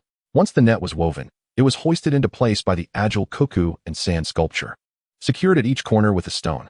Thus, when it fell, it would perfectly cover the unsuspecting prey below. Subsequently, Heluo instructed the cuckoo to carry him to the treetop, where he fashioned a simple mechanism, extending a vine downward as a triggering switch. Having completed these preparations, Heluo returned to the ground. Everything was set. Now we would place the groundhog and passion fruit beneath the net and wait patiently for our quarry to take the bait. Chapter 65. The appearance of the wind chaser eagle. The groundhog and passion fruit were positioned beneath the net. The group then stored their spirit beasts using their contract scrolls and concealed themselves in the nearby bushes, awaiting the arrival of their target. As moments turned into minutes, the sky remained still, with no sign of the wind chaser eagle. At that moment, the groundhog stirred awake, chirping frantically. Upon realizing its predicament, it struggled vigorously, but the vines binding it were tied in a tight knot, and no amount of effort could free it. Spotting the passion fruit nearby, driven by the instinct to avoid starvation, the groundhog began to devour it. After approximately half an hour, the eagle still had not made its appearance. The prolonged stillness began to take a toll on those hidden in the bushes, leaving them feeling sore and restless. Is your plan even viable? If we end up with nothing after all our efforts, will it have been worth the time spent? Xiao Yingjun questioned, his disdain for Heluo evident as he sought to provoke him. Patience is essential. Things cannot be rushed, Heluo replied calmly. My legs are aching, and my arms are numb. You aren't deliberately toying with us, are you? Xiao Yingjun retorted sarcastically. Wang Xiaoxiao interjected sternly, silence. At her reprimand, Xiao Yingjun begrudgingly fell silent. Another 20 to 30 minutes passed, and the groundhog, having eaten its fill, fell asleep. Just as the group began to relax their guard, a white figure suddenly appeared in the sky. It was a large eagle, its wingspan measuring 2 to 3 meters, adorned with pure, glossy feathers, effortlessly gliding on swirling currents of air. Wind chaser eagle, level 22. Through the system, Heluo identified the majestic creature, which was the very target of their mission. The eagle emitted a piercing cry, clearly having spotted the groundhog and the nearby passion fruit. However, it did not descend immediately to feast. Instead, it circled above, remaining vigilant for any potential threats. Such caution had allowed the wind chaser eagle to thrive for over a decade, evading numerous formidable predators and human hunters. Once it confirmed that no unusual disturbances were present, the eagle slowly descended, folding its wings as it landed gracefully on the ground. With eyes like black gemstones, it scrutinized the groundhog, baffled as to why this creature was in such a vulnerable position.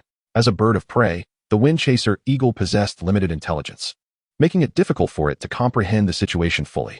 The groundhog sensed the impending danger and jolted awake, spotting the eagle not far away. Overwhelmed by the instinctual terror of its natural enemy, it shrieked and flailed in a desperate struggle. The wind chaser eagle, intrigued, strode closer with an air of indifference.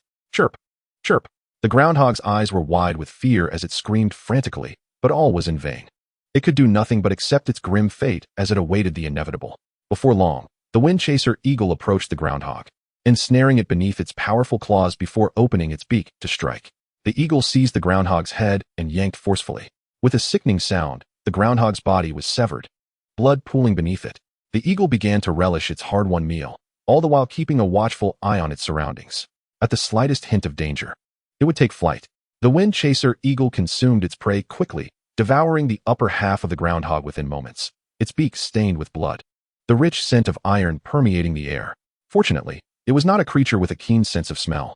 It remained oblivious to the presence of humans concealed within the nearby bushes.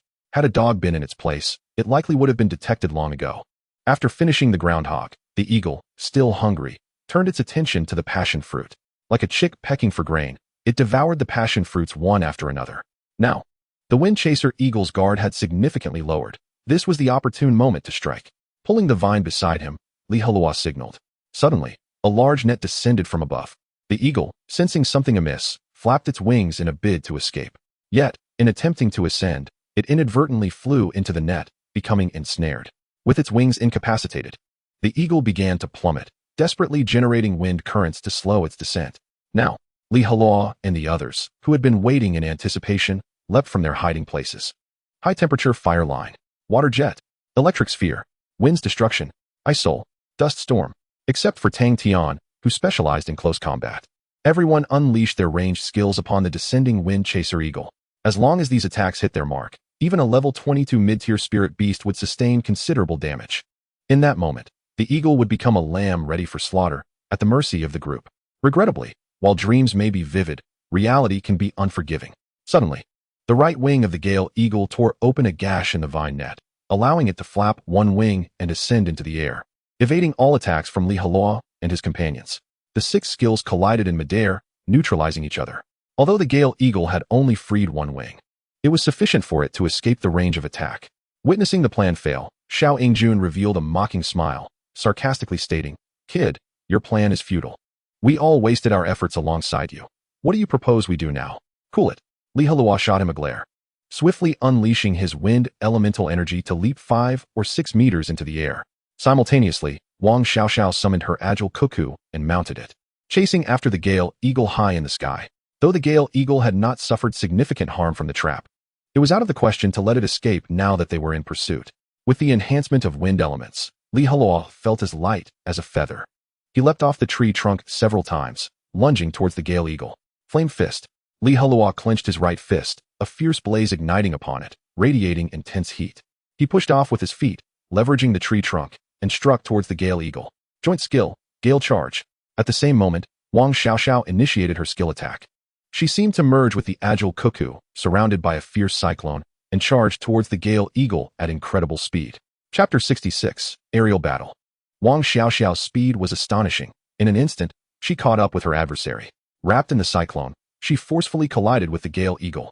Sensing her urgency, having finally spotted her target, she was determined not to let it escape easily. Caw! The Gale eagle let out a long cry, its eyes flashing with determination.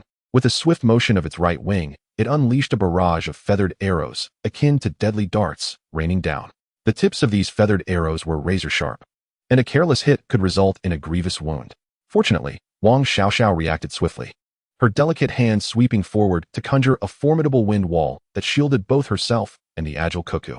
As the Gale eagle's arrows struck, they were shredded to pieces by the wind wall, causing no harm. However, its attack was not intended to inflict damage but rather to delay Wang Xiaoxiao's advance. Indeed, Wang Xiaoxiao was momentarily halted as she defended against the assault, and the Gale Eagle seized the opportunity to flap its wings and retreat. Wang Xiaoxiao's face was etched with concern. If that creature successfully escaped, it would alert its companions within a radius of several miles.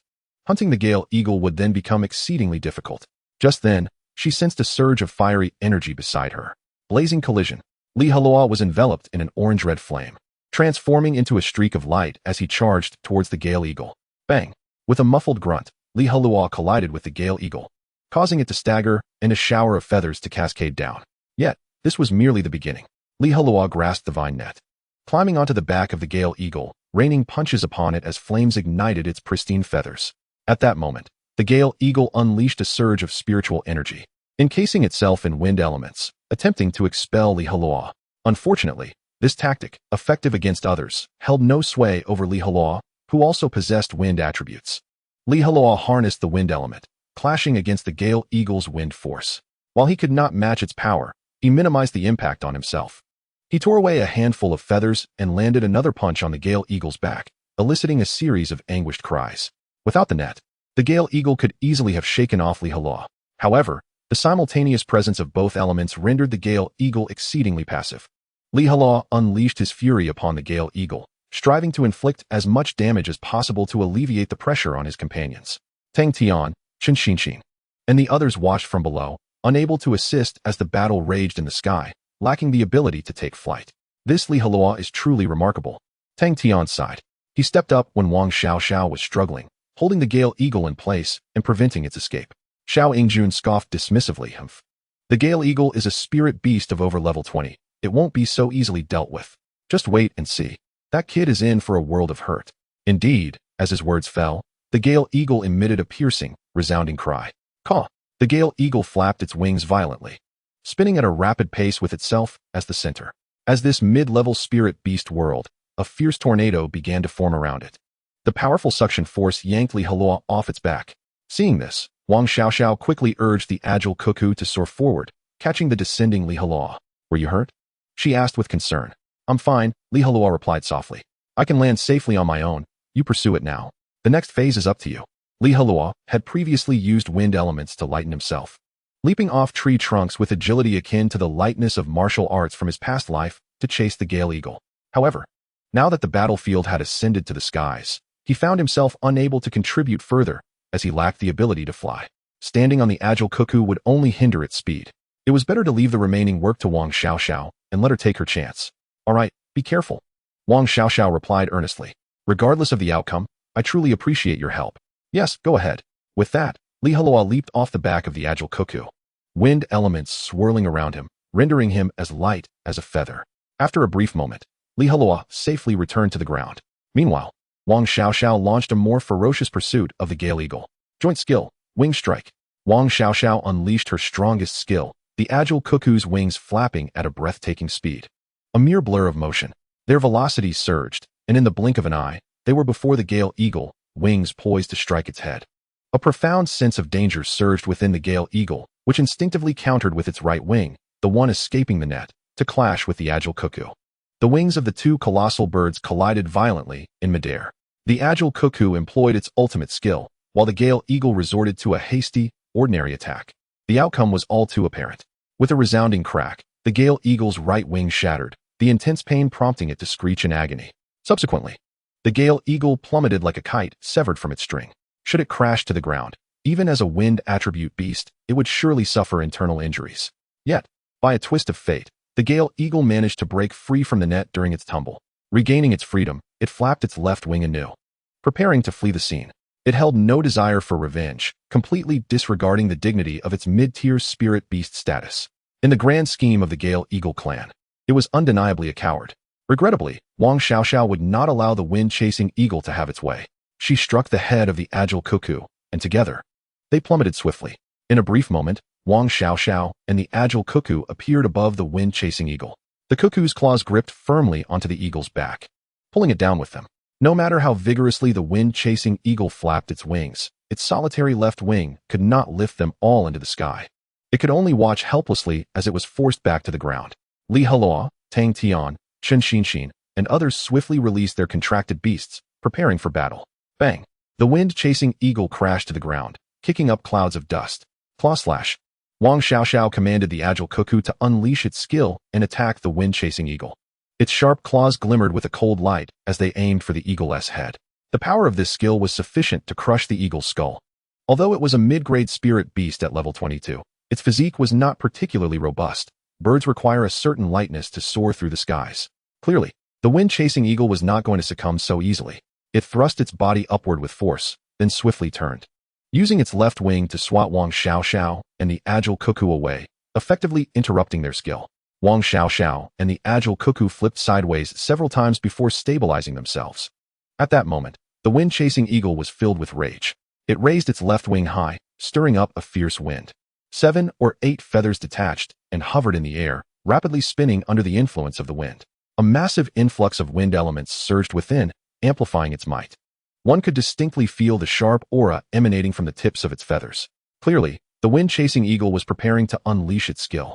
At this juncture, Wang Xiaoxiao also sensed the true strength of the wind-chasing eagle. Whoosh! Under the eagle's command, feathered arrows shot forth in unison, accompanied by the sound of whistling through the air. Combined skill, Guardian of the Wind. Standing atop the agile cuckoo, Wang Xiaoxiao immediately cast a defensive skill. A green whirlwind began to swirl in front of them, forming a spherical barrier of wind. Wang Xiaoxiao clenched her fists, beads of sweat rolling down her delicate face. Ding ding ding. The arrows launched by the wind-chasing eagle struck the outer layer of the wind barrier, producing sharp, ringing sounds. 3 arrows veered off course, but the remaining ones continued toward Wang Xiaoxiao and the agile cuckoo. Quick dodge! Wang Xiaoxiao exclaimed. Complying with her command, the agile cuckoo swiftly stepped aside to evade. Alas, it was still a moment too late.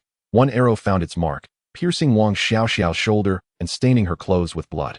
Wang Xiaoxiao let out a soft whimper, biting her crimson lip and taking a sharp breath.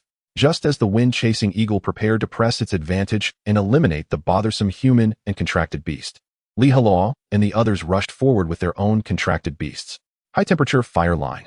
With no time to execute a combined skill, Heluo swiftly conjured a blazing fire line with his hand and directed it at the wind-chasing eagle. The crimson beam approached at incredible speed, radiating intense heat. The wind-chasing eagle immediately flapped its left wing, attempting to ascend into the air. However, Heluo wore a knowing expression. He quickly redirected the fire line upward, targeting the eagle's wings. If he could destroy all of the wind-chasing eagle's wings, it would be unable to fly and escape. The wind-chasing eagle immediately conjured a cyclone, shielding its body.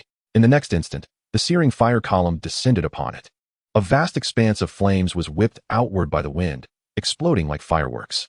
At that moment, Jiu'er appeared beside Heluo, unleashing another fire line. With Jiu'er's enhancement, Heluo's skill gained even greater potency. The high-temperature fire line penetrated the wind-chasing eagle's defenses, igniting its wing. In an instant, a large hole was burned through its pristine left wing. Caw! The wind-chasing eagle screeched, its swirling winds intensifying, extinguishing the approach of the high-temperature fire line. After all, it was a level 22 spirit beast, and under favorable conditions, its skills were capable of overwhelming anyone present. The reason it had been on the defensive thus far was primarily due to Heluo and his companions catching it off guard, keeping it in a passive state. Furthermore, that creature's desire for battle was not particularly strong. Otherwise, the very attack that had injured Wang Xiaoxiao would have revealed that the wind-chasing eagle was far more formidable than it appeared. Gazing at the blackened hole in its left wing, the wind-chasing eagle was consumed by a torrent of fury. It resolved to annihilate all of the detestable humans before it. Caw! The wind-chasing eagle cried out, summoning 7 or 8 crescent-shaped wind blades above its body, exuding an incredibly fierce aura. After sensing its might, the onlookers felt a prickling sensation at the back of their necks. At this moment, Tang Tian, Chen Xinxin, and the others arrived at Heluo's side, standing resolutely beside him. Everyone, let us attack together, Heluo declared. Combined skill, electric flash. A robust arc of electricity manifested in front of Guoziang and the lightning mouse, causing the air to crackle with sound. Combined skill, water wave. Psyduck swayed its clumsy body alongside Chen Xinxin, generating a cascade of water that created layers of rippling patterns across the space. Combined skill, ice spikes. Zhao Mingxuan stood upon the back of the ice toad, vibrant blue light shimmering before him, as several ice spikes, each over 20 centimeters long, coalesced into form. Combined skill, quicksand blast. Xiao Yingjun grasped one of the sand sculpture's wings, summoning countless grains of sand from the ground to form a massive earthen sphere nearly half a meter in diameter. All for utilized ranged attack skills. Hesitant to approach the wind-chasing eagle. Whoosh, whoosh, whoosh. Under the wind-chasing eagle's control, those wind blades hurtled toward them. Shin and the others unleashed their charged skills in response. The two sides' attacks collided violently midair. Water surged, sand scattered, lightning crackled, and ice shards shattered. The skills of the four were rendered utterly ineffective against the wind blades. Water, sand, lightning, and ice were all obliterated simultaneously. Afterward, several wind blades continued their relentless assault. Dodge! Heluo urgently dashed forward, tackling Shin to the ground. Hearing his urgent shout, the others belatedly followed suit and lay flat. The contracted beasts scattered in all directions, though, aside from Jior, their movements were comparatively sluggish. Jior, being of the wind attribute, adeptly evaded the onslaught. Whoosh! The wind blades soared over the heads of the group, striking the larger beasts like the sand sculpture, the six-dinged divine ox, and the ice toad. The lightning mouse and psyduck, being smaller in stature, narrowly escaped the calamity. Thud thud. Soon, wounds appeared on the three spirit beasts, blood flowing freely from their injuries. With but a single strike, the wind-chasing eagle had easily dismantled the four's skills, demonstrating its overwhelming prowess as a spirit beast above level 20. Bah! Bah! Heluo spat out the sand that had entered his mouth, rising to his feet. The others slowly followed suit, standing up. Wang Xiaoxiao clutched her injured shoulder, accompanied by the ethereal cuckoo, as she approached with a solemn expression. The wind-chaser eagle, even in its wounded state, proved to be exceedingly formidable. One could scarcely fathom how much more daunting it would be at the height of its power. It was unexpected that this hunting expedition would be fraught with such misfortune. Chapter 68. The strenuous counterattack against the wind-chaser eagle. Fortunately, by heeding Heluo's advice, they had set traps for the wind-chaser eagle from the outset, preventing it from maintaining its peak condition throughout the encounter.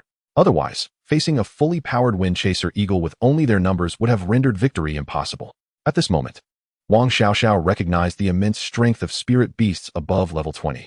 She wondered what enhancements she would experience once she herself achieved a breakthrough. Are you all alright? No injuries? Wang Xiaoxiao inquired with concern. I'm fine, came the replies from the others in succession.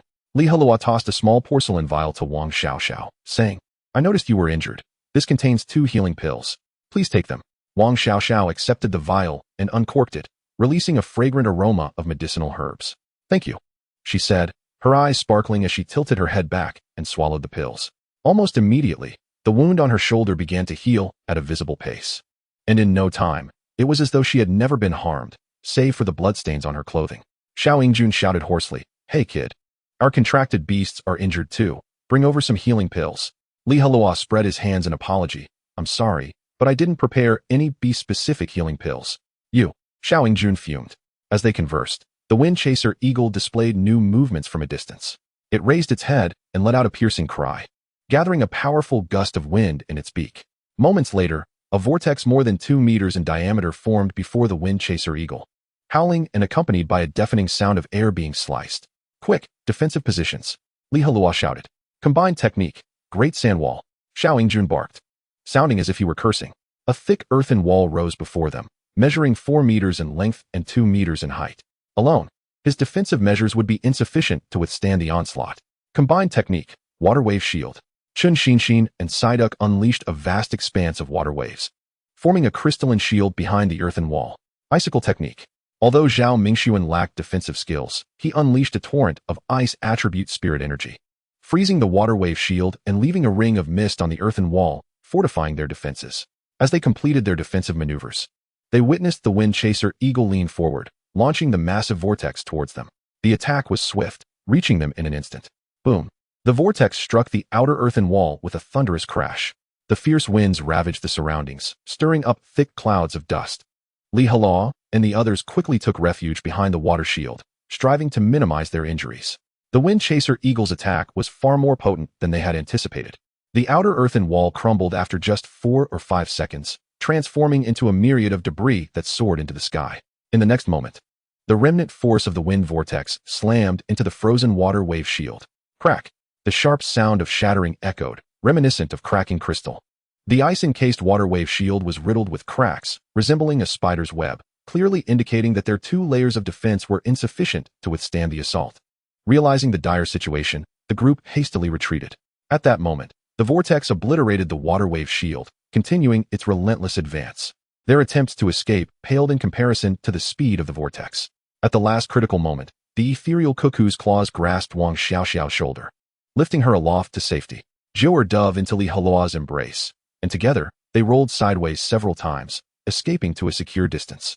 Unfortunately, the others were not so fortunate. They were scattered like bowling pins struck by a ball.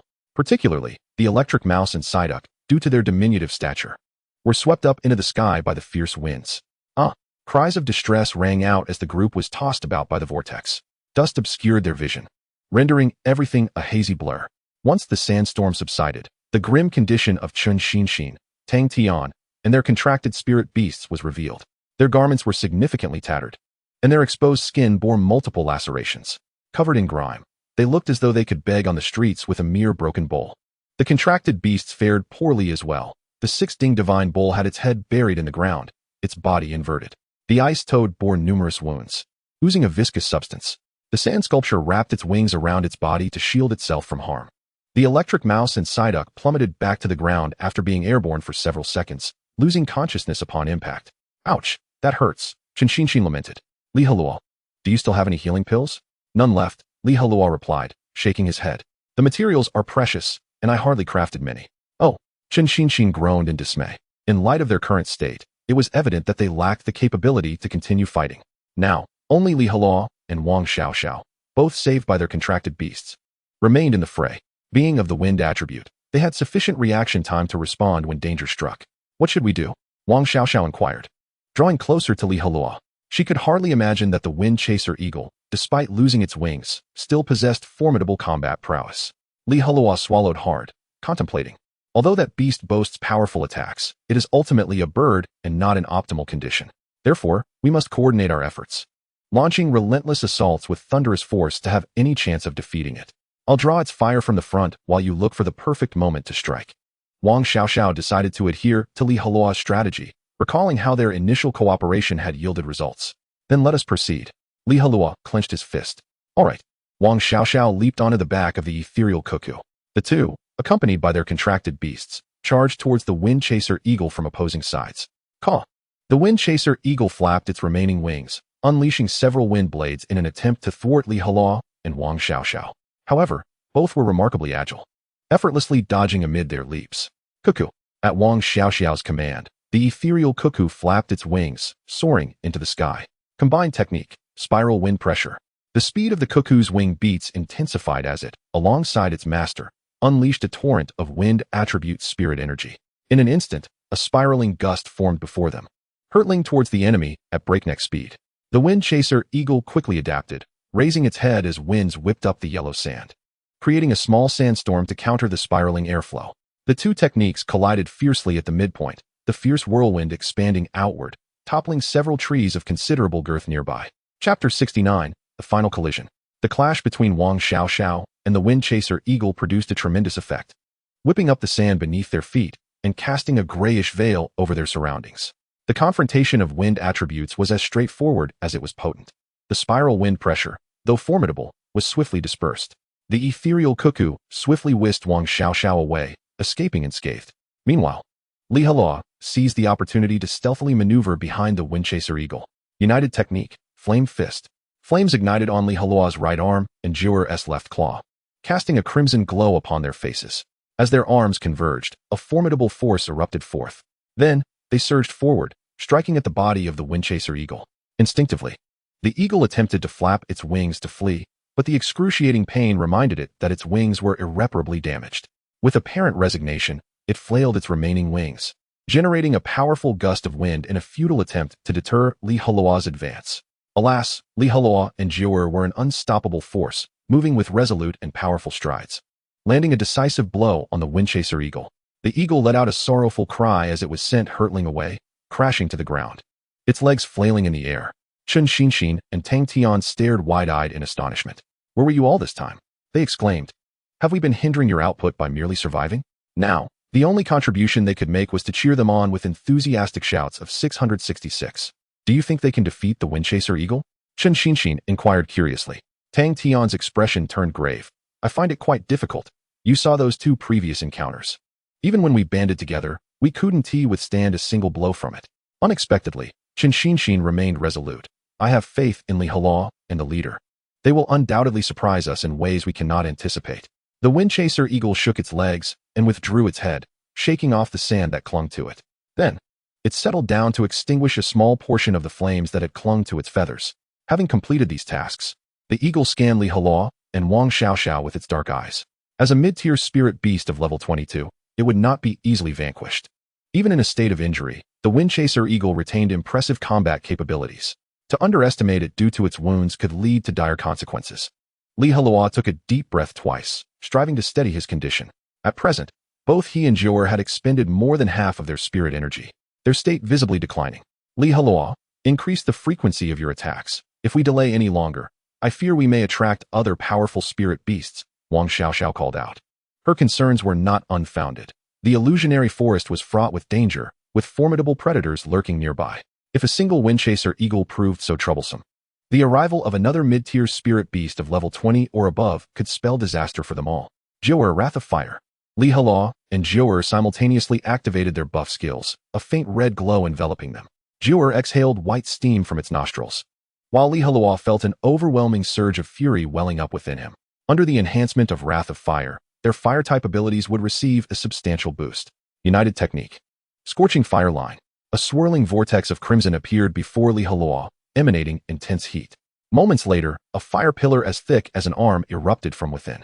Simultaneously, Jiu'er opened its mouth, releasing an orange-red fire pillar. The two fire streams converged in the air, expanding to the thickness of a thigh. The combined Scorching Fire Line, infused with a wave of extreme heat, surged toward the Windchaser eagle. United Technique. Windfall Vortex Kill. A fierce whirlwind erupted around Wang Xiaoxiao and the ethereal cuckoo. The sound of wind howling as the ground before them was furrowed with deep trenches. Their momentum surged higher. A formidable vortex materialized before Wang Xiaoxiao and the cuckoo, charged with lethal intent, launching itself at the Windchaser eagle. Heluo and Wang Xiaoxiao executed a pincer attack from both the front and back, targeting the Windchaser eagle. With a final anguished cry, the Windchaser eagle's body erupted with blood, staining its feathers red. In its eyes, a glimmer of ferocity flickered. Summoning its last reserves of strength, it prepared for one final stand. In its prime, it could have easily defeated these two humans. However, the circumstances had changed. The Windchaser eagle, wounded, found its skills considerably weakened. Yet, if it did not fight with all its might, it risked losing its very life. A blood-red whirlwind materialized around the Windchaser eagle, reeking of a metallic scent. The ground nearby sank 3 feet, the yellow sand swept skyward by the blood vortex. Perhaps this was the Windchaser eagle's most potent technique, its final lament. As the Windchaser eagle gathered its strength, Heluo and Wang Xiaoxiao unleashed their skills simultaneously. A fierce storm erupted from the center of the Windchaser eagle's position, radiating outward. Tang Tian and Chun Xinshin swiftly summoned their spirit beasts back into their contracts, then immediately dropped to the ground to evade the energy shockwave. The howling winds echoed in their ears, and everyone felt as if they were but a tiny boat amidst a vast ocean, swaying precariously with the ever-present threat of capsizing. At the collision point, where the three skills converged, the wind had reached its utmost ferocity, flames bursting forth and crystallizing the earth beneath. Heluo intensified the output of his spirit energy, thickening the Scorching Fire Line. His internal energy drained rapidly, his body operating at full capacity. In the distance, Wang Xiaoxiao found herself in a similar predicament. Beads of sweat glistening on her face, her lips pale, clearly on the verge of exhaustion. Yet that blood vortex remained defiantly upright, obscuring the Windchaser eagle from view. Finally, at a critical moment, the convergence of power peaked. An overwhelming force erupted outward, toppling trees within a radius of several dozen meters as if they were mere stalks of wheat. The storm raged mercilessly, leaving the ground a chaotic tapestry of trenches. Heluo, Wang Xiaoxiao, and their contracted beasts were all sent flying. With a series of thuds, they landed in disarray upon the ground. Heluo felt as though his body was on the verge of disintegration, pain radiating from every part of him. Ignoring his injuries, he quickly rose to inspect the state of the Windchaser eagle. To his dismay, he found the eagle standing in place, nearly devoid of feathers, reduced to a featherless creature. Numerous wounds dotted its body, blood dripping steadily and staining the ground beneath it. The air around them was thick with the acrid scent of burnt feathers. Heluo tensed, uncertain whether the Windchaser eagle still possessed the strength to fight. Regardless, he himself had none left. If the eagle charged at him, He would have no choice but to flee with Jior. Under the watchful eyes of the others, the Wind Chaser Eagle shook its body and collapsed to the ground. Chapter 70. The Guilty Conscience of Xiao Yingjun. Victory. At last, it was over. The crowd erupted into cheers. Confronting this Wind Chaser Eagle had proven to be no small feat. They had all exerted themselves to the fullest, yet the battle had been exceedingly brutal. Heluo and Jior staggered over. And only when they confirmed the Wind Chaser Eagle had ceased to breathe did they finally breathe a sigh of relief. Wang Xiao and the ethereal cuckoo stood at the forefront. Her delicate features now smeared with dirt, her eyes brimming with barely contained excitement. Once she completed her breakthrough, she would ascend to the rank of a level 20 Beastmaster. Wang Xiao looked at Heluo, sincerely expressing, "I truly owe you my gratitude. Without you, I doubt I could have hunted down the Wind Chaser Eagle." "There's no need for such politeness," he replied. Heluo rubbed his index and middle fingers together. "Don't you have any token of appreciation?" Wang Xiao comprehended Heluo's implication and stated, "This time, I shall increase your reward to 20 taels of silver. Furthermore, should you require assistance in hunting spirit beasts to break through level 20, you may seek me out at a half-price discount." She recognized the effort Heluo exerted during this hunt, which was comparable to that of a senior brother of over 20 levels. After all, the wind-chasing eagle, being of the wind attribute, possessed the ability to fly. Even if it could not be defeated, it could certainly escape. Had other attribute senior brothers and sisters been present, they would likely have allowed the wind-chasing eagle to flee. Heluo smiled and clasped his hands in gratitude. "Then I thank you, senior sister. You're being too courteous." "I ought to be the one thanking you," Wang Xiao replied without further ado. She retrieved a dagger from her sleeve and approached the wind-chasing eagle. She flipped the creature onto its back and made an incision in its abdomen. Amidst a collection of entrails, Wang Xiao successfully located a blue orb. The size of an orange, its surface gleaming and translucent like flawless crystal. One could sense the rich wind element contained within when held close. It felt as though a gentle breeze brushed against one's cheek. Heluo observed quietly from the side. Indeed, the spirit core of level 20 appeared significantly more refined than that of level 10. He wondered what type of spirit core he would require to break through level 19. Wang Xiao continued her task, extracting the wind-chasing eagle's 2 eyes, which were also materials she needed. She carefully stored the spirit core and the eyes. Once she finished, Wang Xiao took out a handkerchief to wipe the blood from her hands, then turned and said, "Everyone, come and lend a hand. Let's carry the wind-chasing eagle back. It can fetch a good price, and we can share the spoils." After all, it was a mid-grade spirit beast of the avian variety, suitable for consumption, with exceptionally tender meat that could nourish the body, providing considerable benefits to beast tamers. However, beasts like the fire snake and the burrowing mouse, while also spirit beasts, were not palatable, and thus rarely consumed by beast tamers. They were usually discarded after useful materials were extracted. Upon hearing Wang Xiao's words, Tang Tian, Chen Xinxin, and others gathered around. Together, they began to dismember the wind-chasing eagle's body, particularly preserving its sharp claws, which could be sold to weapon forgers for crafting magical artifacts. Overall, the expedition to the illusionary forest had proven quite fruitful. Suddenly, Heluo noticed the large vine net used to capture the wind-chasing eagle in the distance. The net had a tear, through which the wind-chasing eagle had attempted to escape moments ago. With a sense of curiosity, Heluo approached. "Hey, what are you doing?" Xiao Yingjun blocked his path. Heluo retorted irritably, "What I do is none of your concern. Must I report to you even for the most trivial matters? I am standing right here, and you shall not pass," Xiao Yingjun asserted with a hard stance. What is his problem with me?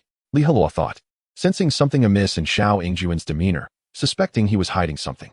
"Step aside," Heluo bellowed. "Good dogs don't block the way." Xiao Yingjun wore an arrogant expression. "I won't let you through. What can you do about it?" Their confrontation attracted the attention of onlookers. Wang Xiao and the others were perplexed, wondering why the two were at odds again. "What is going on?" Wang Xiao inquired. "You should ask him," Heluo pointed at Xiao Yingjun, unflinchingly stating. "I just saw the vine net and wanted to investigate the reason for the tear, but he insisted on blocking my way, refusing to let me pass. Perhaps he has something to hide?" Xiao Yingjun, like a cat whose tail had been stepped on, shouted sharply, "Nonsense. Don't slander me. Then let us inspect the net," Heluo declared, making to run toward the distant vine net. Yet, Xiao Yingjun persistently obstructed him, angrily shouting, "Kid, don't push your luck." "Huh, if it weren't for you, would our struggle have been so arduous?" Heluo sneered. "Is that so?"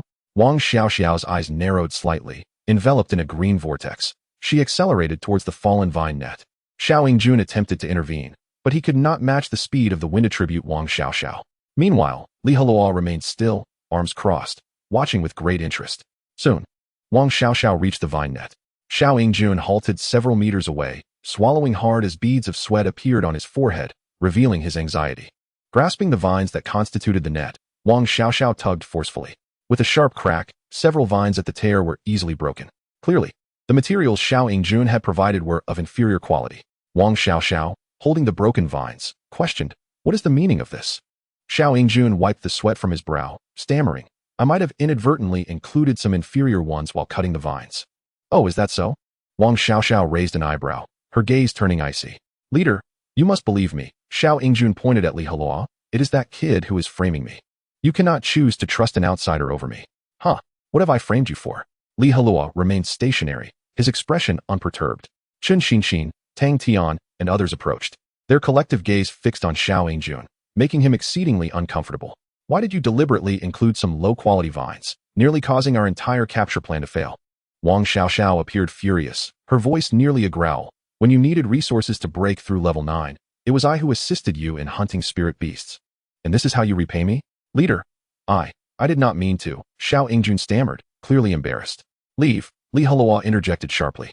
"This plan was my suggestion, and he sought to sabotage it, wishing to make me lose face before Wang Xiaoxiao, correct?" It was evident that Xiao Yingjun harbored feelings for Wang Xiaoxiao. Thus, when she showed warmth towards Li Heluo, he felt intense jealousy, leading him to target Li Heluo, attempting to embarrass him in front of Wang Xiaoxiao. Little did he know that Li Heluo's significant contributions during this hunt had inadvertently strengthened his bond with her, making it difficult for Xiao Yingjun to continue his machinations. "Shut up," Xiao Yingjun shouted at Li Heluo. "You should be the one to be quiet." Wang Xiaoxiao's eyes blazed with anger. "If it weren't for you, our initial capture plan would have succeeded. If we had all attacked the wind-chasing eagle together, we would have easily triumphed. But due to your selfishness, this hunt has become incredibly arduous, resulting in injuries for everyone involved. If it were an accident, I would not hold it against you. But it is evident that you acted with intent." Xiao Yingjun attempted to defend himself. "Leader, do not call me leader," Wang Xiaoxiao interrupted, raising her hand. "From this day forth, you are no longer affiliated with the Cuckoo Gang." With that, she produced a silver ingot from her pocket and tossed it into Xiao Yingjun's arms. "This 10 taels of silver is your payment for today. Wang Xiaoxiao, will never owe anyone anything." Xiao Yingjun clutched the silver ingot tightly, his hands trembling with agitation. "Master, you should leave. Do not let me see you again." Wang Xiaoxiao wore a face of disappointment. "Your contract beast can fly, allowing you to evade many dangers. Do not accuse me of being heartless." Xiao Yingjun turned his gaze towards Chun Xinxin, Guoziang, Zhao Mingxuan, and the others, hoping they would speak in his defense. Alas, Chun Xinxin wore a look of disdain, while Guoziang and Zhao Mingxuan remained utterly indifferent, none of them uttering a word. Their malicious interference, aiming to sabotage the plan, undoubtedly crossed their threshold of tolerance. Who could assure that Xiao Yingjun would not, in the future, exhibit some petty behavior, deliberately conjuring minor troubles that could lead them all to peril? For instance, had it not been for Wang Xiaoxiao and Li Heluo's formidable support today, they might all have faced dire consequences. Who would dare entrust their safety to a person like Xiao Yingjun? With such thoughts, Chun Xinxin, Guoziang, and Zhao Mingxuan refrained from interceding on his behalf. Observing the expressions of his companions, Xiao Yingjun realized he was destined for disappointment. He then glared fiercely at Li Heluo. "Seething, it's you. You are the one to blame." Xiao Yingjun lunged at Li Heluo, shouting, "You scoundrel! I will not let this go." Li Heluo stood his ground, not even furrowing his brow. A waft of fragrance approached as Wang Xiaoxiao intervened, delivering a sharp slap that sent Xiao Yingjun crashing to the ground, losing 2 or 3 teeth mixed with blood. "This is your own doing, and has nothing to do with anyone else," Wang Xiaoxiao said coldly. "Now hurry and leave." The impact felt less like a blow to his face and more like a strike to his heart, causing Xiao Yingjun to feel as if his very essence was bleeding. Rising to his feet, he felt drained of all strength, leaving in a dazed and defeated manner. Noticing this, the sand sculpture hurriedly flapped its wings to follow. The pair soon vanished from the gaze of the onlookers. "I apologize for the spectacle," Wang Xiaoxiao said with a hint of regret in her smile. Li Heluo reassured her. "It's all right. The fault lies with Xiao Yingjun, not you." Had Xiao Yingjun possessed a stronger mental fortitude from the outset and stubbornly denied any wrongdoing, it would have been difficult to attribute the blame for the failed plan to him. Were the vines not resilient enough? It mattered little. If he had gathered so many alone, a few substandard ones would merely be an unintentional oversight. Given Wang Xiaoxiao's temperament, she might not even reprimand him. Yet, Xiao Yingjun's attempt to obstruct Li Heluo revealed his guilt. The gaping hole in the net surely harbored secrets. The more he concealed, the more he exposed. It was precisely this that led Wang Xiaoxiao to conclude that Xiao Yingjun acted with intent. This realization saddened her deeply. For when Xiao Yingjun required materials of the earth attribute to break through to level 9, Wang Xiaoxiao had exerted the most effort. The betrayal weighed heavily on her heart. Sister, let us gather our things and prepare to return, Li Heluo urged. Wang Xiaoxiao softly acquiesced. Damn you, Li Heluo, scoundrel. I will not let you off. Xiao Yingjun kicked a stone that obstructed his path, frustration boiling within him. Had it not been for that person, he would still be a member of the Cuckoo Gang. And Xiaoxiao would not have treated him that way. A look of hatred marred Xiao Yingjun's face as he vowed, just wait. I will make you pay for what you've done today. The sand sculpture obediently followed behind, sensing its master's emotions, remaining silent. As the duo ambled forward, they left a pair of footprints in their wake. Xiao Yingjun, feeling vexed, chose not to allow the sand sculpture to carry him aloft, instead opting to walk in silence. Unbeknownst to him, a pair of eerie green eyes watched him intently from the shadows. Without realizing it, Xiao Yingjun had traversed a considerable distance when a crushing sense of peril surged from within. Instinctively, he shoved the sand sculpture aside, and they both sidestepped a few paces. A grayish-white figure darted past, eyes gleaming with malice. As Xiao Yingjun discerned the creature's form, he recognized it as a massive wolf, its long fangs glinting ominously. A mid-grade spirit beast, the Steelfang wolf. A chill coursed through Xiao Yingjun's body, goosebumps rising on his skin. Though not fully grown, it was still at level 17 or 18. He had just emerged from a fierce battle, barely in any condition to fight. Even at his peak, he would stand no chance against the Steelfang wolf. The beast lunged between Xiao Yingjun and the sand sculpture, landing several meters away before turning back toward them. The threat loomed near, and Xiao Yingjun dared not hesitate any longer. He dashed to the sand sculpture, leaping onto its back, urging it to flee. The sand sculpture spread its wings, preparing to take flight. Unfortunately, having sustained injuries in its earlier battle with the wind-chasing eagle, it struggled to lift off, wobbling unsteadily. Oh whoa! The Steelfang wolf howled, charging once more.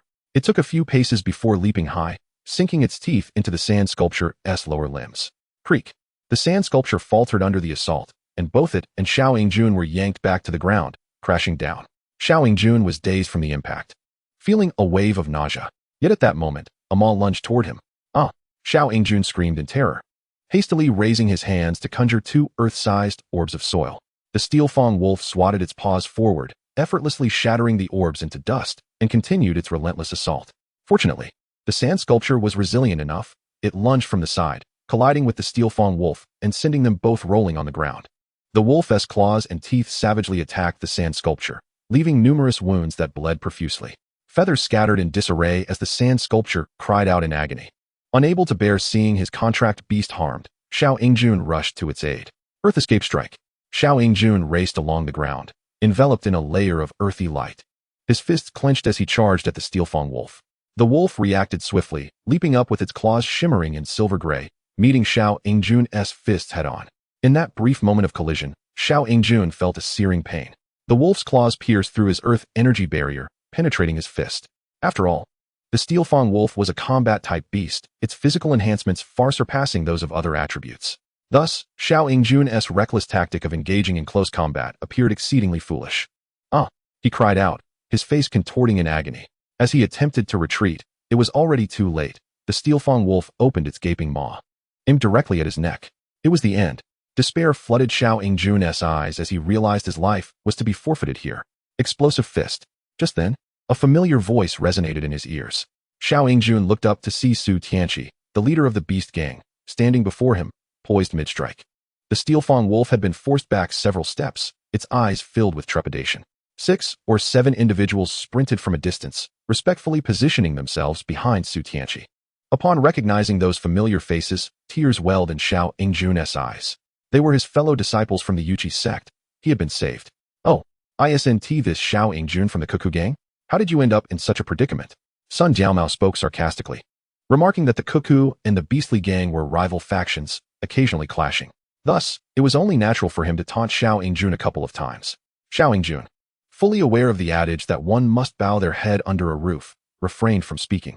Regardless of the circumstances, his life had been saved by them. At least for now he was safe. With a howl that echoed through the air, the steel-toothed wolf clearly refused to relinquish its prey, its eyes glinting with fierce determination as it charged once more. Explosive giant bear. Su Tianqi unfurled his contract, summoning his contracted beast. Before him stood a towering black bear, over 2 meters tall. The bear was immensely robust, resembling a formidable wall as it loomed there. Its fur was dense and glossy, akin to a cluster of steel needles. This colossal creature emanated an overwhelming aura, instilling a palpable sense of danger. The steel-toothed wolf abruptly halted, displaying a look of fear, and hastily retreated. Bear fist clash. Su Tianqi commanded an attack. The explosive giant bear let out a deafening roar, striking its massive paws together with a resounding thud. Subsequently, it advanced with great strides, swinging its powerful fists towards the steel-toothed wolf.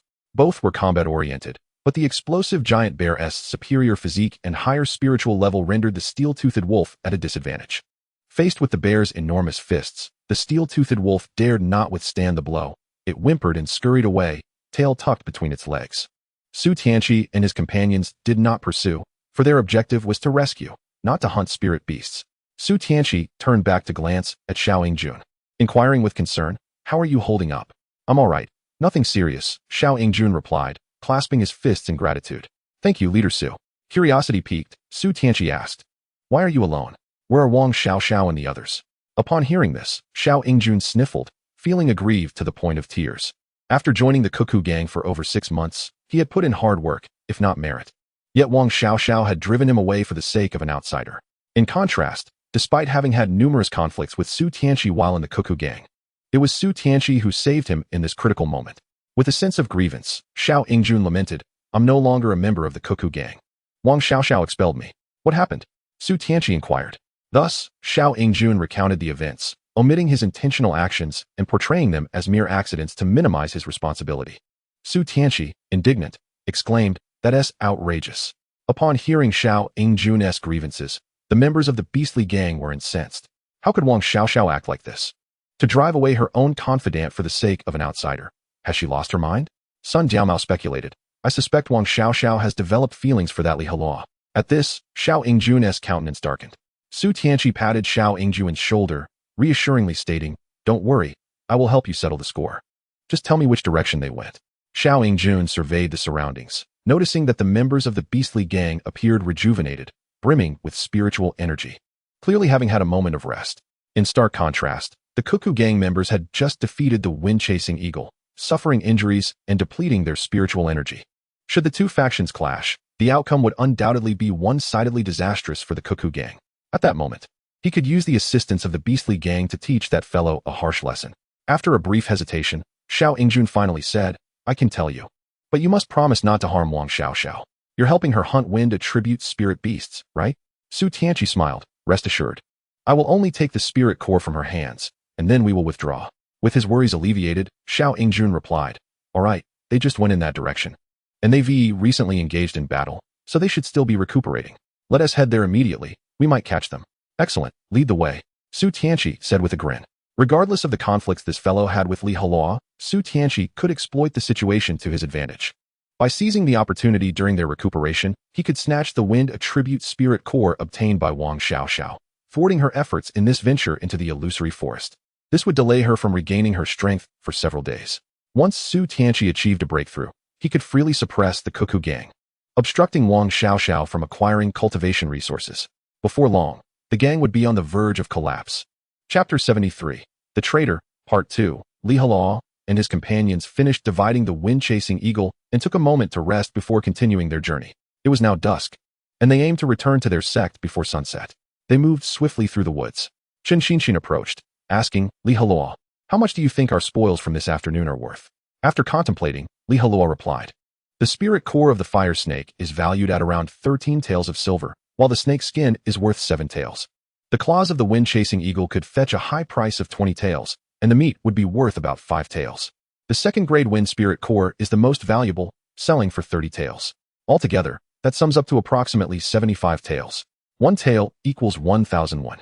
The annual income of an average family likely doesn't even reach 70 taels. Not bad," Chen Xinshin said with satisfaction. Even after excluding the non-monetizable wind spirit core, they still had 45 taels left, enough for each of them to purchase 3 spirit melting pills. It was no wonder everyone was eager to venture into the illusory forest. The rate of resource acquisition was indeed far superior to remaining in the sect. As they conversed, the group continued onward. Suddenly, a sharp voice echoed from behind, "Halt!" Li Heluo turned to see Su Tianqi leading a group of people hastily approaching, and among them was the expelled Xiao Yingjun. They numbered 8 in total, while Li Heluo's group comprised only 6, leaving them at a disadvantage. Finally found you, Su Tianqi exclaimed, excitement evident in his voice. You've made me search for you. Wang Xiaoxiao frowned slightly, clearly displeased by the arrival of Su Tianqi and his companions. It was evident that Xiao Yingjun had betrayed their whereabouts, leading Su Tianqi's group to them. Glaring at Xiao Yingjun, Wang Xiaoxiao seethed, "You traitor!" Xiao Yingjun recoiled, retreating behind the others, too afraid to respond. Su Tianqi stepped forward, smiling as he addressed Wang Xiaoxiao. "Leader Wang, since you've expelled Yingjun from the Cuckoo Gang, he is now a free man. What treachery can there be?" "Humph." Wang Xiaoxiao crossed her arms defiantly. "Enough with the chatter. Speak your intentions clearly. What do you want?" Su Tianqi, momentarily taken aback, replied, "Quite simply, one of our beastly Gang Wind tribute members is about to reach level 19. If you, Wang Xiaoxiao, are willing to part with the Wind Spirit Core, I will lead my men away immediately. Dream on." Wang Xiaoxiao's expression turned icy. "Are you looking for a fight? Setting aside the value of the second-grade Wind Spirit Core, if I were to break through after you, the Cuckoo Gang would undoubtedly face exclusion for some time." "Excellent. That's exactly what I was waiting for." Su Tianqi wore a smug expression, laughing heartily. "With your current state, do you truly believe you can contend with us? All members of our wild beast gang are in peak condition. And what of you? Injured and your spiritual energy exceedingly tenuous. Moreover, with Xiao Yingjun included, we are 8 strong, 2 more than your lot. What can you, Wang Xiaoxiao, possibly use to fight us? Those who recognize the prevailing circumstances are the true talents. Obediently summon forth your wind, attribute spiritual core, and you may spare yourself some suffering." Wang Xiaoxiao clenched her silver teeth. Not a chance. Her teeth chattered audibly, clearly indicating her fury. Wang Xiaoxiao, Tang Tian interjected, his countenance somewhat troubled. Prior to this encounter, it had been agreed that he would assist Wang Xiaoxiao in hunting the wind-chasing eagle. Now that the task was complete, the bond between Tang Tian and Wang Xiaoxiao had ceased to exist. Thus, he had no obligation to involve himself in the conflict between the Cuckoo clan and the Wild Beast Gang. Taking a deep breath, Wang Xiaoxiao declared, "If you help me in this battle, regardless of the outcome, I will grant you and Li Heluo an additional reward of 15 taels each, to be settled within a month. What do you say? Pride can be worth more than bread." Wang Xiaoxiao was willing to risk it all. With a total of 30 taels, they could purchase another second-tier wind attribute spiritual core. Li Heluo approached Wang Xiaoxiao, smiling as he spoke, "Given my relationship with them, even without your prompting, I cannot remain uninvolved." After a moment's hesitation, Tang Tian resolutely agreed. "Fine, I accept. It's just a matter of enduring a beating. It's not a big deal." Wang Xiaoxiao's delicate face grew serious. "Leave Su Tianqi to me, and I shall select another opponent. The rest of you handle the others." Facing Su Tianqi alone was already a challenge. Adding another opponent would undoubtedly increase the pressure on Wang Xiaoxiao. However, there was no alternative. Due to Xiao Yingjun's betrayal, their Cuckoo clan was left with only 6 members, 2 fewer than the opposing side. "No need, senior sister. Focus solely on Su Tianqi. I will devise a way to manage the rest," Li Heluo asserted firmly. Wang Xiaoxiao exclaimed in astonishment, "How can that be? If so, you'll have to face 3 by yourself." "Just a bunch of useless fish," Li Heluo replied nonchalantly, "and I know precisely which 3 will come after me." A month prior, he had unresolved issues with Shi Jinxiang and Sun Diaomao. Now, with Xiao Yingjun added to the mix, he anticipated that the 3 would join forces against him. "Since you refused to drink the wine offered, do not blame me for being ungracious," Su Tianqi sneered. Onward. The members of the Wild Beast Gang summoned their contracted beasts and charged forward. Wang Xiaoxiao also unfurled her contract, releasing her agile cuckoo bird before mounting it. Leading the charge against Su Tianqi, the 2 swiftly engaged in a fierce battle. Tang Tian sighed and approached an 18th-level Beastmaster. Chen Xinxin, accompanied by her Psyduck, faced off against the weakest opponent from the opposing team. Guo Ziang and Zhao Mingxuan each found their own adversaries. Originally, the opposing side had 8 members, but 5 had been selected, leaving only 3. Meanwhile, on the Cuckoo clan's side, only Li Heluo remained. Heh, what a narrow road for sworn enemies. Shi Jinxiang cracked her knuckles. Sun Diaomao, eager to engage, urged, "Why waste time talking? Let us go." Xiao Yingjun's face twisted with malice, veins protruding on his forehead. Li Heluo stretched leisurely, unruffled. Jiu'er stood by his side, her eyes fixed intently on the trio of spiritual beasts before them, with a whirlwind of dust and stones. Xiao Yingjun could not contain himself and made the first move, kicking the ground to send a cloud of sand to obscure Li Heluo's vision. Following this, he charged forward with his sand sculpture.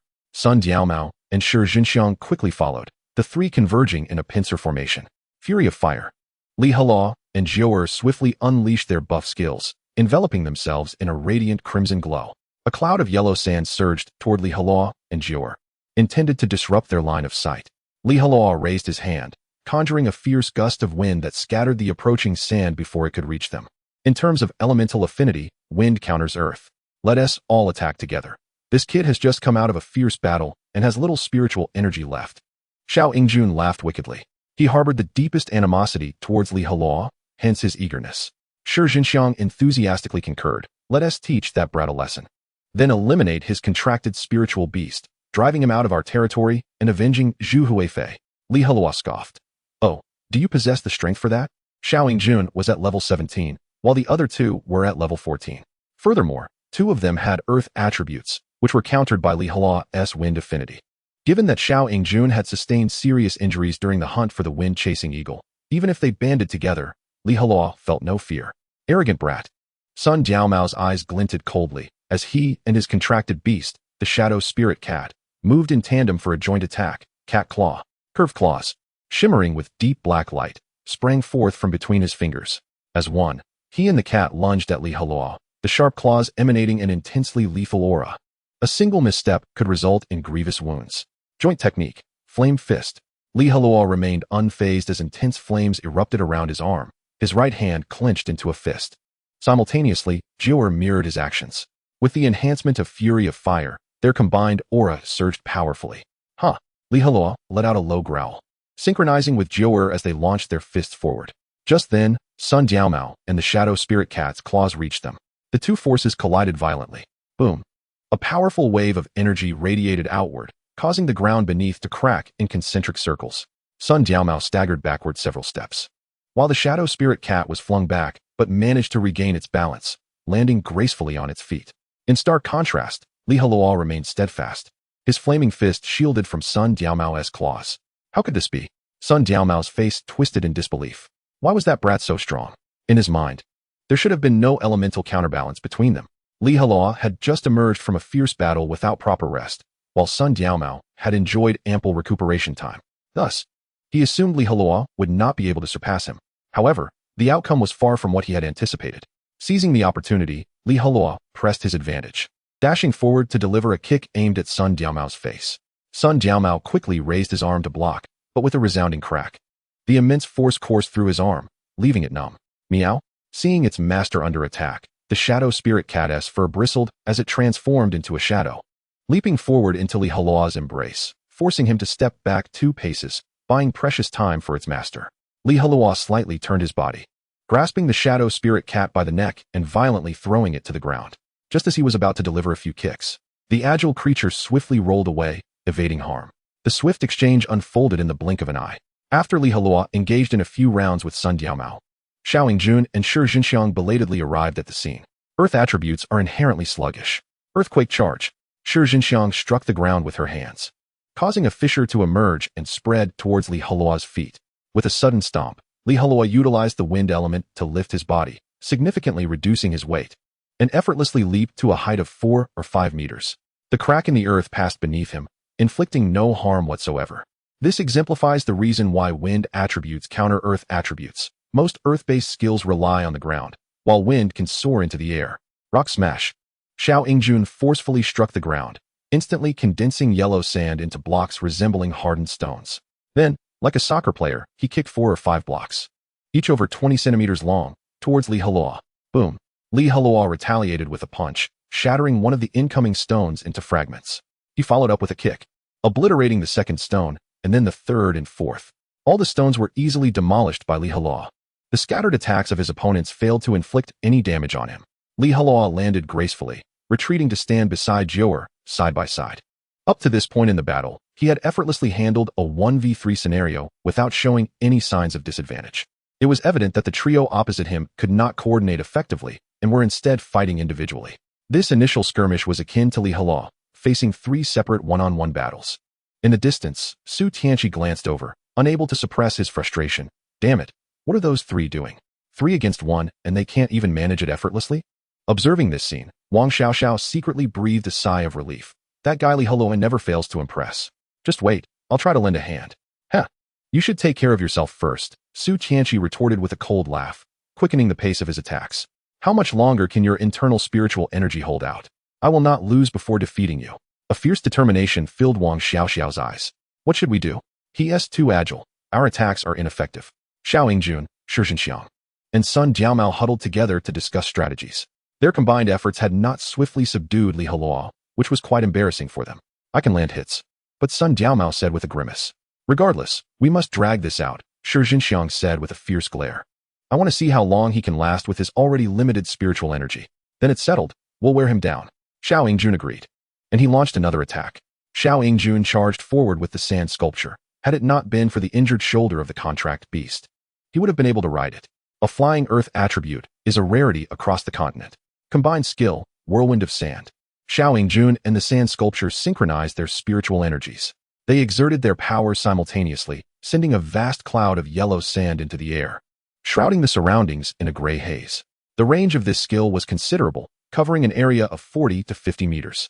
Anyone who inadvertently inhaled the sand would suffer significant respiratory issues. Thus, while the power of the whirlwind of sand skill was not immense, it possessed notable negative effects. Kid experienced the taste of breathlessness. Xiao Yingjun cackled. Oh, is that so? Combined skill, wind sweeps the clouds. Li Heluo's voice was robust and commanding as he leaped onto Jire's back. A fierce tornado, towering over 10 meters, ravaged around them. The swirling yellow sand in the sky was swiftly drawn into the whirlwind, transforming into a dust cyclone. The area was cleared, rendering Xiao Yingjun's whirlwind of sand completely ineffective. Here you go. Li Heluo unleashed the wind sweeps the clouds. The dust cyclone, having absorbed a significant amount of yellow sand, surged towards the trio with a ferocious demeanor. Combined skill, great sand wall. Realizing the dire situation, Xiao Yingjun swiftly collaborated with his contract beast to cast a protective skill, summoning a 4-meter-long, 2-meter-high earthen wall before him. Sun Diaomao and Shi Zhenxiang rushed to join him. They could not allow their companion to face this alone, for if Xiao Yingjun were defeated, their chances of victory would diminish drastically. Combined skill, Guardian of Sand. Shi Zhenxiang and her digging dog unleashed a torrent of earth attribute spiritual energy, reinforcing the earthen wall behind it for added defense. Combined skill, Shadow Barrier.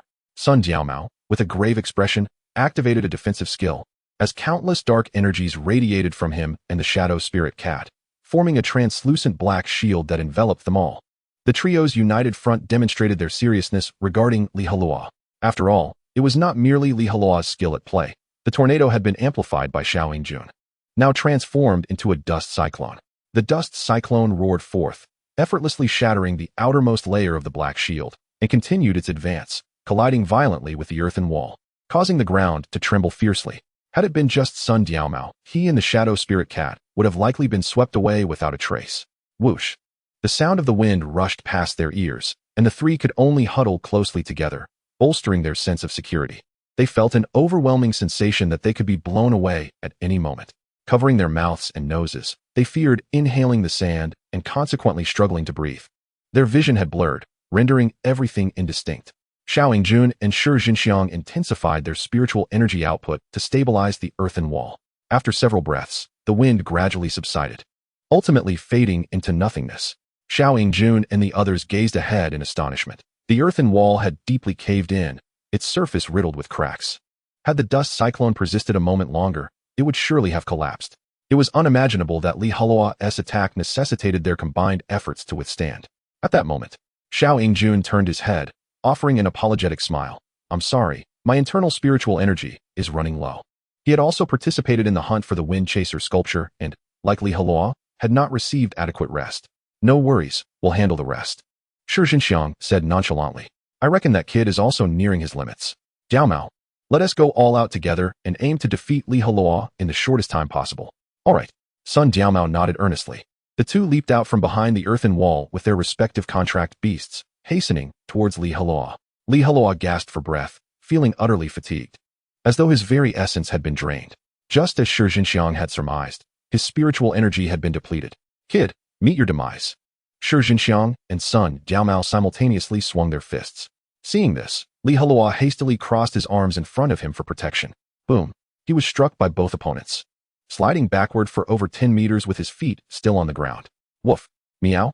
Simultaneously, the digging dog and shadow spirit cat lunged at Jior, leaving several wounds on its pristine white fur. In the end, Jior was thrown aside, sliding to Li Heluo's feet. Haha, the heavens have eyes. Shi Jinxiang laughed heartily. You're finished now, huh? Watch us teach you a lesson. Xiao Yingjun excitedly jumped from afar. Get him. Beat him up and take down that kid-esque contract beast. Although it was a 3-on-1 confrontation, their victory was not particularly glorious. Nonetheless, they remained the ultimate victors. Witnessing this scene, Su Tianqi finally revealed a smile, though tinged with regret for not being able to personally eliminate that young man. Wang Xiaoxiao couldn't help but show a trace of concern. She attempted to withdraw from the battle, preparing to rescue Li Heluo. Where do you think you're going? Unexpectedly, Su Tianqi fixed his gaze upon her, declaring, as long as I am here, you shall not take a single step away. You desire my second-grade wind spirit core, do you not? I shall grant it to you. Wang Xiaoxiao retrieved the wind spirit core from her bosom, pleading, please, do not harm Li Heluo and his contracted beast. Su Tianqi sneered, huh? Your pleas are futile. This is not merely a matter between you and me. It also involves him and the beast gang. Thus, he cannot escape. While I do not intend to take his life, his contracted beast shall surely perish today. You, Wang Xiaoxiao, filled with indignation, quickened her movements, hastening the depletion of her spiritual energy. Meanwhile, Su Tianqi remained composed, refraining from counterattacking, purely biding his time, exuding an air of assured victory. In truth, barring any unforeseen circumstances, everything was poised to unfold as he anticipated. However, do you truly believe I would confront the three of you without any preparations? Li Heluo spat out a mouthful of blood, the corners of his lips curling slightly. What are you planning? Shi Jinxiang retreated a couple of steps, instinctively becoming wary. Do not be fooled. This boy has exhausted his spiritual energy. How much trouble can he stir up now? Sun Diaomao, more clear-headed than the others, urged for a swift resolution, suggesting they teach this boy a lesson and then hurry to assist others. Shi Jinxiang, no longer hesitating, charged forward alongside Sun Diaomao. At that moment, Li Heluo calmly produced a small blue pill, about the size of a fingernail, breaking it in half, consuming one half and feeding the other to Jior. The reward for today's sign-in, Wind Spirit Pill. Given the high grade of the Wind Spirit Pill, which contained abundant energy, Li Heluo had previously refrained from consuming it, as it was intended for humans. However, the circumstances had changed. With his spiritual energy entirely depleted and only consuming half a pill, he could withstand its potency.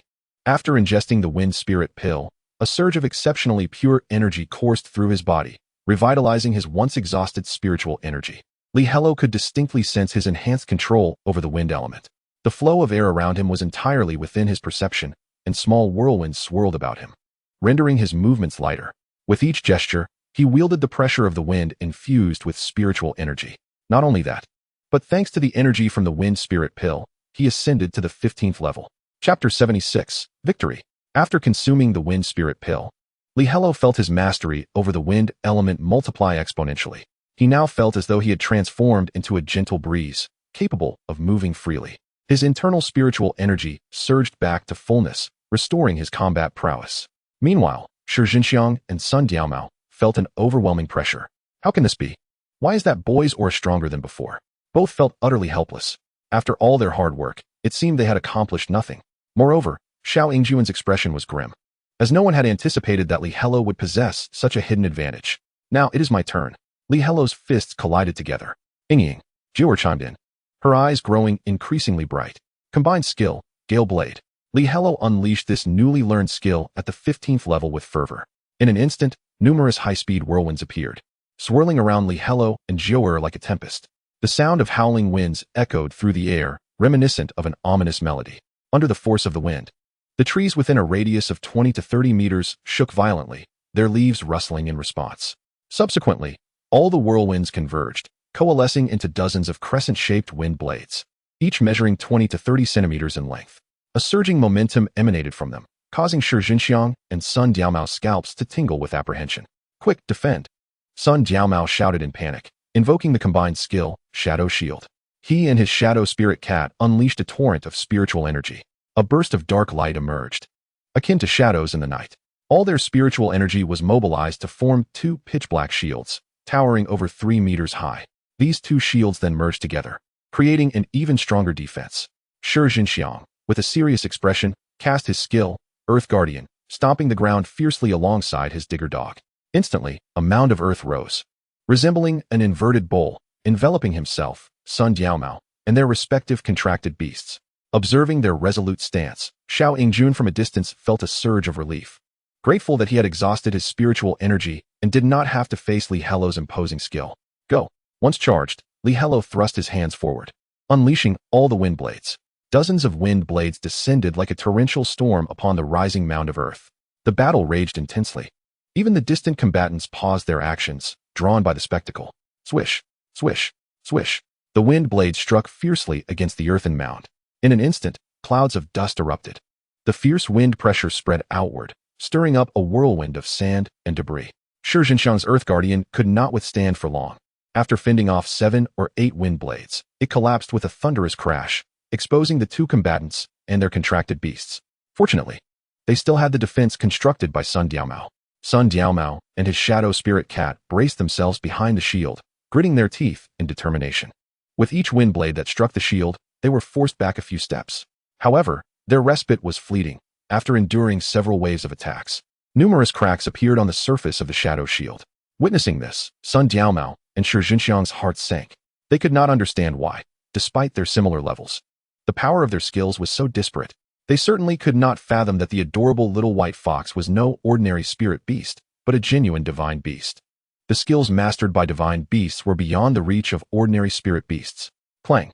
Under Shi Zhenxiang and Sun Diaomao's terrified gazes, the shadow shield finally shattered. Yet, 5 or 6 wind blades continued to soar toward them. In that critical moment, both released their remaining spiritual energy to shield themselves. The digger dog and the shadow spirit cat did the same. After completing their protective measures, the wind blades finally struck their bodies. The blades ravaged their forms, inflicting excruciating pain that elicited cries from them. The digger dog and shadow spirit cat emitted whimpers and howls. In the distance, some timid spectators could not help but cover their eyes, unable to bear witness any longer. Wang Xiaoxiao clenched her delicate fists, her heart racing. Su Tianqi's brows furrowed deeply. After the wind blades passed, Sun Diaomao and Shi Zhenxiang fell backward, their clothing tattered and resembling that of beggars, their bodies marred with numerous bloody wounds. The digger dog lay prostrate on the ground, its rear end raised, its body covered in bleeding wounds that caused its fur to mat together. The shadow spirit cat had curled itself into a ball, attempting to minimize the damage it sustained. Their appearance was indeed rather pitiful. Without exception, they had all lost their combat capabilities. Both individuals and their contracted beasts had depleted their spiritual energy and suffered severe injuries, requiring at least 5 or 6 days of recuperation. Li Heluo's expression was devoid of joy, even after the victory in battle. Together with Joer, he approached the two. Upon seeing Li Heluo advance, Sun Diaomao and Shi Zhenxiang displayed expressions of terror, crawling back a couple of steps. What do you intend to do? I warn you. There are so many witnesses here. If you were to kill us, the sect would surely impose severe penalties upon you. Li Heluo ignored their pleas and continued forward. Soon, he stood before the burrowing dog and the shadow spirit cat. Startled, the 2 spirit beasts immediately huddled together. Their size was not substantial, and Li Heluo effortlessly lifted the burrowing dog and the shadow spirit cat, one in each hand. Cease this at once. Li Heluo called out loudly towards the distant battlefield. Members of the beastly frenzy gang murmured amongst themselves. We haven't even made a move. Everyone is just pausing for the time being. Li Heluo, still holding the burrowing dog and the shadow spirit cat, walked forward. He coldly inquired, Su Tianqi, I presume you would not wish to witness the demise of your subordinate spirit beasts, would you? Speak. What conditions would lead to their release? Su Tianqi was no fool. He discerned Li Heluo's intentions. Quite simple. I desire your spoils from this encounter, Li Heluo stated directly, referring to the 2nd grade combat spirit core.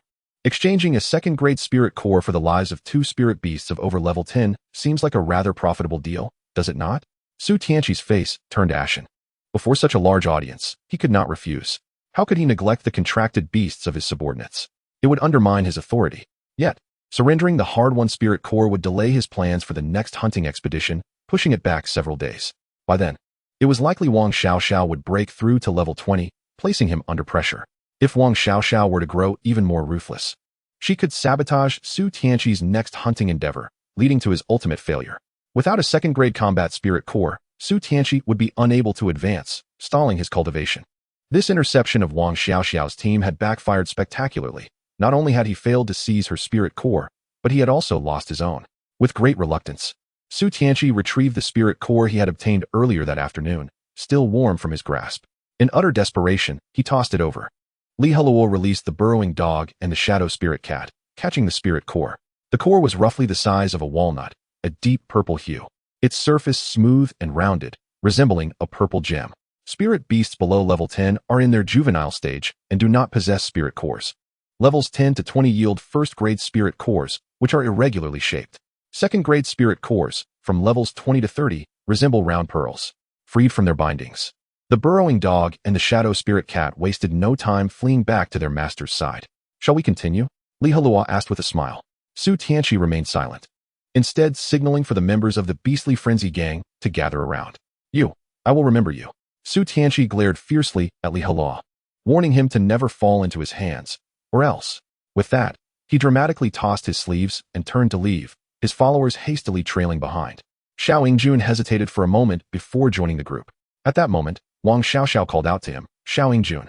He halted, turning to force a smile. Sister Xiaoxiao, you make me feel nauseated. Wang Xiaoxiao's face twisted in disgust. Do your best to avoid appearing before me in the future. I do not wish to see you within the Yuchi sect. Upon hearing her words, Xiao Yingjun appeared drained of all strength, his posture sagging. Understood, he replied softly, hastily departing. Afterward, Wang Xiaoxiao turned back, a smile adorning her face as she approached Heluo. Heluo, once again, I owe you my gratitude. Oh, it was merely a trifling matter, Heluo waved dismissively.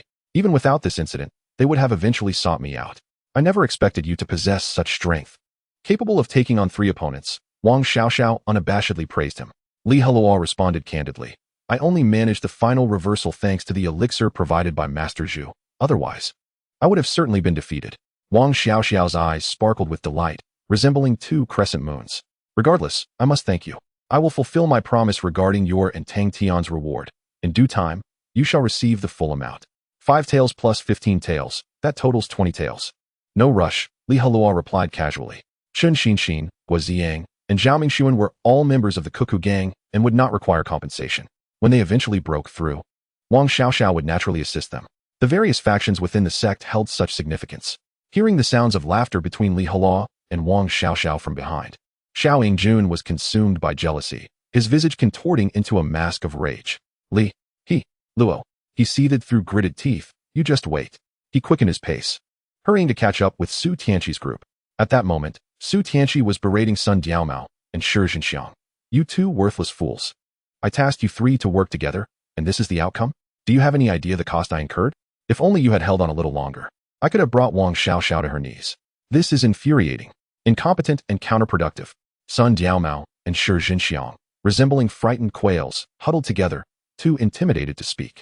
Hearing Su Tianqi's wrath, Xiao Yingjun hastily interjected on their behalf. Su Gangzhu, you cannot lay the blame entirely on them. The main issue was that Heluo was exceedingly cunning, carrying a high-grade elixir that allowed him to restore a substantial amount of spiritual energy in a short period. Had it not been for that, Sun Diaomao and Shi Zhenxiang would have captured him long ago. Su Tianqi halted, irritation evident in his tone. Xiao Yingjun, this is an internal matter for our beastly frenzy gang. Why are you involved? I wish to join your beastly frenzy gang, Xiao Yingjun quickly stated. In his view, as a formidable beast master of level 17, with a mid-grade spirit beast as a contracted companion, he was an invaluable asset for any faction. Surely, Su Tianqi would be thrilled to welcome him. To his dismay, Su Tianqi responded with a dismissive glare. I'm sorry, but our beastly frenzy gang is at full capacity. We are not recruiting at this time. You should seek elsewhere. It was unheard of for a gang to be full. Typically, more members were better. Su Tianqi's excuse felt exceedingly superficial. Xiao Yingjun was taken aback. But I just provided you with crucial information before he could finish. Su Tianqi raised his hand to cut him off. That will be enough. Go wherever you wish, as long as you do not follow us. With that, he quickened his steps, leaving Xiao Yingjun to hear the muttered words, Humph, who would want a traitor like you? So it turned out, he had been used all along, only to be discarded like refuse. Xiao Yingjun stood in a daze, watching as the members of the Mad Beast Gang receded into the distance. After resolving the conflict with the Mad Beast Gang, Heluo and his companions did not hasten their journey, having endured 2 fierce battles in succession. The overall condition of their group was far from ideal, with their spiritual energy nearly depleted. Consequently, they decided to pause temporarily to recuperate and restore their strength. After all, the illusory forest was fraught with peril, and they could encounter formidable spirit beasts at any moment. Should they fail to maintain their vitality, they would likely meet their demise if faced with such beasts again. By the time Heluo and his companions completed their rest, darkness had descended. They pressed on through the night, becoming increasingly cautious and alert to the sounds around them. The illusory forest at night was even more treacherous than during the day, as many spirit beasts prowled under the cover of darkness. After orienting themselves, they quickened their pace. Along the way, they encountered several spirit beasts. Fortunately, all of the lower tier, displaying minimal aggression. The group managed to navigate through the illusory forest with only minor setbacks and emerged unscathed. Subsequently, they quickened their pace towards the direction of the Yuchi sect. Along the way, they passed through several quaint villages, the tantalizing aroma of home-cooked meals wafting through the air, stirring their appetites. Initially, Wang Xiaoxiao intended to spend some money to procure food from a local household, but Li Heluo declined her suggestion. Finally, Li Heluo and his companions returned to the Yuchi sect. As they passed through the mountain gate, a wave of security washed over them, allowing them to gradually relax. They first made their way to the sect's dining hall for a warm dinner. The Yuchi sect excelled in this regard, ensuring that no matter how late one returned, a hot meal was always available. After dinner, Li Heluo bid farewell to Wang Xiaoxiao and the others at the entrance. Li Heluo spoke first. The treasure pavilion is closed now. Tomorrow at noon, I will sell the materials, and we can divide the spoils then. As he was the only one among them possessing a spatial storage artifact, he had temporarily stored the majority of the materials obtained from the illusory forest adventure, such as the spiritual core of the fire serpent, its skin, and the talons of the wind-chasing eagle. Very well, Tang Tian agreed, as he too was solitary. Wang Xiaoxiao added, as for the 20 taels of silver I promised you, it may take some time to gather. I currently do not have that much on hand. Li Heluo generously replied, it's no trouble, I'm not in a hurry. Neither am I, Tang Tian concurred. Noting that the most pressing matter was for Li Heluo to complete his breakthrough and reach level 20 as soon as possible. Agreed, Wang Xiaoxiao nodded. Li Heluo waved his hand, let's part ways here. Everyone should head back and rest early. After bidding farewell, Li Heluo returned directly to his thatched cottage. He had amassed considerable rewards that day, particularly the combat-type spiritual core he had obtained from Su Tianqi, which could fetch at least 30 taels of silver.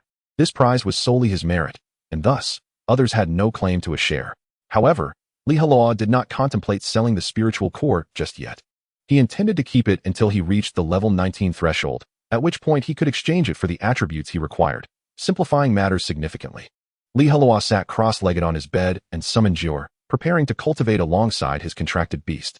The events of the afternoon had instilled in him a pressing urgency to enhance his strength. Jior settled at the edge of the bed, adopting a serious demeanor. At that moment, a radiant red light erupted from its form, rapidly expanding until it transformed into the enchanting Empress. What do you want now? Li Heluo scowled, irritated by her timing, always appearing at critical junctures to disrupt their endeavors. The Empress smirked mischievously. What endeavors? Do you have a preference for human-beast relationships? At her teasing, Li Heluo nearly choked, caught off guard. I had no idea you were such an Empress. If I fancy you, should I just push you down now? He had never shied away from banter. Get lost. The Empress arched her brows, her expression turning fierce. Humph, a woman who can't take a joke. Li Heluo scoffed inwardly. Are you planning to make that Black Panther you saw this morning your contracted beast? The Empress inquired bluntly. Li Heluo answered truthfully, yes. What of it? Humph, if you contract it, then we shall dissolve our pact, the Empress replied coldly. Why is that? Li Heluo questioned, puzzled. Didn't we agree that I would provide you with resources for cultivation, and you wouldn't sever our contract? I refuse to associate with that wretch. The Empress expressed her disdain openly. Li Heluo retorted, at least it's a fierce beast. It's the last of its kind within our Yuchi sect. Humph. A lowly creature, unworthy to accompany this Empress, she proclaimed icily, her lips curling. Fine, fine, you have high standards. I shall endeavor to select spirit beasts that meet your approval in the future, Li Heluo conceded, not daring to provoke her further. He well understood that this extraordinary woman kept her word. Now, let us get to the point, the Empress said earnestly, after we reach level 15. I activated a special talent called Soul Projection. Prepare yourself. I will soon take you into the core of Yuchi Mountain to assess the condition of that divine beast. Li Heluo inquired with concern. Is there any danger involved? There shouldn't be, the Empress replied, unless faced with specific soul-targeting artifacts. Even a level 90 powerhouse would be unable to harm a soul. To my knowledge, no such artifact exists within the Yuchi sect. What about our bodies? Li Heluo still harbored reservations. The Empress rolled her eyes. Have you encountered any danger during your prolonged stay at the sect, especially at night? Li Heluo admitted. Not at all. Then what are you worried about? Look at you, so timid, the Empress mocked. Fine, let us go, Li Heluo resolved, unwilling to let her think poorly of him. Besides, he was also eager to witness what the divine beast of the Yuchi sect looked like. Place your hand in mine. The Empress extended her delicate, pale hand, palm up. Without hesitation, Heluo placed his right hand in her palm. Her touch was smooth and warm, akin to jade, and it felt quite pleasant. Then, Heluo was engulfed by an intense chill, as if he had plunged into an icy abyss. Almost immediately, he felt an extraordinary lightness, as if he were floating like a cloud. This was no illusion. He truly ascended to the rooftop of his cottage. Turning his head, he saw the Empress beside him, clad in a fiery red chi-pao, though her form was semi-transparent. Then, he noticed an odd expression in her eyes. Following her gaze downward, Heluo was astonished to realize that his own semi-transparent soul was completely bare. It was only natural for a soul projection to lack clothing. It was abnormal for the Empress to maintain her attire in such a state.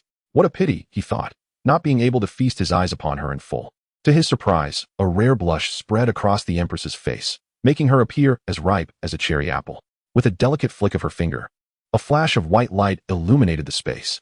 On the ethereal form of Heluo, a white pair of undergarments materialized, serving to preserve his modesty.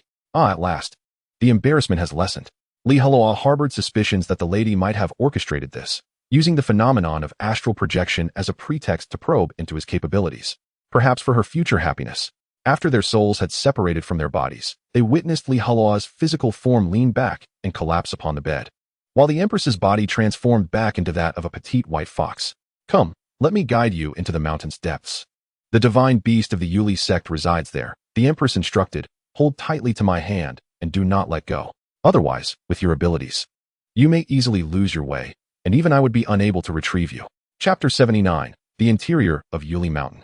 Heeding the Empress's warning, Heluo instinctively tightened his grip. However, in their current state as souls, there was no tactile sensation. Upon finishing her statement, the Empress led Heluo downward. Their souls delved deep into the earth, enveloped by an interminable darkness. A sense of isolation washed over Heluo, akin to descending an elevator from a high floor to the ground level. The sensation was rather uncomfortable, even inducing a hint of panic. Were it not for his awareness of the Empress's presence, he might have believed himself to be lost. They continued their descent. After an indeterminate passage of time, a faint glimmer of light appeared before them, barely illuminating their surroundings. Heluo discerned that he and the Empress were situated within a spacious corridor. The passage, approximately 2 meters wide, coiled upwards, ample enough to accommodate 4 or 5 individuals walking side by side. This is the secret passageway of the Yuli sect. If we follow it, we shall encounter the divine beast, the Empress elucidated. Aside from the divine beast, are there others present here? Heluo inquired. If so, can they see us? The Empress explained, the area where the divine beast is confined undoubtedly has guards. The Yuli sect would not be so careless. However, those below level 80 are incapable of sensing souls, so you need not worry. That is reassuring. Heluo exhaled deeply. They proceeded forward. Perhaps the Empress shared his aversion to the preceding darkness, for she led him along the passageway without pause. At intervals, 1 or 2 luminous orbs were embedded above, providing illumination. After a span of several minutes, they emerged into a vast hall. The hall spanned approximately 400 to 500 square meters, with a ceiling height of about 20 meters, adorned with hundreds of luminous stones reminiscent of stars in the night sky. In the center of the hall stood a grand tree, over 10 meters tall, its trunk robust enough for 2 or 3 people to encircle it. The tree's bark was a deep gray, and its crown was starkly devoid of leaves, imparting an oddly desolate impression. Beneath this great tree lay a colossal beast, standing over 4 meters tall and measuring 8 to 9 meters in length. The creature was cloaked in fine scales, adorned with antler-like protrusions atop its head, its visage reminiscent of a lion, revealing a pair of sharp fangs. Strangely, it possessed hooves instead of claws. Occasionally, thick arcs of bluish-black electricity crackled across its form, accompanied by a sharp sound. Electric Arc Qilin, LV-79, Heluo discerned its name and level through the system. At that moment, the Electric Arc Qilin was bound by dozens of chains, one end secured to the tree's trunk. The chains had inflicted numerous wounds upon its body, from which a pale blue blood flowed, and in some areas, it had begun to fester.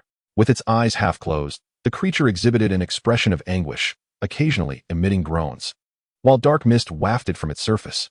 Its condition was dire. Standing before the Electric Arc Qilin, one could almost empathize with its suffering.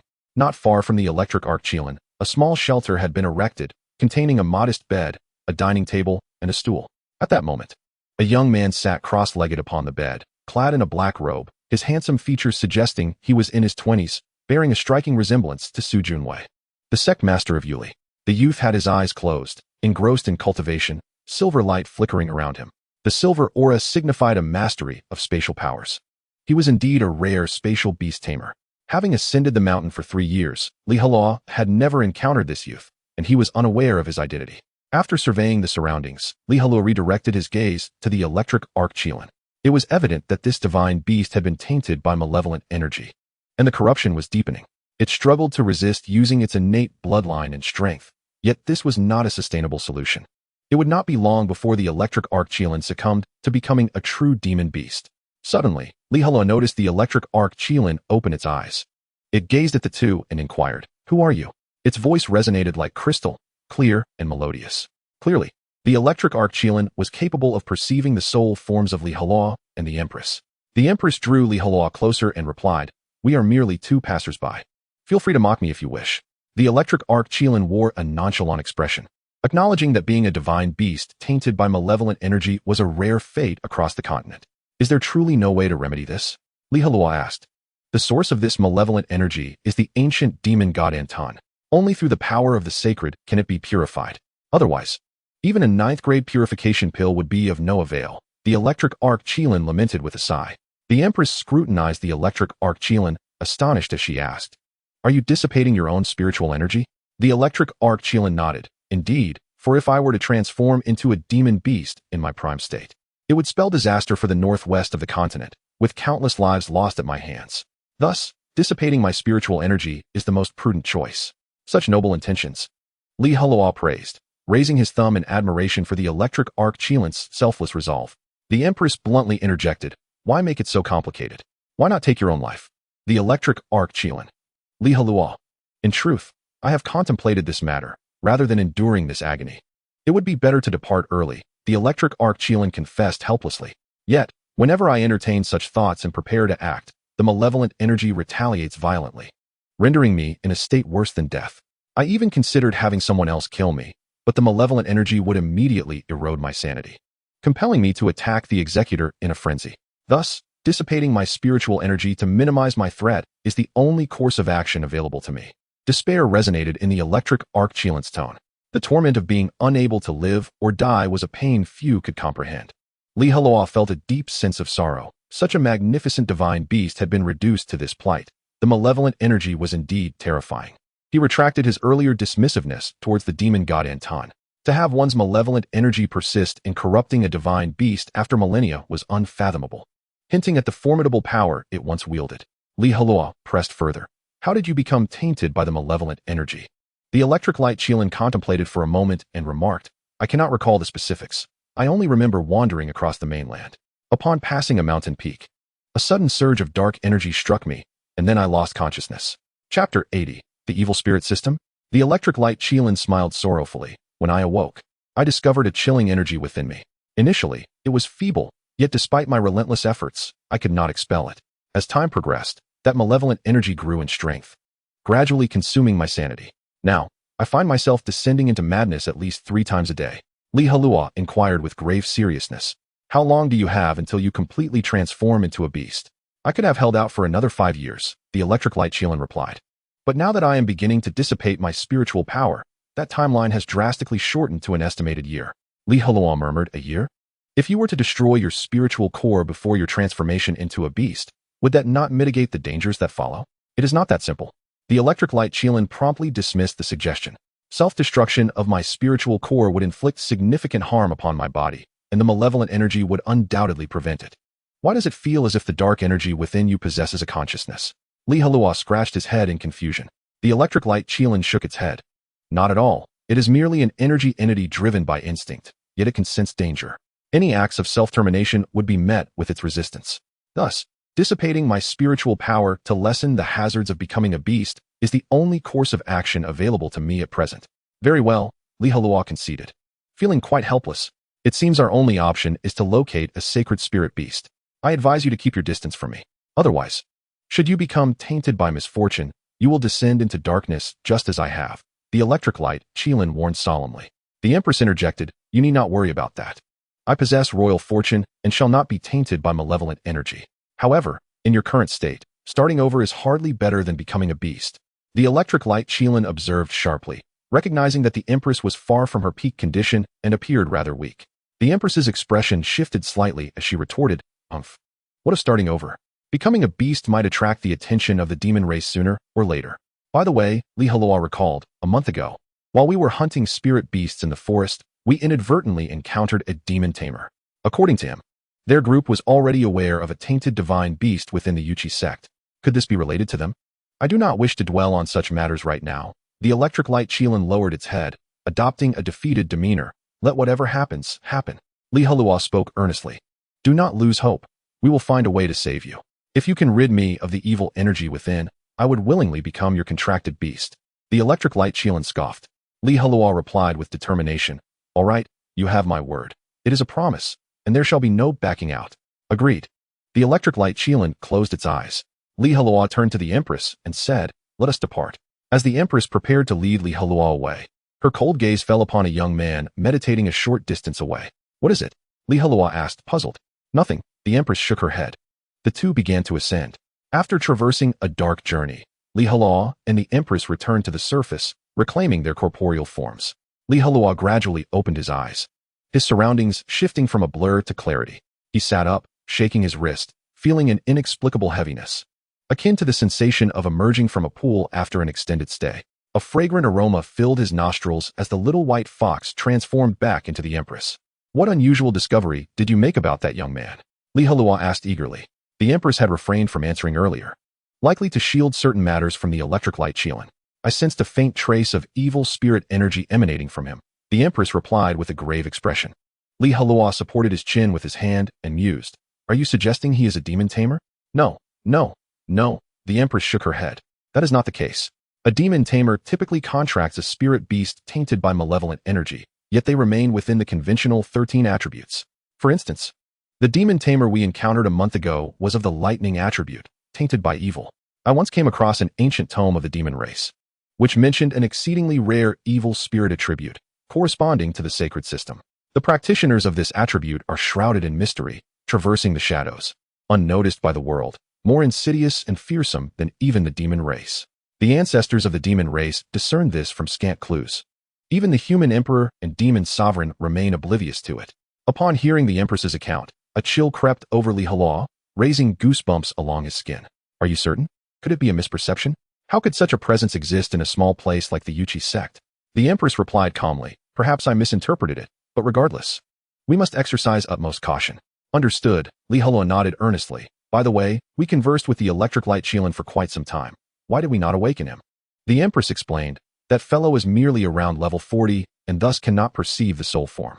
Our communication with the electric light Qilin was purely mental and did not produce any sound. Heluo realized, I see now. Let us rest, the Empress said, rapidly shrinking back into the adorable form of Jiao-er. Heluo sat on the edge of the bed, resting his chin in his hand, unable to calm his thoughts. The encounter with the electric light Qilin had indeed left a profound impact on him. The majestic divine beast, a formidable level 79 entity, perhaps even level 80 before it began to dissipate its spiritual power, was utterly powerless against the evil energy. Moreover, who was the young man guarding the electric light Qilin? And what was his identity? Why did he exude a sense of evil spirit energy that the Empress could detect? Could he truly be a mysterious evil spirit demon tamer? All of this remained a mystery. Taking a deep breath, Heluo endeavored to steady his emotions. Once composed, he cast aside all distractions from his mind and prepared to cultivate. Regardless of the circumstances, advancing his own cultivation level was paramount. With sufficient strength, he could better protect himself and pursue those unknown answers. Heluo seated himself cross-legged and commenced the operation of the 9 revolutions reversal technique, swiftly entering a state of cultivation. Chapter 81, Selling the Spoils. Within the Yuchi mountain, Suyin opened his eyes and gazed at the electric light Qilin not far away. At that moment, the divine beast remained prostrate, continuously emanating spiritual energy, as if resigned to its fate. Strange, I have an odd feeling as if someone has been here. Suyin furrowed his brow, pondering. Could it be that old fellow came by? Does he harbor suspicions about me? Surely not. I have remained underground for so long, rarely returning to the surface. Even in the presence of that old man, I have been exceedingly cautious, never revealing my true nature. He has no reason to doubt his own son. However, what is the origin of this unsettling sensation, as if one is being observed? Even if that old fellow truly arrived, it would be impossible for me to remain oblivious. Suyin rose from his bed and began pacing the room. After a moment, he approached the electric Kirin and called out, Hey, what is going on? The electric Kirin opened its enormous eyes, devoid of any emotion. After a brief hesitation, Su Yin inquired, "Senior, has anyone been here just now?" "No." The electric Kirin replied curtly. "Really?" Su Yin raised an eyebrow, skepticism evident in his gaze. The electric Kirin, somewhat displeased, retorted, "You've been here the entire time. How could you not know if someone came?" "All right then." Su Yin, feeling somewhat foolish, left the conversation with a sense of resignation. He returned to his small bed, contemplating the situation, still feeling somewhat uneasy. Thus, Su Yin retrieved his contract scroll from his pocket and summoned his spirit beast. It was a colossal creature measuring over 4 meters in length, elongated and plump, resembling a grotesquely enlarged maggot. Its body shimmered with a silvery hue, its abdomen undulating slowly, with 2 antennae sprouting from its head and dark, beady eyes embedded within. Upon its appearance, the creature affectionately approached Su Yin. "Get away!" Su Yin exclaimed, clearly repulsed, his eyes reflecting his distaste. Were it not for the creature's peculiar appearance, he would have released it to cultivate together earlier. The silver beast lowered its head, looking quite pitiful. Su Yin spoke coldly. "Void beast, you stay here obediently, and report to me immediately if anything unusual occurs." The void beast raised its head once more, its large eyes vigilantly scanning the surroundings. After issuing his command, Su Yin resumed his cultivation. In the distance, the electric Kirin cast a glance at Su Yin, a shadow of darkness flickering in its eyes. Yet, it skillfully concealed its thoughts, so much so that one might not even detect it in face-to-face interaction. This brief episode remained unknown to outsiders. The night passed without incident. As dawn broke, the golden rays of sunlight streamed through the window, illuminating Li Heluo's face. Li Heluo opened his eyes, concluding a night of cultivation. Although he had not slept, the practice replenished his spiritual and physical energy, invigorating him. He rose from his bed, stretched languidly, and embraced the new day. Within his spatial wrist will lay the spoils from the previous day's hunt in the illusory forest. Li Heluo had arranged with Wang Xiao and the others to head to the treasure pavilion after lunch to exchange their findings for silver. He first made his way to the dining hall for breakfast, then proceeded to the classroom to absorb the knowledge of the day. Everything unfolded as usual, with Chen Xie passionately lecturing at the podium. Below, aside from a few, like Li Heluo, the other apprentice beastmasters appeared drowsy, some resting their chins on their hands. Others sprawled over their desks. To those youths, Chen Xie's teachings seemed excessively dry and tedious, far less engaging than a couple of combat classes. Yet, only Li Heluo and a few others understood the immense benefit these foundational lessons would bear for their future cultivation. Li Heluo attended the class with steady diligence throughout the morning. Upon exiting the classroom, he was surprised to find senior sister Chen Xinxin waiting at the door. "Sister Xinxin, what brings you here?" Li Heluo asked, puzzled. Chen Xinxin blinked her large, captivating eyes and replied, "I'm waiting for you. Didn't we agree to go to the treasure pavilion together after lunch?" Li Heluo felt a tinge of embarrassment. Chen Xinxin smirked and said, "You have no idea. I'm completely broke, and the guild leader won't pay me a dime. So now I'm counting on you to turn that little stash of yours into silver for my sustenance." "I see," Li Heluo replied, a dark cloud forming over his expression. "Is there really such urgency? Can't you wait for the time it takes to eat a meal? Besides, you don't even need to spend money at the dining hall. Come on, let us go to the treasure pavilion," Chen Xinxin insisted, seizing Li Heluo by the wrist and sprinting ahead. Their unusual behavior caught the attention of passers-by, who turned to stare. Before long, Li Heluo found himself dragged to the entrance of the treasure pavilion. To his surprise, he noticed that Guoziang and Zhao Mingxuan had also arrived early. "You finally made it," Guoziang remarked. Li Heluo pointed toward the door, saying, "Let us go inside." The 4 of them stepped into the treasure pavilion. As it was lunchtime, the place was not overly crowded, with only a few patrons present. They made their way directly to the counter at the back of the first-floor hall. Elder Yang Kaishan was dozing behind the counter, bubbles emerging from his nostrils. "Elder Yang," Li Heluo called out. "Huh, what?" Elder Yang Kaishan rubbed his sleepy eyes awake. Li Heluo got straight to the point. "We have some spirit beast materials here and would like you to appraise them." "Bring them forth." Elder Yang Kaishan gestured with open palms. Li Heluo swiped his hand across the spatial wrist wheel, first retrieving the spirit core and skin of the blazing fire snake. Both items were exceedingly precious materials. Elder Yang Kaishan weighed the spirit core in his hand, feeling the pure energy contained within. A mid-grade spirit beast core of decent quality. I'll give you 13 taels for it. As for the snake skin, let us settle on 5 taels. Li Heluo replied. "Elder Yang, isn't that a bit low?" Hearing this, Chen Xinxin and Guoziang's eyes nearly bulged out in astonishment. It was their first time witnessing someone daring to haggle with an elder of the treasure pavilion. Although the blazing fire snake was not mature, its rank was still considerable. Even if it couldn't be sold as a second-tier spirit core, it shouldn't be worth much less. Li Heluo suggested, how about 18 taels? Elder Yang Kaishan chuckled and chided. You rascal, you're asking me to raise the price by 5 taels all at once. How am I supposed to sell it afterward? I can give you a maximum of 15 taels. Li Heluo pressed on. And the snake skin? This is a mid-grade spirit beast material. It should fetch at least 10 or more taels, right? No, no, no. Elder Yang Kaishan shook his head repeatedly. 8 taels, no more. Deal. Chapter 82, Dividing the Money. In the minds of the others, these two items could roughly sell for 20 taels of silver. However, with Li Heluo's haggling, they managed to sell for 3 taels more. The commotion they created attracted the attention of their fellow disciples browsing the nearby shelves. Heavens! That kid is actually bargaining with Elder Yang. Is that even allowed? Li Heluo's audacity left many of his peers dumbfounded. Until now, everyone had simply accepted whatever price the elders quoted. Elder Yang Kaishan said, Do you have anything else to sell? Bring it all out. Yes, yes, yes.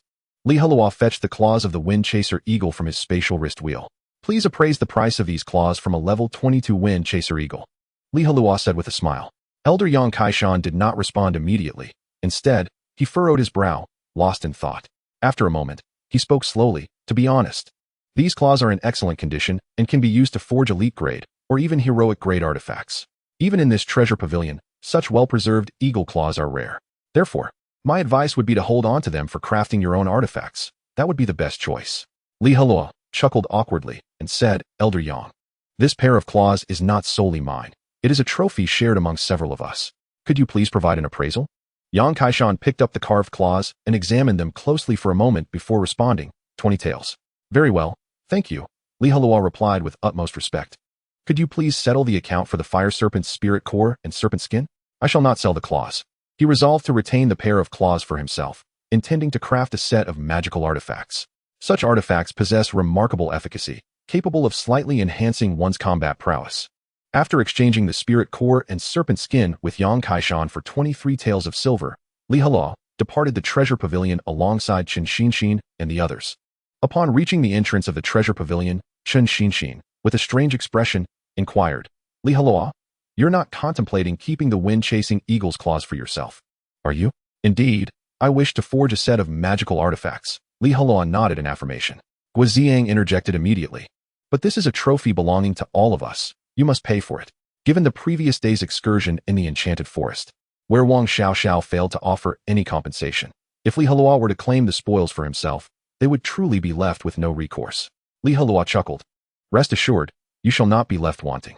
Let us not forget that I am owed 20 taels from Wang Xiaoxiao. That is true, Chen Xinshin sighed in relief, though she quickly grew wary. You're not planning to offset that with the reward from our leader, are you? Li Heluo blinked innocently, precisely. Oh dear, Chen Xinshin lamented, looking skyward, feeling the weight of despair.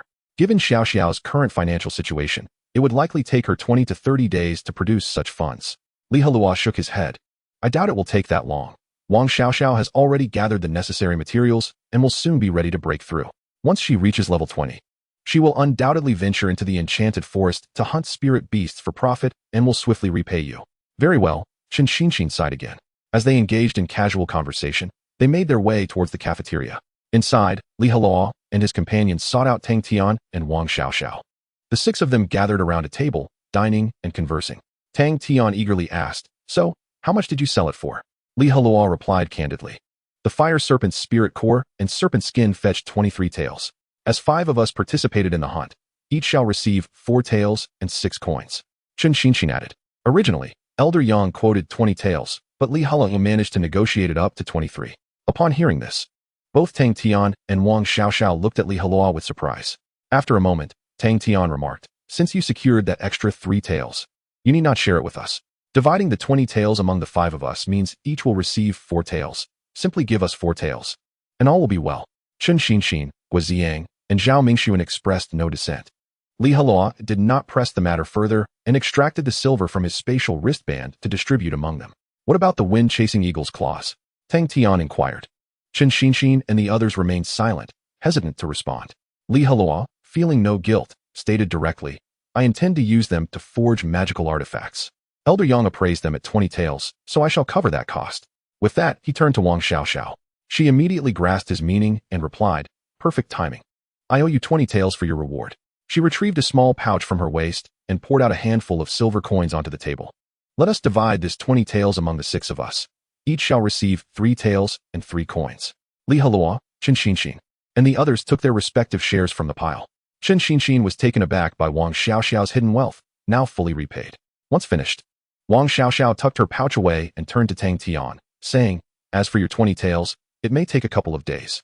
Once I break through, I will venture into the enchanted forest to hunt spirit beasts and will repay you." "Very well, I am in no hurry," Tang Tian replied nonchalantly. Li Heluo continued, "Additionally, after we finish our meal, I shall head to the kitchen to sell the wind-chasing eagle's meat, and then we can further divide the proceeds. In the sect's cafeteria, ordinary meals are provided free of charge. However, dishes made from spirit beast meat are priced considerably higher. Spirit beast meat has a slight effect on enhancing physical strength and can also improve one's sensitivity and control over spiritual energy. Thus, some wealthier disciples occasionally indulge in purchasing dishes that correspond to their attributes. Similarly, the cafeteria also procures edible spirit beast meat. After their meal, Li Heluo proceeded to the kitchen, where he sold the wind-chasing eagle's meat for 6 taels, ensuring each of them would receive 1 tael. With their bellies pleasantly full, the group strolled confidently along the small paths within the sect. "Li Heluo, are you planning to visit the artifact refinery soon?" Chen Xinshin inquired, picking at her teeth with her nail. In the Yushi sect, besides the pill hall that houses alchemists, there is also the artifact refinery for artifact masters and the shuaiage for inscription masters. Inscription masters are a secondary profession focused on crafting contract scrolls. Li Heluo pondered for a moment and replied, "I fear my funds may be insufficient. I shall borrow some from the pill hall before proceeding." "Once you have crafted the magical artifact, may we witness it?" Chen Xinshin asked, her eyes glimmering with anticipation. A standard magical artifact typically sells for 50 taels, while elite-grade artifacts can fetch over 100 taels, far beyond the means of ordinary disciples. "Of course, no problem," Li Heluo readily agreed. Chapter 83, Crafting Magical Artifacts. After bidding farewell to Wang Xiaoxiao and the others, Li Heluo made his way directly to the pill hall, where he followed Zhu Shangyun to learn the art of alchemy. Through a month of diligent study, Li Heluo's alchemical skills had progressed remarkably, enabling him to concoct all second-grade and lower pills with a high success rate and superior quality compared to others. Naturally, in addition to Li Heluo's efforts, his dual elemental spiritual energy of fire and wind also contributed significantly. The afternoon swiftly passed. After leaving the pill hall, Li Heluo pulled Jiang Shuer aside. "Junior brotherly, what is it?" Jiang Shuer inquired. Li Heluo, serious and earnest, declared, "Sister, there are 3 words that have weighed on my heart for a long time, and I have yet to muster the courage to express them to you." A blush quickly crept across Jiang Shuer's face, her heart racing. This was all too sudden. No, I must remain composed. A girl must maintain her poise. Gathering her courage, she looked up and asked, "What are the 3 words?" After asking, she felt her face burning. How embarrassing. "Hey, sister, why is your face so red?" Li Heluo asked curiously. Jiang Shuer immediately lowered her gaze, staring at her toes. Li Heluo, maintaining his serious demeanor, said, "What I wanted to tell you is, may I borrow some money?" "What? Is that all you wanted to say?" Jiang Shuer replied. Slightly disappointed, Li Heluo, puzzled, responded, "Of course, what did you think I was going to say?" Jiang Shuer's blush faded rapidly as she asked, "Then why did you make it all so mysterious?" "Oh, I'm just a bit shy," Li Heluo admitted, scratching his head. "This is my first time asking someone for a loan. Please forgive me." Not far away, Yang Bin, who had not yet walked far, stumbled slightly. He turned around, eyes wide with surprise as he observed Li Heluo and Jiang Shuer. Although he had not caught the beginning of their conversation, he distinctly heard the phrase, "First time." "Please forgive me," Yang Bin murmured to himself. Goodness, these two have progressed rather swiftly, haven't they? How long have they known each other to engage in dual cultivation already? It appears that Li Heluo is lacking in some regard, failing to satisfy his little junior sister. He chuckled quietly to himself before hastily departing, eager not to intrude upon their tender exchanges. "Very well, how much do you need to borrow?" Jiang Shuer inquired as she produced a pink pouch from her waist. Li Heluo, feeling somewhat shy, replied, "Around 50 to 60 taels." Although he would provide the main materials himself, the process of forging would require numerous auxiliary materials, which would also incur considerable expenses. Thus, he intended to prepare a bit more capital. "What?" Jiang Shuer's voice abruptly rose, piercing through the air. "Do you think I am some wealthy heiress? Isn't that the case?" Li Heluo asked uncertainly. He had often seen Jiang Shuer displaying considerable generosity, which led him to seek her financial assistance. "Hee. I never thought I could keep it a secret for so long and still be discovered by you," Jiang Shuer grinned, revealing her pearly white teeth. "I only happened to stumble upon it." Li Heluo chimed in casually. Jiang Shuer then asked, "What do you need such a large sum for?" "I possess a pair of Windchaser Eagle's claws, and I wish to forge them into a set of magical artifacts," Li Heluo answered truthfully. "But I only have around 20 taels in savings. It may not suffice. How about this? I will accompany you, and I shall cover any shortfall," Jiang Shuer offered generously. Li Heluo readily agreed. "That sounds good." Thus, the two walked side by side towards the forging workshop. As they strolled, Li Heluo engaged in light conversation. "By the way, I've noticed you don't often sell pills for profit. How come you have so much silver?" Jiang Shuer glanced around to ensure no one was within earshot before leaning in to whisper, "Let me share a secret with you. Master Zhu is my aunt, and she has always doted on me since childhood." Upon hearing this, Li Heluo gazed at her in astonishment, as if he had uncovered a remarkable piece of gossip. He had never imagined such a connection existed between them. Jiang Shuer, who often seemed carefree and frivolous, appeared to have boundless resources for cultivation. "This secret is just between us. You must not divulge it to anyone else. Our fellow disciples are entirely unaware," Jiang Shuer added with a mischievous glint in her eyes. "Rest assured, my lips are sealed," Li Heluo assured her. Their conversation flowed seamlessly until they arrived at the forging workshop. It was an imposing structure, reminiscent of a pagoda, with a shimmering halo of red, yellow, and blue at its pinnacle. Even from outside, the rhythmic clanging of metal being struck echoed within. As they stepped inside, a wave of warmth enveloped them. They observed several shirtless disciples wielding hammers. Beads of sweat glistening on their foreheads as they paused occasionally to wipe their faces with towels draped around their necks. Forging artifacts required not only skill but also a robust physique, which was why most individuals in this profession tended to be battle-oriented. Spotting Li Heluo and Jiang Shuer, a tall, burly young man with a dark complexion approached them, his bald head gleaming under the light. "Junior brother, junior sister, you can call me Brother Zhangyang. What can I do for you?" he greeted, flashing a broad smile that revealed a set of gleaming white teeth. "Brother Zhangyang, I wish to forge a set of magical artifacts," Li Heluo stated, producing the Windchaser Eagle's claws. Upon seeing the claws, Zhang Yang's eyes widened, and Jiang Shuer's exquisite eyes sparkled with excitement. "Junior brother, this material is of excellent quality. You intend to craft an elite-grade artifact, correct?" Li Heluo nodded. "Indeed. I wonder what type of weapon can be fashioned from it." Scratching his head thoughtfully, Zhang Yang replied, "I suggest crafting claw guards. They would be exceptional for close combat against foes." "Let us proceed with your suggestion." Then, Li Heluo acquiesced. "Do you have any auxiliary materials?" Zhang Yang inquired. "If you provide your own, the forging fee will only be 20 taels." Li Heluo shook his head. "I do not." "Very well, if we supply the auxiliary materials, you will need to pay 60 taels, Zhang Yang informed him. "That is agreeable," Li Heluo responded, retrieving the silver from his spatial wristband. Jiang Shuer also produced a substantial amount of silver notes from her pouch. After combining their contributions, they presented 60 taels to Zhang Yang. Chapter 84, Elite Grade Artifact, Razor Claws. Considering the value of the Windchaser Eagle's claws, the total expenditure for Li Heluo to forge an elite grade artifact amounted to 80 taels. This was significantly more economical than purchasing a ready-made one. However, opting for a finished artifact from the workshop would offer a broader selection, potentially yielding a more suitable choice. Thus, both methods possessed their own merits and demerits. After handing over the silver, Li Heluo inquired, "Brother Zhangyang, how long will it take to complete the artifact?" Without hesitation, Zhang Yang replied, "A standard artifact requires 3 days. For an elite grade one, it is slightly more complex, approximately 7 days." "All right, I shall return in 7 days." Li Heluo confirmed softly. After concluding their business, he departed the forging workshop with Jiang Shuer. Before they knew it, 7 days had swiftly elapsed. Everything proceeded as usual. Notably, on the 4th day, Wang Xiaoxiao successfully broke through her bottleneck, ascending to level 20. Meanwhile, Su Tianqi remained inactive, and the beastly gang had not ventured into the illusory forest to hunt spirit beasts, seemingly falling into a period of silence. This was likely due to Su Tianqi's financial constraints, making it improbable for him to undertake another hunt against level 20 combat-type spirit beasts in the near future. 7 days later, Li Heluo, accompanied by Jiang Shuer, returned to the forging workshop. Once again, it was Zhang Yang who greeted them. "Brother Zhang Yang, is my artifact ready?" Li Heluo asked directly. Yes, it is," Zhang Yang replied eagerly, retrieving 2 claw guards. A mere glance was enough to captivate Li Heluo.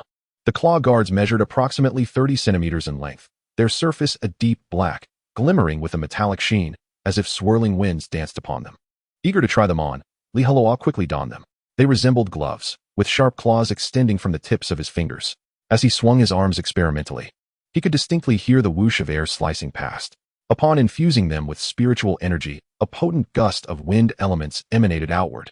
Overall, they were quite impressive and perfectly suited for a wind attribute beastmaster. However, a minor drawback was their limited range, making them ideal for close-quarters combat. Zhang Yang, with a look of envy, remarked, "This set of artifacts was personally crafted by our master. The quality is exceptionally high and can be considered among the finest elite-grade artifacts. Should the opportunity arise, perhaps they could undergo a second forging to elevate their quality to the heroic level." Is that truly the case? Li Heluo was taken aback, surprised by Zhang Yang's high praise for the artifacts. Beside them, Jiang Shui'er gazed in astonishment, her beautiful eyes wide open. Naturally, Zhang Yang patted his chest and swore by my future career as a weaponsmith that this was undoubtedly the finest elite-grade magical artifact I had ever encountered. "Brother Zhang Yang, could you kindly fetch me a piece of metal? I wish to test its power," Li Heluo said, his breath quickening and his heart racing. "Very well." Zhang Yang turned and walked towards a nearby forge, retrieving a fist-sized block of black iron. "Here, give it a try." Li Heluo accepted the iron block, placing it in the palm of his left hand. He then raised his right hand and pressed his claws against it. He felt a slight resistance, but under the watchful eyes of the three, he effortlessly drove all 5 claws into the block, embedding them to a depth of about half a finger. So sharp. Li Heluo's eyes brightened, a surge of excitement swelling within him. Zhang Yang remarked with a tone of admiration, "The power of this pair of claw sets is sufficient to pierce the beast armor of a beastmaster at level 20 or above. Even when facing an advanced beastmaster, you would stand a fighting chance." Jiang Shui'er, filled with envy, inquired, "Brother, what is the name of this artifact?" "It currently lacks a name," Zhang Yang replied. "Typically, such custom-made artifacts are named by their owners." After a moment of contemplation, Li Heluo declared, "I have decided. It shall henceforth be called Sharp Claws." Puffed. What a dull name. Jiang Shui'er openly expressed her disdain. "You wouldn't understand such things," Li Heluo retorted, continuing to stab at the iron block as if molding clay. In no time, the block was riddled with holes, resembling a honeycomb. "Thank you, Brother Zhang Yang," Li Heluo said, satisfied as he stored the sharp claws away. Zhang Yang beamed with a simple smile, scratching his head as he replied, "No need for thanks. This is what I ought to do. Come find me when you wish to craft another artifact." Though Zhang Yang had not crafted this item himself, pleasantries must be exchanged. "You are always welcome," he grinned. "Farewell." Li Heluo clasped his hands together and, taking Jiang Shui'er by the hand, exited the workshop. As they ambled along the path within the sect, Jiang Shui'er teased, "You plan to forge a second artifact? Do you have that much money?" Her jest was not without merit. A beastmaster, in the course of their training, expends numerous resources, such as spirit-melting pills costing 2 taels of silver each, along with expensive breakthrough materials. Thus, an average beastmaster hardly possesses any savings, let alone enough to afford crafting an artifact. "There will be bread, and there will be milk," Li Heluo replied with unwavering confidence. "Once I work hard and become a second-tier alchemist, I will earn enough from refining pills to craft a complete set of artifacts for myself." "TCH, you'll be too busy for that," Jiang Shui'er scoffed. Suddenly, Li Heluo proposed, "There is another way." "Oh, what method?" Jiang Shui'er inquired, intrigued. With a mischievous grin, Li Heluo suggested, "For instance, find a wealthy lady." "Where are these wealthy ladies?" Jiang Shui'er queried. "We are all ordinary beastmasters, struggling to make ends meet." As if struck by a thought, Jiang Shui'er shyly lowered her head, her cheeks flushed. To her surprise, Li Heluo continued, "I think Master Zhu would be quite suitable. She has a gentle disposition and a unique charm. Most importantly, she has an attractive figure and is quite beautiful." Jiang Shui'er froze in place before pouncing at him. "Oh really? You want to become my uncle-in-law? How absurd. What's wrong with that?" Li Heluo laughed as he ran. "In the future, we can address each other as we please. I will call you sister, and you can call me uncle." With hands on her hips, Jiang Shui'er pointed at Li Heluo, saying, "Just wait. I will tell Master Zhu." No, Li Heluo quickly pleaded. "I was just joking." "Humph." Jiang Shui'er ignored him and strode purposefully towards Zhu Shangyun's residence. Chapter 85, Sister Xiao Xiao, shall we have a duel? Li Heluo, wearing a smile, implored, "Good sister, don't mess around. If Jiang Shui'er truly tells Master Zhu what I just said, I would surely face social death." He regretted his impulsive words. "Let us forget about reporting if you're willing to seal my lips." Jiang Shui'er crossed her arms in defiance. "I propose this. When I next craft an artifact, I will prepare a main material for you as well. How does that sound?" Li Heluo suggested tentatively, considering that she had lent him dozens of taels of silver. He ought to repay some interest. "Now that's more reasonable," Jiang Shui'er smirked, a touch of pride gracing her expression. As they continued their playful banter, they encountered Wang Xiaoxiao, accompanied by several members of the Cuckoo Guild, approaching them. In the crowd, Chen Xinxin called out, Li Heluo, have you finished crafting that artifact? This sister would always ask the same question whenever they met. Normally, Li Heluo would shake his head in denial. But today, he directly produced the sharp claws from his spatial wristband. As the artifact emerged, the gazes of those around them immediately converged on it. Wang Xiaoxiao's face grew serious as she said, I sense a sharp aura emanating from it, as if it could tear me to shreds at any moment. With such power, this artifact must not be of low grade. Jiang Shuer immediately chimed in, indeed. The brother from the forging workshop mentioned that this is a top-tier elite-grade artifact. And if there is an opportunity for a second forging in the future, it might even ascend to the brave level. Upon hearing this, Wang Xiaoxiao and the members of the Cuckoo Guild collectively gasped. If Li Heluo's claw set were to truly elevate to the brave level, he would indeed strike it rich. Brave-grade artifacts are priced at 500 taels of silver. To say nothing of disciples like them, even some masters within the sect do not possess such items. This is largely due to the fact that forging brave-grade artifacts carries a certain risk of failure, leading to the loss of precious main and auxiliary materials painstakingly accumulated. Aside from their exorbitant prices, their scarcity is another reason. Consequently, even if one has sufficient funds, finding a brave-grade artifact that suits them is nearly impossible. I must say, you've struck gold, Wang Xiaoxiao remarked enviously. Had I known, I would have kept the Wind Falcon's claws. She too possessed wind attributes, making her compatible with this artifact. Too late now, Li Heluo chuckled. And sister, you are currently in debt. How could you afford to craft an artifact? Wang Xiaoxiao retorted. Do you think I can't save money? Now that I am a level 20 advanced beast master, I can hunt high-quality spirit beasts and earn even more. All right. Li Heluo said, surveying Wang Xiaoxiao. Sister, how about a friendly competition? Wang Xiaoxiao thought she misheard him. What did you say? With confidence, Li Heluo declared. I said I want to challenge you. Upon hearing this, Jiang Shuer and the surrounding members of the Cuckoo Guild were taken aback. I am no longer who I was before. Although there is merely a difference of one level, it feels like a chasm, Wang Xiaoxiao asserted. My combat power has increased tremendously since our last encounter in the Enchanted Forest. Are you certain? Absolutely, Li Heluo nodded firmly. Very well. I wish to test the might of your artifact as well. By the way, what is it called? Wang Xiaoxiao asked, cracking her knuckles. Sharp Claws, Li Heluo replied. What a dull name. Who came up with that? Wang Xiaoxiao did not conceal her disdain in the slightest. Jiang Shuer remarked, see, I told you so. Enough with the idle chatter, let us commence without delay. We shall rely solely on our own strength, without the aid of our contracted beasts. As she spoke, Li Heluo donned his claw gauntlets, eager to test the formidable power of this elite-grade artifact. If you seek a beating so fervently, do not blame me. Wang Xiaoxiao said with a mischievous smile. Li Heluo retorted defiantly, who strikes whom remains to be seen. Observing their escalating seriousness, the onlookers prudently stepped back, clearing space for the two combatants. Li Heluo and Wang Xiaoxiao stood facing each other, separated by a distance of over 10 meters. You may go first, Wang Xiaoxiao beckoned. Li Heluo, unceremoniously, lunged forward, brandishing his sharp claws towards Wang Xiaoxiao's shoulder.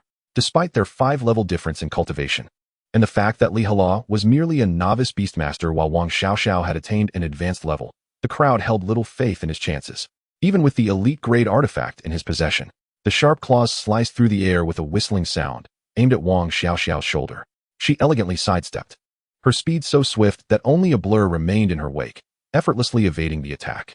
Being of the wind attribute, she possessed a natural advantage in speed. Li Heluo quickly launched a second assault, raising his leg to kick at Wang Xiaoxiao's abdomen. In response, she lifted her petite foot. After their mutual kicks, they each retreated a few steps, leaving deep impressions in the ground beneath them. Be careful, I am about to get serious, Wang Xiaoxiao declared. As an immense surge of spiritual energy erupted from within her, coalescing into a translucent suit of azure armor that shimmered like crystal. This was a light armor, appearing rather thin, with feather-like patterns etched upon its surface. The beast armor, a skill unlocked by advanced beast masters, significantly enhanced one's capabilities and defensive strength. The distinction between novice and advanced was a substantial divide.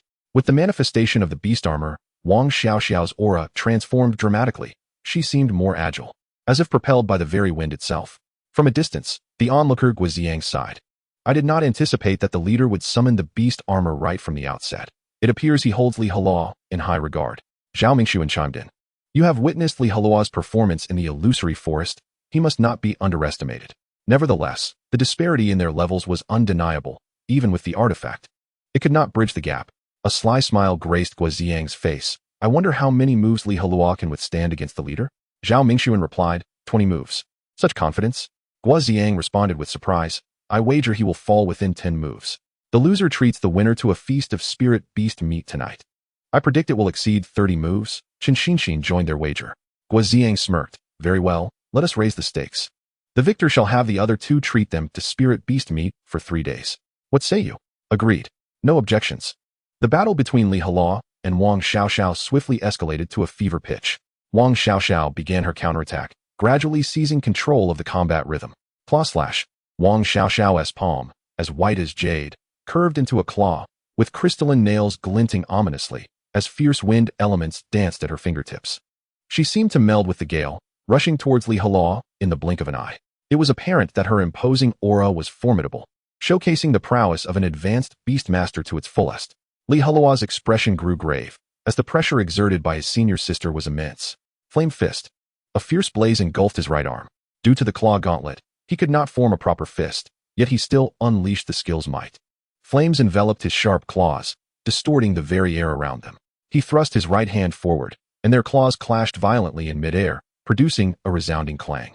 The searing flames intertwined with the chilling wind, creating a powerful wave of energy that raged outward. The ground beneath them was instantly ravaged, fissures erupting under the force of the gales. Thud, thud, thud. Li Heluo staggered back 7 or 8 steps, a sharp pain emanating from his right hand. Ouch! He shook his hand, wincing in pain. Meanwhile, Wang Xiaoxiao gracefully retreated 2 or 3 steps, regaining her balance with poise. The layer of beast armor enveloping her absorbed most of the impact, and as a level 20 expert, she was minimally affected by the clash.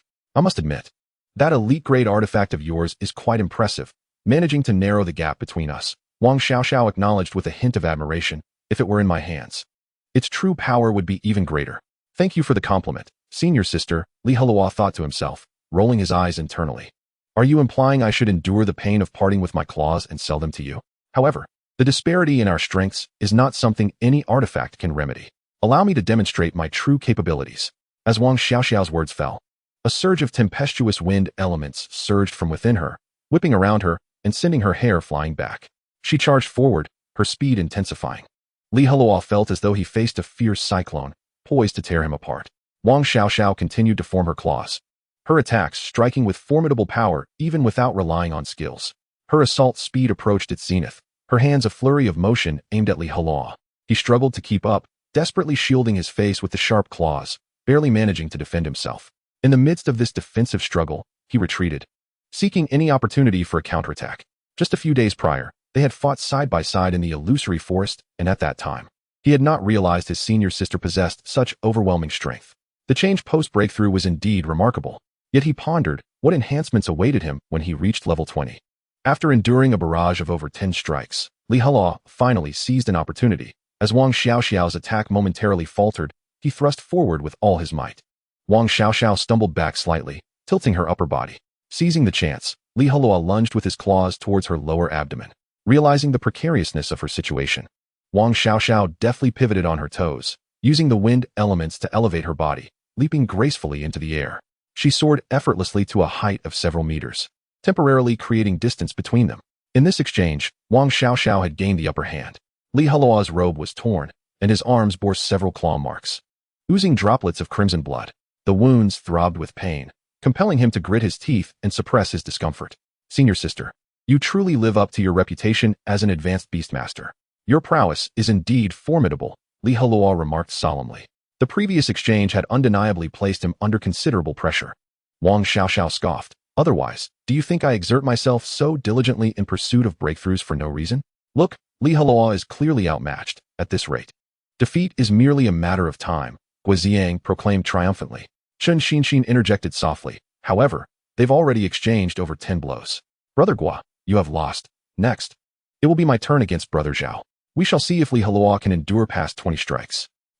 Guoziang fell silent, realizing he had wagered that Li Heluo would not last 10 strikes. Sister Qinshin, do not celebrate too soon. Beside him, Zhao Mingxuan interjected, asserting that given Li Heluo's current condition, the leader could resolve the matter within 5 moves, and he too would succumb to defeat. Just wait and see. Qinshinshin chose not to respond further, instead gazing into the distance where the battle unfolded.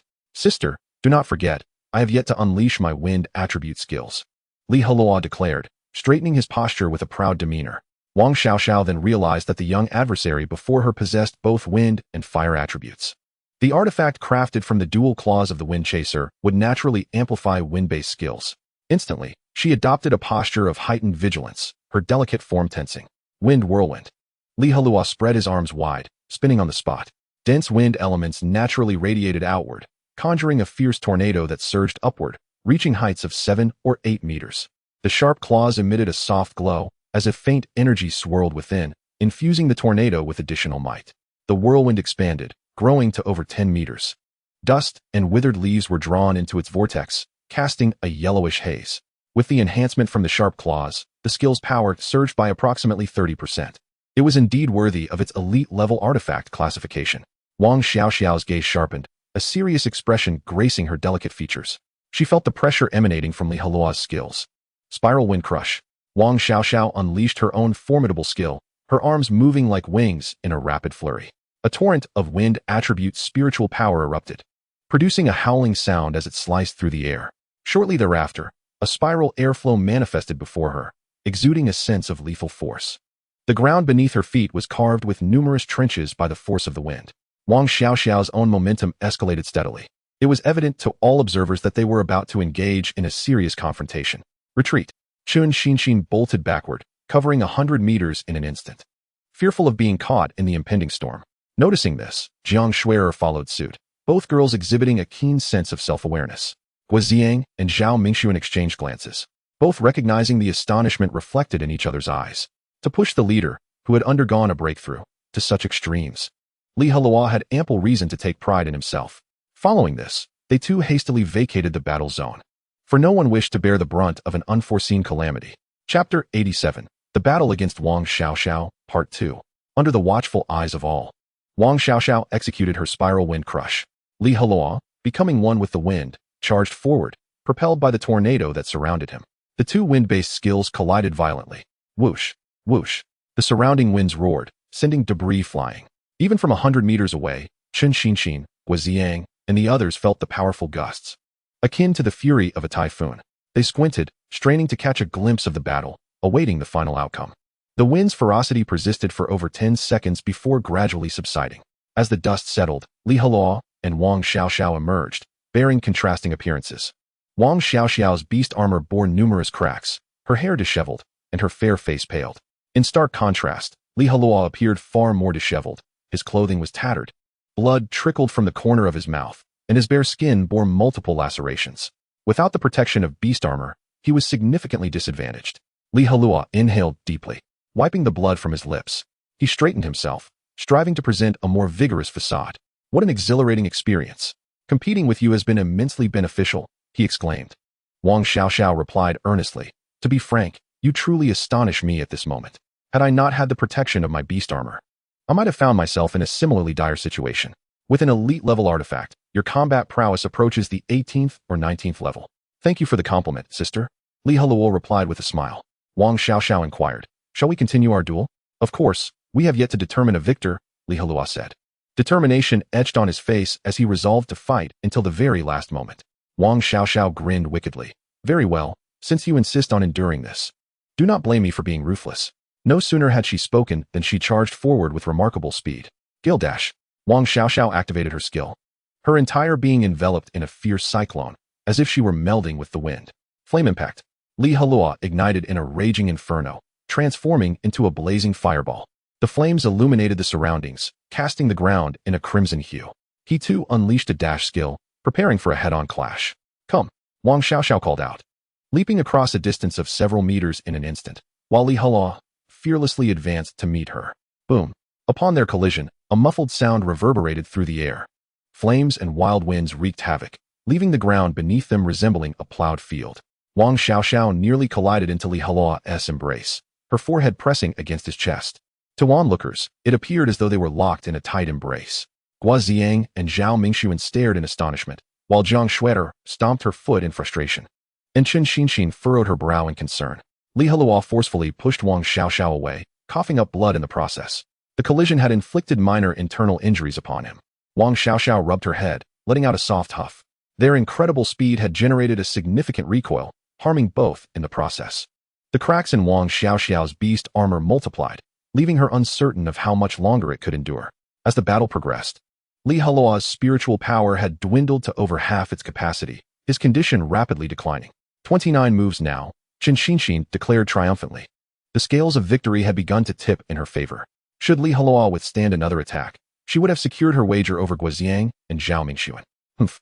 Do not celebrate too soon. The battle is far from over, Zhao Mingxuan retorted, scoffing. Given Li Heluo's current state, should their leader unleash a powerful attack, he would undoubtedly be unable to withstand it. Defeat was inevitable. Guoziang, having already lost the wager, remained silent. Chen Xinxin chuckled. What if the leader chooses not to unleash a powerful attack next? Look, it's the wind cataclysm. Zhao Mingxuan pointed toward the horizon. Upon hearing this, Chen Xinxin's heart tightened. Could that young man withstand such a blow? One strike to determine the victor. Wang Xiaoxiao's eyes sparkled with determination. Wind cataclysm. A torrent of wind attribute spiritual power surged within her, the sound of the wind howling as it emanated an overwhelming pressure. Wang Xiaoxiao's momentum soared to its zenith. She seemed to transform into a tempest. A green whirlwind spiraled rapidly before her, showcasing unparalleled might. This ultimate move, even after Wang Xiaoxiao's breakthrough, remained her strongest technique. Sensing the intensity of Wang Xiaoxiao's aura, Li Heluo's expression grew grave. Having endured 29 moves from a pinnacle beastmaster, he would not feel shame in conceding at this moment. A 15th level Li Heluo had achieved the utmost he could. Were it any other beastmaster of equal rank, defeat would have come long ago. Yet, Li Heluo was unwilling to yield. He yearned to explore the depths of his potential. Galeblade. Li Heluo unleashed an extraordinary mastery of wind, releasing all the spiritual energy contained within him. This energy swiftly coalesced, forming a dozen or so crescent-shaped azure wind blades, each approximately 20 centimeters in length. They hovered in the air, as if capable of slicing through space itself. A luminous aura enveloped the sharp claws, from which the wind elements erupted, merging with the wind blades, extending their reach and enhancing their lethal edge. Veins of crimson coursed through Li Heluo's eyes as he intently commanded, "Go." At his urging, all the wind blades surged forward in unison. Simultaneously, Wang Xiaoxiao conjured a swirling vortex of azure, imbued with a faint aura of menace. Clang, clang, clang. The melodious sounds of collision resonated as the swift wind blades collided with the vortex, causing a ripple of wind to emanate, infused with formidable power. Li Heluo and Wang Xiaoxiao hastily retreated, fearful of being engulfed and torn apart. The might of these two skills was undeniable. Even a beast master of the hall level would find themselves at a disadvantage if caught in their wake. Although Chen Xinxin and the others stood over 100 meters away, they were still pushed back by the gusts. They steadied themselves, adopting a horse stance to maintain balance. Guoziang shielded his eyes with his hands, peering through his fingers to observe the chaos ahead. He witnessed the wind blades and the vortex tangled in a tumult, slicing through the air with a howling sound. At that moment, the multitude of wind blades was utterly obliterated. The azure vortex dimmed slightly, its power diminished, yet it still hurtled toward Li Heluo with unyielding force. "Get away," Wang Xiaoxiao shouted anxiously. She discerned that Li Heluo was not in optimal condition. Should he bear the brunt of this attack, the consequences would be dire. However, the skill had already been unleashed, and even Wang Xiaoxiao could not retract it. The azure vortex loomed larger in Li Heluo's vision. In this crucial moment, Li Heluo refused to resign himself to fate. He crossed his arms protectively in front of him, bracing for the impact. As if sensing the imminent threat, a faint glow radiated from the sharp claws, projecting outward. This glow was tenuous, barely sustaining a translucent barrier that was almost imperceptible. In the blink of an eye, the azure vortex surged towards him. With a soft whoosh, the ferocious storm erupted ahead, unleashing unparalleled might. The ground beneath him cracked deeply. Li Heluo felt as if he would be torn asunder at any moment, the fierce wind slicing against his cheeks painfully. He squinted, gritting his teeth, determined to endure. The faintly colored barrier emitted by the sharp claws managed to absorb the majority of the vortex's power, granting him a fleeting moment to breathe. Li Heluo channeled the scant spiritual energy he had just generated into his claws, transforming it into wind elements to counter the onslaught. Even in this precarious situation, he refrained from summoning Jiao'er. The azure vortex danced around him, propelled by a torrent of wind. Wang Xiaoxiao clenched her delicate hands, her nails digging into her flesh as she sprinted towards him, desperate to intervene. Chen Xinxin and Zhang Shui'er shared her tension. If Li Heluo failed to withstand the attack, he would either be gravely injured or worse. They were baffled by his stubbornness, choosing to withhold his contracted beast even in the face of life-threatening danger. Feeling the violent winds ravaging ahead, Li Heluo focused his mental energy with utmost intensity, immersing himself fully in the experience, even sensing the swirling trajectory of the vortex. The protective barrier seemed on the verge of collapse, yet it held firm. Gradually, the azure vortex began to shrink, its power waning considerably. Li Heluo exerted every ounce of strength he possessed, his arms trembling slightly. Finally, the translucent barrier shattered with a resounding crash. Li Heluo was thrust into the now diminished vortex, silently bracing himself against the violent winds. The fabric of his clothing emitted a tearing sound, leaving only tattered remnants clinging to his skin. The wind, sharp as a blade, carved deep gashes into his flesh.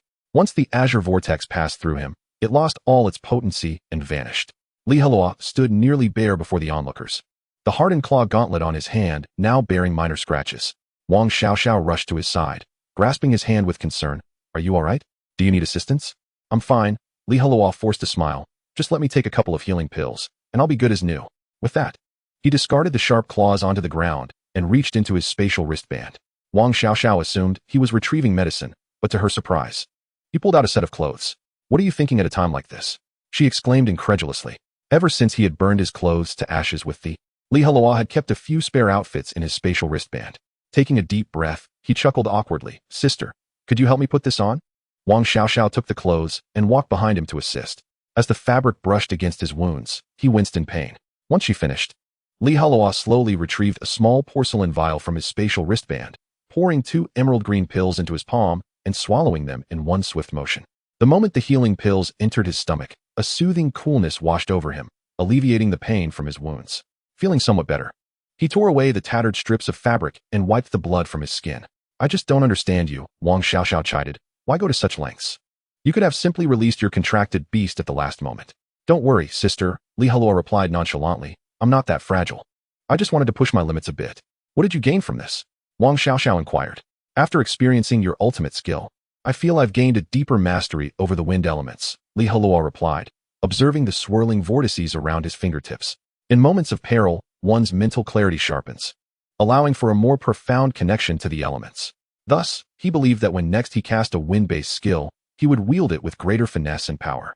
"You're truly a madman," Wang Xiaoxiao sighed. Li Heluo chuckled. "Risk and opportunity coexist," Wang Xiaoxiao stated earnestly. "To withstand 30 strikes under my hand is no small feat. You undoubtedly possess great strength. If we were at the same level, I fear I would be no match for you." Li Heluo scratched his head. "I only manage this thanks to my dual attributes and the prowess of that elite-grade artifact." At this moment, Wang Xiaoxiao glanced at the sharp claws Li Heluo had discarded. This carefree girl bent down to pick them up and don them on her own hand. Since the gauntlet was tailored to Li Heluo's specifications, it was slightly oversized for her. The instant she put on the claws, her eyes sparkled with excitement. She attempted to channel her spiritual energy into the sharp claws and swung them towards the distance. Whoosh! 5 claw-like arcs flashed past, carving out 2 finger-deep gashes in the ground, each nearly 30 centimeters long. She had not even used a skill, merely executing a casual strike. Wang Xiaoxiao is a formidable level 20 expert, a pure wind element beast master, which grants her an even more potent enhancement. What a treasure! A deep sense of envy surfaced on her face as she beheld the item, her expression suggesting she wished to possess the sharp claw for herself. Li Heluo, concerned that his newly acquired treasure might be claimed by another, hurriedly reached for it. However, Wang Xiaoxiao deftly sidestepped, pouting her cherry-like lips as she remarked, "Li Heluo, name your price. Although I currently lack funds, rest assured that I will accumulate enough silver in just a few days." She was not merely boasting. A beast master of her caliber could earn a handsome income by diligently hunting spirit beasts in the illusory forest. Of course, the risk would substantially increase, as she could encounter spirit beasts beyond her capability to combat. "Not a chance," Li Heluo said with a mischievous grin, "unless you are willing to offer yourself to me."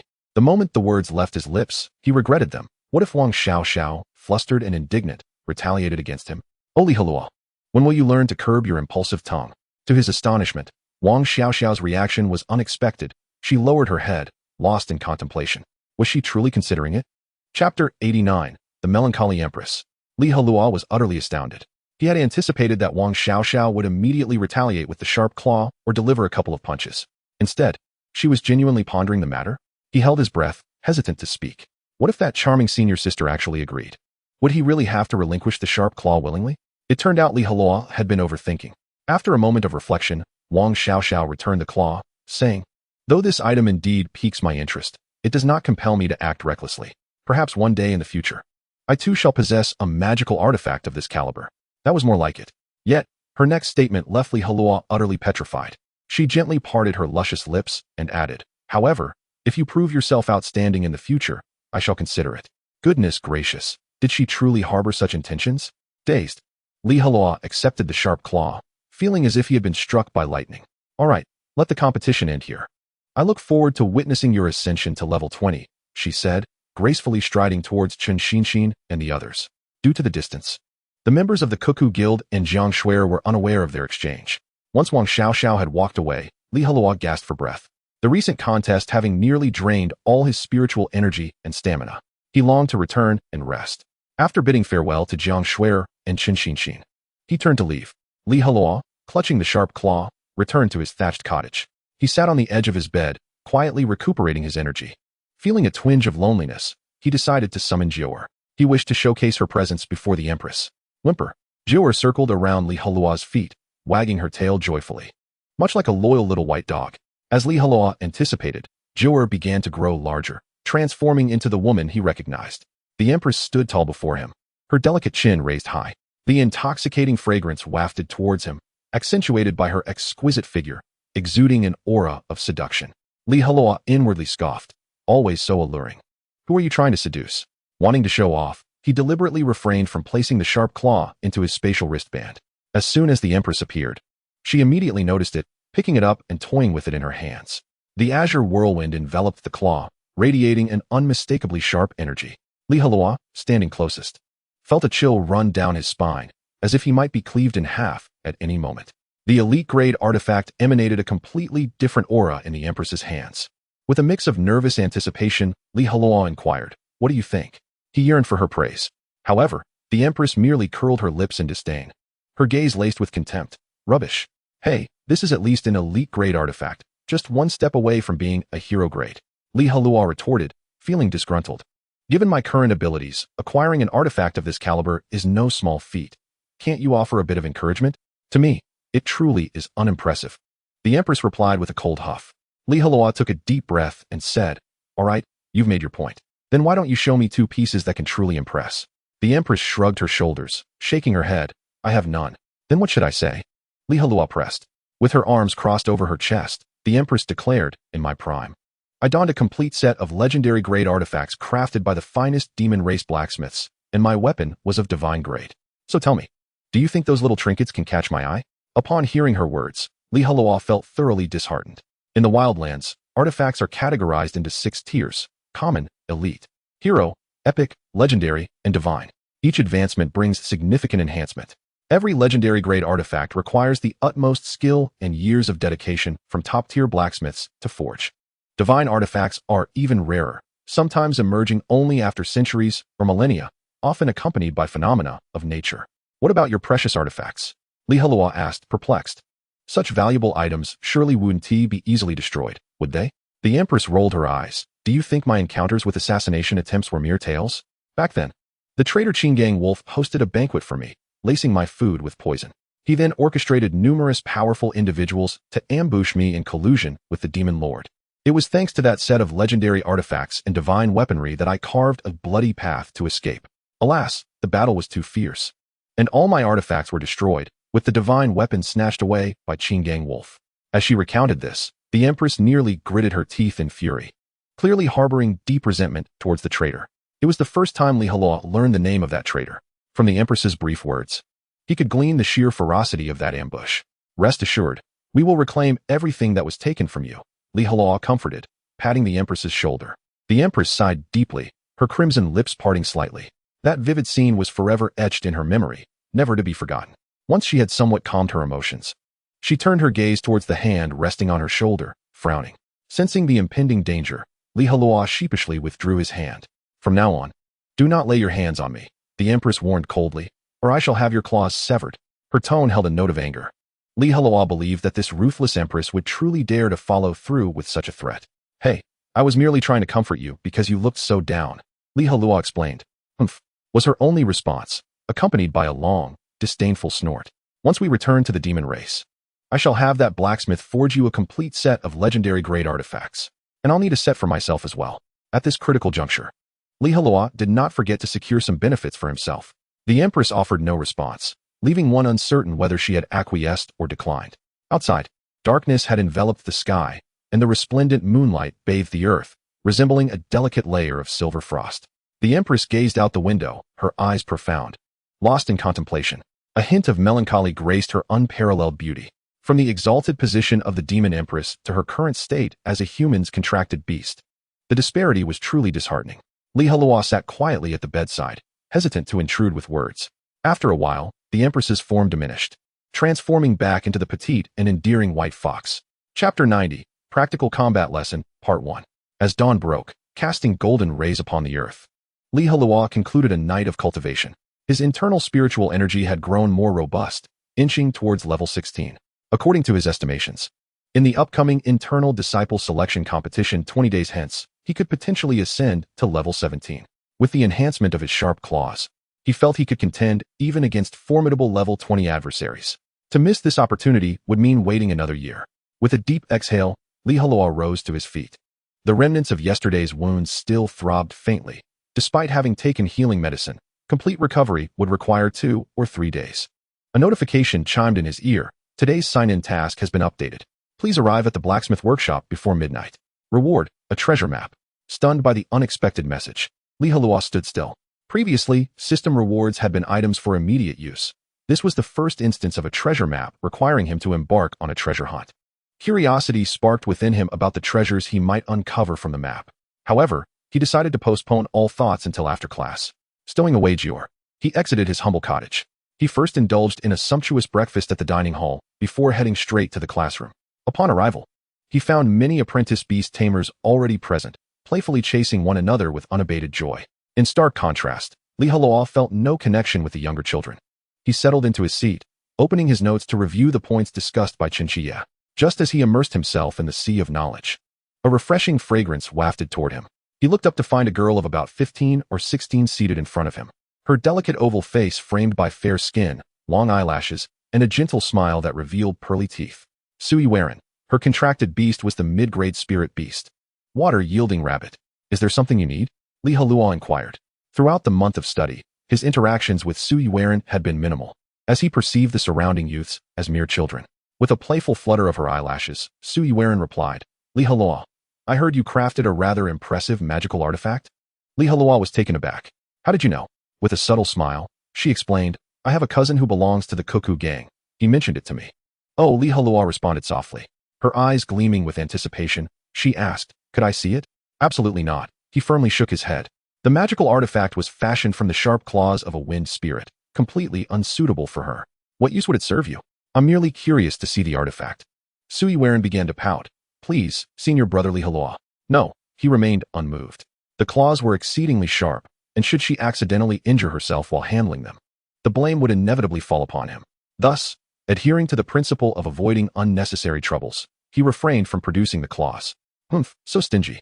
Sui Waren pouted in disappointment as she walked away. Li Heluo shook his head with a chuckle, returning to his notes. The apprentice beast tamers gradually filled the classroom, and soon after, Chinchilla entered. He surveyed the room and announced, Today, we will hold a practical combat lesson in the training ground. Upon hearing his words, the classroom erupted in cheers. Wonderful. This is fantastic. For the apprentice beast tamers, the practical combat lesson held significance akin to physical education classes in the previous world. Although one could engage in activities on the playground at any time, the experience of a designated class felt entirely different. Silence. Chinchilla's expression darkened as he issued a low reprimand. His voice carried a subtle pressure that rendered the room instantly quiet. The apprentice beast tamers quickly fell into line. The atmosphere tense with silence. Chinchilla commanded respect, being a level 51 beast tamer capable of easily subduing the rambunctious youths. Follow me, he instructed, leading the way out of the classroom. Li Heluo trailed closely behind, with the other apprentice beast tamers following suit in silence. The group, comprised of over 30 individuals, marched purposefully toward the training ground. Before long, they arrived at their destination. The training ground was deserted, likely prearranged by Chinchilla. Otherwise, it would have undoubtedly been one of the busiest places at the Uchi sect. Typically, disciples would flock there to release their pent-up energy. In the center of the training ground stood a large circular platform crafted from immense blue stones, measuring 30 to 40 meters in diameter. its surface marred by numerous indentations from past battles. Surrounding the platform were over 100 stone benches, providing seating for resting spectators. Li Heluo turned to Chen Xie and asked, "Master, will today's practical lesson proceed as usual, with participants divided into two groups for one-on-one contests, with victory determined by the last one standing?" They had participated in several practical lessons before, during which the apprentice beast tamers were evenly divided based on their strengths. Naturally, Li Heluo could not partake, as his level greatly surpassed that of his peers. His involvement would result in an overwhelming advantage. No. Chen Xie shook his head. Curious, Li Heluo inquired. Then how does Master intend to conduct it? If it were to proceed as before, you would be unable to participate, Chen Xie explained. I wish for you to take the stage and allow a few individuals to team up against you, so everyone can witness the prowess of my chief disciple. Li Heluo's eyes widened in disbelief. Chen Xie did not elaborate further but turned to the crowd, calling out, Yang Yu, Su Yueren, Yang Kaidi, step forward. The three emerged from the group, recognized as the most talented of the year, each bonded to mid-grade spirit beasts, Yang Yu with a gale steed, Su Yueren with a water-yielding rabbit, and Yang Kaidi with a fiery snake. After over a month of training, they had all successfully broken through to level 10, with Yang Kaidi achieving an impressive level 11. Chen Xie stated calmly, today's practical match will have you three challenging Li Heluo. Do you have confidence?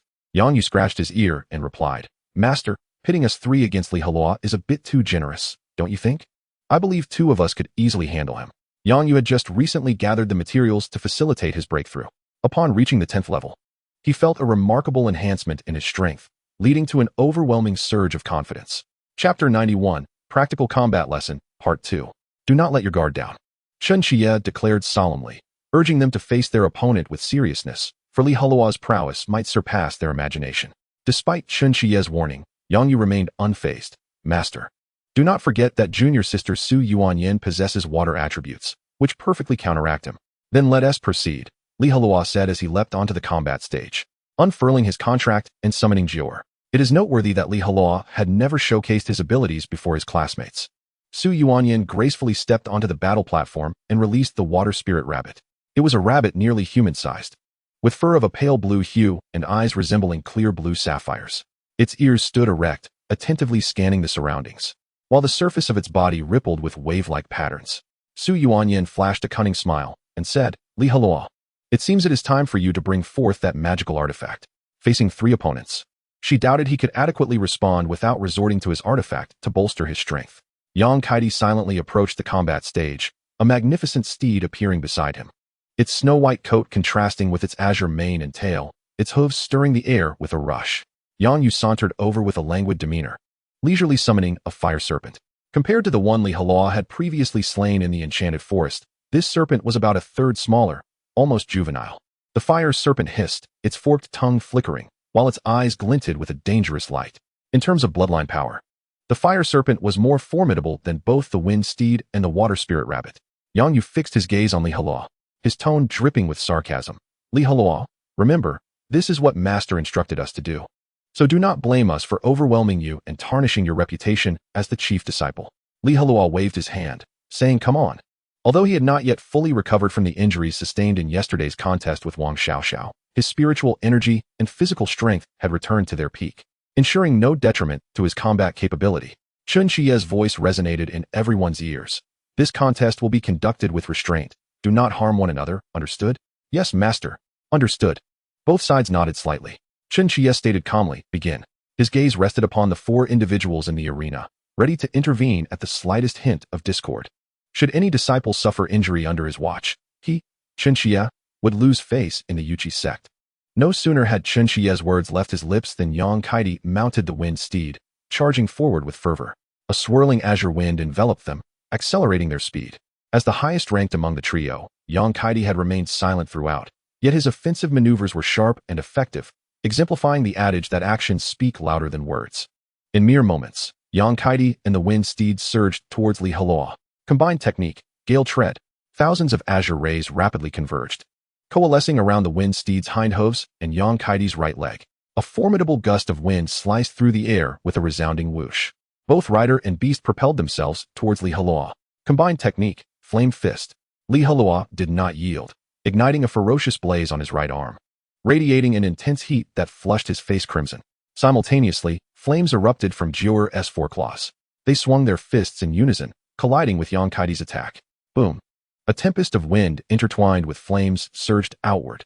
The heat wave struck Yang Yu and Su Yuanyan, causing them to instinctively squint. They then witnessed Yang Kaidi and the wind steed being propelled backward at an even greater speed than before, barely halting at the edge of the combat platform. One more step forward, and they would have plummeted off. All transpired in a flash, from Yang Kaidi's initial strike to its conclusion, mere moments passing. The onlooking apprentice Beast Tamers gaped in astonishment, mouths agape, as if one could fit an egg inside. Many among them had yet to break through, in their eyes. Yang Kaidi was already an impressive figure. To their surprise, however, he was so easily vanquished by Heluo, unable to withstand even a single blow. Yang Kaidi braced himself on the ground, struggling to rise, feeling a sharp pain in his right leg, his shoe burnt through by Heluo's flames.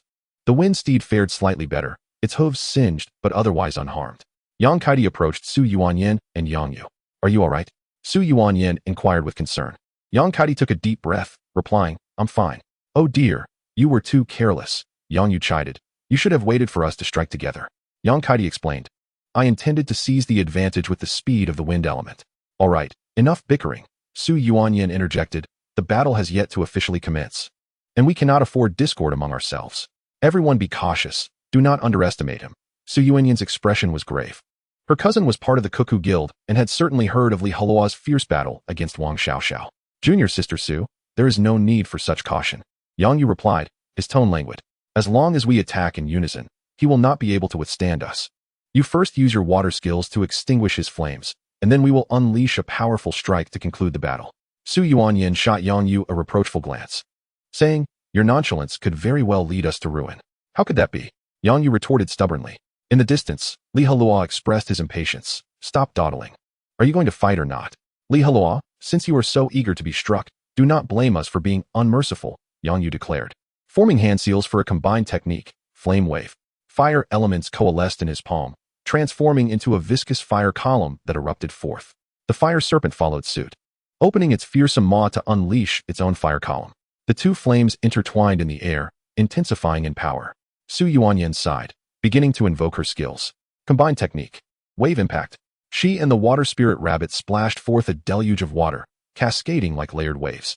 The surrounding air grew increasingly humid. Meanwhile, Yang Kaidi stealthily maneuvered his wind steed to the side, the swirling winds around him thickening, as he prepared to unleash a charge at a critical moment to disrupt Heluo's rhythm. Noticing the positions of the three, Heluo became acutely aware of the pressure he faced in countering their combined skills. Ultimately, he resolved to act decisively. Heluo swept his hand across the spatial wristband, producing two clawed gauntlets. Witnessing the magical artifact in his grasp, the apprentice Beast Tamer's eyes nearly bulged out of their sockets. Chapter 92, A Stunning Display, Part 1. As the sharp claws materialized, the gazes of the apprentice Beast Tamers ignited with fervor. For them, magical artifacts were an utterly foreign concept, typically considered only after reaching level 20. Yet many among them had yet to even surpass level 10. Su Yuanyan exclaimed with delight. "Has he finally brought it out?" Even Chun Xie, not far away, appeared astonished, his gaze fixed on Heluo, filled with admiration. The assaults from Su Yuan and Yang Yu were nearly upon him. In the face of such formidable skills, Heluo remained remarkably composed. With a united technique, wind sweeps away the clouds. Heluo leaped onto Jior's back, an inexhaustible stream of spiritual energy surging forth from within him. A towering tornado, exceeding 10 meters in height, whipped around them, its sharp claws glimmering with a faint light that intensified the wind's ferocity. A powerful suction emanated from it, causing even the apprentice beast masters seated far away to feel unsteady. With a fierce demeanor, Heluo propelled the wind sweeps away the clouds forward. The waves of Su Yuan and the flames of Yang Yu were instantly obliterated. Water and fire merged into the tornado, sizzling away into nothingness. Subsequently, the wild tornado surged forward with undiminished force. Joint technique, Waterfall Shield. Realizing the dire situation, Su Yuan swiftly initiated her defense. She and her water spirit rabbit unleashed a torrent of spiritual energy, the water cascading down like a waterfall. Meanwhile, Yang Yu, lacking any defensive skills, shamelessly sought refuge behind Su Yuan.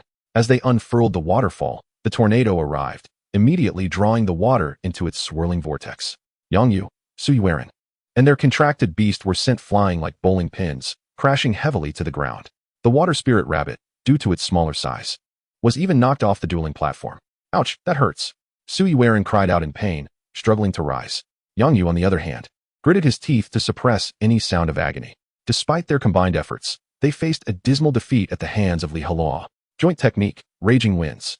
At that moment, Yang Kaitai seized the opportunity while Li Heluo was momentarily gathering strength to launch his attack. He understood that with their current capabilities, the trio stood no chance against Li Heluo. Thus, he resolved to take an alternative route, a sneak attack. Riding on his swift wind steed, surrounded by a swirling azure whirlwind, he charged at Li Heluo with immense force. If Li Heluo were to withstand this strike with his body, it would undoubtedly be quite painful. In the past, such a sneak attack would have posed a significant headache for Li Heluo. However, things had changed. He now possessed an elite-grade artifact. Li Heluo crossed his arms defensively in front of him, adopting a stable stance to lower his center of gravity and minimize the impact. The next instant, Yang Kaitai crashed into him. Thud! Li Heluo's feet skidded back several meters, a slight ache in his arms. Thanks to the claws and his own formidable physique, he withstood the blow. How is this possible? Yang Kaitai's pupils dilated, disbelief etched across his face. He could hardly fathom that the young man had truly withstood his skill. Li Heluo shook his arms and gazed at Yang Kaitai, declaring, "Is that all? Now it's my turn." As he finished speaking, he propelled himself forward like a cannonball, with Jiu'er following closely behind, her claws imbued with wind. Yang Kaitai felt a surge of panic, a profound sense of impending danger coursing through him. The singular thought in his mind was to flee. He tugged on the reins of the swift wind steed, urging it to retreat swiftly. The steed complied, snorting in response, readying itself to escape.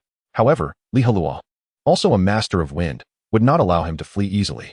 Li Heluo anticipated Yang Kaitai's path, knowing he would seek refuge with Sui Weiren and Yang Yu for safety.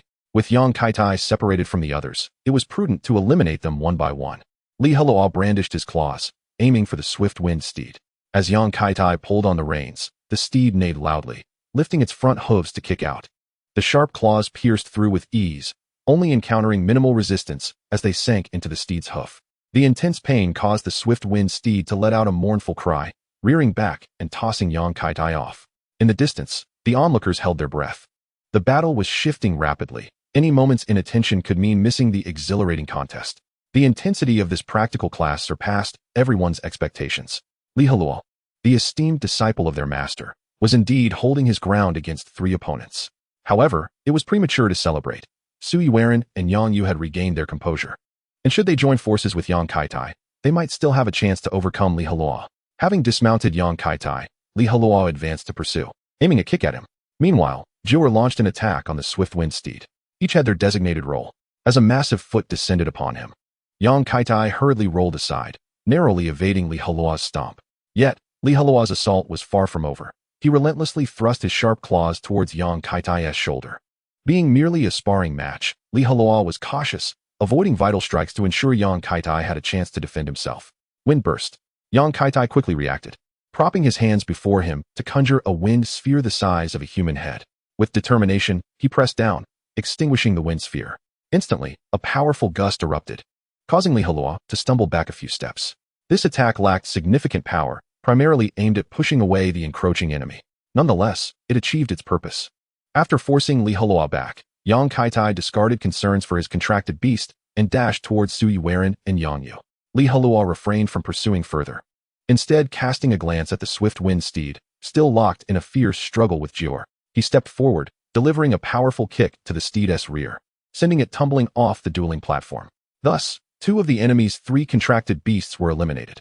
Sui Weiren, Yang Yu, and Yang Kaitai wore grave expressions, astonished by Li Heluo's tenacity. In the brief exchange, they had already lost 2 contracted beasts, according to the arena's rules. Falling off the platform meant elimination. Chapter 93, Astonishing the Crowd, Part 2. All were novice beast masters. How could the disparity be so vast? Although Li Heluo was 4 or 5 levels higher, under normal circumstances, a level 15 beast master would struggle to match up against 2 level 10 opponents, let alone 3. Furthermore, a low-grade spiritual beast at level 15 would be no match for 2 mid-grade ones. Indeed, the elite-grade artifact was formidable. Sui Weiren's eyes sparkled with fervor as she watched Li Heluo's duel with Yang Kaitai. For her, this contest held little significance. Witnessing the artifact's prowess was ample reward. Yang Yu's complexion shifted between shades of green and white, feeling embarrassed after boasting in front of so many. Additionally, his eyes brimmed with envy and jealousy. Who could remain calm upon witnessing the might of an elite-grade artifact? Chen Xie fixed his gaze upon the battle unfolding in the arena, and he found himself immensely satisfied with Li Heluo's performance. The young man's every strike demonstrated a significant enhancement compared to his past endeavors.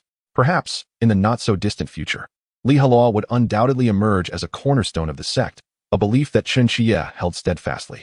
He was convinced that he had not misjudged his investment. The competition raged on, and Yang Yu, with a loud voice, proclaimed, "Li Heluo, you are so many levels above us and still resort to elite-grade artifacts. What skill is that?" He believed that if Li Heluo were to forego the use of artifacts, the three of them, in their current state, would still have a chance of victory. "Very well, I shall not use them," Li Heluo replied, stowing his sharp claws within the confines of his spatial wristband. "I hope that when you suffer a crushing defeat, you will refrain from making excuses." Jiu'er approached Li Heluo's side, glaring fiercely at the trio opposite them. The diminutive creature exuded a remarkable aura, one that was not to be underestimated.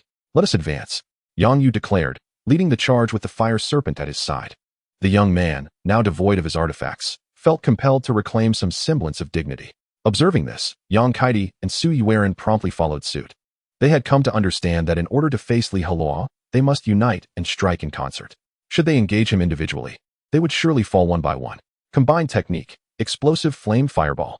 Yang Yu's eyes gleamed with determination as he and the fire serpent radiated a crimson glow, flames swirling outward in a tempestuous dance. In unison, they unleashed their energy, forming a massive fireball approximately 1.5 meters in diameter, its flames leaping upward and casting a dazzling light. Wave palm. Su Yueren released her spiritual energy freely, her fair hand enveloped in streams of water, creating rippling waves in the air. She seemed to embody the essence of tranquility, transforming into a serene spring. Water and fire stood in stark contrast, a harmonious yet opposing force.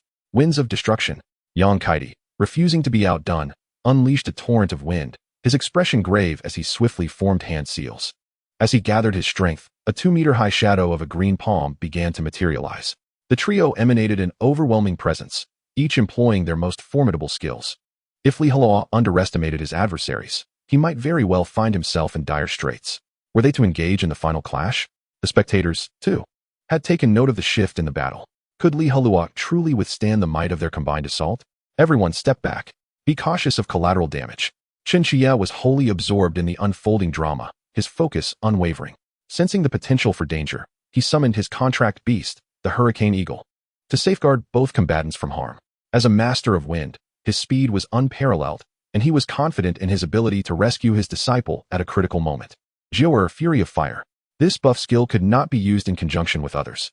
Upon issuing the command, both Li Heluo and Jiu'er were enveloped in a fiery glow. Jiu'er exhaled white vapor, while a fierce blaze ignited within Li Heluo's heart. After applying their buffs, their fire-based skills would be significantly enhanced. Combined technique, high-temperature fire line. Ultimately, Li Heluo resolved to unleash his most potent fire technique. He released all the spiritual energy within him, causing the temperature around him to soar dramatically. Soon, an orange-red fire line, as thick as an arm, erupted from before him, mirrored by Jiu'er, who expelled an identical fire line. The two flames converged in midair, thickening to the girth of a thigh, casting a crimson glow that illuminated the dual platform. In that fleeting moment, both sides reached the zenith of their power. Finally, amidst the tense and expectant gazes of the audience, the skills collided with fervent intensity. First came Su Yueren's wave palm. She thrust her pristine right hand forward, unleashing a torrent of azure water. Originally intended for close combat, she recognized that rushing in recklessly would spell disaster. Thus, she opted to launch her skill from a distance. Though its potency would diminish somewhat, it was preferable to risking her own safety. Sizzle. The water surged toward the fire column, instantly generating a dense white mist that transformed the arena into an ethereal realm. Water could extinguish fire. Su Yueren endeavored to weaken the energy of the high-temperature fire line, causing it to thin slightly. Alas, a mere trickle of water could not quench a raging inferno. Su Yueren's wave palm lasted but 2 or 3 fleeting seconds before dissipating. At that very moment, Yang Kaidi's attack reached its destination. His skill was the swiftest, but in his desire to allow Su Yueren's water attribute to weaken the opponent first, he had delayed his release. The green palm shadow collided with the fire column, quickly igniting into a brilliant scarlet. The violent winds, infused with flames, wreaked havoc around them, generating an immensely powerful wave of energy. Even spectators seated dozens of meters away felt the oppressive heat. Those standing closer found their hair singed. Yang Yu's skill arrived last. A colossal fireball radiating scorching power as it clashed against the green palm shadow and the high-temperature fire line. The battle had reached a fever pitch. The outcome hinged upon this decisive clash. Chen Xie dared not blink, encircled by a whirlwind, poised to intervene at any moment. Li Heluo unleashed an enraged roar, his hair billowing without wind. He further intensified his spiritual energy, thickening the high-temperature fire line. The palm shadow could no longer endure. It erupted violently, dispersing into a whirlwind. The explosive fireball faltered, retreating under pressure. The epicenter of the skill collision swiftly advanced towards Yang Kaidi and the others. Chapter 94, The Wordless Treasure Map. As the brilliance of the skills drew near, terror etched itself onto the faces of Yang Kaidi and his companions. Their spiritual energy had been depleted, rendering them incapable of mounting an effective defense against the remaining force of the high-temperature fire line. At that moment, Chen Xie sprang into action. He flashed into the center of the arena, accompanied by a fierce blue whirlwind. He positioned himself to shield Su Yueran and the others from harm. The high-temperature fire line collided with a wall of wind, scattering sparks in all directions. The temperature above the dual platform surged, enveloping the area in a wave of intense heat. This tumultuous exchange persisted for over 10 seconds, ultimately exhausting its energy. Chen Xie flicked his sleeve, shaking off the small flames that had ignited upon him. Yang Kaidi, Yang Yu, and Su Yueran clasped their fists in gratitude, exclaiming, "Thank you, Master." Had it not been for Chen Xie's timely intervention, they would have faced considerable hardship. "You have lost," Chen Xie stated matter-of-factly. The trio exchanged glances, none daring to speak. From the very beginning, this contest had seen Li Heluo dominate, leaving no room for hope of victory.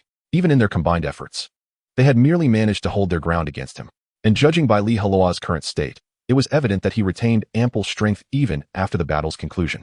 Chen Xie gazed earnestly at Yang Yu and said, "No matter the circumstances, never underestimate your opponent. You must amend your arrogant disposition, otherwise it will lead to considerable troubles in the future." "Yes, Master," Yang Yu replied, his head bowed in shame. In stark contrast, Li Heluo stood tall and proud on the opposite side of the combat stage. It was astonishing how formidable Li Heluo had become. He had indeed been underestimated in the past. I surmised that even 2 additional novice beast tamers would not stand a chance against him. Li Heluo had proven his worth through sheer strength, truly deserving of his title as the chief disciple. "All right, everyone step down." Chen Xie waved his hand. "Yes." Li Heluo, accompanied by Jiu'er, was the first to leap off the combat stage, followed slowly by Yang Kaida and his companions. Su Yueran's gaze was ablaze as she fixated on Li Heluo, her interest piqued. She was particularly fascinated by the sharp claw, despite it not aligning with her own attributes. Her affection for it was undeniable. Li Heluo, feeling somewhat uneasy under Su Yueran's intense scrutiny, turned his head away to avoid her gaze. Ultimately, only Chen Xie remained on the combat stage. He proclaimed, "Next, I will divide you into 8 groups based on your strength levels, with 3 individuals in each group for a series of 3-on-3 matches. The winning teams will advance, while the defeated will be eliminated.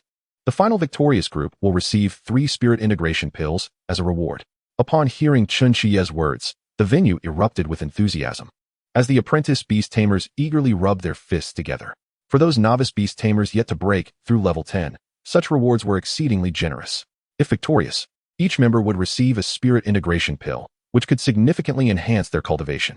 Achieving level 9 and completing the breakthrough for a leap in strength was a dream shared by many among them. Observing the excitement ignited among the disciples, a faint smile graced the corners of Chen Xie's lips. With the allure of the spirit integration pills, the enthusiasm of the novice beast tamers soared, ensuring their utmost efforts, thus optimizing the practical training's effectiveness. Soon after, Chen Xie noticed the resentful gazes of Yang Kaida, Li Heluo, and others. After toiling for an entire session, they were left empty-handed. "My dear fellows, who understands this plight?" Coughing lightly, Chen Xie retrieved a small porcelain vial from his robe, uncapped it, and dispensed 4 pills, distributing them to Li Heluo and the others. At this, the quartet finally appeared satisfied. The spirit integration pills were intended for beasts, and they each administered 1 to their contracted beasts. Jiu'er experienced a slight enhancement in its cultivation, though it remained far from leveling up. Below level 10, 3 to 5 pills could elevate one's level. However, beyond level 10, the requirements surged to dozens. After feeding Jiu'er the spirit integration pill, Li Heluo stored it away. The entire assembly of novice beast tamers began their matches according to Chen Xie's groupings. Although the intensity of their clashes paled in comparison to the earlier duel between Li Heluo and Yang Kaida, the combat on the stage continued unabated. As the morning swiftly passed, the outcomes of the apprentice matches emerged, with the victorious team comprising one level 10 individual and two level 5 companions. They were rewarded with the coveted spirit integration pills from Chunxia, and one member successfully leveled up after administering it to their contracted beast. Following the conclusion of the practical class, Heluo exited the training grounds. He first indulged in a hearty lunch at the cafeteria before heading to the forging workshop to fulfill his daily check-in task. After more than half an hour, Heluo arrived at the forging workshop. Ding! Congratulations, host, for completing today's check-in task. Reward, 1 treasure map. The familiar system notification echoed in his ears, and simultaneously, Heluo felt an unfamiliar object in his pocket. Reaching in, he retrieved a piece of yellowed parchment. The paper was about the size of 2 palms and wrinkled. However, Heluo was perplexed to find it completely blank. What is this? He exclaimed, utterly speechless. Who would have thought that the system's reward would be a piece of ancient, faded paper? Could it be that the ink had faded over the years? Rubbing his forehead, Heluo felt utterly dumbfounded. This was, without a doubt, the most disappointing reward he had received since his arrival in this world. Just as he contemplated discarding the useless paper, he unexpectedly spotted Zhang Yang, his dark-skinned companion, emerging from the forging workshop. Sporting his characteristic bald head, Zhang Yang beamed at Heluo, revealing a mouthful of bright teeth. Junior brotherly, how did you find the magical artifact from yesterday? Is it to your liking? Zhang Yang inquired eagerly. Heluo casually responded, it's excellent, truly wonderful. I like it very much.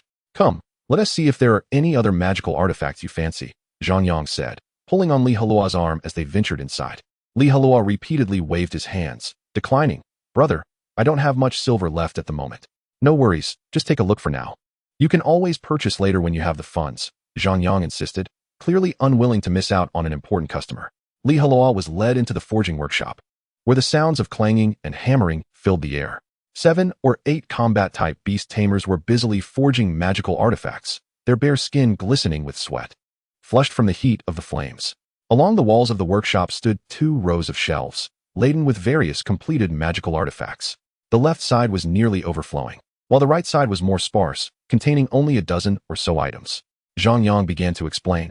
On the left are the ordinary grade artifacts, while the right features elite grade. Which would you like to explore, junior brother? I'll provide an explanation. Elite grade, Heluo replied without a moment's hesitation. The ordinary grade artifacts held no allure for him. Excellent choice, Zhang Yang exclaimed, leading Heluo to the right side. He first picked up a pair of azure boots imbued with wind elemental energy. These are the Gale boots, crafted from the fur of the swift wind steed. Wearing them will undoubtedly enhance your speed, allowing you to traverse vast distances effortlessly, Zhang Yang explained. Quite impressive, Heluo mused, but if the size differs, wouldn't they be uncomfortable to wear? Only one knows if the shoes fit properly. If they're too small, they pinch. If too large, they slip. Zhang Yang chuckled. Fear not, the craftsman has already taken this into account. See the soles? They can stretch and adjust to fit your foot size. Of course, this only applies to men with larger feet, as the Gale boots cannot shrink significantly. Ah, I see now, Heluo nodded in understanding. How much do these boots cost? 95 taels of silver, Zhang Yang replied. Next, he picked up a sword, declaring, this blade is forged from the ivory of the diamond mammoth, exceptionally sharp, capable of slicing through iron like mud. It is priced at 110 taels. The sword was entirely white, glimmering with a cold light, and just a glance conveyed its lethal sharpness. Indeed, it is a fine weapon, Heluo acknowledged with a slight nod. The adult Titan mammoth can reach a formidable level of 25, classified as a combat-type spirit beast, demonstrating a significant degree of power that would require the combined efforts of at least 3 ascendant-level beast masters to vanquish. Given its status as a weapon, a slightly elevated price is rather reasonable. Zhang Yang spoke with confidence, swiftly presenting the third artifact. It was a suit of armor, intricately adorned with densely packed dark gray plates embedded in cotton and linen fabric, designed with remarkable ingenuity that in no way impeded the wearer's mobility. As the plates shifted, one could even perceive faint ripples of water elemental energy emanating outward. This was the Xianming armor, crafted from the shell of the Xian water spirit turtle, possessing exceptional defensive capabilities that could significantly mitigate damage received. At this point, Zhang Yang's eyes sparkled with enthusiasm. He recounted how a certain senior brother, clad in the Xianming armor, once encountered a 35-level spirit beast in the enchanted forest and managed to evade fatal injury, narrowly escaping with his life. Otherwise, that senior brother would have met a grim fate.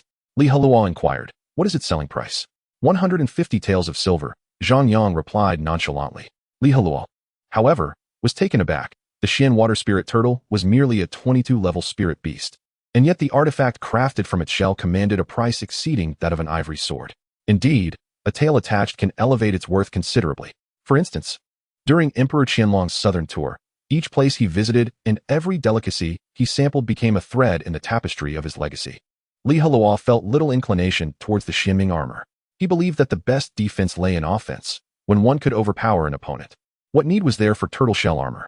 With such funds, it would be far more advantageous to procure 2 offensive artifacts to enhance one's output. Zhang Yang, perceptive to the lack of interest displayed by Li Heluo, promptly transitioned to the introduction of the 4th artifact. This was a mask resembling a fox's face. Pallid in hue, with sparse tufts of hair atop it. Crafted from the skin of the thousand-faced fox, this transformation mask allowed the wearer to effortlessly alter their appearance. Zhang Yang donned the mask, exclaiming, just like this. As he spoke, his form diminished slightly, his complexion became fairer, and astonishingly, he bore an uncanny resemblance to Li Heluo. More impressively, even his demeanor, movements, and expressions mirrored those of Li Heluo, to the extent that even his own mother would fail to recognize him. Li Heluo was left utterly astonished, his pupils dilating involuntarily. The ability to change one's appearance was simply astounding. You mean to tell me this is an elite-level artifact? He questioned. By wearing the mask and transforming into another's likeness, does it not grant one the freedom to act with impunity? Any misdeeds could easily be blamed on someone else. Observing Li Heluo's astonished expression, Zhang Yang felt a swell of satisfaction. This was precisely the reaction he sought. He relished the sight of someone unaccustomed to such wonders. Li Heluo found himself genuinely intrigued, eagerly asking, how much for this transformation mask? 120 taels.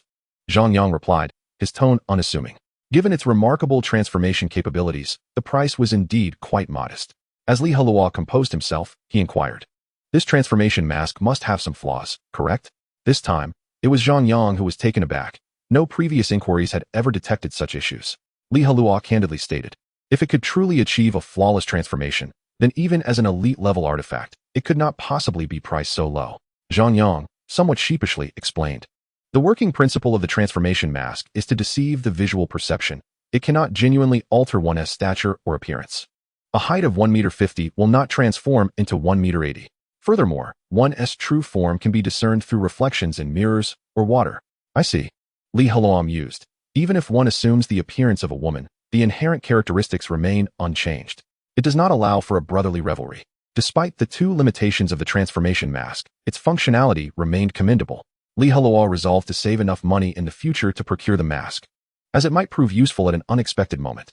Zhang Yang passionately detailed the functionalities of the numerous artifacts, some like the ivory sword applicable in combat, while others, such as the transformation mask, offered unique utilities. Aside from the transformation mask and the agile battle boots, nothing else piqued Li Heluo's interest. At last, Li Heluo comprehended why elite-level artifacts were so scarce, with many masters lacking even one. The difficulty in finding an artifact that matched one's attributes was exceedingly high. The agile battle boots were wind attribute, yet did not provide a direct enhancement to one's strength.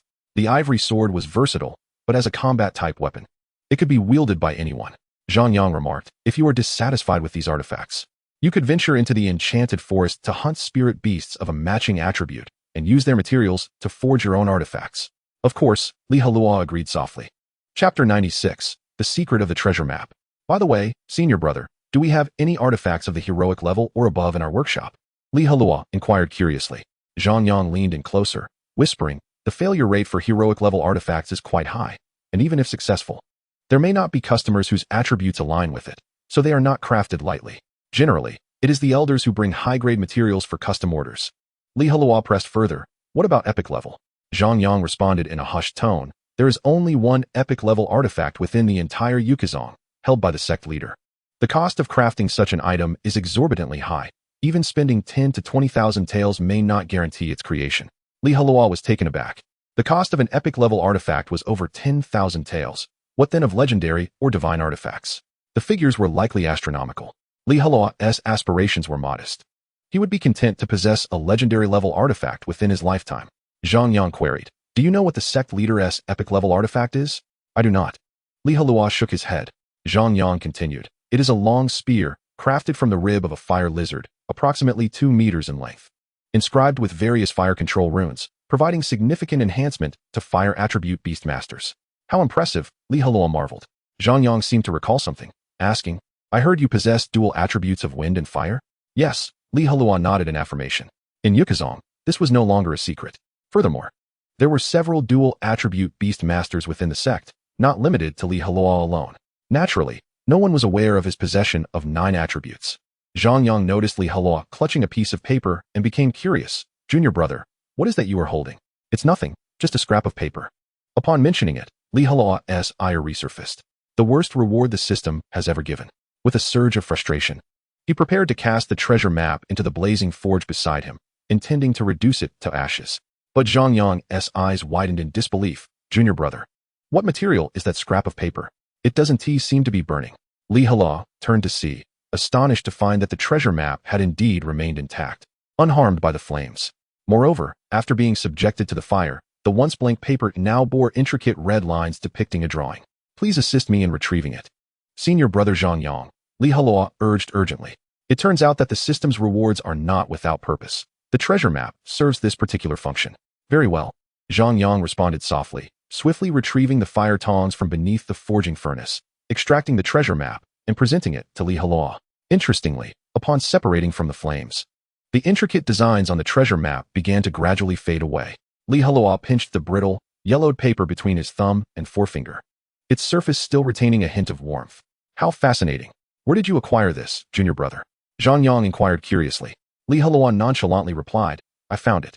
He refrained from using his spiritual flame to dry it, instead gripping the treasure map tightly to prevent it from slipping from his grasp. How peculiar. Does our sect possess such items? Zhang Yang scratched his bald head. The paper clearly had some connection to magical artifacts. Yet having spent all his time in the refining workshop, he had never heard of such a thing. Brother, there are countless things you are unaware of. There's no need to dig deeper, Li Heluo replied calmly as he tucked the treasure map away. After all, it was a reward from the system, better kept hidden from prying eyes. Indeed, Zhang Yang chose not to pursue the topic further. After conversing for a while, Li Heluo took his leave. Hastily exiting the refining workshop and noticing the absence of passers-by, Li Heluo retrieved the treasure map once more. He first unleashed his spiritual flame, applying it to the edges of the map. Before long, the areas exposed to the flames began to reveal red lines, while the rest remained blank. It appeared that the ink on the treasure map was made from a special material, only revealing itself under high temperatures. With a heart full of excitement, Li Heluo hurried home. Upon his arrival, he cautiously closed the door behind him. Not only that, but he also released Jior. Hey, are you there? Li Heluo called out. After a brief moment, Jior's form gradually enlarged, transforming into a stunning Empress. The Empress coldly inquired, what does the Emperor's presence command? During this time, she had seldom made daytime appearances, typically only venturing out after nightfall. Li Heluo employed his spiritual flame to thoroughly scorch the entire treasure map, causing the designs to become fully visible. Observing his actions, even the Empress exhibited a hint of astonishment as she swiftly approached to touch the aged paper. Did you discern anything? Li Heluo asked, confident that as the Empress of the demon race, she would possess vast knowledge and insight. The Empress slightly parted her rosy lips. This paper is crafted from Tianma grass, an exceptionally rare material that grants immunity to most attribute damage and is impervious to blades and spears, making it indispensable for legendary armors and even divine artifacts. The ink used for the designs is even more precious, derived from the fiery liquid found deep within the earth, significantly enhancing fire-type spiritual beasts. Consuming it would lead to a qualitative leap in bloodline energy, enough to transcend 2 levels. Li Heluo was taken aback by the Empress's description. He had not anticipated the materials of this treasure map to be so valuable. Such magnificent resources were squandered on this mere illustration, a true waste. It would have been far better had you simply rewarded me with those 2 materials directly. Who could have crafted this treasure map? However, since it was a reward from the system, it seemed that Li Heluo would never uncover the answer in his lifetime. He flicked the paper with his finger and declared, enough of this triviality. Let us focus on the main point. Do you recognize where the map leads? The Empress's gaze finally settled on the drawing as she scrutinized it intently, falling into deep contemplation. Li Heluo quietly observed alongside her. The illustration was exceedingly intricate, beginning with a towering mountain, while all the routes were intricately woven within its mass, winding and twisting. Even with a map in hand, one could easily stray off course. Li Heluo remained silent, patiently awaiting her insights. Since arriving in this world, he had been confined to the Yushi sect, and even when he ventured out, it was merely to explore the surroundings. The memories of his former life, Li Heluo, were limited to a small village. having never traveled far. In contrast, the Empress was different. As the sovereign of the demon race, she had once commanded the continent, and she would undoubtedly have vivid recollections of certain significant locations. As time ticked by, the Empress remained fixated on the treasure map, her body motionless. Even Heluo grew weary standing beside her. Finally, the Empress exhaled a long, heavy sigh. Heluo eagerly asked, "What have you discerned?" The Empress replied, "Look closely. The interior of this mountain flows with a viscous liquid, indicating it is likely a map of a volcano. With numerous volcanoes scattered across the continent, it is quite challenging to pinpoint the exact one. As for the final treasure location, it resembles a tooth.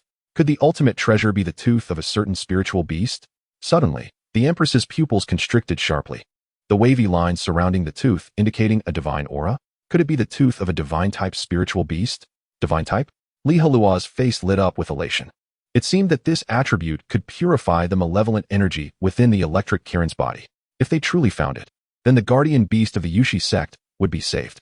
"Quickly, let us share this good news with the electric Kirin," Heluo said excitedly, thus sparing it from exhausting its spiritual energy. The Empress shot Heluo a disapproving glance, saying, "Have you even secured the item? Why are you so impatient?" "I am merely speculating. If it turns out to be a false hope, it would be quite disappointing." "I suppose I was too hasty," Heluo admitted, scratching his head.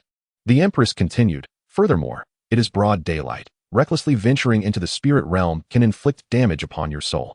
Can you not wait until nightfall?" All right. We shall wait until nightfall to proceed." Heluo nodded in agreement. Regardless of whether this matter is true or not, it is essential to inform the electric Kirin. It must not be allowed to give in to despair. After all, it is a divine beast, the very hope of the Yushi sect. "The immediate priority is to discern which volcano this is," the Empress said. "Relying solely on ourselves, we will never uncover the truth." Heluo responded, "Do you mean for me to utilize the power of the Yushi sect? However, if too many people become aware of this matter, might it lead to unforeseen complications?" His greatest concern was that if he presented the treasure map to the sect leader, what would he say when questioned about its origin? That exalted leader is not as easily deceived as Brother Zhongyang. With a mere glance, he could discern the extraordinary nature of the treasure map, and at that point, Heluo would find himself unable to provide a satisfactory explanation. The system was his greatest secret and must remain concealed. "Foolish," the Empress chided, exasperated. "You should describe the mountain's appearance and seek assistance from the elders in the sect. Most sects possess a panoramic map of the continent. With a little time, it should be possible to locate it." "Very well," Heluo nodded in agreement. Beyond this, it appeared there were no other viable options. Just then, a voice called out from outside the door. "Heluo." It was Chun Xinshin's voice. The Empress quickly shrank down, reverting to the adorable Jior. Heluo carried Jior as he stepped outside, finding Chun Xinshin with an anxious expression. "Sister, what is the matter?" Heluo inquired. Chun Xinshin's complexion appeared somewhat pallid. "Something has happened. Do not fret. Take your time and explain the situation in detail," Heluo urged, striving to maintain an air of calmness. The fact that Chun Xinshin sought him out first rather than Wang Xiaoxiao indicated that the latter must have encountered some misfortune. Taking a deep breath, Chun Xinshin recounted. "This morning, our leader learned that scoundrel Su Tianqi has once again hired several senior brothers to venture into the illusory forest to hunt spirit beasts. With the intention of causing a disturbance to thwart Su Tianqi's plans, Wang Xiaoxiao also took a group of people to follow. Prior to their departure, our leader had inquired about the situation and clarified who Su Tianqi had hired and their level of strength, which was deemed manageable. However, upon arrival, it became evident that Su Tianqi had already contacted a senior brother of the ascendant level in advance, anticipating our interference and setting a trap for our leader. Not long after Wang Xiaoxiao and her team entered, they were ambushed by Su Tianqi's group and are now deeply ensnared in this trap. Under normal circumstances, our leader could have easily escaped given her speed. Yet, if she were to retreat, the others from the Cuckoo Gang would be left in peril, and their contracted beasts would be slaughtered. Therefore, I implore you to assist in their rescue." Chun Xinshin finished her plea, panting from the exertion. Heluo inquired, "Why not report this to our master?" Chun Xinshin replied with a hint of exasperation. "Disputes among disciples are not easily intervened by the sect. This has always been the doctrine of our esteemed leader. A flower nurtured in a greenhouse cannot bloom well. So, we are to allow sect disciples to slaughter each other? Oh, as long as lives are not lost, anything else is permissible. How long has this been happening? If I rush over now, will it be too late?" Heluo asked, secretly hoping the Cuckoo Gang would not be annihilated by Su Tianqi, as he could very well be the next target. If Wang Xiaoxiao could hold the front, it would alleviate much pressure from him. Just now, Chun Xinshin produced a seashell roughly the size of a half palm, We are using this communication artifact. The shell was a pale white, adorned with faint crimson lines. Heluo picked up the shell and called into it. Hello? Can you hear me? Soon. Wang Xiaoxiao's voice resonated from within. I can hear you. How is the situation on your end? Heluo inquired with concern. For now, we are not dead. Wang Xiaoxiao's voice was strong, yet they were employing encirclement tactics, making escape impossible. When our spiritual energy runs out, we will be like sheep awaiting slaughter. Heluo pressed on. How many adversaries are there? 11. The rest are inconsequential, but there is a senior brother at the ascendant level who is particularly formidable. Wang Xiaoxiao replied. And how many of you are there? 7. It appeared Wang Xiaoxiao had also set out to disrupt Su Tianqi. If it weren't for that level 20 senior brother, the Cuckoo Gang's strength would suffice to handle the frenzied Beast Gang. Should I head over now? Heluo asked. Sounds of combat were heard through the shell. After a prolonged pause, Wang Xiaoxiao finally responded. What did you say? Heluo repeated his question. After a brief moment of contemplation, Wang Xiaoxiao continued. If you charge in alone, it would be futile. Here's what you should do. Hire 3 entry-level Beast Tamers with wind attributes, and I will reimburse you later. Make haste. At this moment, a chaotic battle erupted at the edge of the illusory forest.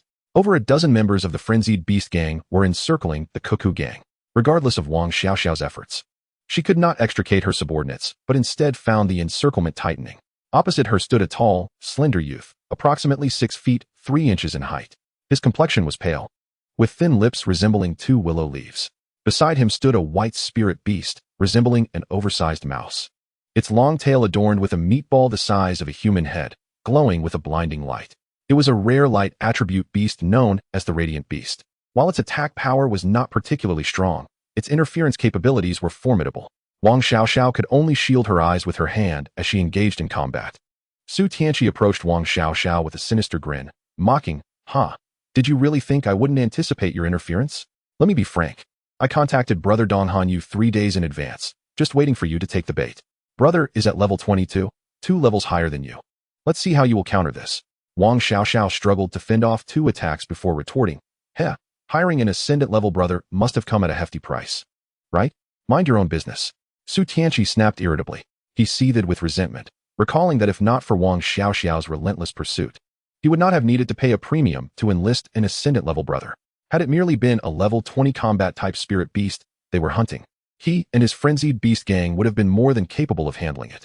Combined technique, explosive fist. Su Tianqi's right arm radiated a layer of dark energy, exuding a heavy aura. Roar. Simultaneously, the explosive giant bear beside him let out a deafening roar, its claws also glowing with dark energy. Su Tianqi and the explosive giant bear advanced towards Wang Xiaoxiao, the oppressive aura washing over her, making it difficult to breathe. Wang Xiaoxiao's spirit was taut, her delicate face betraying a grave expression. Combined technique, wing strike. Wang Xiaoxiao extended her right hand, summoning a swirling azure wind, her strikes coming in rapid succession, leaving only a series of afterimages visible to the naked eye. The agile cuckoo bore her swiftly toward the enemy.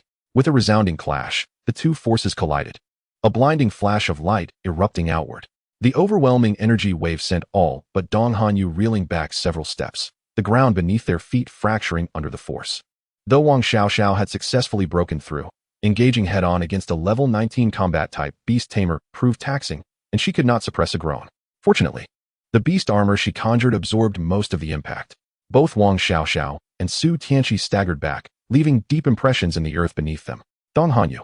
Su Tianqi called out loudly. Radiance of light. Dong Hanyu's voice rang out as he raised his palms above his head.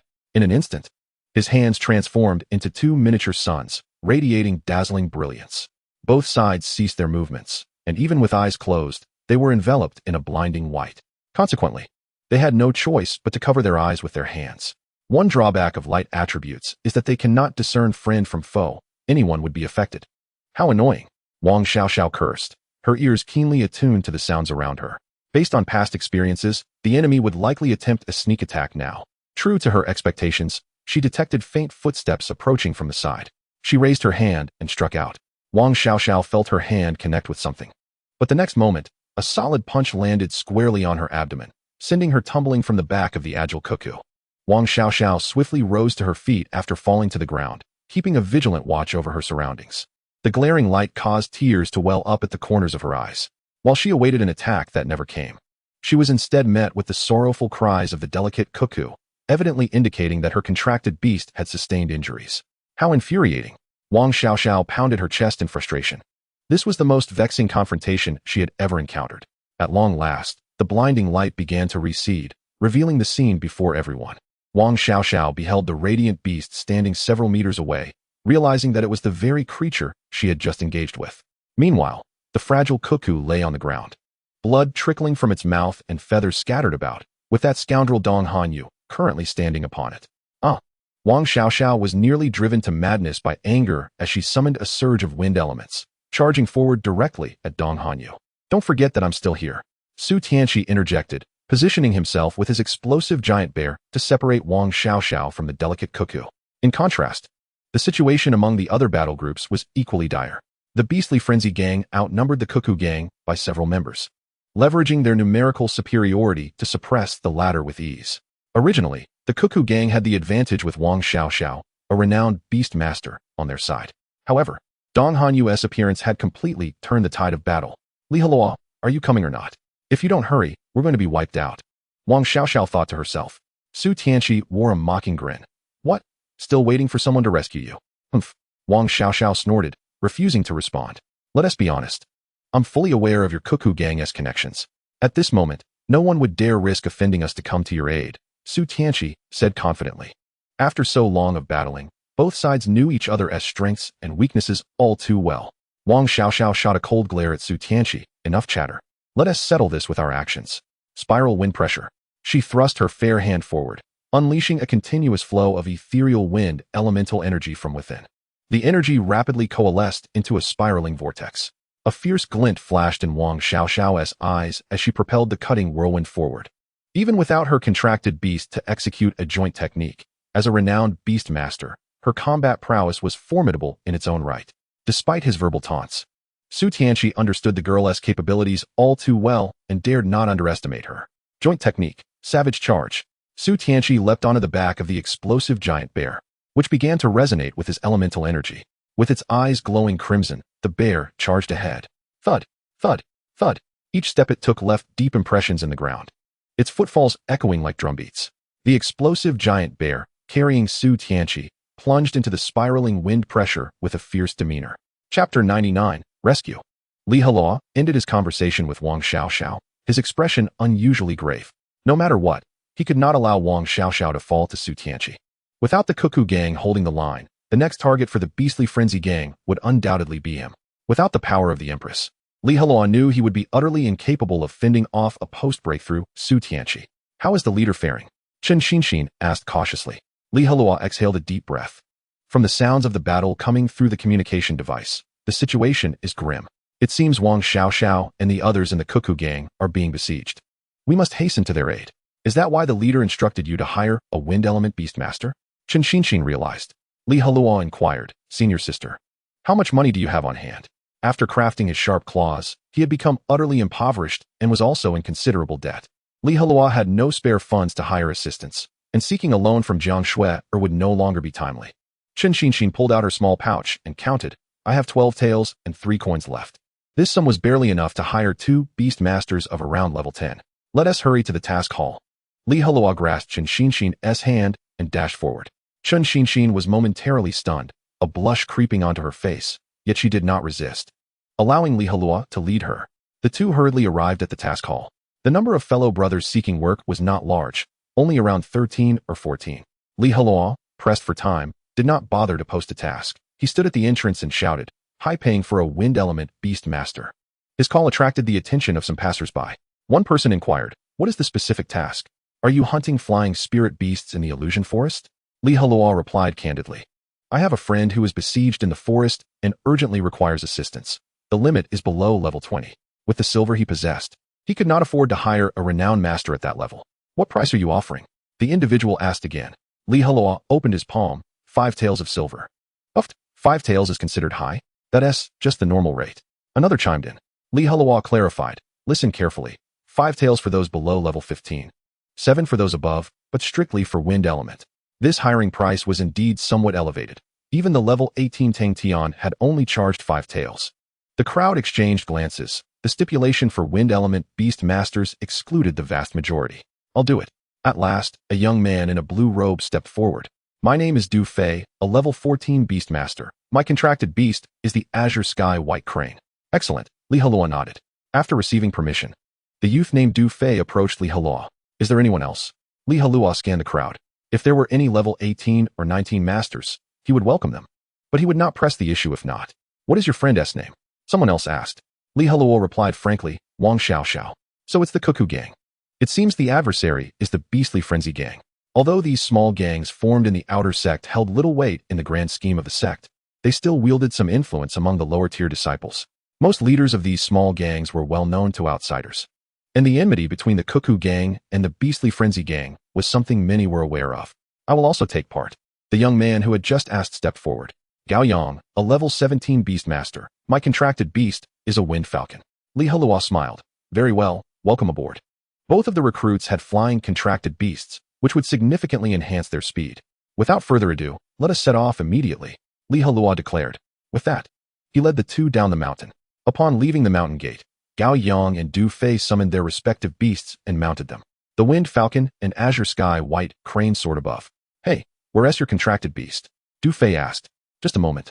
Li Heluo responded as he released Jiu-Er and climbed onto its back.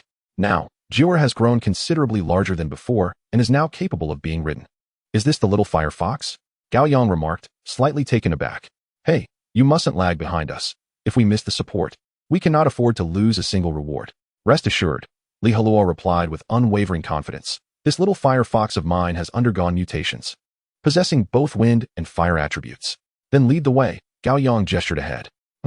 I am eager to see what makes your little fire fox so remarkable, he added. Li Heluo patted Jiu-Er's head and declared, let us set forth.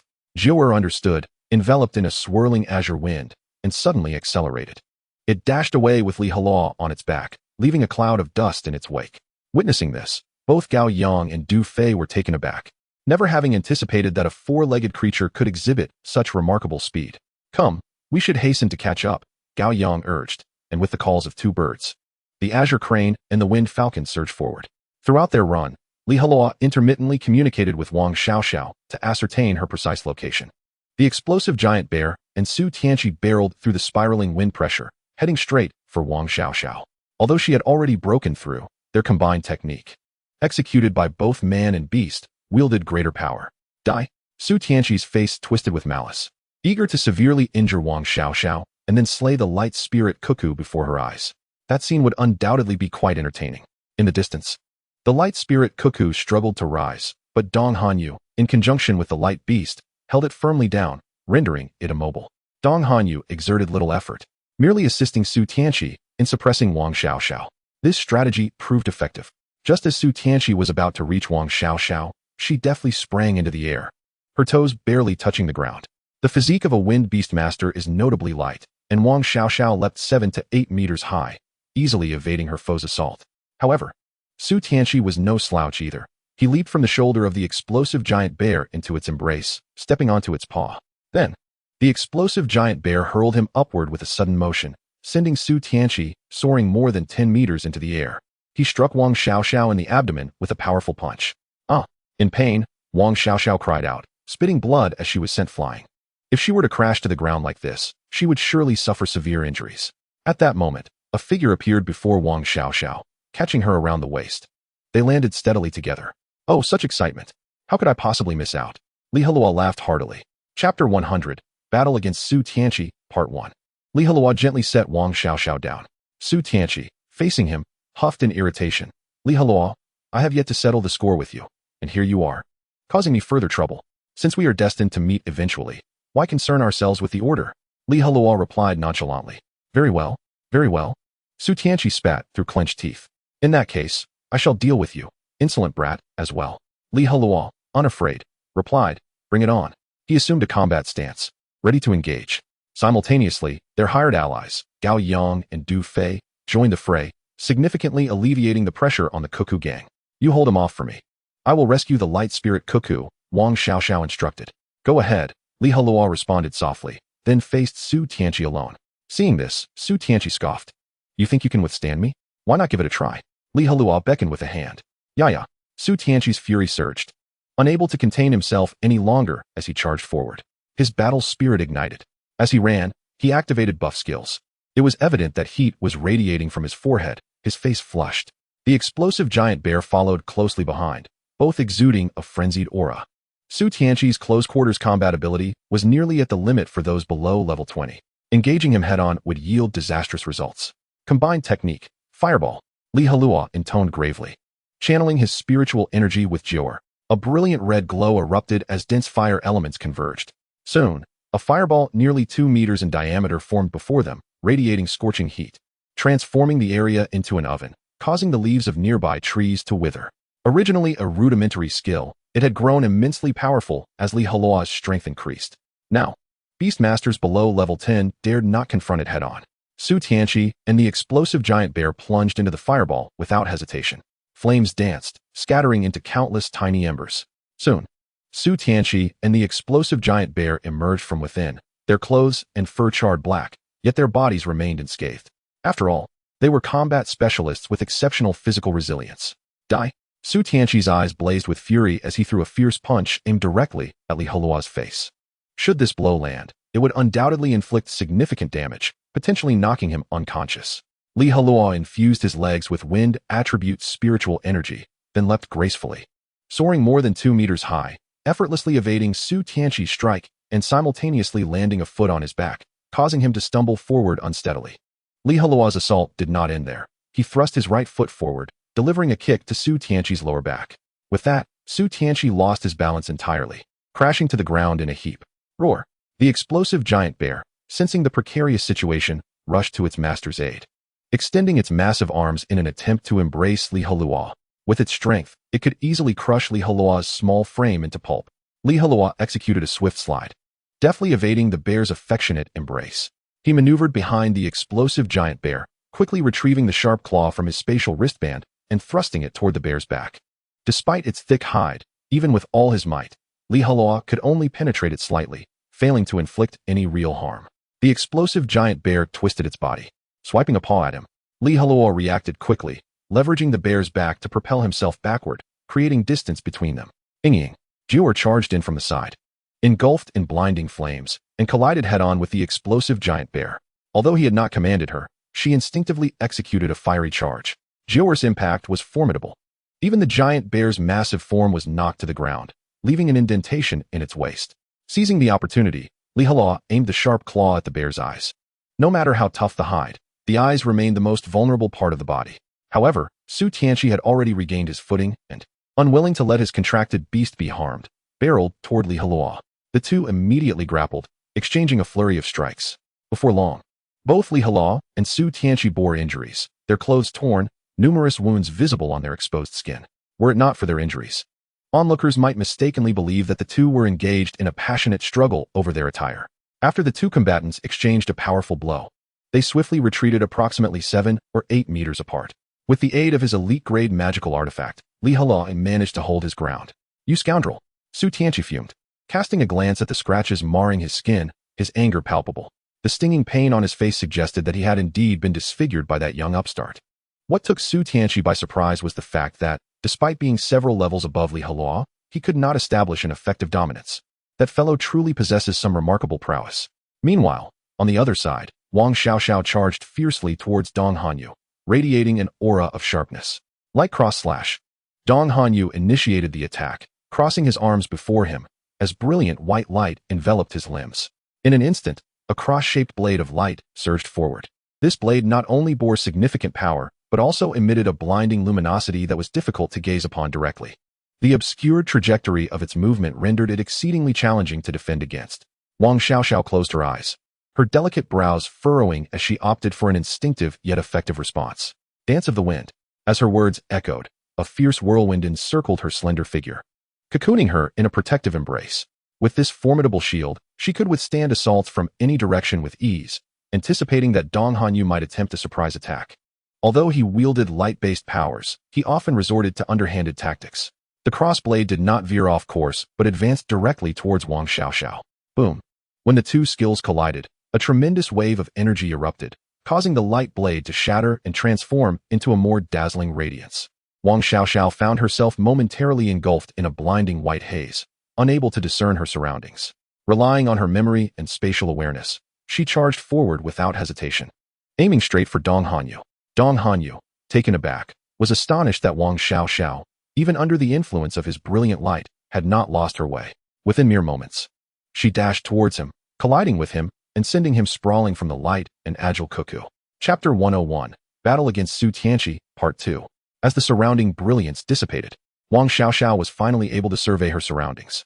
The agile cuckoo lay at her feet, a trickle of blood seeping from its beak, feathers strewn about the ground. "Are you all right?" she inquired, gently lifting the cuckoo, her concern evident. The cuckoo nodded faintly, indicating it was largely unharmed.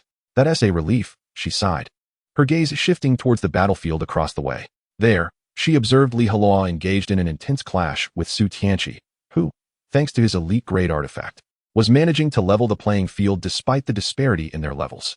That set of artifacts is truly remarkable. If it were in my hands, it would undoubtedly reveal an even sharper edge. Even if Dong Hanyu and Su Tianqi joined forces, they would need to reconsider their approach, Wang Xiaoxiao mused. Once this ordeal is over, I must capture a wind-chasing eagle to forge artifacts from its talons. After her reflection, Wang Xiaoxiao refocused on her opponent. "Come, let us continue." Bang. Following their exchange, both Li Heluo and Su Tianqi staggered back several steps. Su Tianqi wore a stunned expression. He was a formidable warrior, robust in physique, and yet, despite being 4 levels above Li Heluo, he found himself at a disadvantage. Even Wang Xiaoxiao would not dare to engage him head-on like this, which proved difficult for Su Tianqi to accept.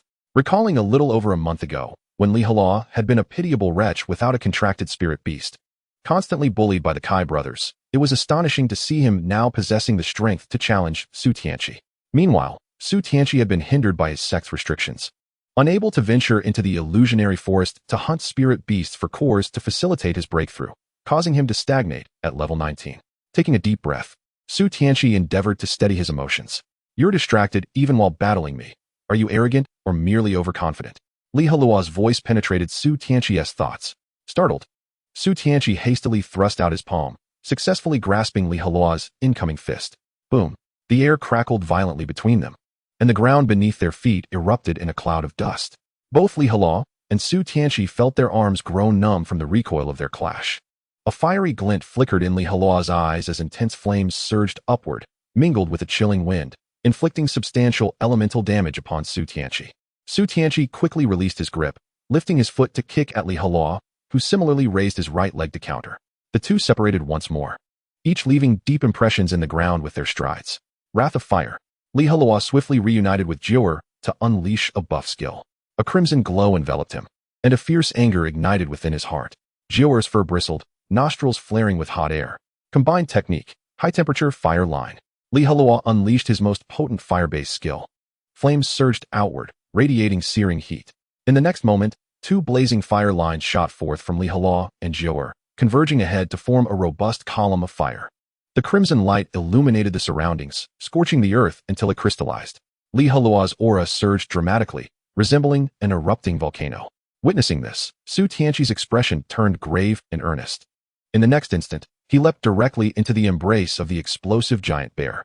Combined technique, Savage Bear Defense. The synergy of man and beast generated a unique rhythm of spiritual energy. The explosive giant bear crouched low, nearly curling into a ball, resembling a towering mound of flesh. Its fur appeared significantly denser, and a dark glow enveloped its body. The explosive giant bear compacted its form as much as possible to minimize damage. As a beast master of the combat type, Su Tianqi lacked strong ranged attacks to counter Li Heluo directly. Thus, prioritizing defense was the most prudent course of action. A red fire line streaked across the sky, colliding with the explosive giant bear. Boom!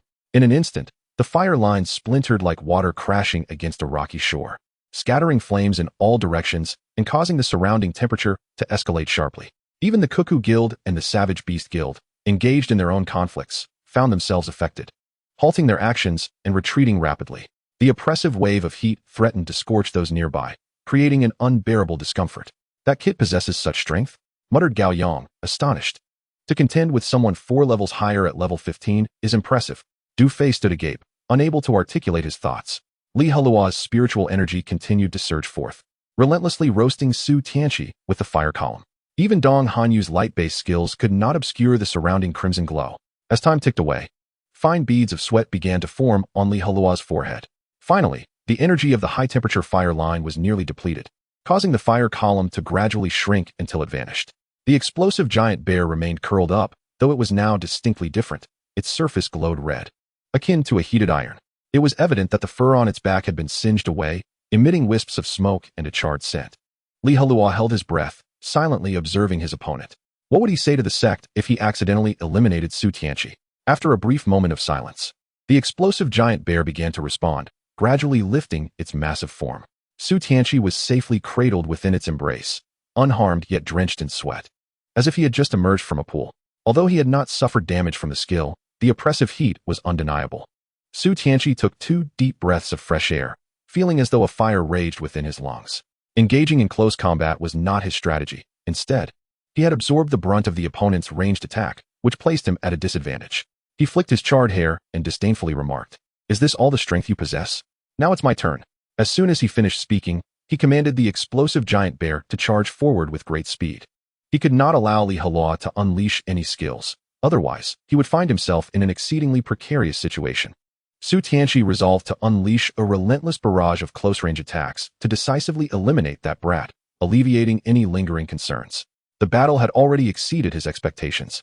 He could not afford to falter now. Otherwise, this trap set for the Cuckoo Gang would end in failure. And he had invested a substantial cost in hiring his senior brother Dong Hanyu, who was over level 20. Joint skill, Explosive Fist. A dark aura illuminated Su Tianqi's arm as he struck forward in tandem with the bear's claws. Chapter 102, Defeat. Su Tianqi's aura surged, rivaling the pinnacle of those below level 20. The energy radiating from him and the explosive giant bear was ferocious, as if it could obliterate everything in its path. Faced with Su Tianqi's strike, caution was paramount. A moment's inattention could lead to ruin. "Come!" Heluo roared, channeling his battle spirit to its zenith, his hair rising as if caught in an unseen wind. Even against the formidable Su Tianqi, he showed no sign of fear. A torrent of spiritual energy surged from within him, transforming into sharp wind elements that enveloped both him and Jior. Joint skill, Gale Blade. Under Heluo's command, all the wind elements converged forward, forming numerous crescent-shaped blades of wind. His robe billowed violently, and the leaves within a 30-meter radius were shredded to dust. "Go!" Heluo pointed forward, and in an instant, the wind blades surged forth with a whistling sound, aimed directly at Su Tianqi. Unfazed, Su Tianqi charged headlong into the onslaught, relentlessly swinging his fists to intercept the incoming blades. Clang! Su Tianqi struck the first blade, momentarily halted, feeling a faint sting in his knuckles. Simultaneously, the explosive giant bear shattered the second blade with its paw. They coordinated their efforts to counter the onslaught of the chilling wind blades, but with each successful strike, their momentum waned slightly. Clang! Clang! Su Tianqi continued to unleash punches, his fists a blur before him. He focused intently, striving to block every attack. A moment's lapse could lead to injury. At that critical juncture, the explosive giant bear faltered, struck in the abdomen by a wind blade that sliced deeply, leaving a foot-long gash. Roar! In pain, the explosive giant bear bellowed, its eyes ablaze with crimson fury. As time passed, Su Tianqi too could no longer withstand the barrage. Sustaining a blow to his left shoulder, blood streaming down as his arm fell limply. Gasping, Su Tianqi winced in agony, yet he dared not lower his guard. 4 or 5 wind blades still remained. Finally, all the wind blades were shattered, but both Su Tianqi and the explosive giant bear bore slight injuries. Frustratingly, Su Tianqi found himself halted, unable to grasp the hem of Heluo's garment. Joint skill, Wind Sweeps the Clouds. Yet Heluo's assault was far from over. He swiftly charged up for another skill. He leapt onto Jior's back, their spiritual energies intertwining, creating a powerful tornado that spiraled upward around them. Surrounding dust and leaves were drawn into the vortex. The tornado surged over 10 meters high, causing the trees within a 100-meter radius to rustle. Sensing the escalating momentum, Dong Hanyu and Wang Xiaoxiao glanced over, their expressions contrasting. Wang Xiaoxiao remained indifferent, having previously witnessed Heluo's prowess, augmented by an elite-grade artifact. He could challenge foes several levels above him. Dong Hanyu, however, wore a grave expression, having initially believed the task would be straightforward, merely needing to assist Su Tianqi in stalling Wang Xiaoxiao until the beastly gang achieved victory. But since that boy riding the white fox arrived, the battle had spiraled into uncontrollable chaos. Given the current circumstances, it was uncertain whether they could emerge victorious. Damn it! Su Tianqi spat blood, cursing under his breath. His current condition was far from ideal. He had no time to recover. If he faced the enemy's skills in haste, he would likely struggle to cope. However, There was no alternative. Su Tianqi gritted his teeth and braced himself. Joint skill, power of resistance. With resolve, he dove back into the embrace of the explosive giant bear, which opened its arms to shield him completely. The bear then turned its back, releasing its spiritual energy to form a semi-transparent energy armor across its back. Though the battle class lacked ranged attacks, it still possessed several protective skills for close combat. Su Tianqi clenched his jaw, preparing to endure. The roaring wind surged, rushing into his nostrils. Su Tianqi and the explosive giant bear were engulfed, swaying within the tornado. The bear's right paw protected its master, while its other limbs anchored firmly to the ground, striving to maintain balance. Su Tianqi covered his mouth and nose, ensuring he did not inhale the swirling dust, though he felt the coarse particles lacerating his skin. In such critical moments, perseverance was essential. Su Tianqi gritted his teeth, holding firm. Just then, a blazing fireball soared from behind, striking the bear's rear. The impact caused the explosive giant bear to instinctively arch its back, loosening its grip slightly. Unfortunately for Su Tianqi, he was swept away by the tornado, spiraling into the sky. Separated, their resonance faltered, and their joint skill shattered.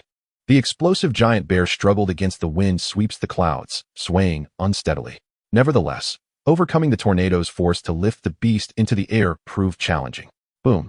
Heluo's palms spread wide, and the distant tornado erupted into a violent blast. The explosive giant bear was forced down, its limbs pressed against the ground. Su Tianqi's plight was far more dire. He was like a kite with its strings severed, soaring away while blood poured from his mouth. Until the last moment, he could scarcely believe he had been bested by Heluo. Witnessing this, Wang Xiaoxiao's gaze sharpened as she mounted her agile cuckoo, preparing to deliver the finishing blow to the helpless Su Tianqi, suspended in the air. Joint skill, wing strike. The ethereal wings of the agile cuckoo fluttered vigorously, propelling it forward with remarkable speed. How dare you? Dong Hanyu hissed under his breath. As a hired protector, it was his solemn duty to ensure the safety of his employer. Should Su Tianqi suffer grievous harm before him, the repercussions would echo back to the sect, leaving him utterly humiliated and unable to undertake further missions at the task hall. Joint technique, Radiant Sun's Dawn. Dong Hanyu and the Radiant Beast unleashed their powers simultaneously, enveloped in a dazzling brilliance that rendered them akin to a second sun. The world before them was instantly engulfed in blinding white, prompting everyone to instinctively shut their eyes and shield them with their hands. Those who reacted slowly found tears streaming from their eyes, struck by the overwhelming light. Wang Xiaoxiao was most profoundly affected, as the skill was primarily directed at her. Hovering in the air atop the agile cuckoo, she completely lost sight of Su Tianqi, let alone the opportunity to pursue him for a finishing blow. How bothersome. Chapter 103, Repelling the Enemy. The radiance persisted for 5 or 6 seconds before finally subsiding. As everyone gradually regained their vision, their eyes still struggled to adjust. Heluo felt exasperated. Had he engaged that luminous attribute practitioner in combat, his titanium alloy eyes would likely have been dazzled beyond recovery. This was his first encounter with a light attribute beastmaster, and the tactics employed were undeniably unscrupulous. Fortunately, the potency of light-based skills was not overly formidable. Otherwise, in a surprise attack, few opponents of the same rank could withstand their might. Once visibility returned to normal, Dong Hanyu was seen bringing Su Tianqi back to the ground. Although Su Tianqi appeared somewhat disheveled, he bore no severe injuries, merely some superficial wounds. The bursting giant bear lumbered over, clumsily rejoining its master. Are you all right? Dong Hanyu gently inquired as he set Su Tianqi down. Wiping the blood from the corner of his mouth, Su Tianqi replied, I can still hold on. Heluo silently scoffed, thinking to himself how unusual their relationship seemed, radiating a palpable camaraderie. Wang Xiaoxiao directed the agile cuckoo to descend and joined Heluo's side. Well done, she praised, giving him an enthusiastic thumbs up. Even after the battle commenced, she had not anticipated Heluo would triumph over Su Tianqi. She had merely hoped for a stalemate, given that there was a 4-level disparity between them. Then, taking 2 steps forward, Wang Xiaoxiao clenched her fists and declared in a steely tone, if this is to continue, I shall accompany you to the bitter end. Dong Hanyu turned his gaze towards Su Tianqi. Even the combatants ceased their actions, directing their attention toward him. The continuation of the battle lay solely in Su Tianqi's hands. With pursed lips, Su Tianqi fell into contemplation. Given the current circumstances, further conflict held no purpose. After Heluo's arrival, the assault on Wang Xiaoxiao had ultimately failed. Moreover, Su Tianqi's condition was far from optimal, his internal energy nearly depleted. In contrast, Heluo seemed to still possess the vigor to continue the fight. Ultimately, Su Tianqi made his decision. He glared fiercely at Heluo, nearly roaring, You wait, kid. I will remember today's events. This is far from over. With that, he pivoted and commanded his subordinates from the wild beast gang, retreating in disarray. Dong Hanyu cast a lingering glance at Li Heluo before turning to leave. In this encounter, neither side had gained any advantage over the other. Once the wild beast gang vanished from sight, Li Heluo let out a long sigh of relief. His own energy was running low, and continuing to battle Su Tianqi, who specialized in physical combat, would not bode well for him. Li Heluo and Wang Xiaoxiao swiftly regrouped with the members of the Cuckoo Guild to prevent any resurgence from the enemy. Li Heluo, I owe you one. Wang Xiaoxiao said earnestly. It was nothing, Li Heluo replied with a hearty smile. If you had fallen to the wild beast gang, I would have been their next target. Of course, if you wish to reward me for my assistance, I wouldn't refuse. Wang Xiaoxiao shot him an exasperated glance. Have you fallen into the clutches of greed? Li Heluo shrugged. What can I say? I still owe a considerable debt for crafting those sharp claws. Rest assured, I won't shortchange you, Wang Xiaoxiao said, tossing him a small pouch that exuded a faint fragrance. Thank you, senior sister. Li Heluo weighed the pouch, finding it contained a substantial 7 or 8 taels of silver. By the way, the 2 helpers I summoned are senior brother Gaoyang and senior brother Dufei. Their payment has already been settled. You can reimburse senior sister Xinxin later. Wang Xiaoxiao clasped her hands in gratitude. Thank you both for your assistance. No need for formalities, senior sister, Gaoyang replied with a mild smile. Dufei echoed. We are merely here for the pay. Wang Xiaoxiao's eyes sparkled with an idea. Since your contracted beasts are all avian, I am looking to hunt a level 20 spirit beast. Would you be willing to assist? Of course, there will be a bonus. Li Heluo immediately grasped Wang Xiaoxiao's intent. She wished to hunt another Gale Hawk to forge a set of elite-level artifacts with its talents. After all, she had long coveted the sharp claws he possessed. I am willing, Gaoyang responded. Me too, Dufei added. Though unaware of the specific spirit beast Wang Xiaoxiao aimed to hunt, her status as a level 20 beast master, coupled with the presence of that dual attribute fellow, made the success rate exceedingly high. Wang Xiaoxiao clapped her hands together. All right, everyone take a moment to recuperate. Shortly, we will venture deeper into the forest in search of the Gale Hawk. Having come this far, it would be remiss not to return with some spoils. Li Heluo, accompanied by Jiao, settled cross-legged beneath a large tree, beginning to channel the 9 turns returning heaven technique to restore his own energy. The others also employed their respective techniques to recuperate. After the fierce battle with the wild beast gang, everyone had incurred considerable exhaustion. A small vortex seemed to manifest around Li Heluo and Jiao, diligently absorbing the ambient spiritual energy of the forest. The members of the Cuckoo Guild were astonished to find the surrounding spiritual energy amplified several-fold. However, as they prepared to absorb it in delight, they suddenly realized that all the energy had been drawn in by Li Heluo, leaving them with only the scantest remnants, a mere pittance. Remarkably, this was with Li Heluo exercising restraint. Otherwise, the commotion would have been even greater. He was well aware of the truth that a man without guilt could become a target due to his wealth. What kind of technique is that kid practicing?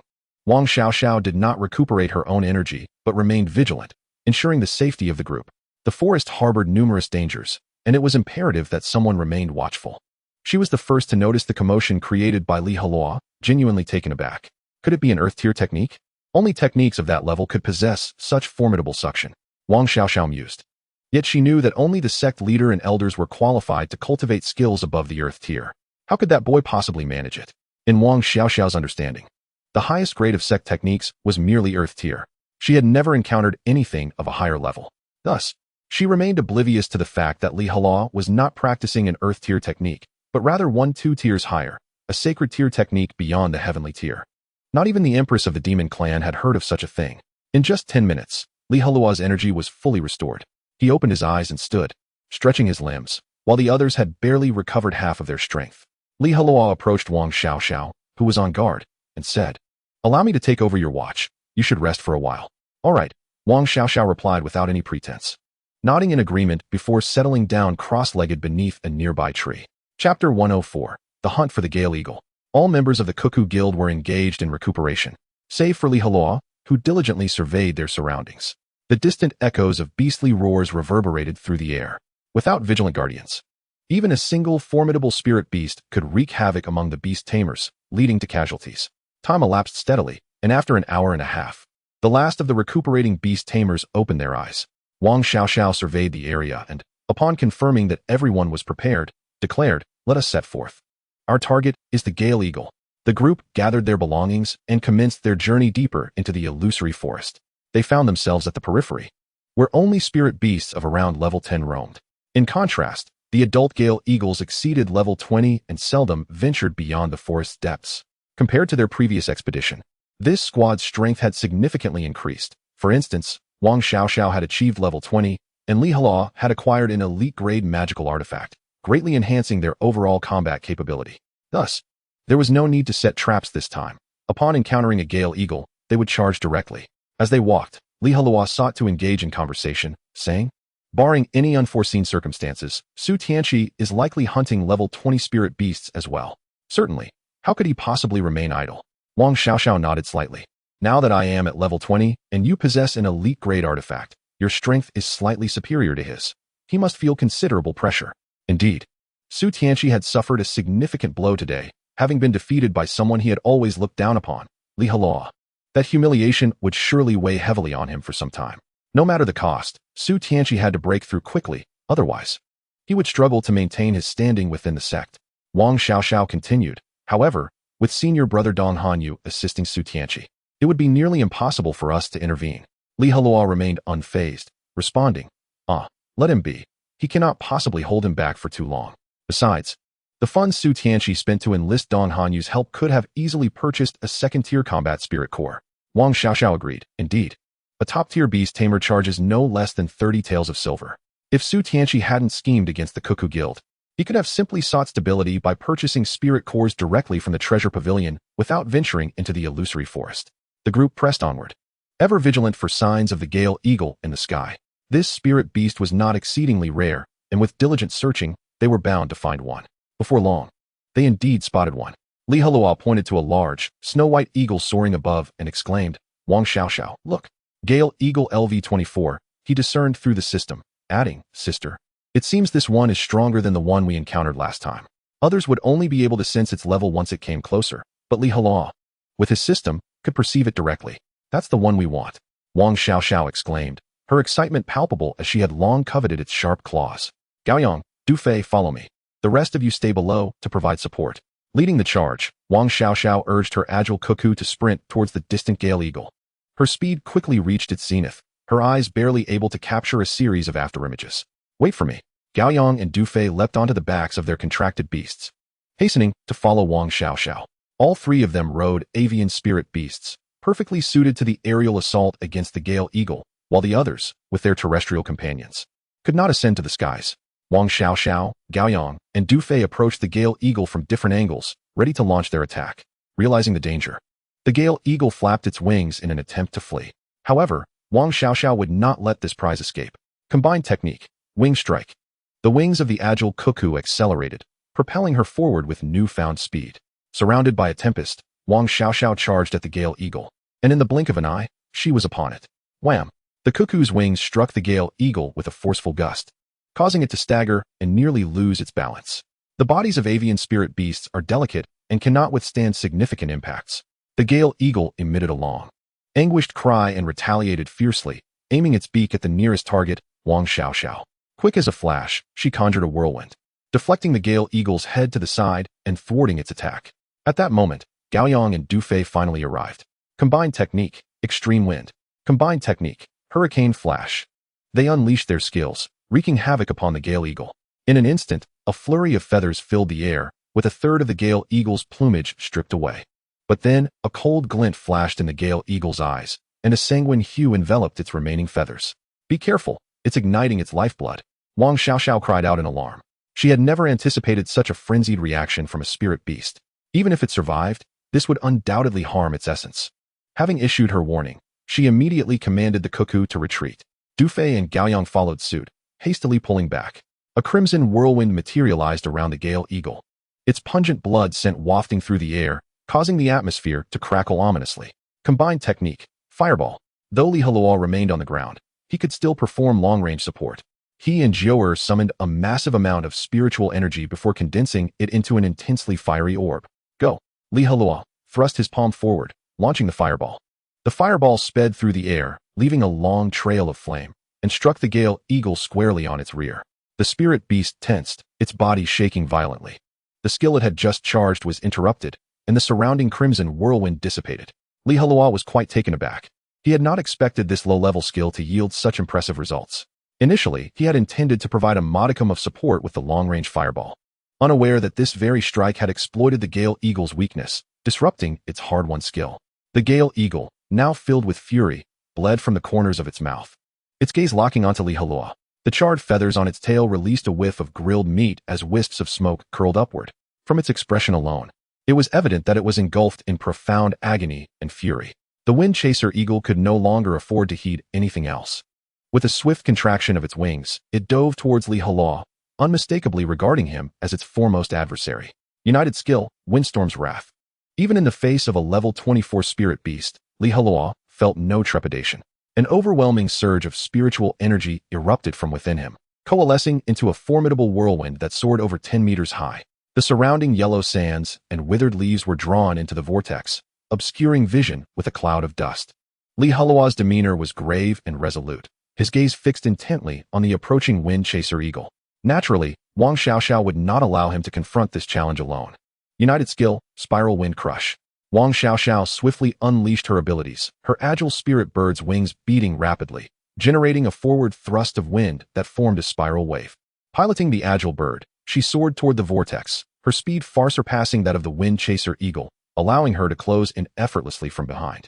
Simultaneously, Heluo unleashed Windstorm's Wrath. This meant that the Wind Chaser Eagle was subjected to a dual assault from both Heluo and Wang Xiaoxiao. Even as a powerful level 24 spirit beast, it could hardly withstand such an onslaught. Sensing the imminent danger from behind, the Wind Chaser Eagle hastily shielded itself with its wings, enveloped by a faint azure whirlwind.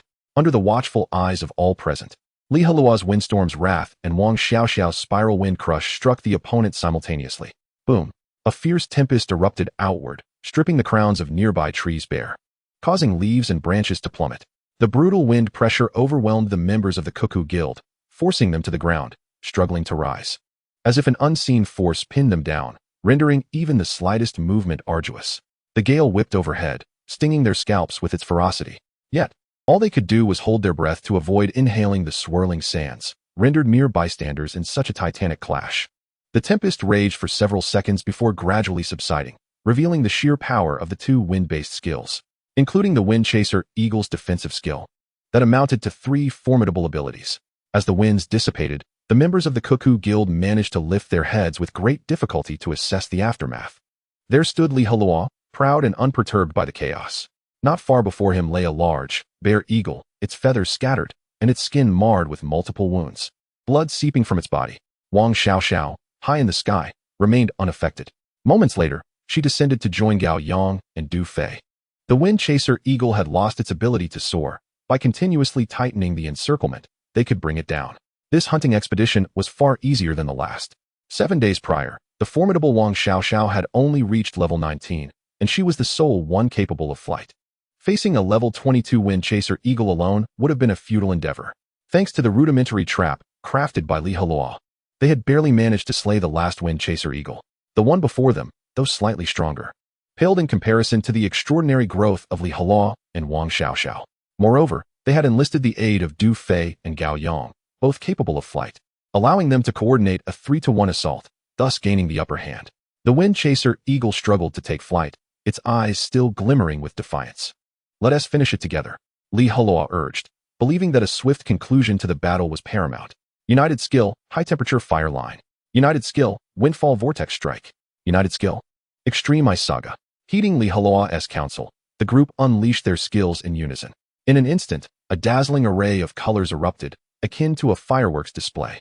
7 or 8 powerful skills struck the Wind Chaser Eagle, enveloping its form in a kaleidoscope of radiant flames. The air thickened with the acrid scent of charred flesh. Everyone held their breath, eyes glued to the scene, awaiting the outcome. Moments later, as the effects of the skills waned, the Wind Chaser Eagle lay motionless on the ground, its body in disarray. Several gaping wounds marred its form, deep enough to expose bone, its skin charred black, while its feet were encased in a block of dark ice. It was irrevocably lifeless. If a level 24 combat spirit beast had withstood such a barrage, it might have endured. However, a wind-based avian spirit beast stood no chance. Regrettably, the prized meat could have fetched a pretty penny. Heluo gazed at the darkened Wind Chaser Eagle, feeling a pang of regret. Wang Xiaoxiao hurried over, her fair hand extending into a sharp wind blade. and with unrestrained eagerness, she aimed for the eagle's talons and struck down decisively. "Finally in my grasp," she exclaimed, excitement coursing through her as she secured the eagle's claws. Then, with care, Wang Xiaoxiao sliced open the wind chaser eagle's body, retrieving the pristine spirit core within, miraculously unharmed. Once sold, it would surely yield a fair share for Li Heluo and Gao Yang. Wang Xiaoxiao cast aside the eagle's carcass and turned, saying, "We should leave quickly. If we encounter the beastly gang again, it would be troublesome. If they are unscathed and we are depleted, the pressure will be immense." "Agreed, let us make haste," Li Heluo replied, his expression grave. After a brief tidying up, they set off. On the return journey, it was evident that Wang Xiaoxiao was in high spirits. Her steps light as she hummed a tune, almost dancing with joy. "Are you that pleased?" Li Heluo could not help but inquire. Wang Xiaoxiao pouted. "You have no idea how long I've coveted your artifact. If I weren't worried about straining our friendship, I would have snatched it away long ago." Indeed, indeed. I am grateful for your restraint, senior sister," Li Heluo responded with a smile. Should Wang Xiaoxiao craft her own set of artifacts? Even Su Tianqi would find it challenging to compete after his breakthrough. As they conversed, the group exited the illusory forest. Chapter 105, Hope and Disappointment. Upon exiting the illusory forest, the group pressed on relentlessly towards the Yushi sect. By the time they returned to the sect, darkness had descended. Wang Xiaoxiao addressed Li Heluo and Gao Yang, saying, "It's getting late. You all should head back and rest. Tomorrow, we'll sell this wind spirit core and share the profits. Let us meet at the cafeteria around noon." "All right," Li Heluo readily agreed. Although he had yet to receive a single coin from this venture, he trusted Wang Xiaoxiao's integrity. Gao Yang added, "See you tomorrow. Farewell." After bidding farewell, Li Heluo first went to the cafeteria for dinner before returning directly to his humble abode. Upon entering his cozy dwelling, a wave of tranquility washed over him, and he felt completely at ease. Life at the Yushi sect was fulfilling each day. Li Heluo was acutely aware of the perils that plagued this world, which fueled his fervent desire to augment his own power. After a brief respite, he released Joer, patiently awaiting her transformation back into the Empress. The matter of the treasure map was one that necessitated informing the Thunderbolt Kirin, as it directly pertained to its purification. Before long, Joer's form gradually expanded, taking on alluring curves, her crimson chi-pao revealing her long, elegant legs, a mere glance igniting the imagination. The Empress's cold, emotionless gaze suggested she had grown accustomed to these clandestine meetings after dusk. "Let us proceed to meet the Thunderbolt Kirin," Li Heluo declared, adding, "By the way, how shall we carry the treasure map once our souls depart?" This posed a thought-provoking dilemma. Recalling his last experience of soul projection, he had been utterly bare, lacking even a pair of undergarments, let alone the spatial wrist wheel. The Empress replied with an air of indifference, "This is easily resolved. First, take out the treasure map." Li Heluo complied immediately, extracting the map from the spatial wrist wheel. "Release your spiritual energy to reveal the patterns," she instructed. He promptly ignited flames, gently roasting the treasure map to restore its vivid red lines. Upon completing this task, he noticed the Empress's eyes fixated intently on the map, her gaze imbued with a serene aura, her eyes deep and swirling like two vortices. Uncertain of her intentions, Li Heluo could only wait silently. As the seconds ticked by, 10 minutes, 20 minutes, half an hour, he felt impatience creeping in. Just as he was about to express his frustration, the Empress gradually withdrew her gaze. "It is done," Li Heluo inquired curiously. "What were you doing just now?" "I have imprinted the map's patterns in my mind, allowing them to be conjured forth whenever our souls are projected," she answered, seemingly unaware that her demeanor had softened in their daily interactions, her tone becoming more gentle. "Let us descend." The Empress extended her immaculate hand. Capturing a powerful divine beast would undoubtedly aid her in her quest to reclaim her place among the demon race. Thus, she bore no aversion towards the Thunderbolt Kirin. Li Heluo readily grasped her smooth, jade-like hand. In an instant, he felt a lightness, as if he were about to ascend into the clouds. Gazing down, he noticed his body reclined backward, collapsing onto the bed. His semi-transparent soul floated in the air, this time adorned with undergarments. Drawing from his previous experience, Li Heluo felt no surprise at this state of soul projection. The Empress guided him as they began to plummet downward, entering the mountain's interior. The familiar darkness enveloped them once more, seemingly endless. Even though Li Heluo had undergone this ordeal before, the profound sense of solitude still weighed heavily upon him, akin to being abandoned in a void, forever unable to return to the realm of reality. Fortunately, the oppressive darkness did not linger for long. Soon, he discerned a glimmer of light. They arrived at a tunnel leading to the subterranean depths. The dimly flickering illumination stones above barely illuminated their surroundings. After approximately 20 minutes of traversing the corridor, They entered the expansive hall that housed the Thunderbolt Kirin. Heluo chose not to gaze at the Kirin, but rather directed his attention towards the spatial Beast Tamer seated cross-legged on the bed, seemingly deep in meditation. Unlike his previous visit, a magnificent silver beast lay quietly beside the youth, its eyes half closed, likely in slumber. They remained oblivious to Heluo and the Empress's arrival. But the Thunderbolt Kirin sensed their presence first and turned its gaze towards them. "What brings you here again?" it inquired with a hint of impatience. Blue arcs of electricity sporadically crackling along its form, skimming across the ground before vanishing. Clearly, the Thunderbolt Kirin was diligently fulfilling its promise, continuously dissipating its spiritual energy to mitigate harm to the continent. Approaching the Thunderbolt Kirin, Heluo jested, "I came to see you. Is that such a crime? Spending every day in this dismal place would drive me to madness. Isn't it a good thing to have someone to keep you company?" The Thunderbolt Kirin retorted, "Umph. Spare me. I spend most of my time in slumber. I hardly find it dull." Heluo silently scoffed at the Kirin's pride in its simple existence of eating and sleeping. "This place is fraught with danger. We must not squander time. Let us discuss the matter at hand," the Empress interjected. As the topic turned serious, Heluo's demeanor shifted, his expression growing solemn. The Thunderbolt Kirin regarded them with surprise, perplexed by their sudden change in tone. The Empress delicately traced her index finger across her forehead, and in an instant, a pattern outlined in red light manifested in the air, identical to that on the treasure map. One could not deny the Empress's prowess. She possessed numerous subtle techniques capable of conjuring the unexpected. The Thunderbolt Kirin stared at the luminous image suspended before them, lost in contemplation. "This is a treasure map," Heluo elucidated. "The location is likely within a certain volcano, as the final treasure is a tooth from a divine-type spirit beast. Securing it would provide a means to suppress the malevolent energy within you." Surprisingly, upon hearing this, the Thunderbolt Kirin displayed no signs of elation, maintaining an impassive demeanor. Heluo continued, "However, there lies a predicament. We do not know which volcano it is on this continent." "The Alps volcano," the Thunderbolt Kirin blurted out. Heluo was taken aback. "You are familiar with it?" "Indeed. I happened to pass by it while traversing the wandering continent," the Kirin replied. "That is splendid. Please, tell us where this volcano is located. If time permits, we shall venture there to retrieve the divine spirit beast's tooth for you," Heluo exclaimed, brimming with excitement. However, the Thunderbolt Kirin's expression turned grave. "That place is fraught with peril. The fire elements are as tangible as substance itself. A moment's negligence could trigger a volcanic eruption. More critically, the mountain is rife with fire spirits composed of these elements. They are exceedingly difficult to vanquish, for as long as there is ample flame, they can resurrect at any moment. Furthermore, within the volcano resides a fire dragon of over level 60. Though merely a subdragon species, it possesses dragon blood and is of sacred beast caliber. Even if the entire Yuchi sect were to descend upon it, they would likely meet utter annihilation." The weight of the Thunderbolt Kirin's words struck Heluo like a thunderclap, extinguishing the flicker of hope he had so painstakingly ignited. The prospect of bringing the entire Yuchi sect to face such doom illustrated the immense danger that the Alps volcano harbored. With the current collective strength of the Yuchi sect, a level 61 sect master, accompanied by several elders in their 50s, could easily engage a foe above level 75. This meant that until he reached level 75, Heluo absolutely could not risk confronting the might of the Alps volcano. However, now, in a year and a half, the electric light Kirin will be transformed into a monstrous beast, leaving no time for intervention. It is no wonder that the electric light Kirin wears such a cold demeanor. It has realized that this matter is a deadlock. The treasure map has brought it no glimmer of hope. Perhaps I should offer this coordinate to someone with sufficient strength to assist you in your salvation. Heluo involuntarily shifted his perspective.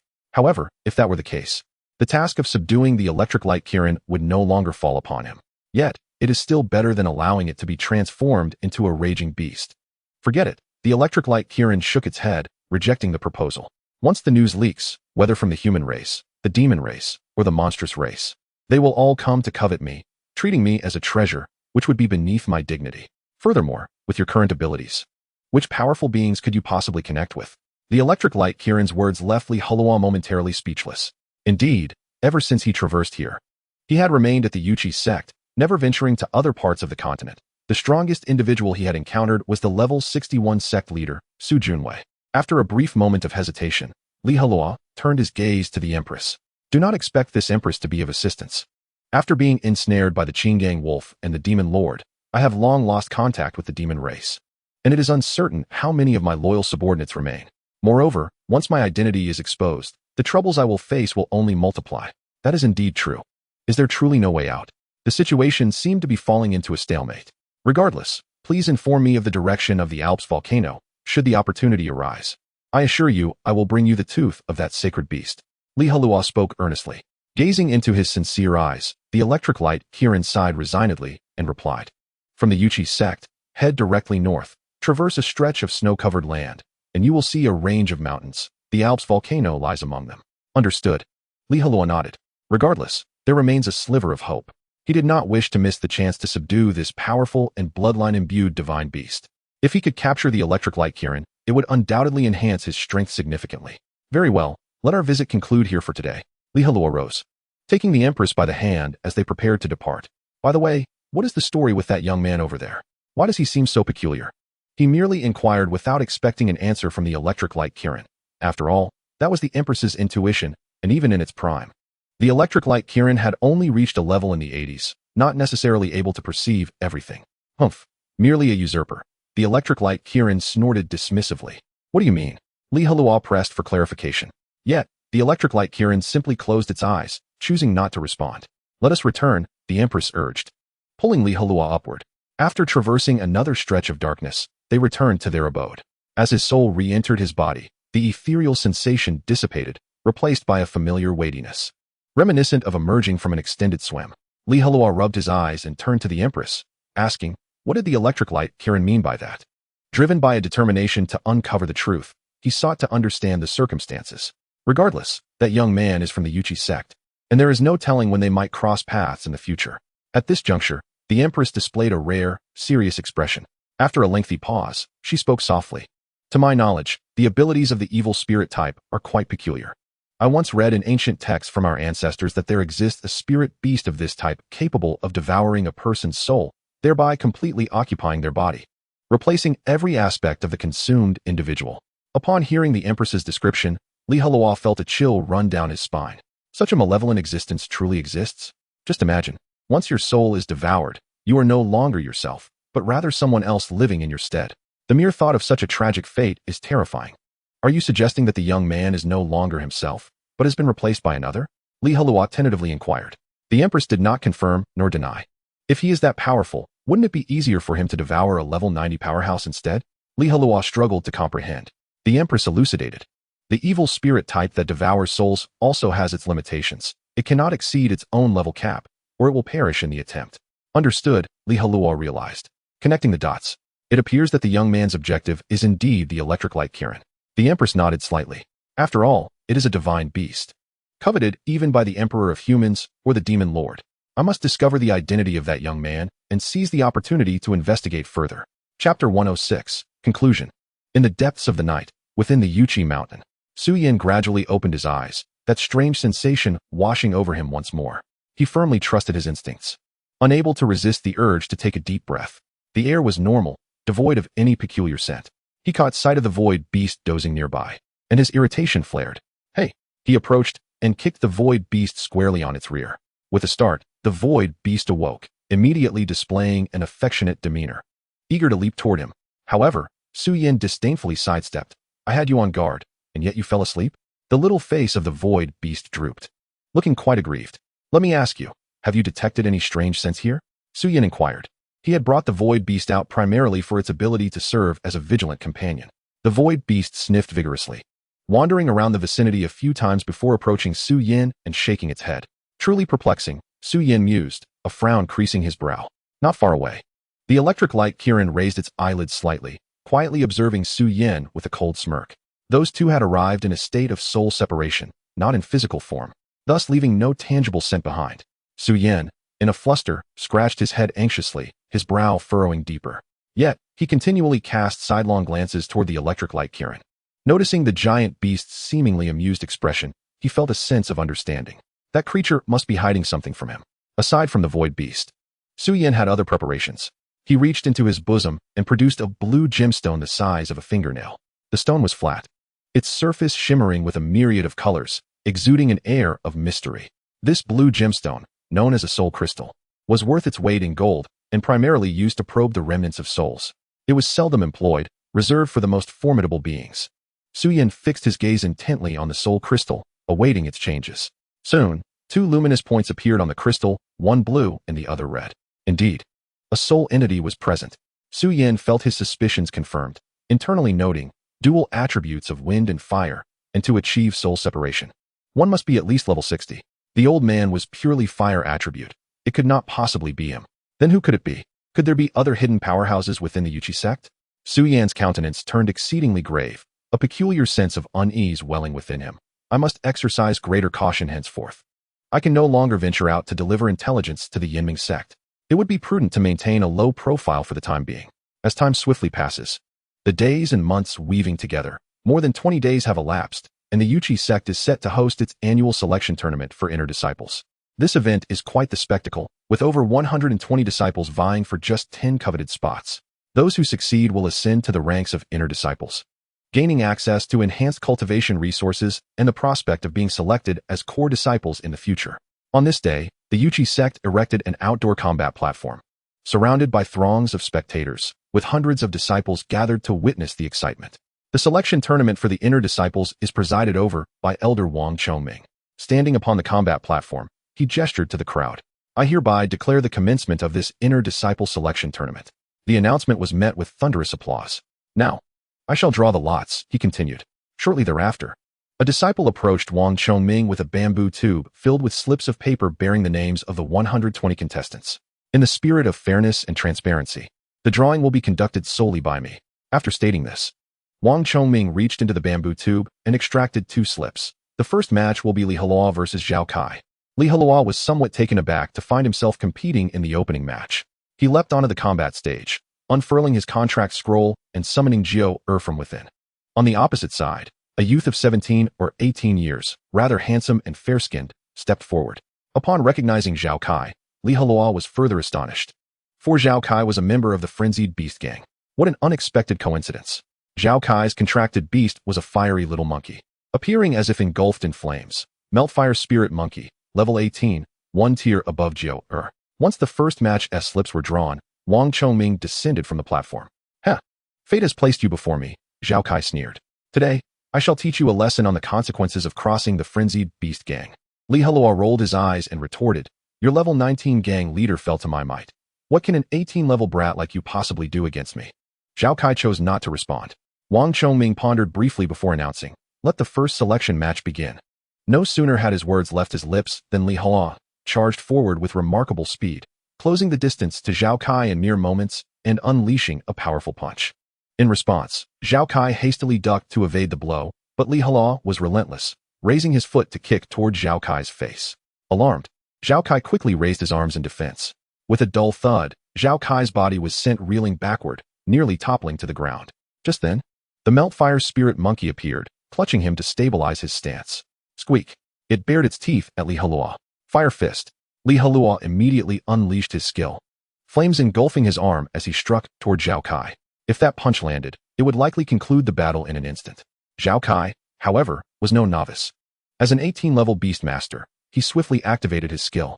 Combined technique, Flame Charge. Both he and the Meltfire Spirit Monkey were enveloped in flames, their forms obscured. In this fiery maelstrom, their momentum surged. The duo charged forward, nearly melding into one as they barreled toward Li Heluo. With a resounding crash, the two sides collided, sending ripples of crimson energy through the air, the intense heat radiating outward and causing the entire platform to tremble. Li Heluo staggered back several steps, while Zhao Kai and the Meltfire Spirit Monkey only retreated a few paces before regaining their footing. After all, Li Heluo was attacking alone, and he faced a combined technique head-on, which placed him at a disadvantage. The crowd erupted in astonished murmurs, for Li Heluo, at level 17, was indeed at a lower tier than Zhao Kai, yet he stood his ground against both Zhao Kai and his contracted beast. Li Heluo is formidable. It was evident that Zhao Kai was not a match for him. Below the platform, Su Tianqi dug his nails into his flesh, watching the scene unfold with simmering anger. Days prior, he had successfully attained a breakthrough, now standing as a formidable 21st level warrior, while Li Heluo had progressed to level 17 within a month. You better hope we don't cross paths, for I shall ensure you regret it. Su Tianqi vowed silently. The contest continued, the atmosphere growing increasingly fervent. Li Heluo quickly reunited with Jiao and launched a second wave of assault. Combined technique, high-temperature fire line. He unleashed his most potent fire-based skill. Flames surged forth, rolling and swirling, the intense heat distorting the very air around them. As he gathered his energy, two blazing fire lines coalesced into a thicker pillar of flame, illuminating the surroundings in a vivid crimson hue.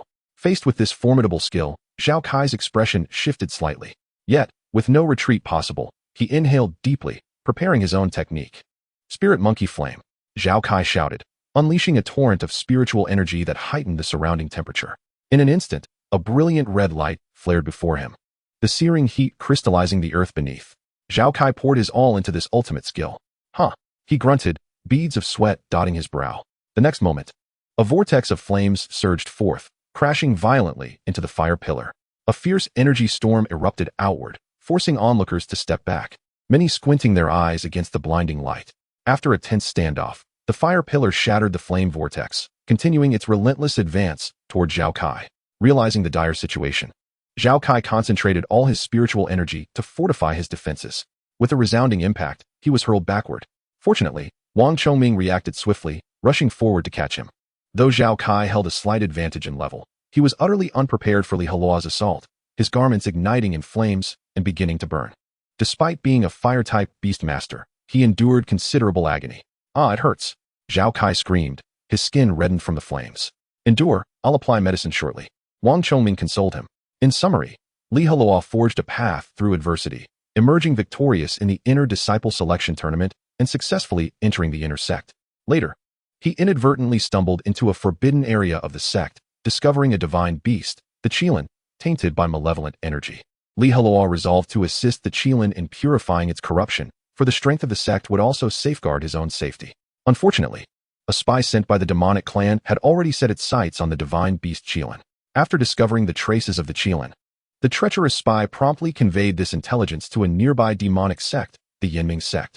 Consequently, the Yinming sect ascended the mountain, engaging in a fierce battle against the Yaoqi sect, intent on forcibly seizing the divine beast, the Qilin. With the assistance of Li Heluo, the Yaoqi sect successfully repelled their formidable foes.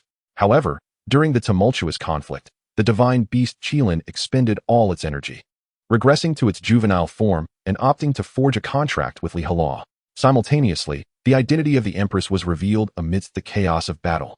To avoid burdening the Yaoqi sect, Li Heluo departed with the contracted beasts, embarking on a journey across the continent to hone his skills. Upon hearing rumors that a group of the Empress's followers had gathered in the southern region, at the Valley of the Buried Dragons, he set forth to rally them to his cause. Upon arrival, however, Li Heluo discovered that these followers had already been compromised, and were currently besieged by the Jiao Demon King of the demonic race. Li Heluo aided the Empress's followers in vanquishing the Jiao Demon King.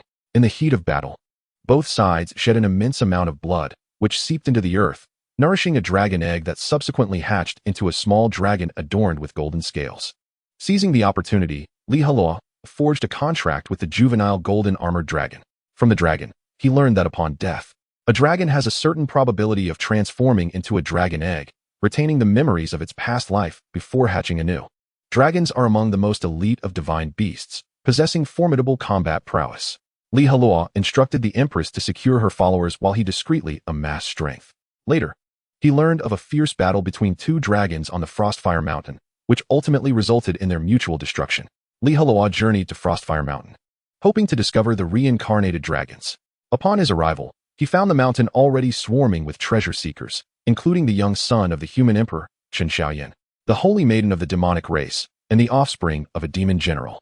Various factions, setting aside past grievances, scoured the mountain for potential dragon eggs. One day, a brilliant light erupted from Frostfire Mountain, seemingly heralding the emergence of a treasure. The factions fiercely contended for it, culminating in a grand battle atop the mountain. In the end, Li Heluo succeeded in obtaining the treasure, which turned out not to be a dragon egg, but rather a fruit of the ice fire Xianlong, born from the energies of the ice dragon and fire dragon. Upon consuming the ice fire Xianlong fruit, Li Heluo experienced a significant enhancement in power, mastering the extremes of ice and fire. At that moment, reinforcements from the demonic race arrived, ruthlessly encircling and attacking Li Heluo and Chen Xiaoyan. Together, Li Heluo and Chen Xiaoyan, along with their subordinates, fought valiantly to break free from the encirclement and fled to Junlin City. Junlin City is regarded as a sacred ground for beast tamers, as well as the residence of the human emperor, Chen Beixian. Subsequently, the demon and monster races tore apart any semblance of peace, launching a large-scale offensive against the human race. Li Heluo joined the fray, defeating numerous powerful adversaries and securing multiple victories for humanity, though both sides suffered heavy losses. On a fateful day, assassins from the demon and monster races infiltrated Junlin City, successfully assassinating the human emperor. With the death of Chen Beixian, the human race was left leaderless, and chaos ensued within Junlin City. Seizing this opportunity, the demon and monster armies invaded, forcing the human race into a desperate retreat. At a critical juncture, Li Heluo broke through to the 99th level, turning the tide and barely stabilizing the situation for humanity. He single-handedly confronted both the demon emperor, Qinggang Wolf, and the demon lord of the demonic race. Ultimately, Li Heluo fused all his contracted beasts, significantly amplifying his combat prowess, and successfully eliminated both formidable foes, leading humanity to victory. With the assistance of Li Heluo and his followers, the Empress reclaimed her throne over the monster race, uniting humanity and the monsters to eradicate the malevolent demonic race. Following the annihilation of the demons, Li Heluo wed the Empress, ushering in a long-lasting era of peace across the continent.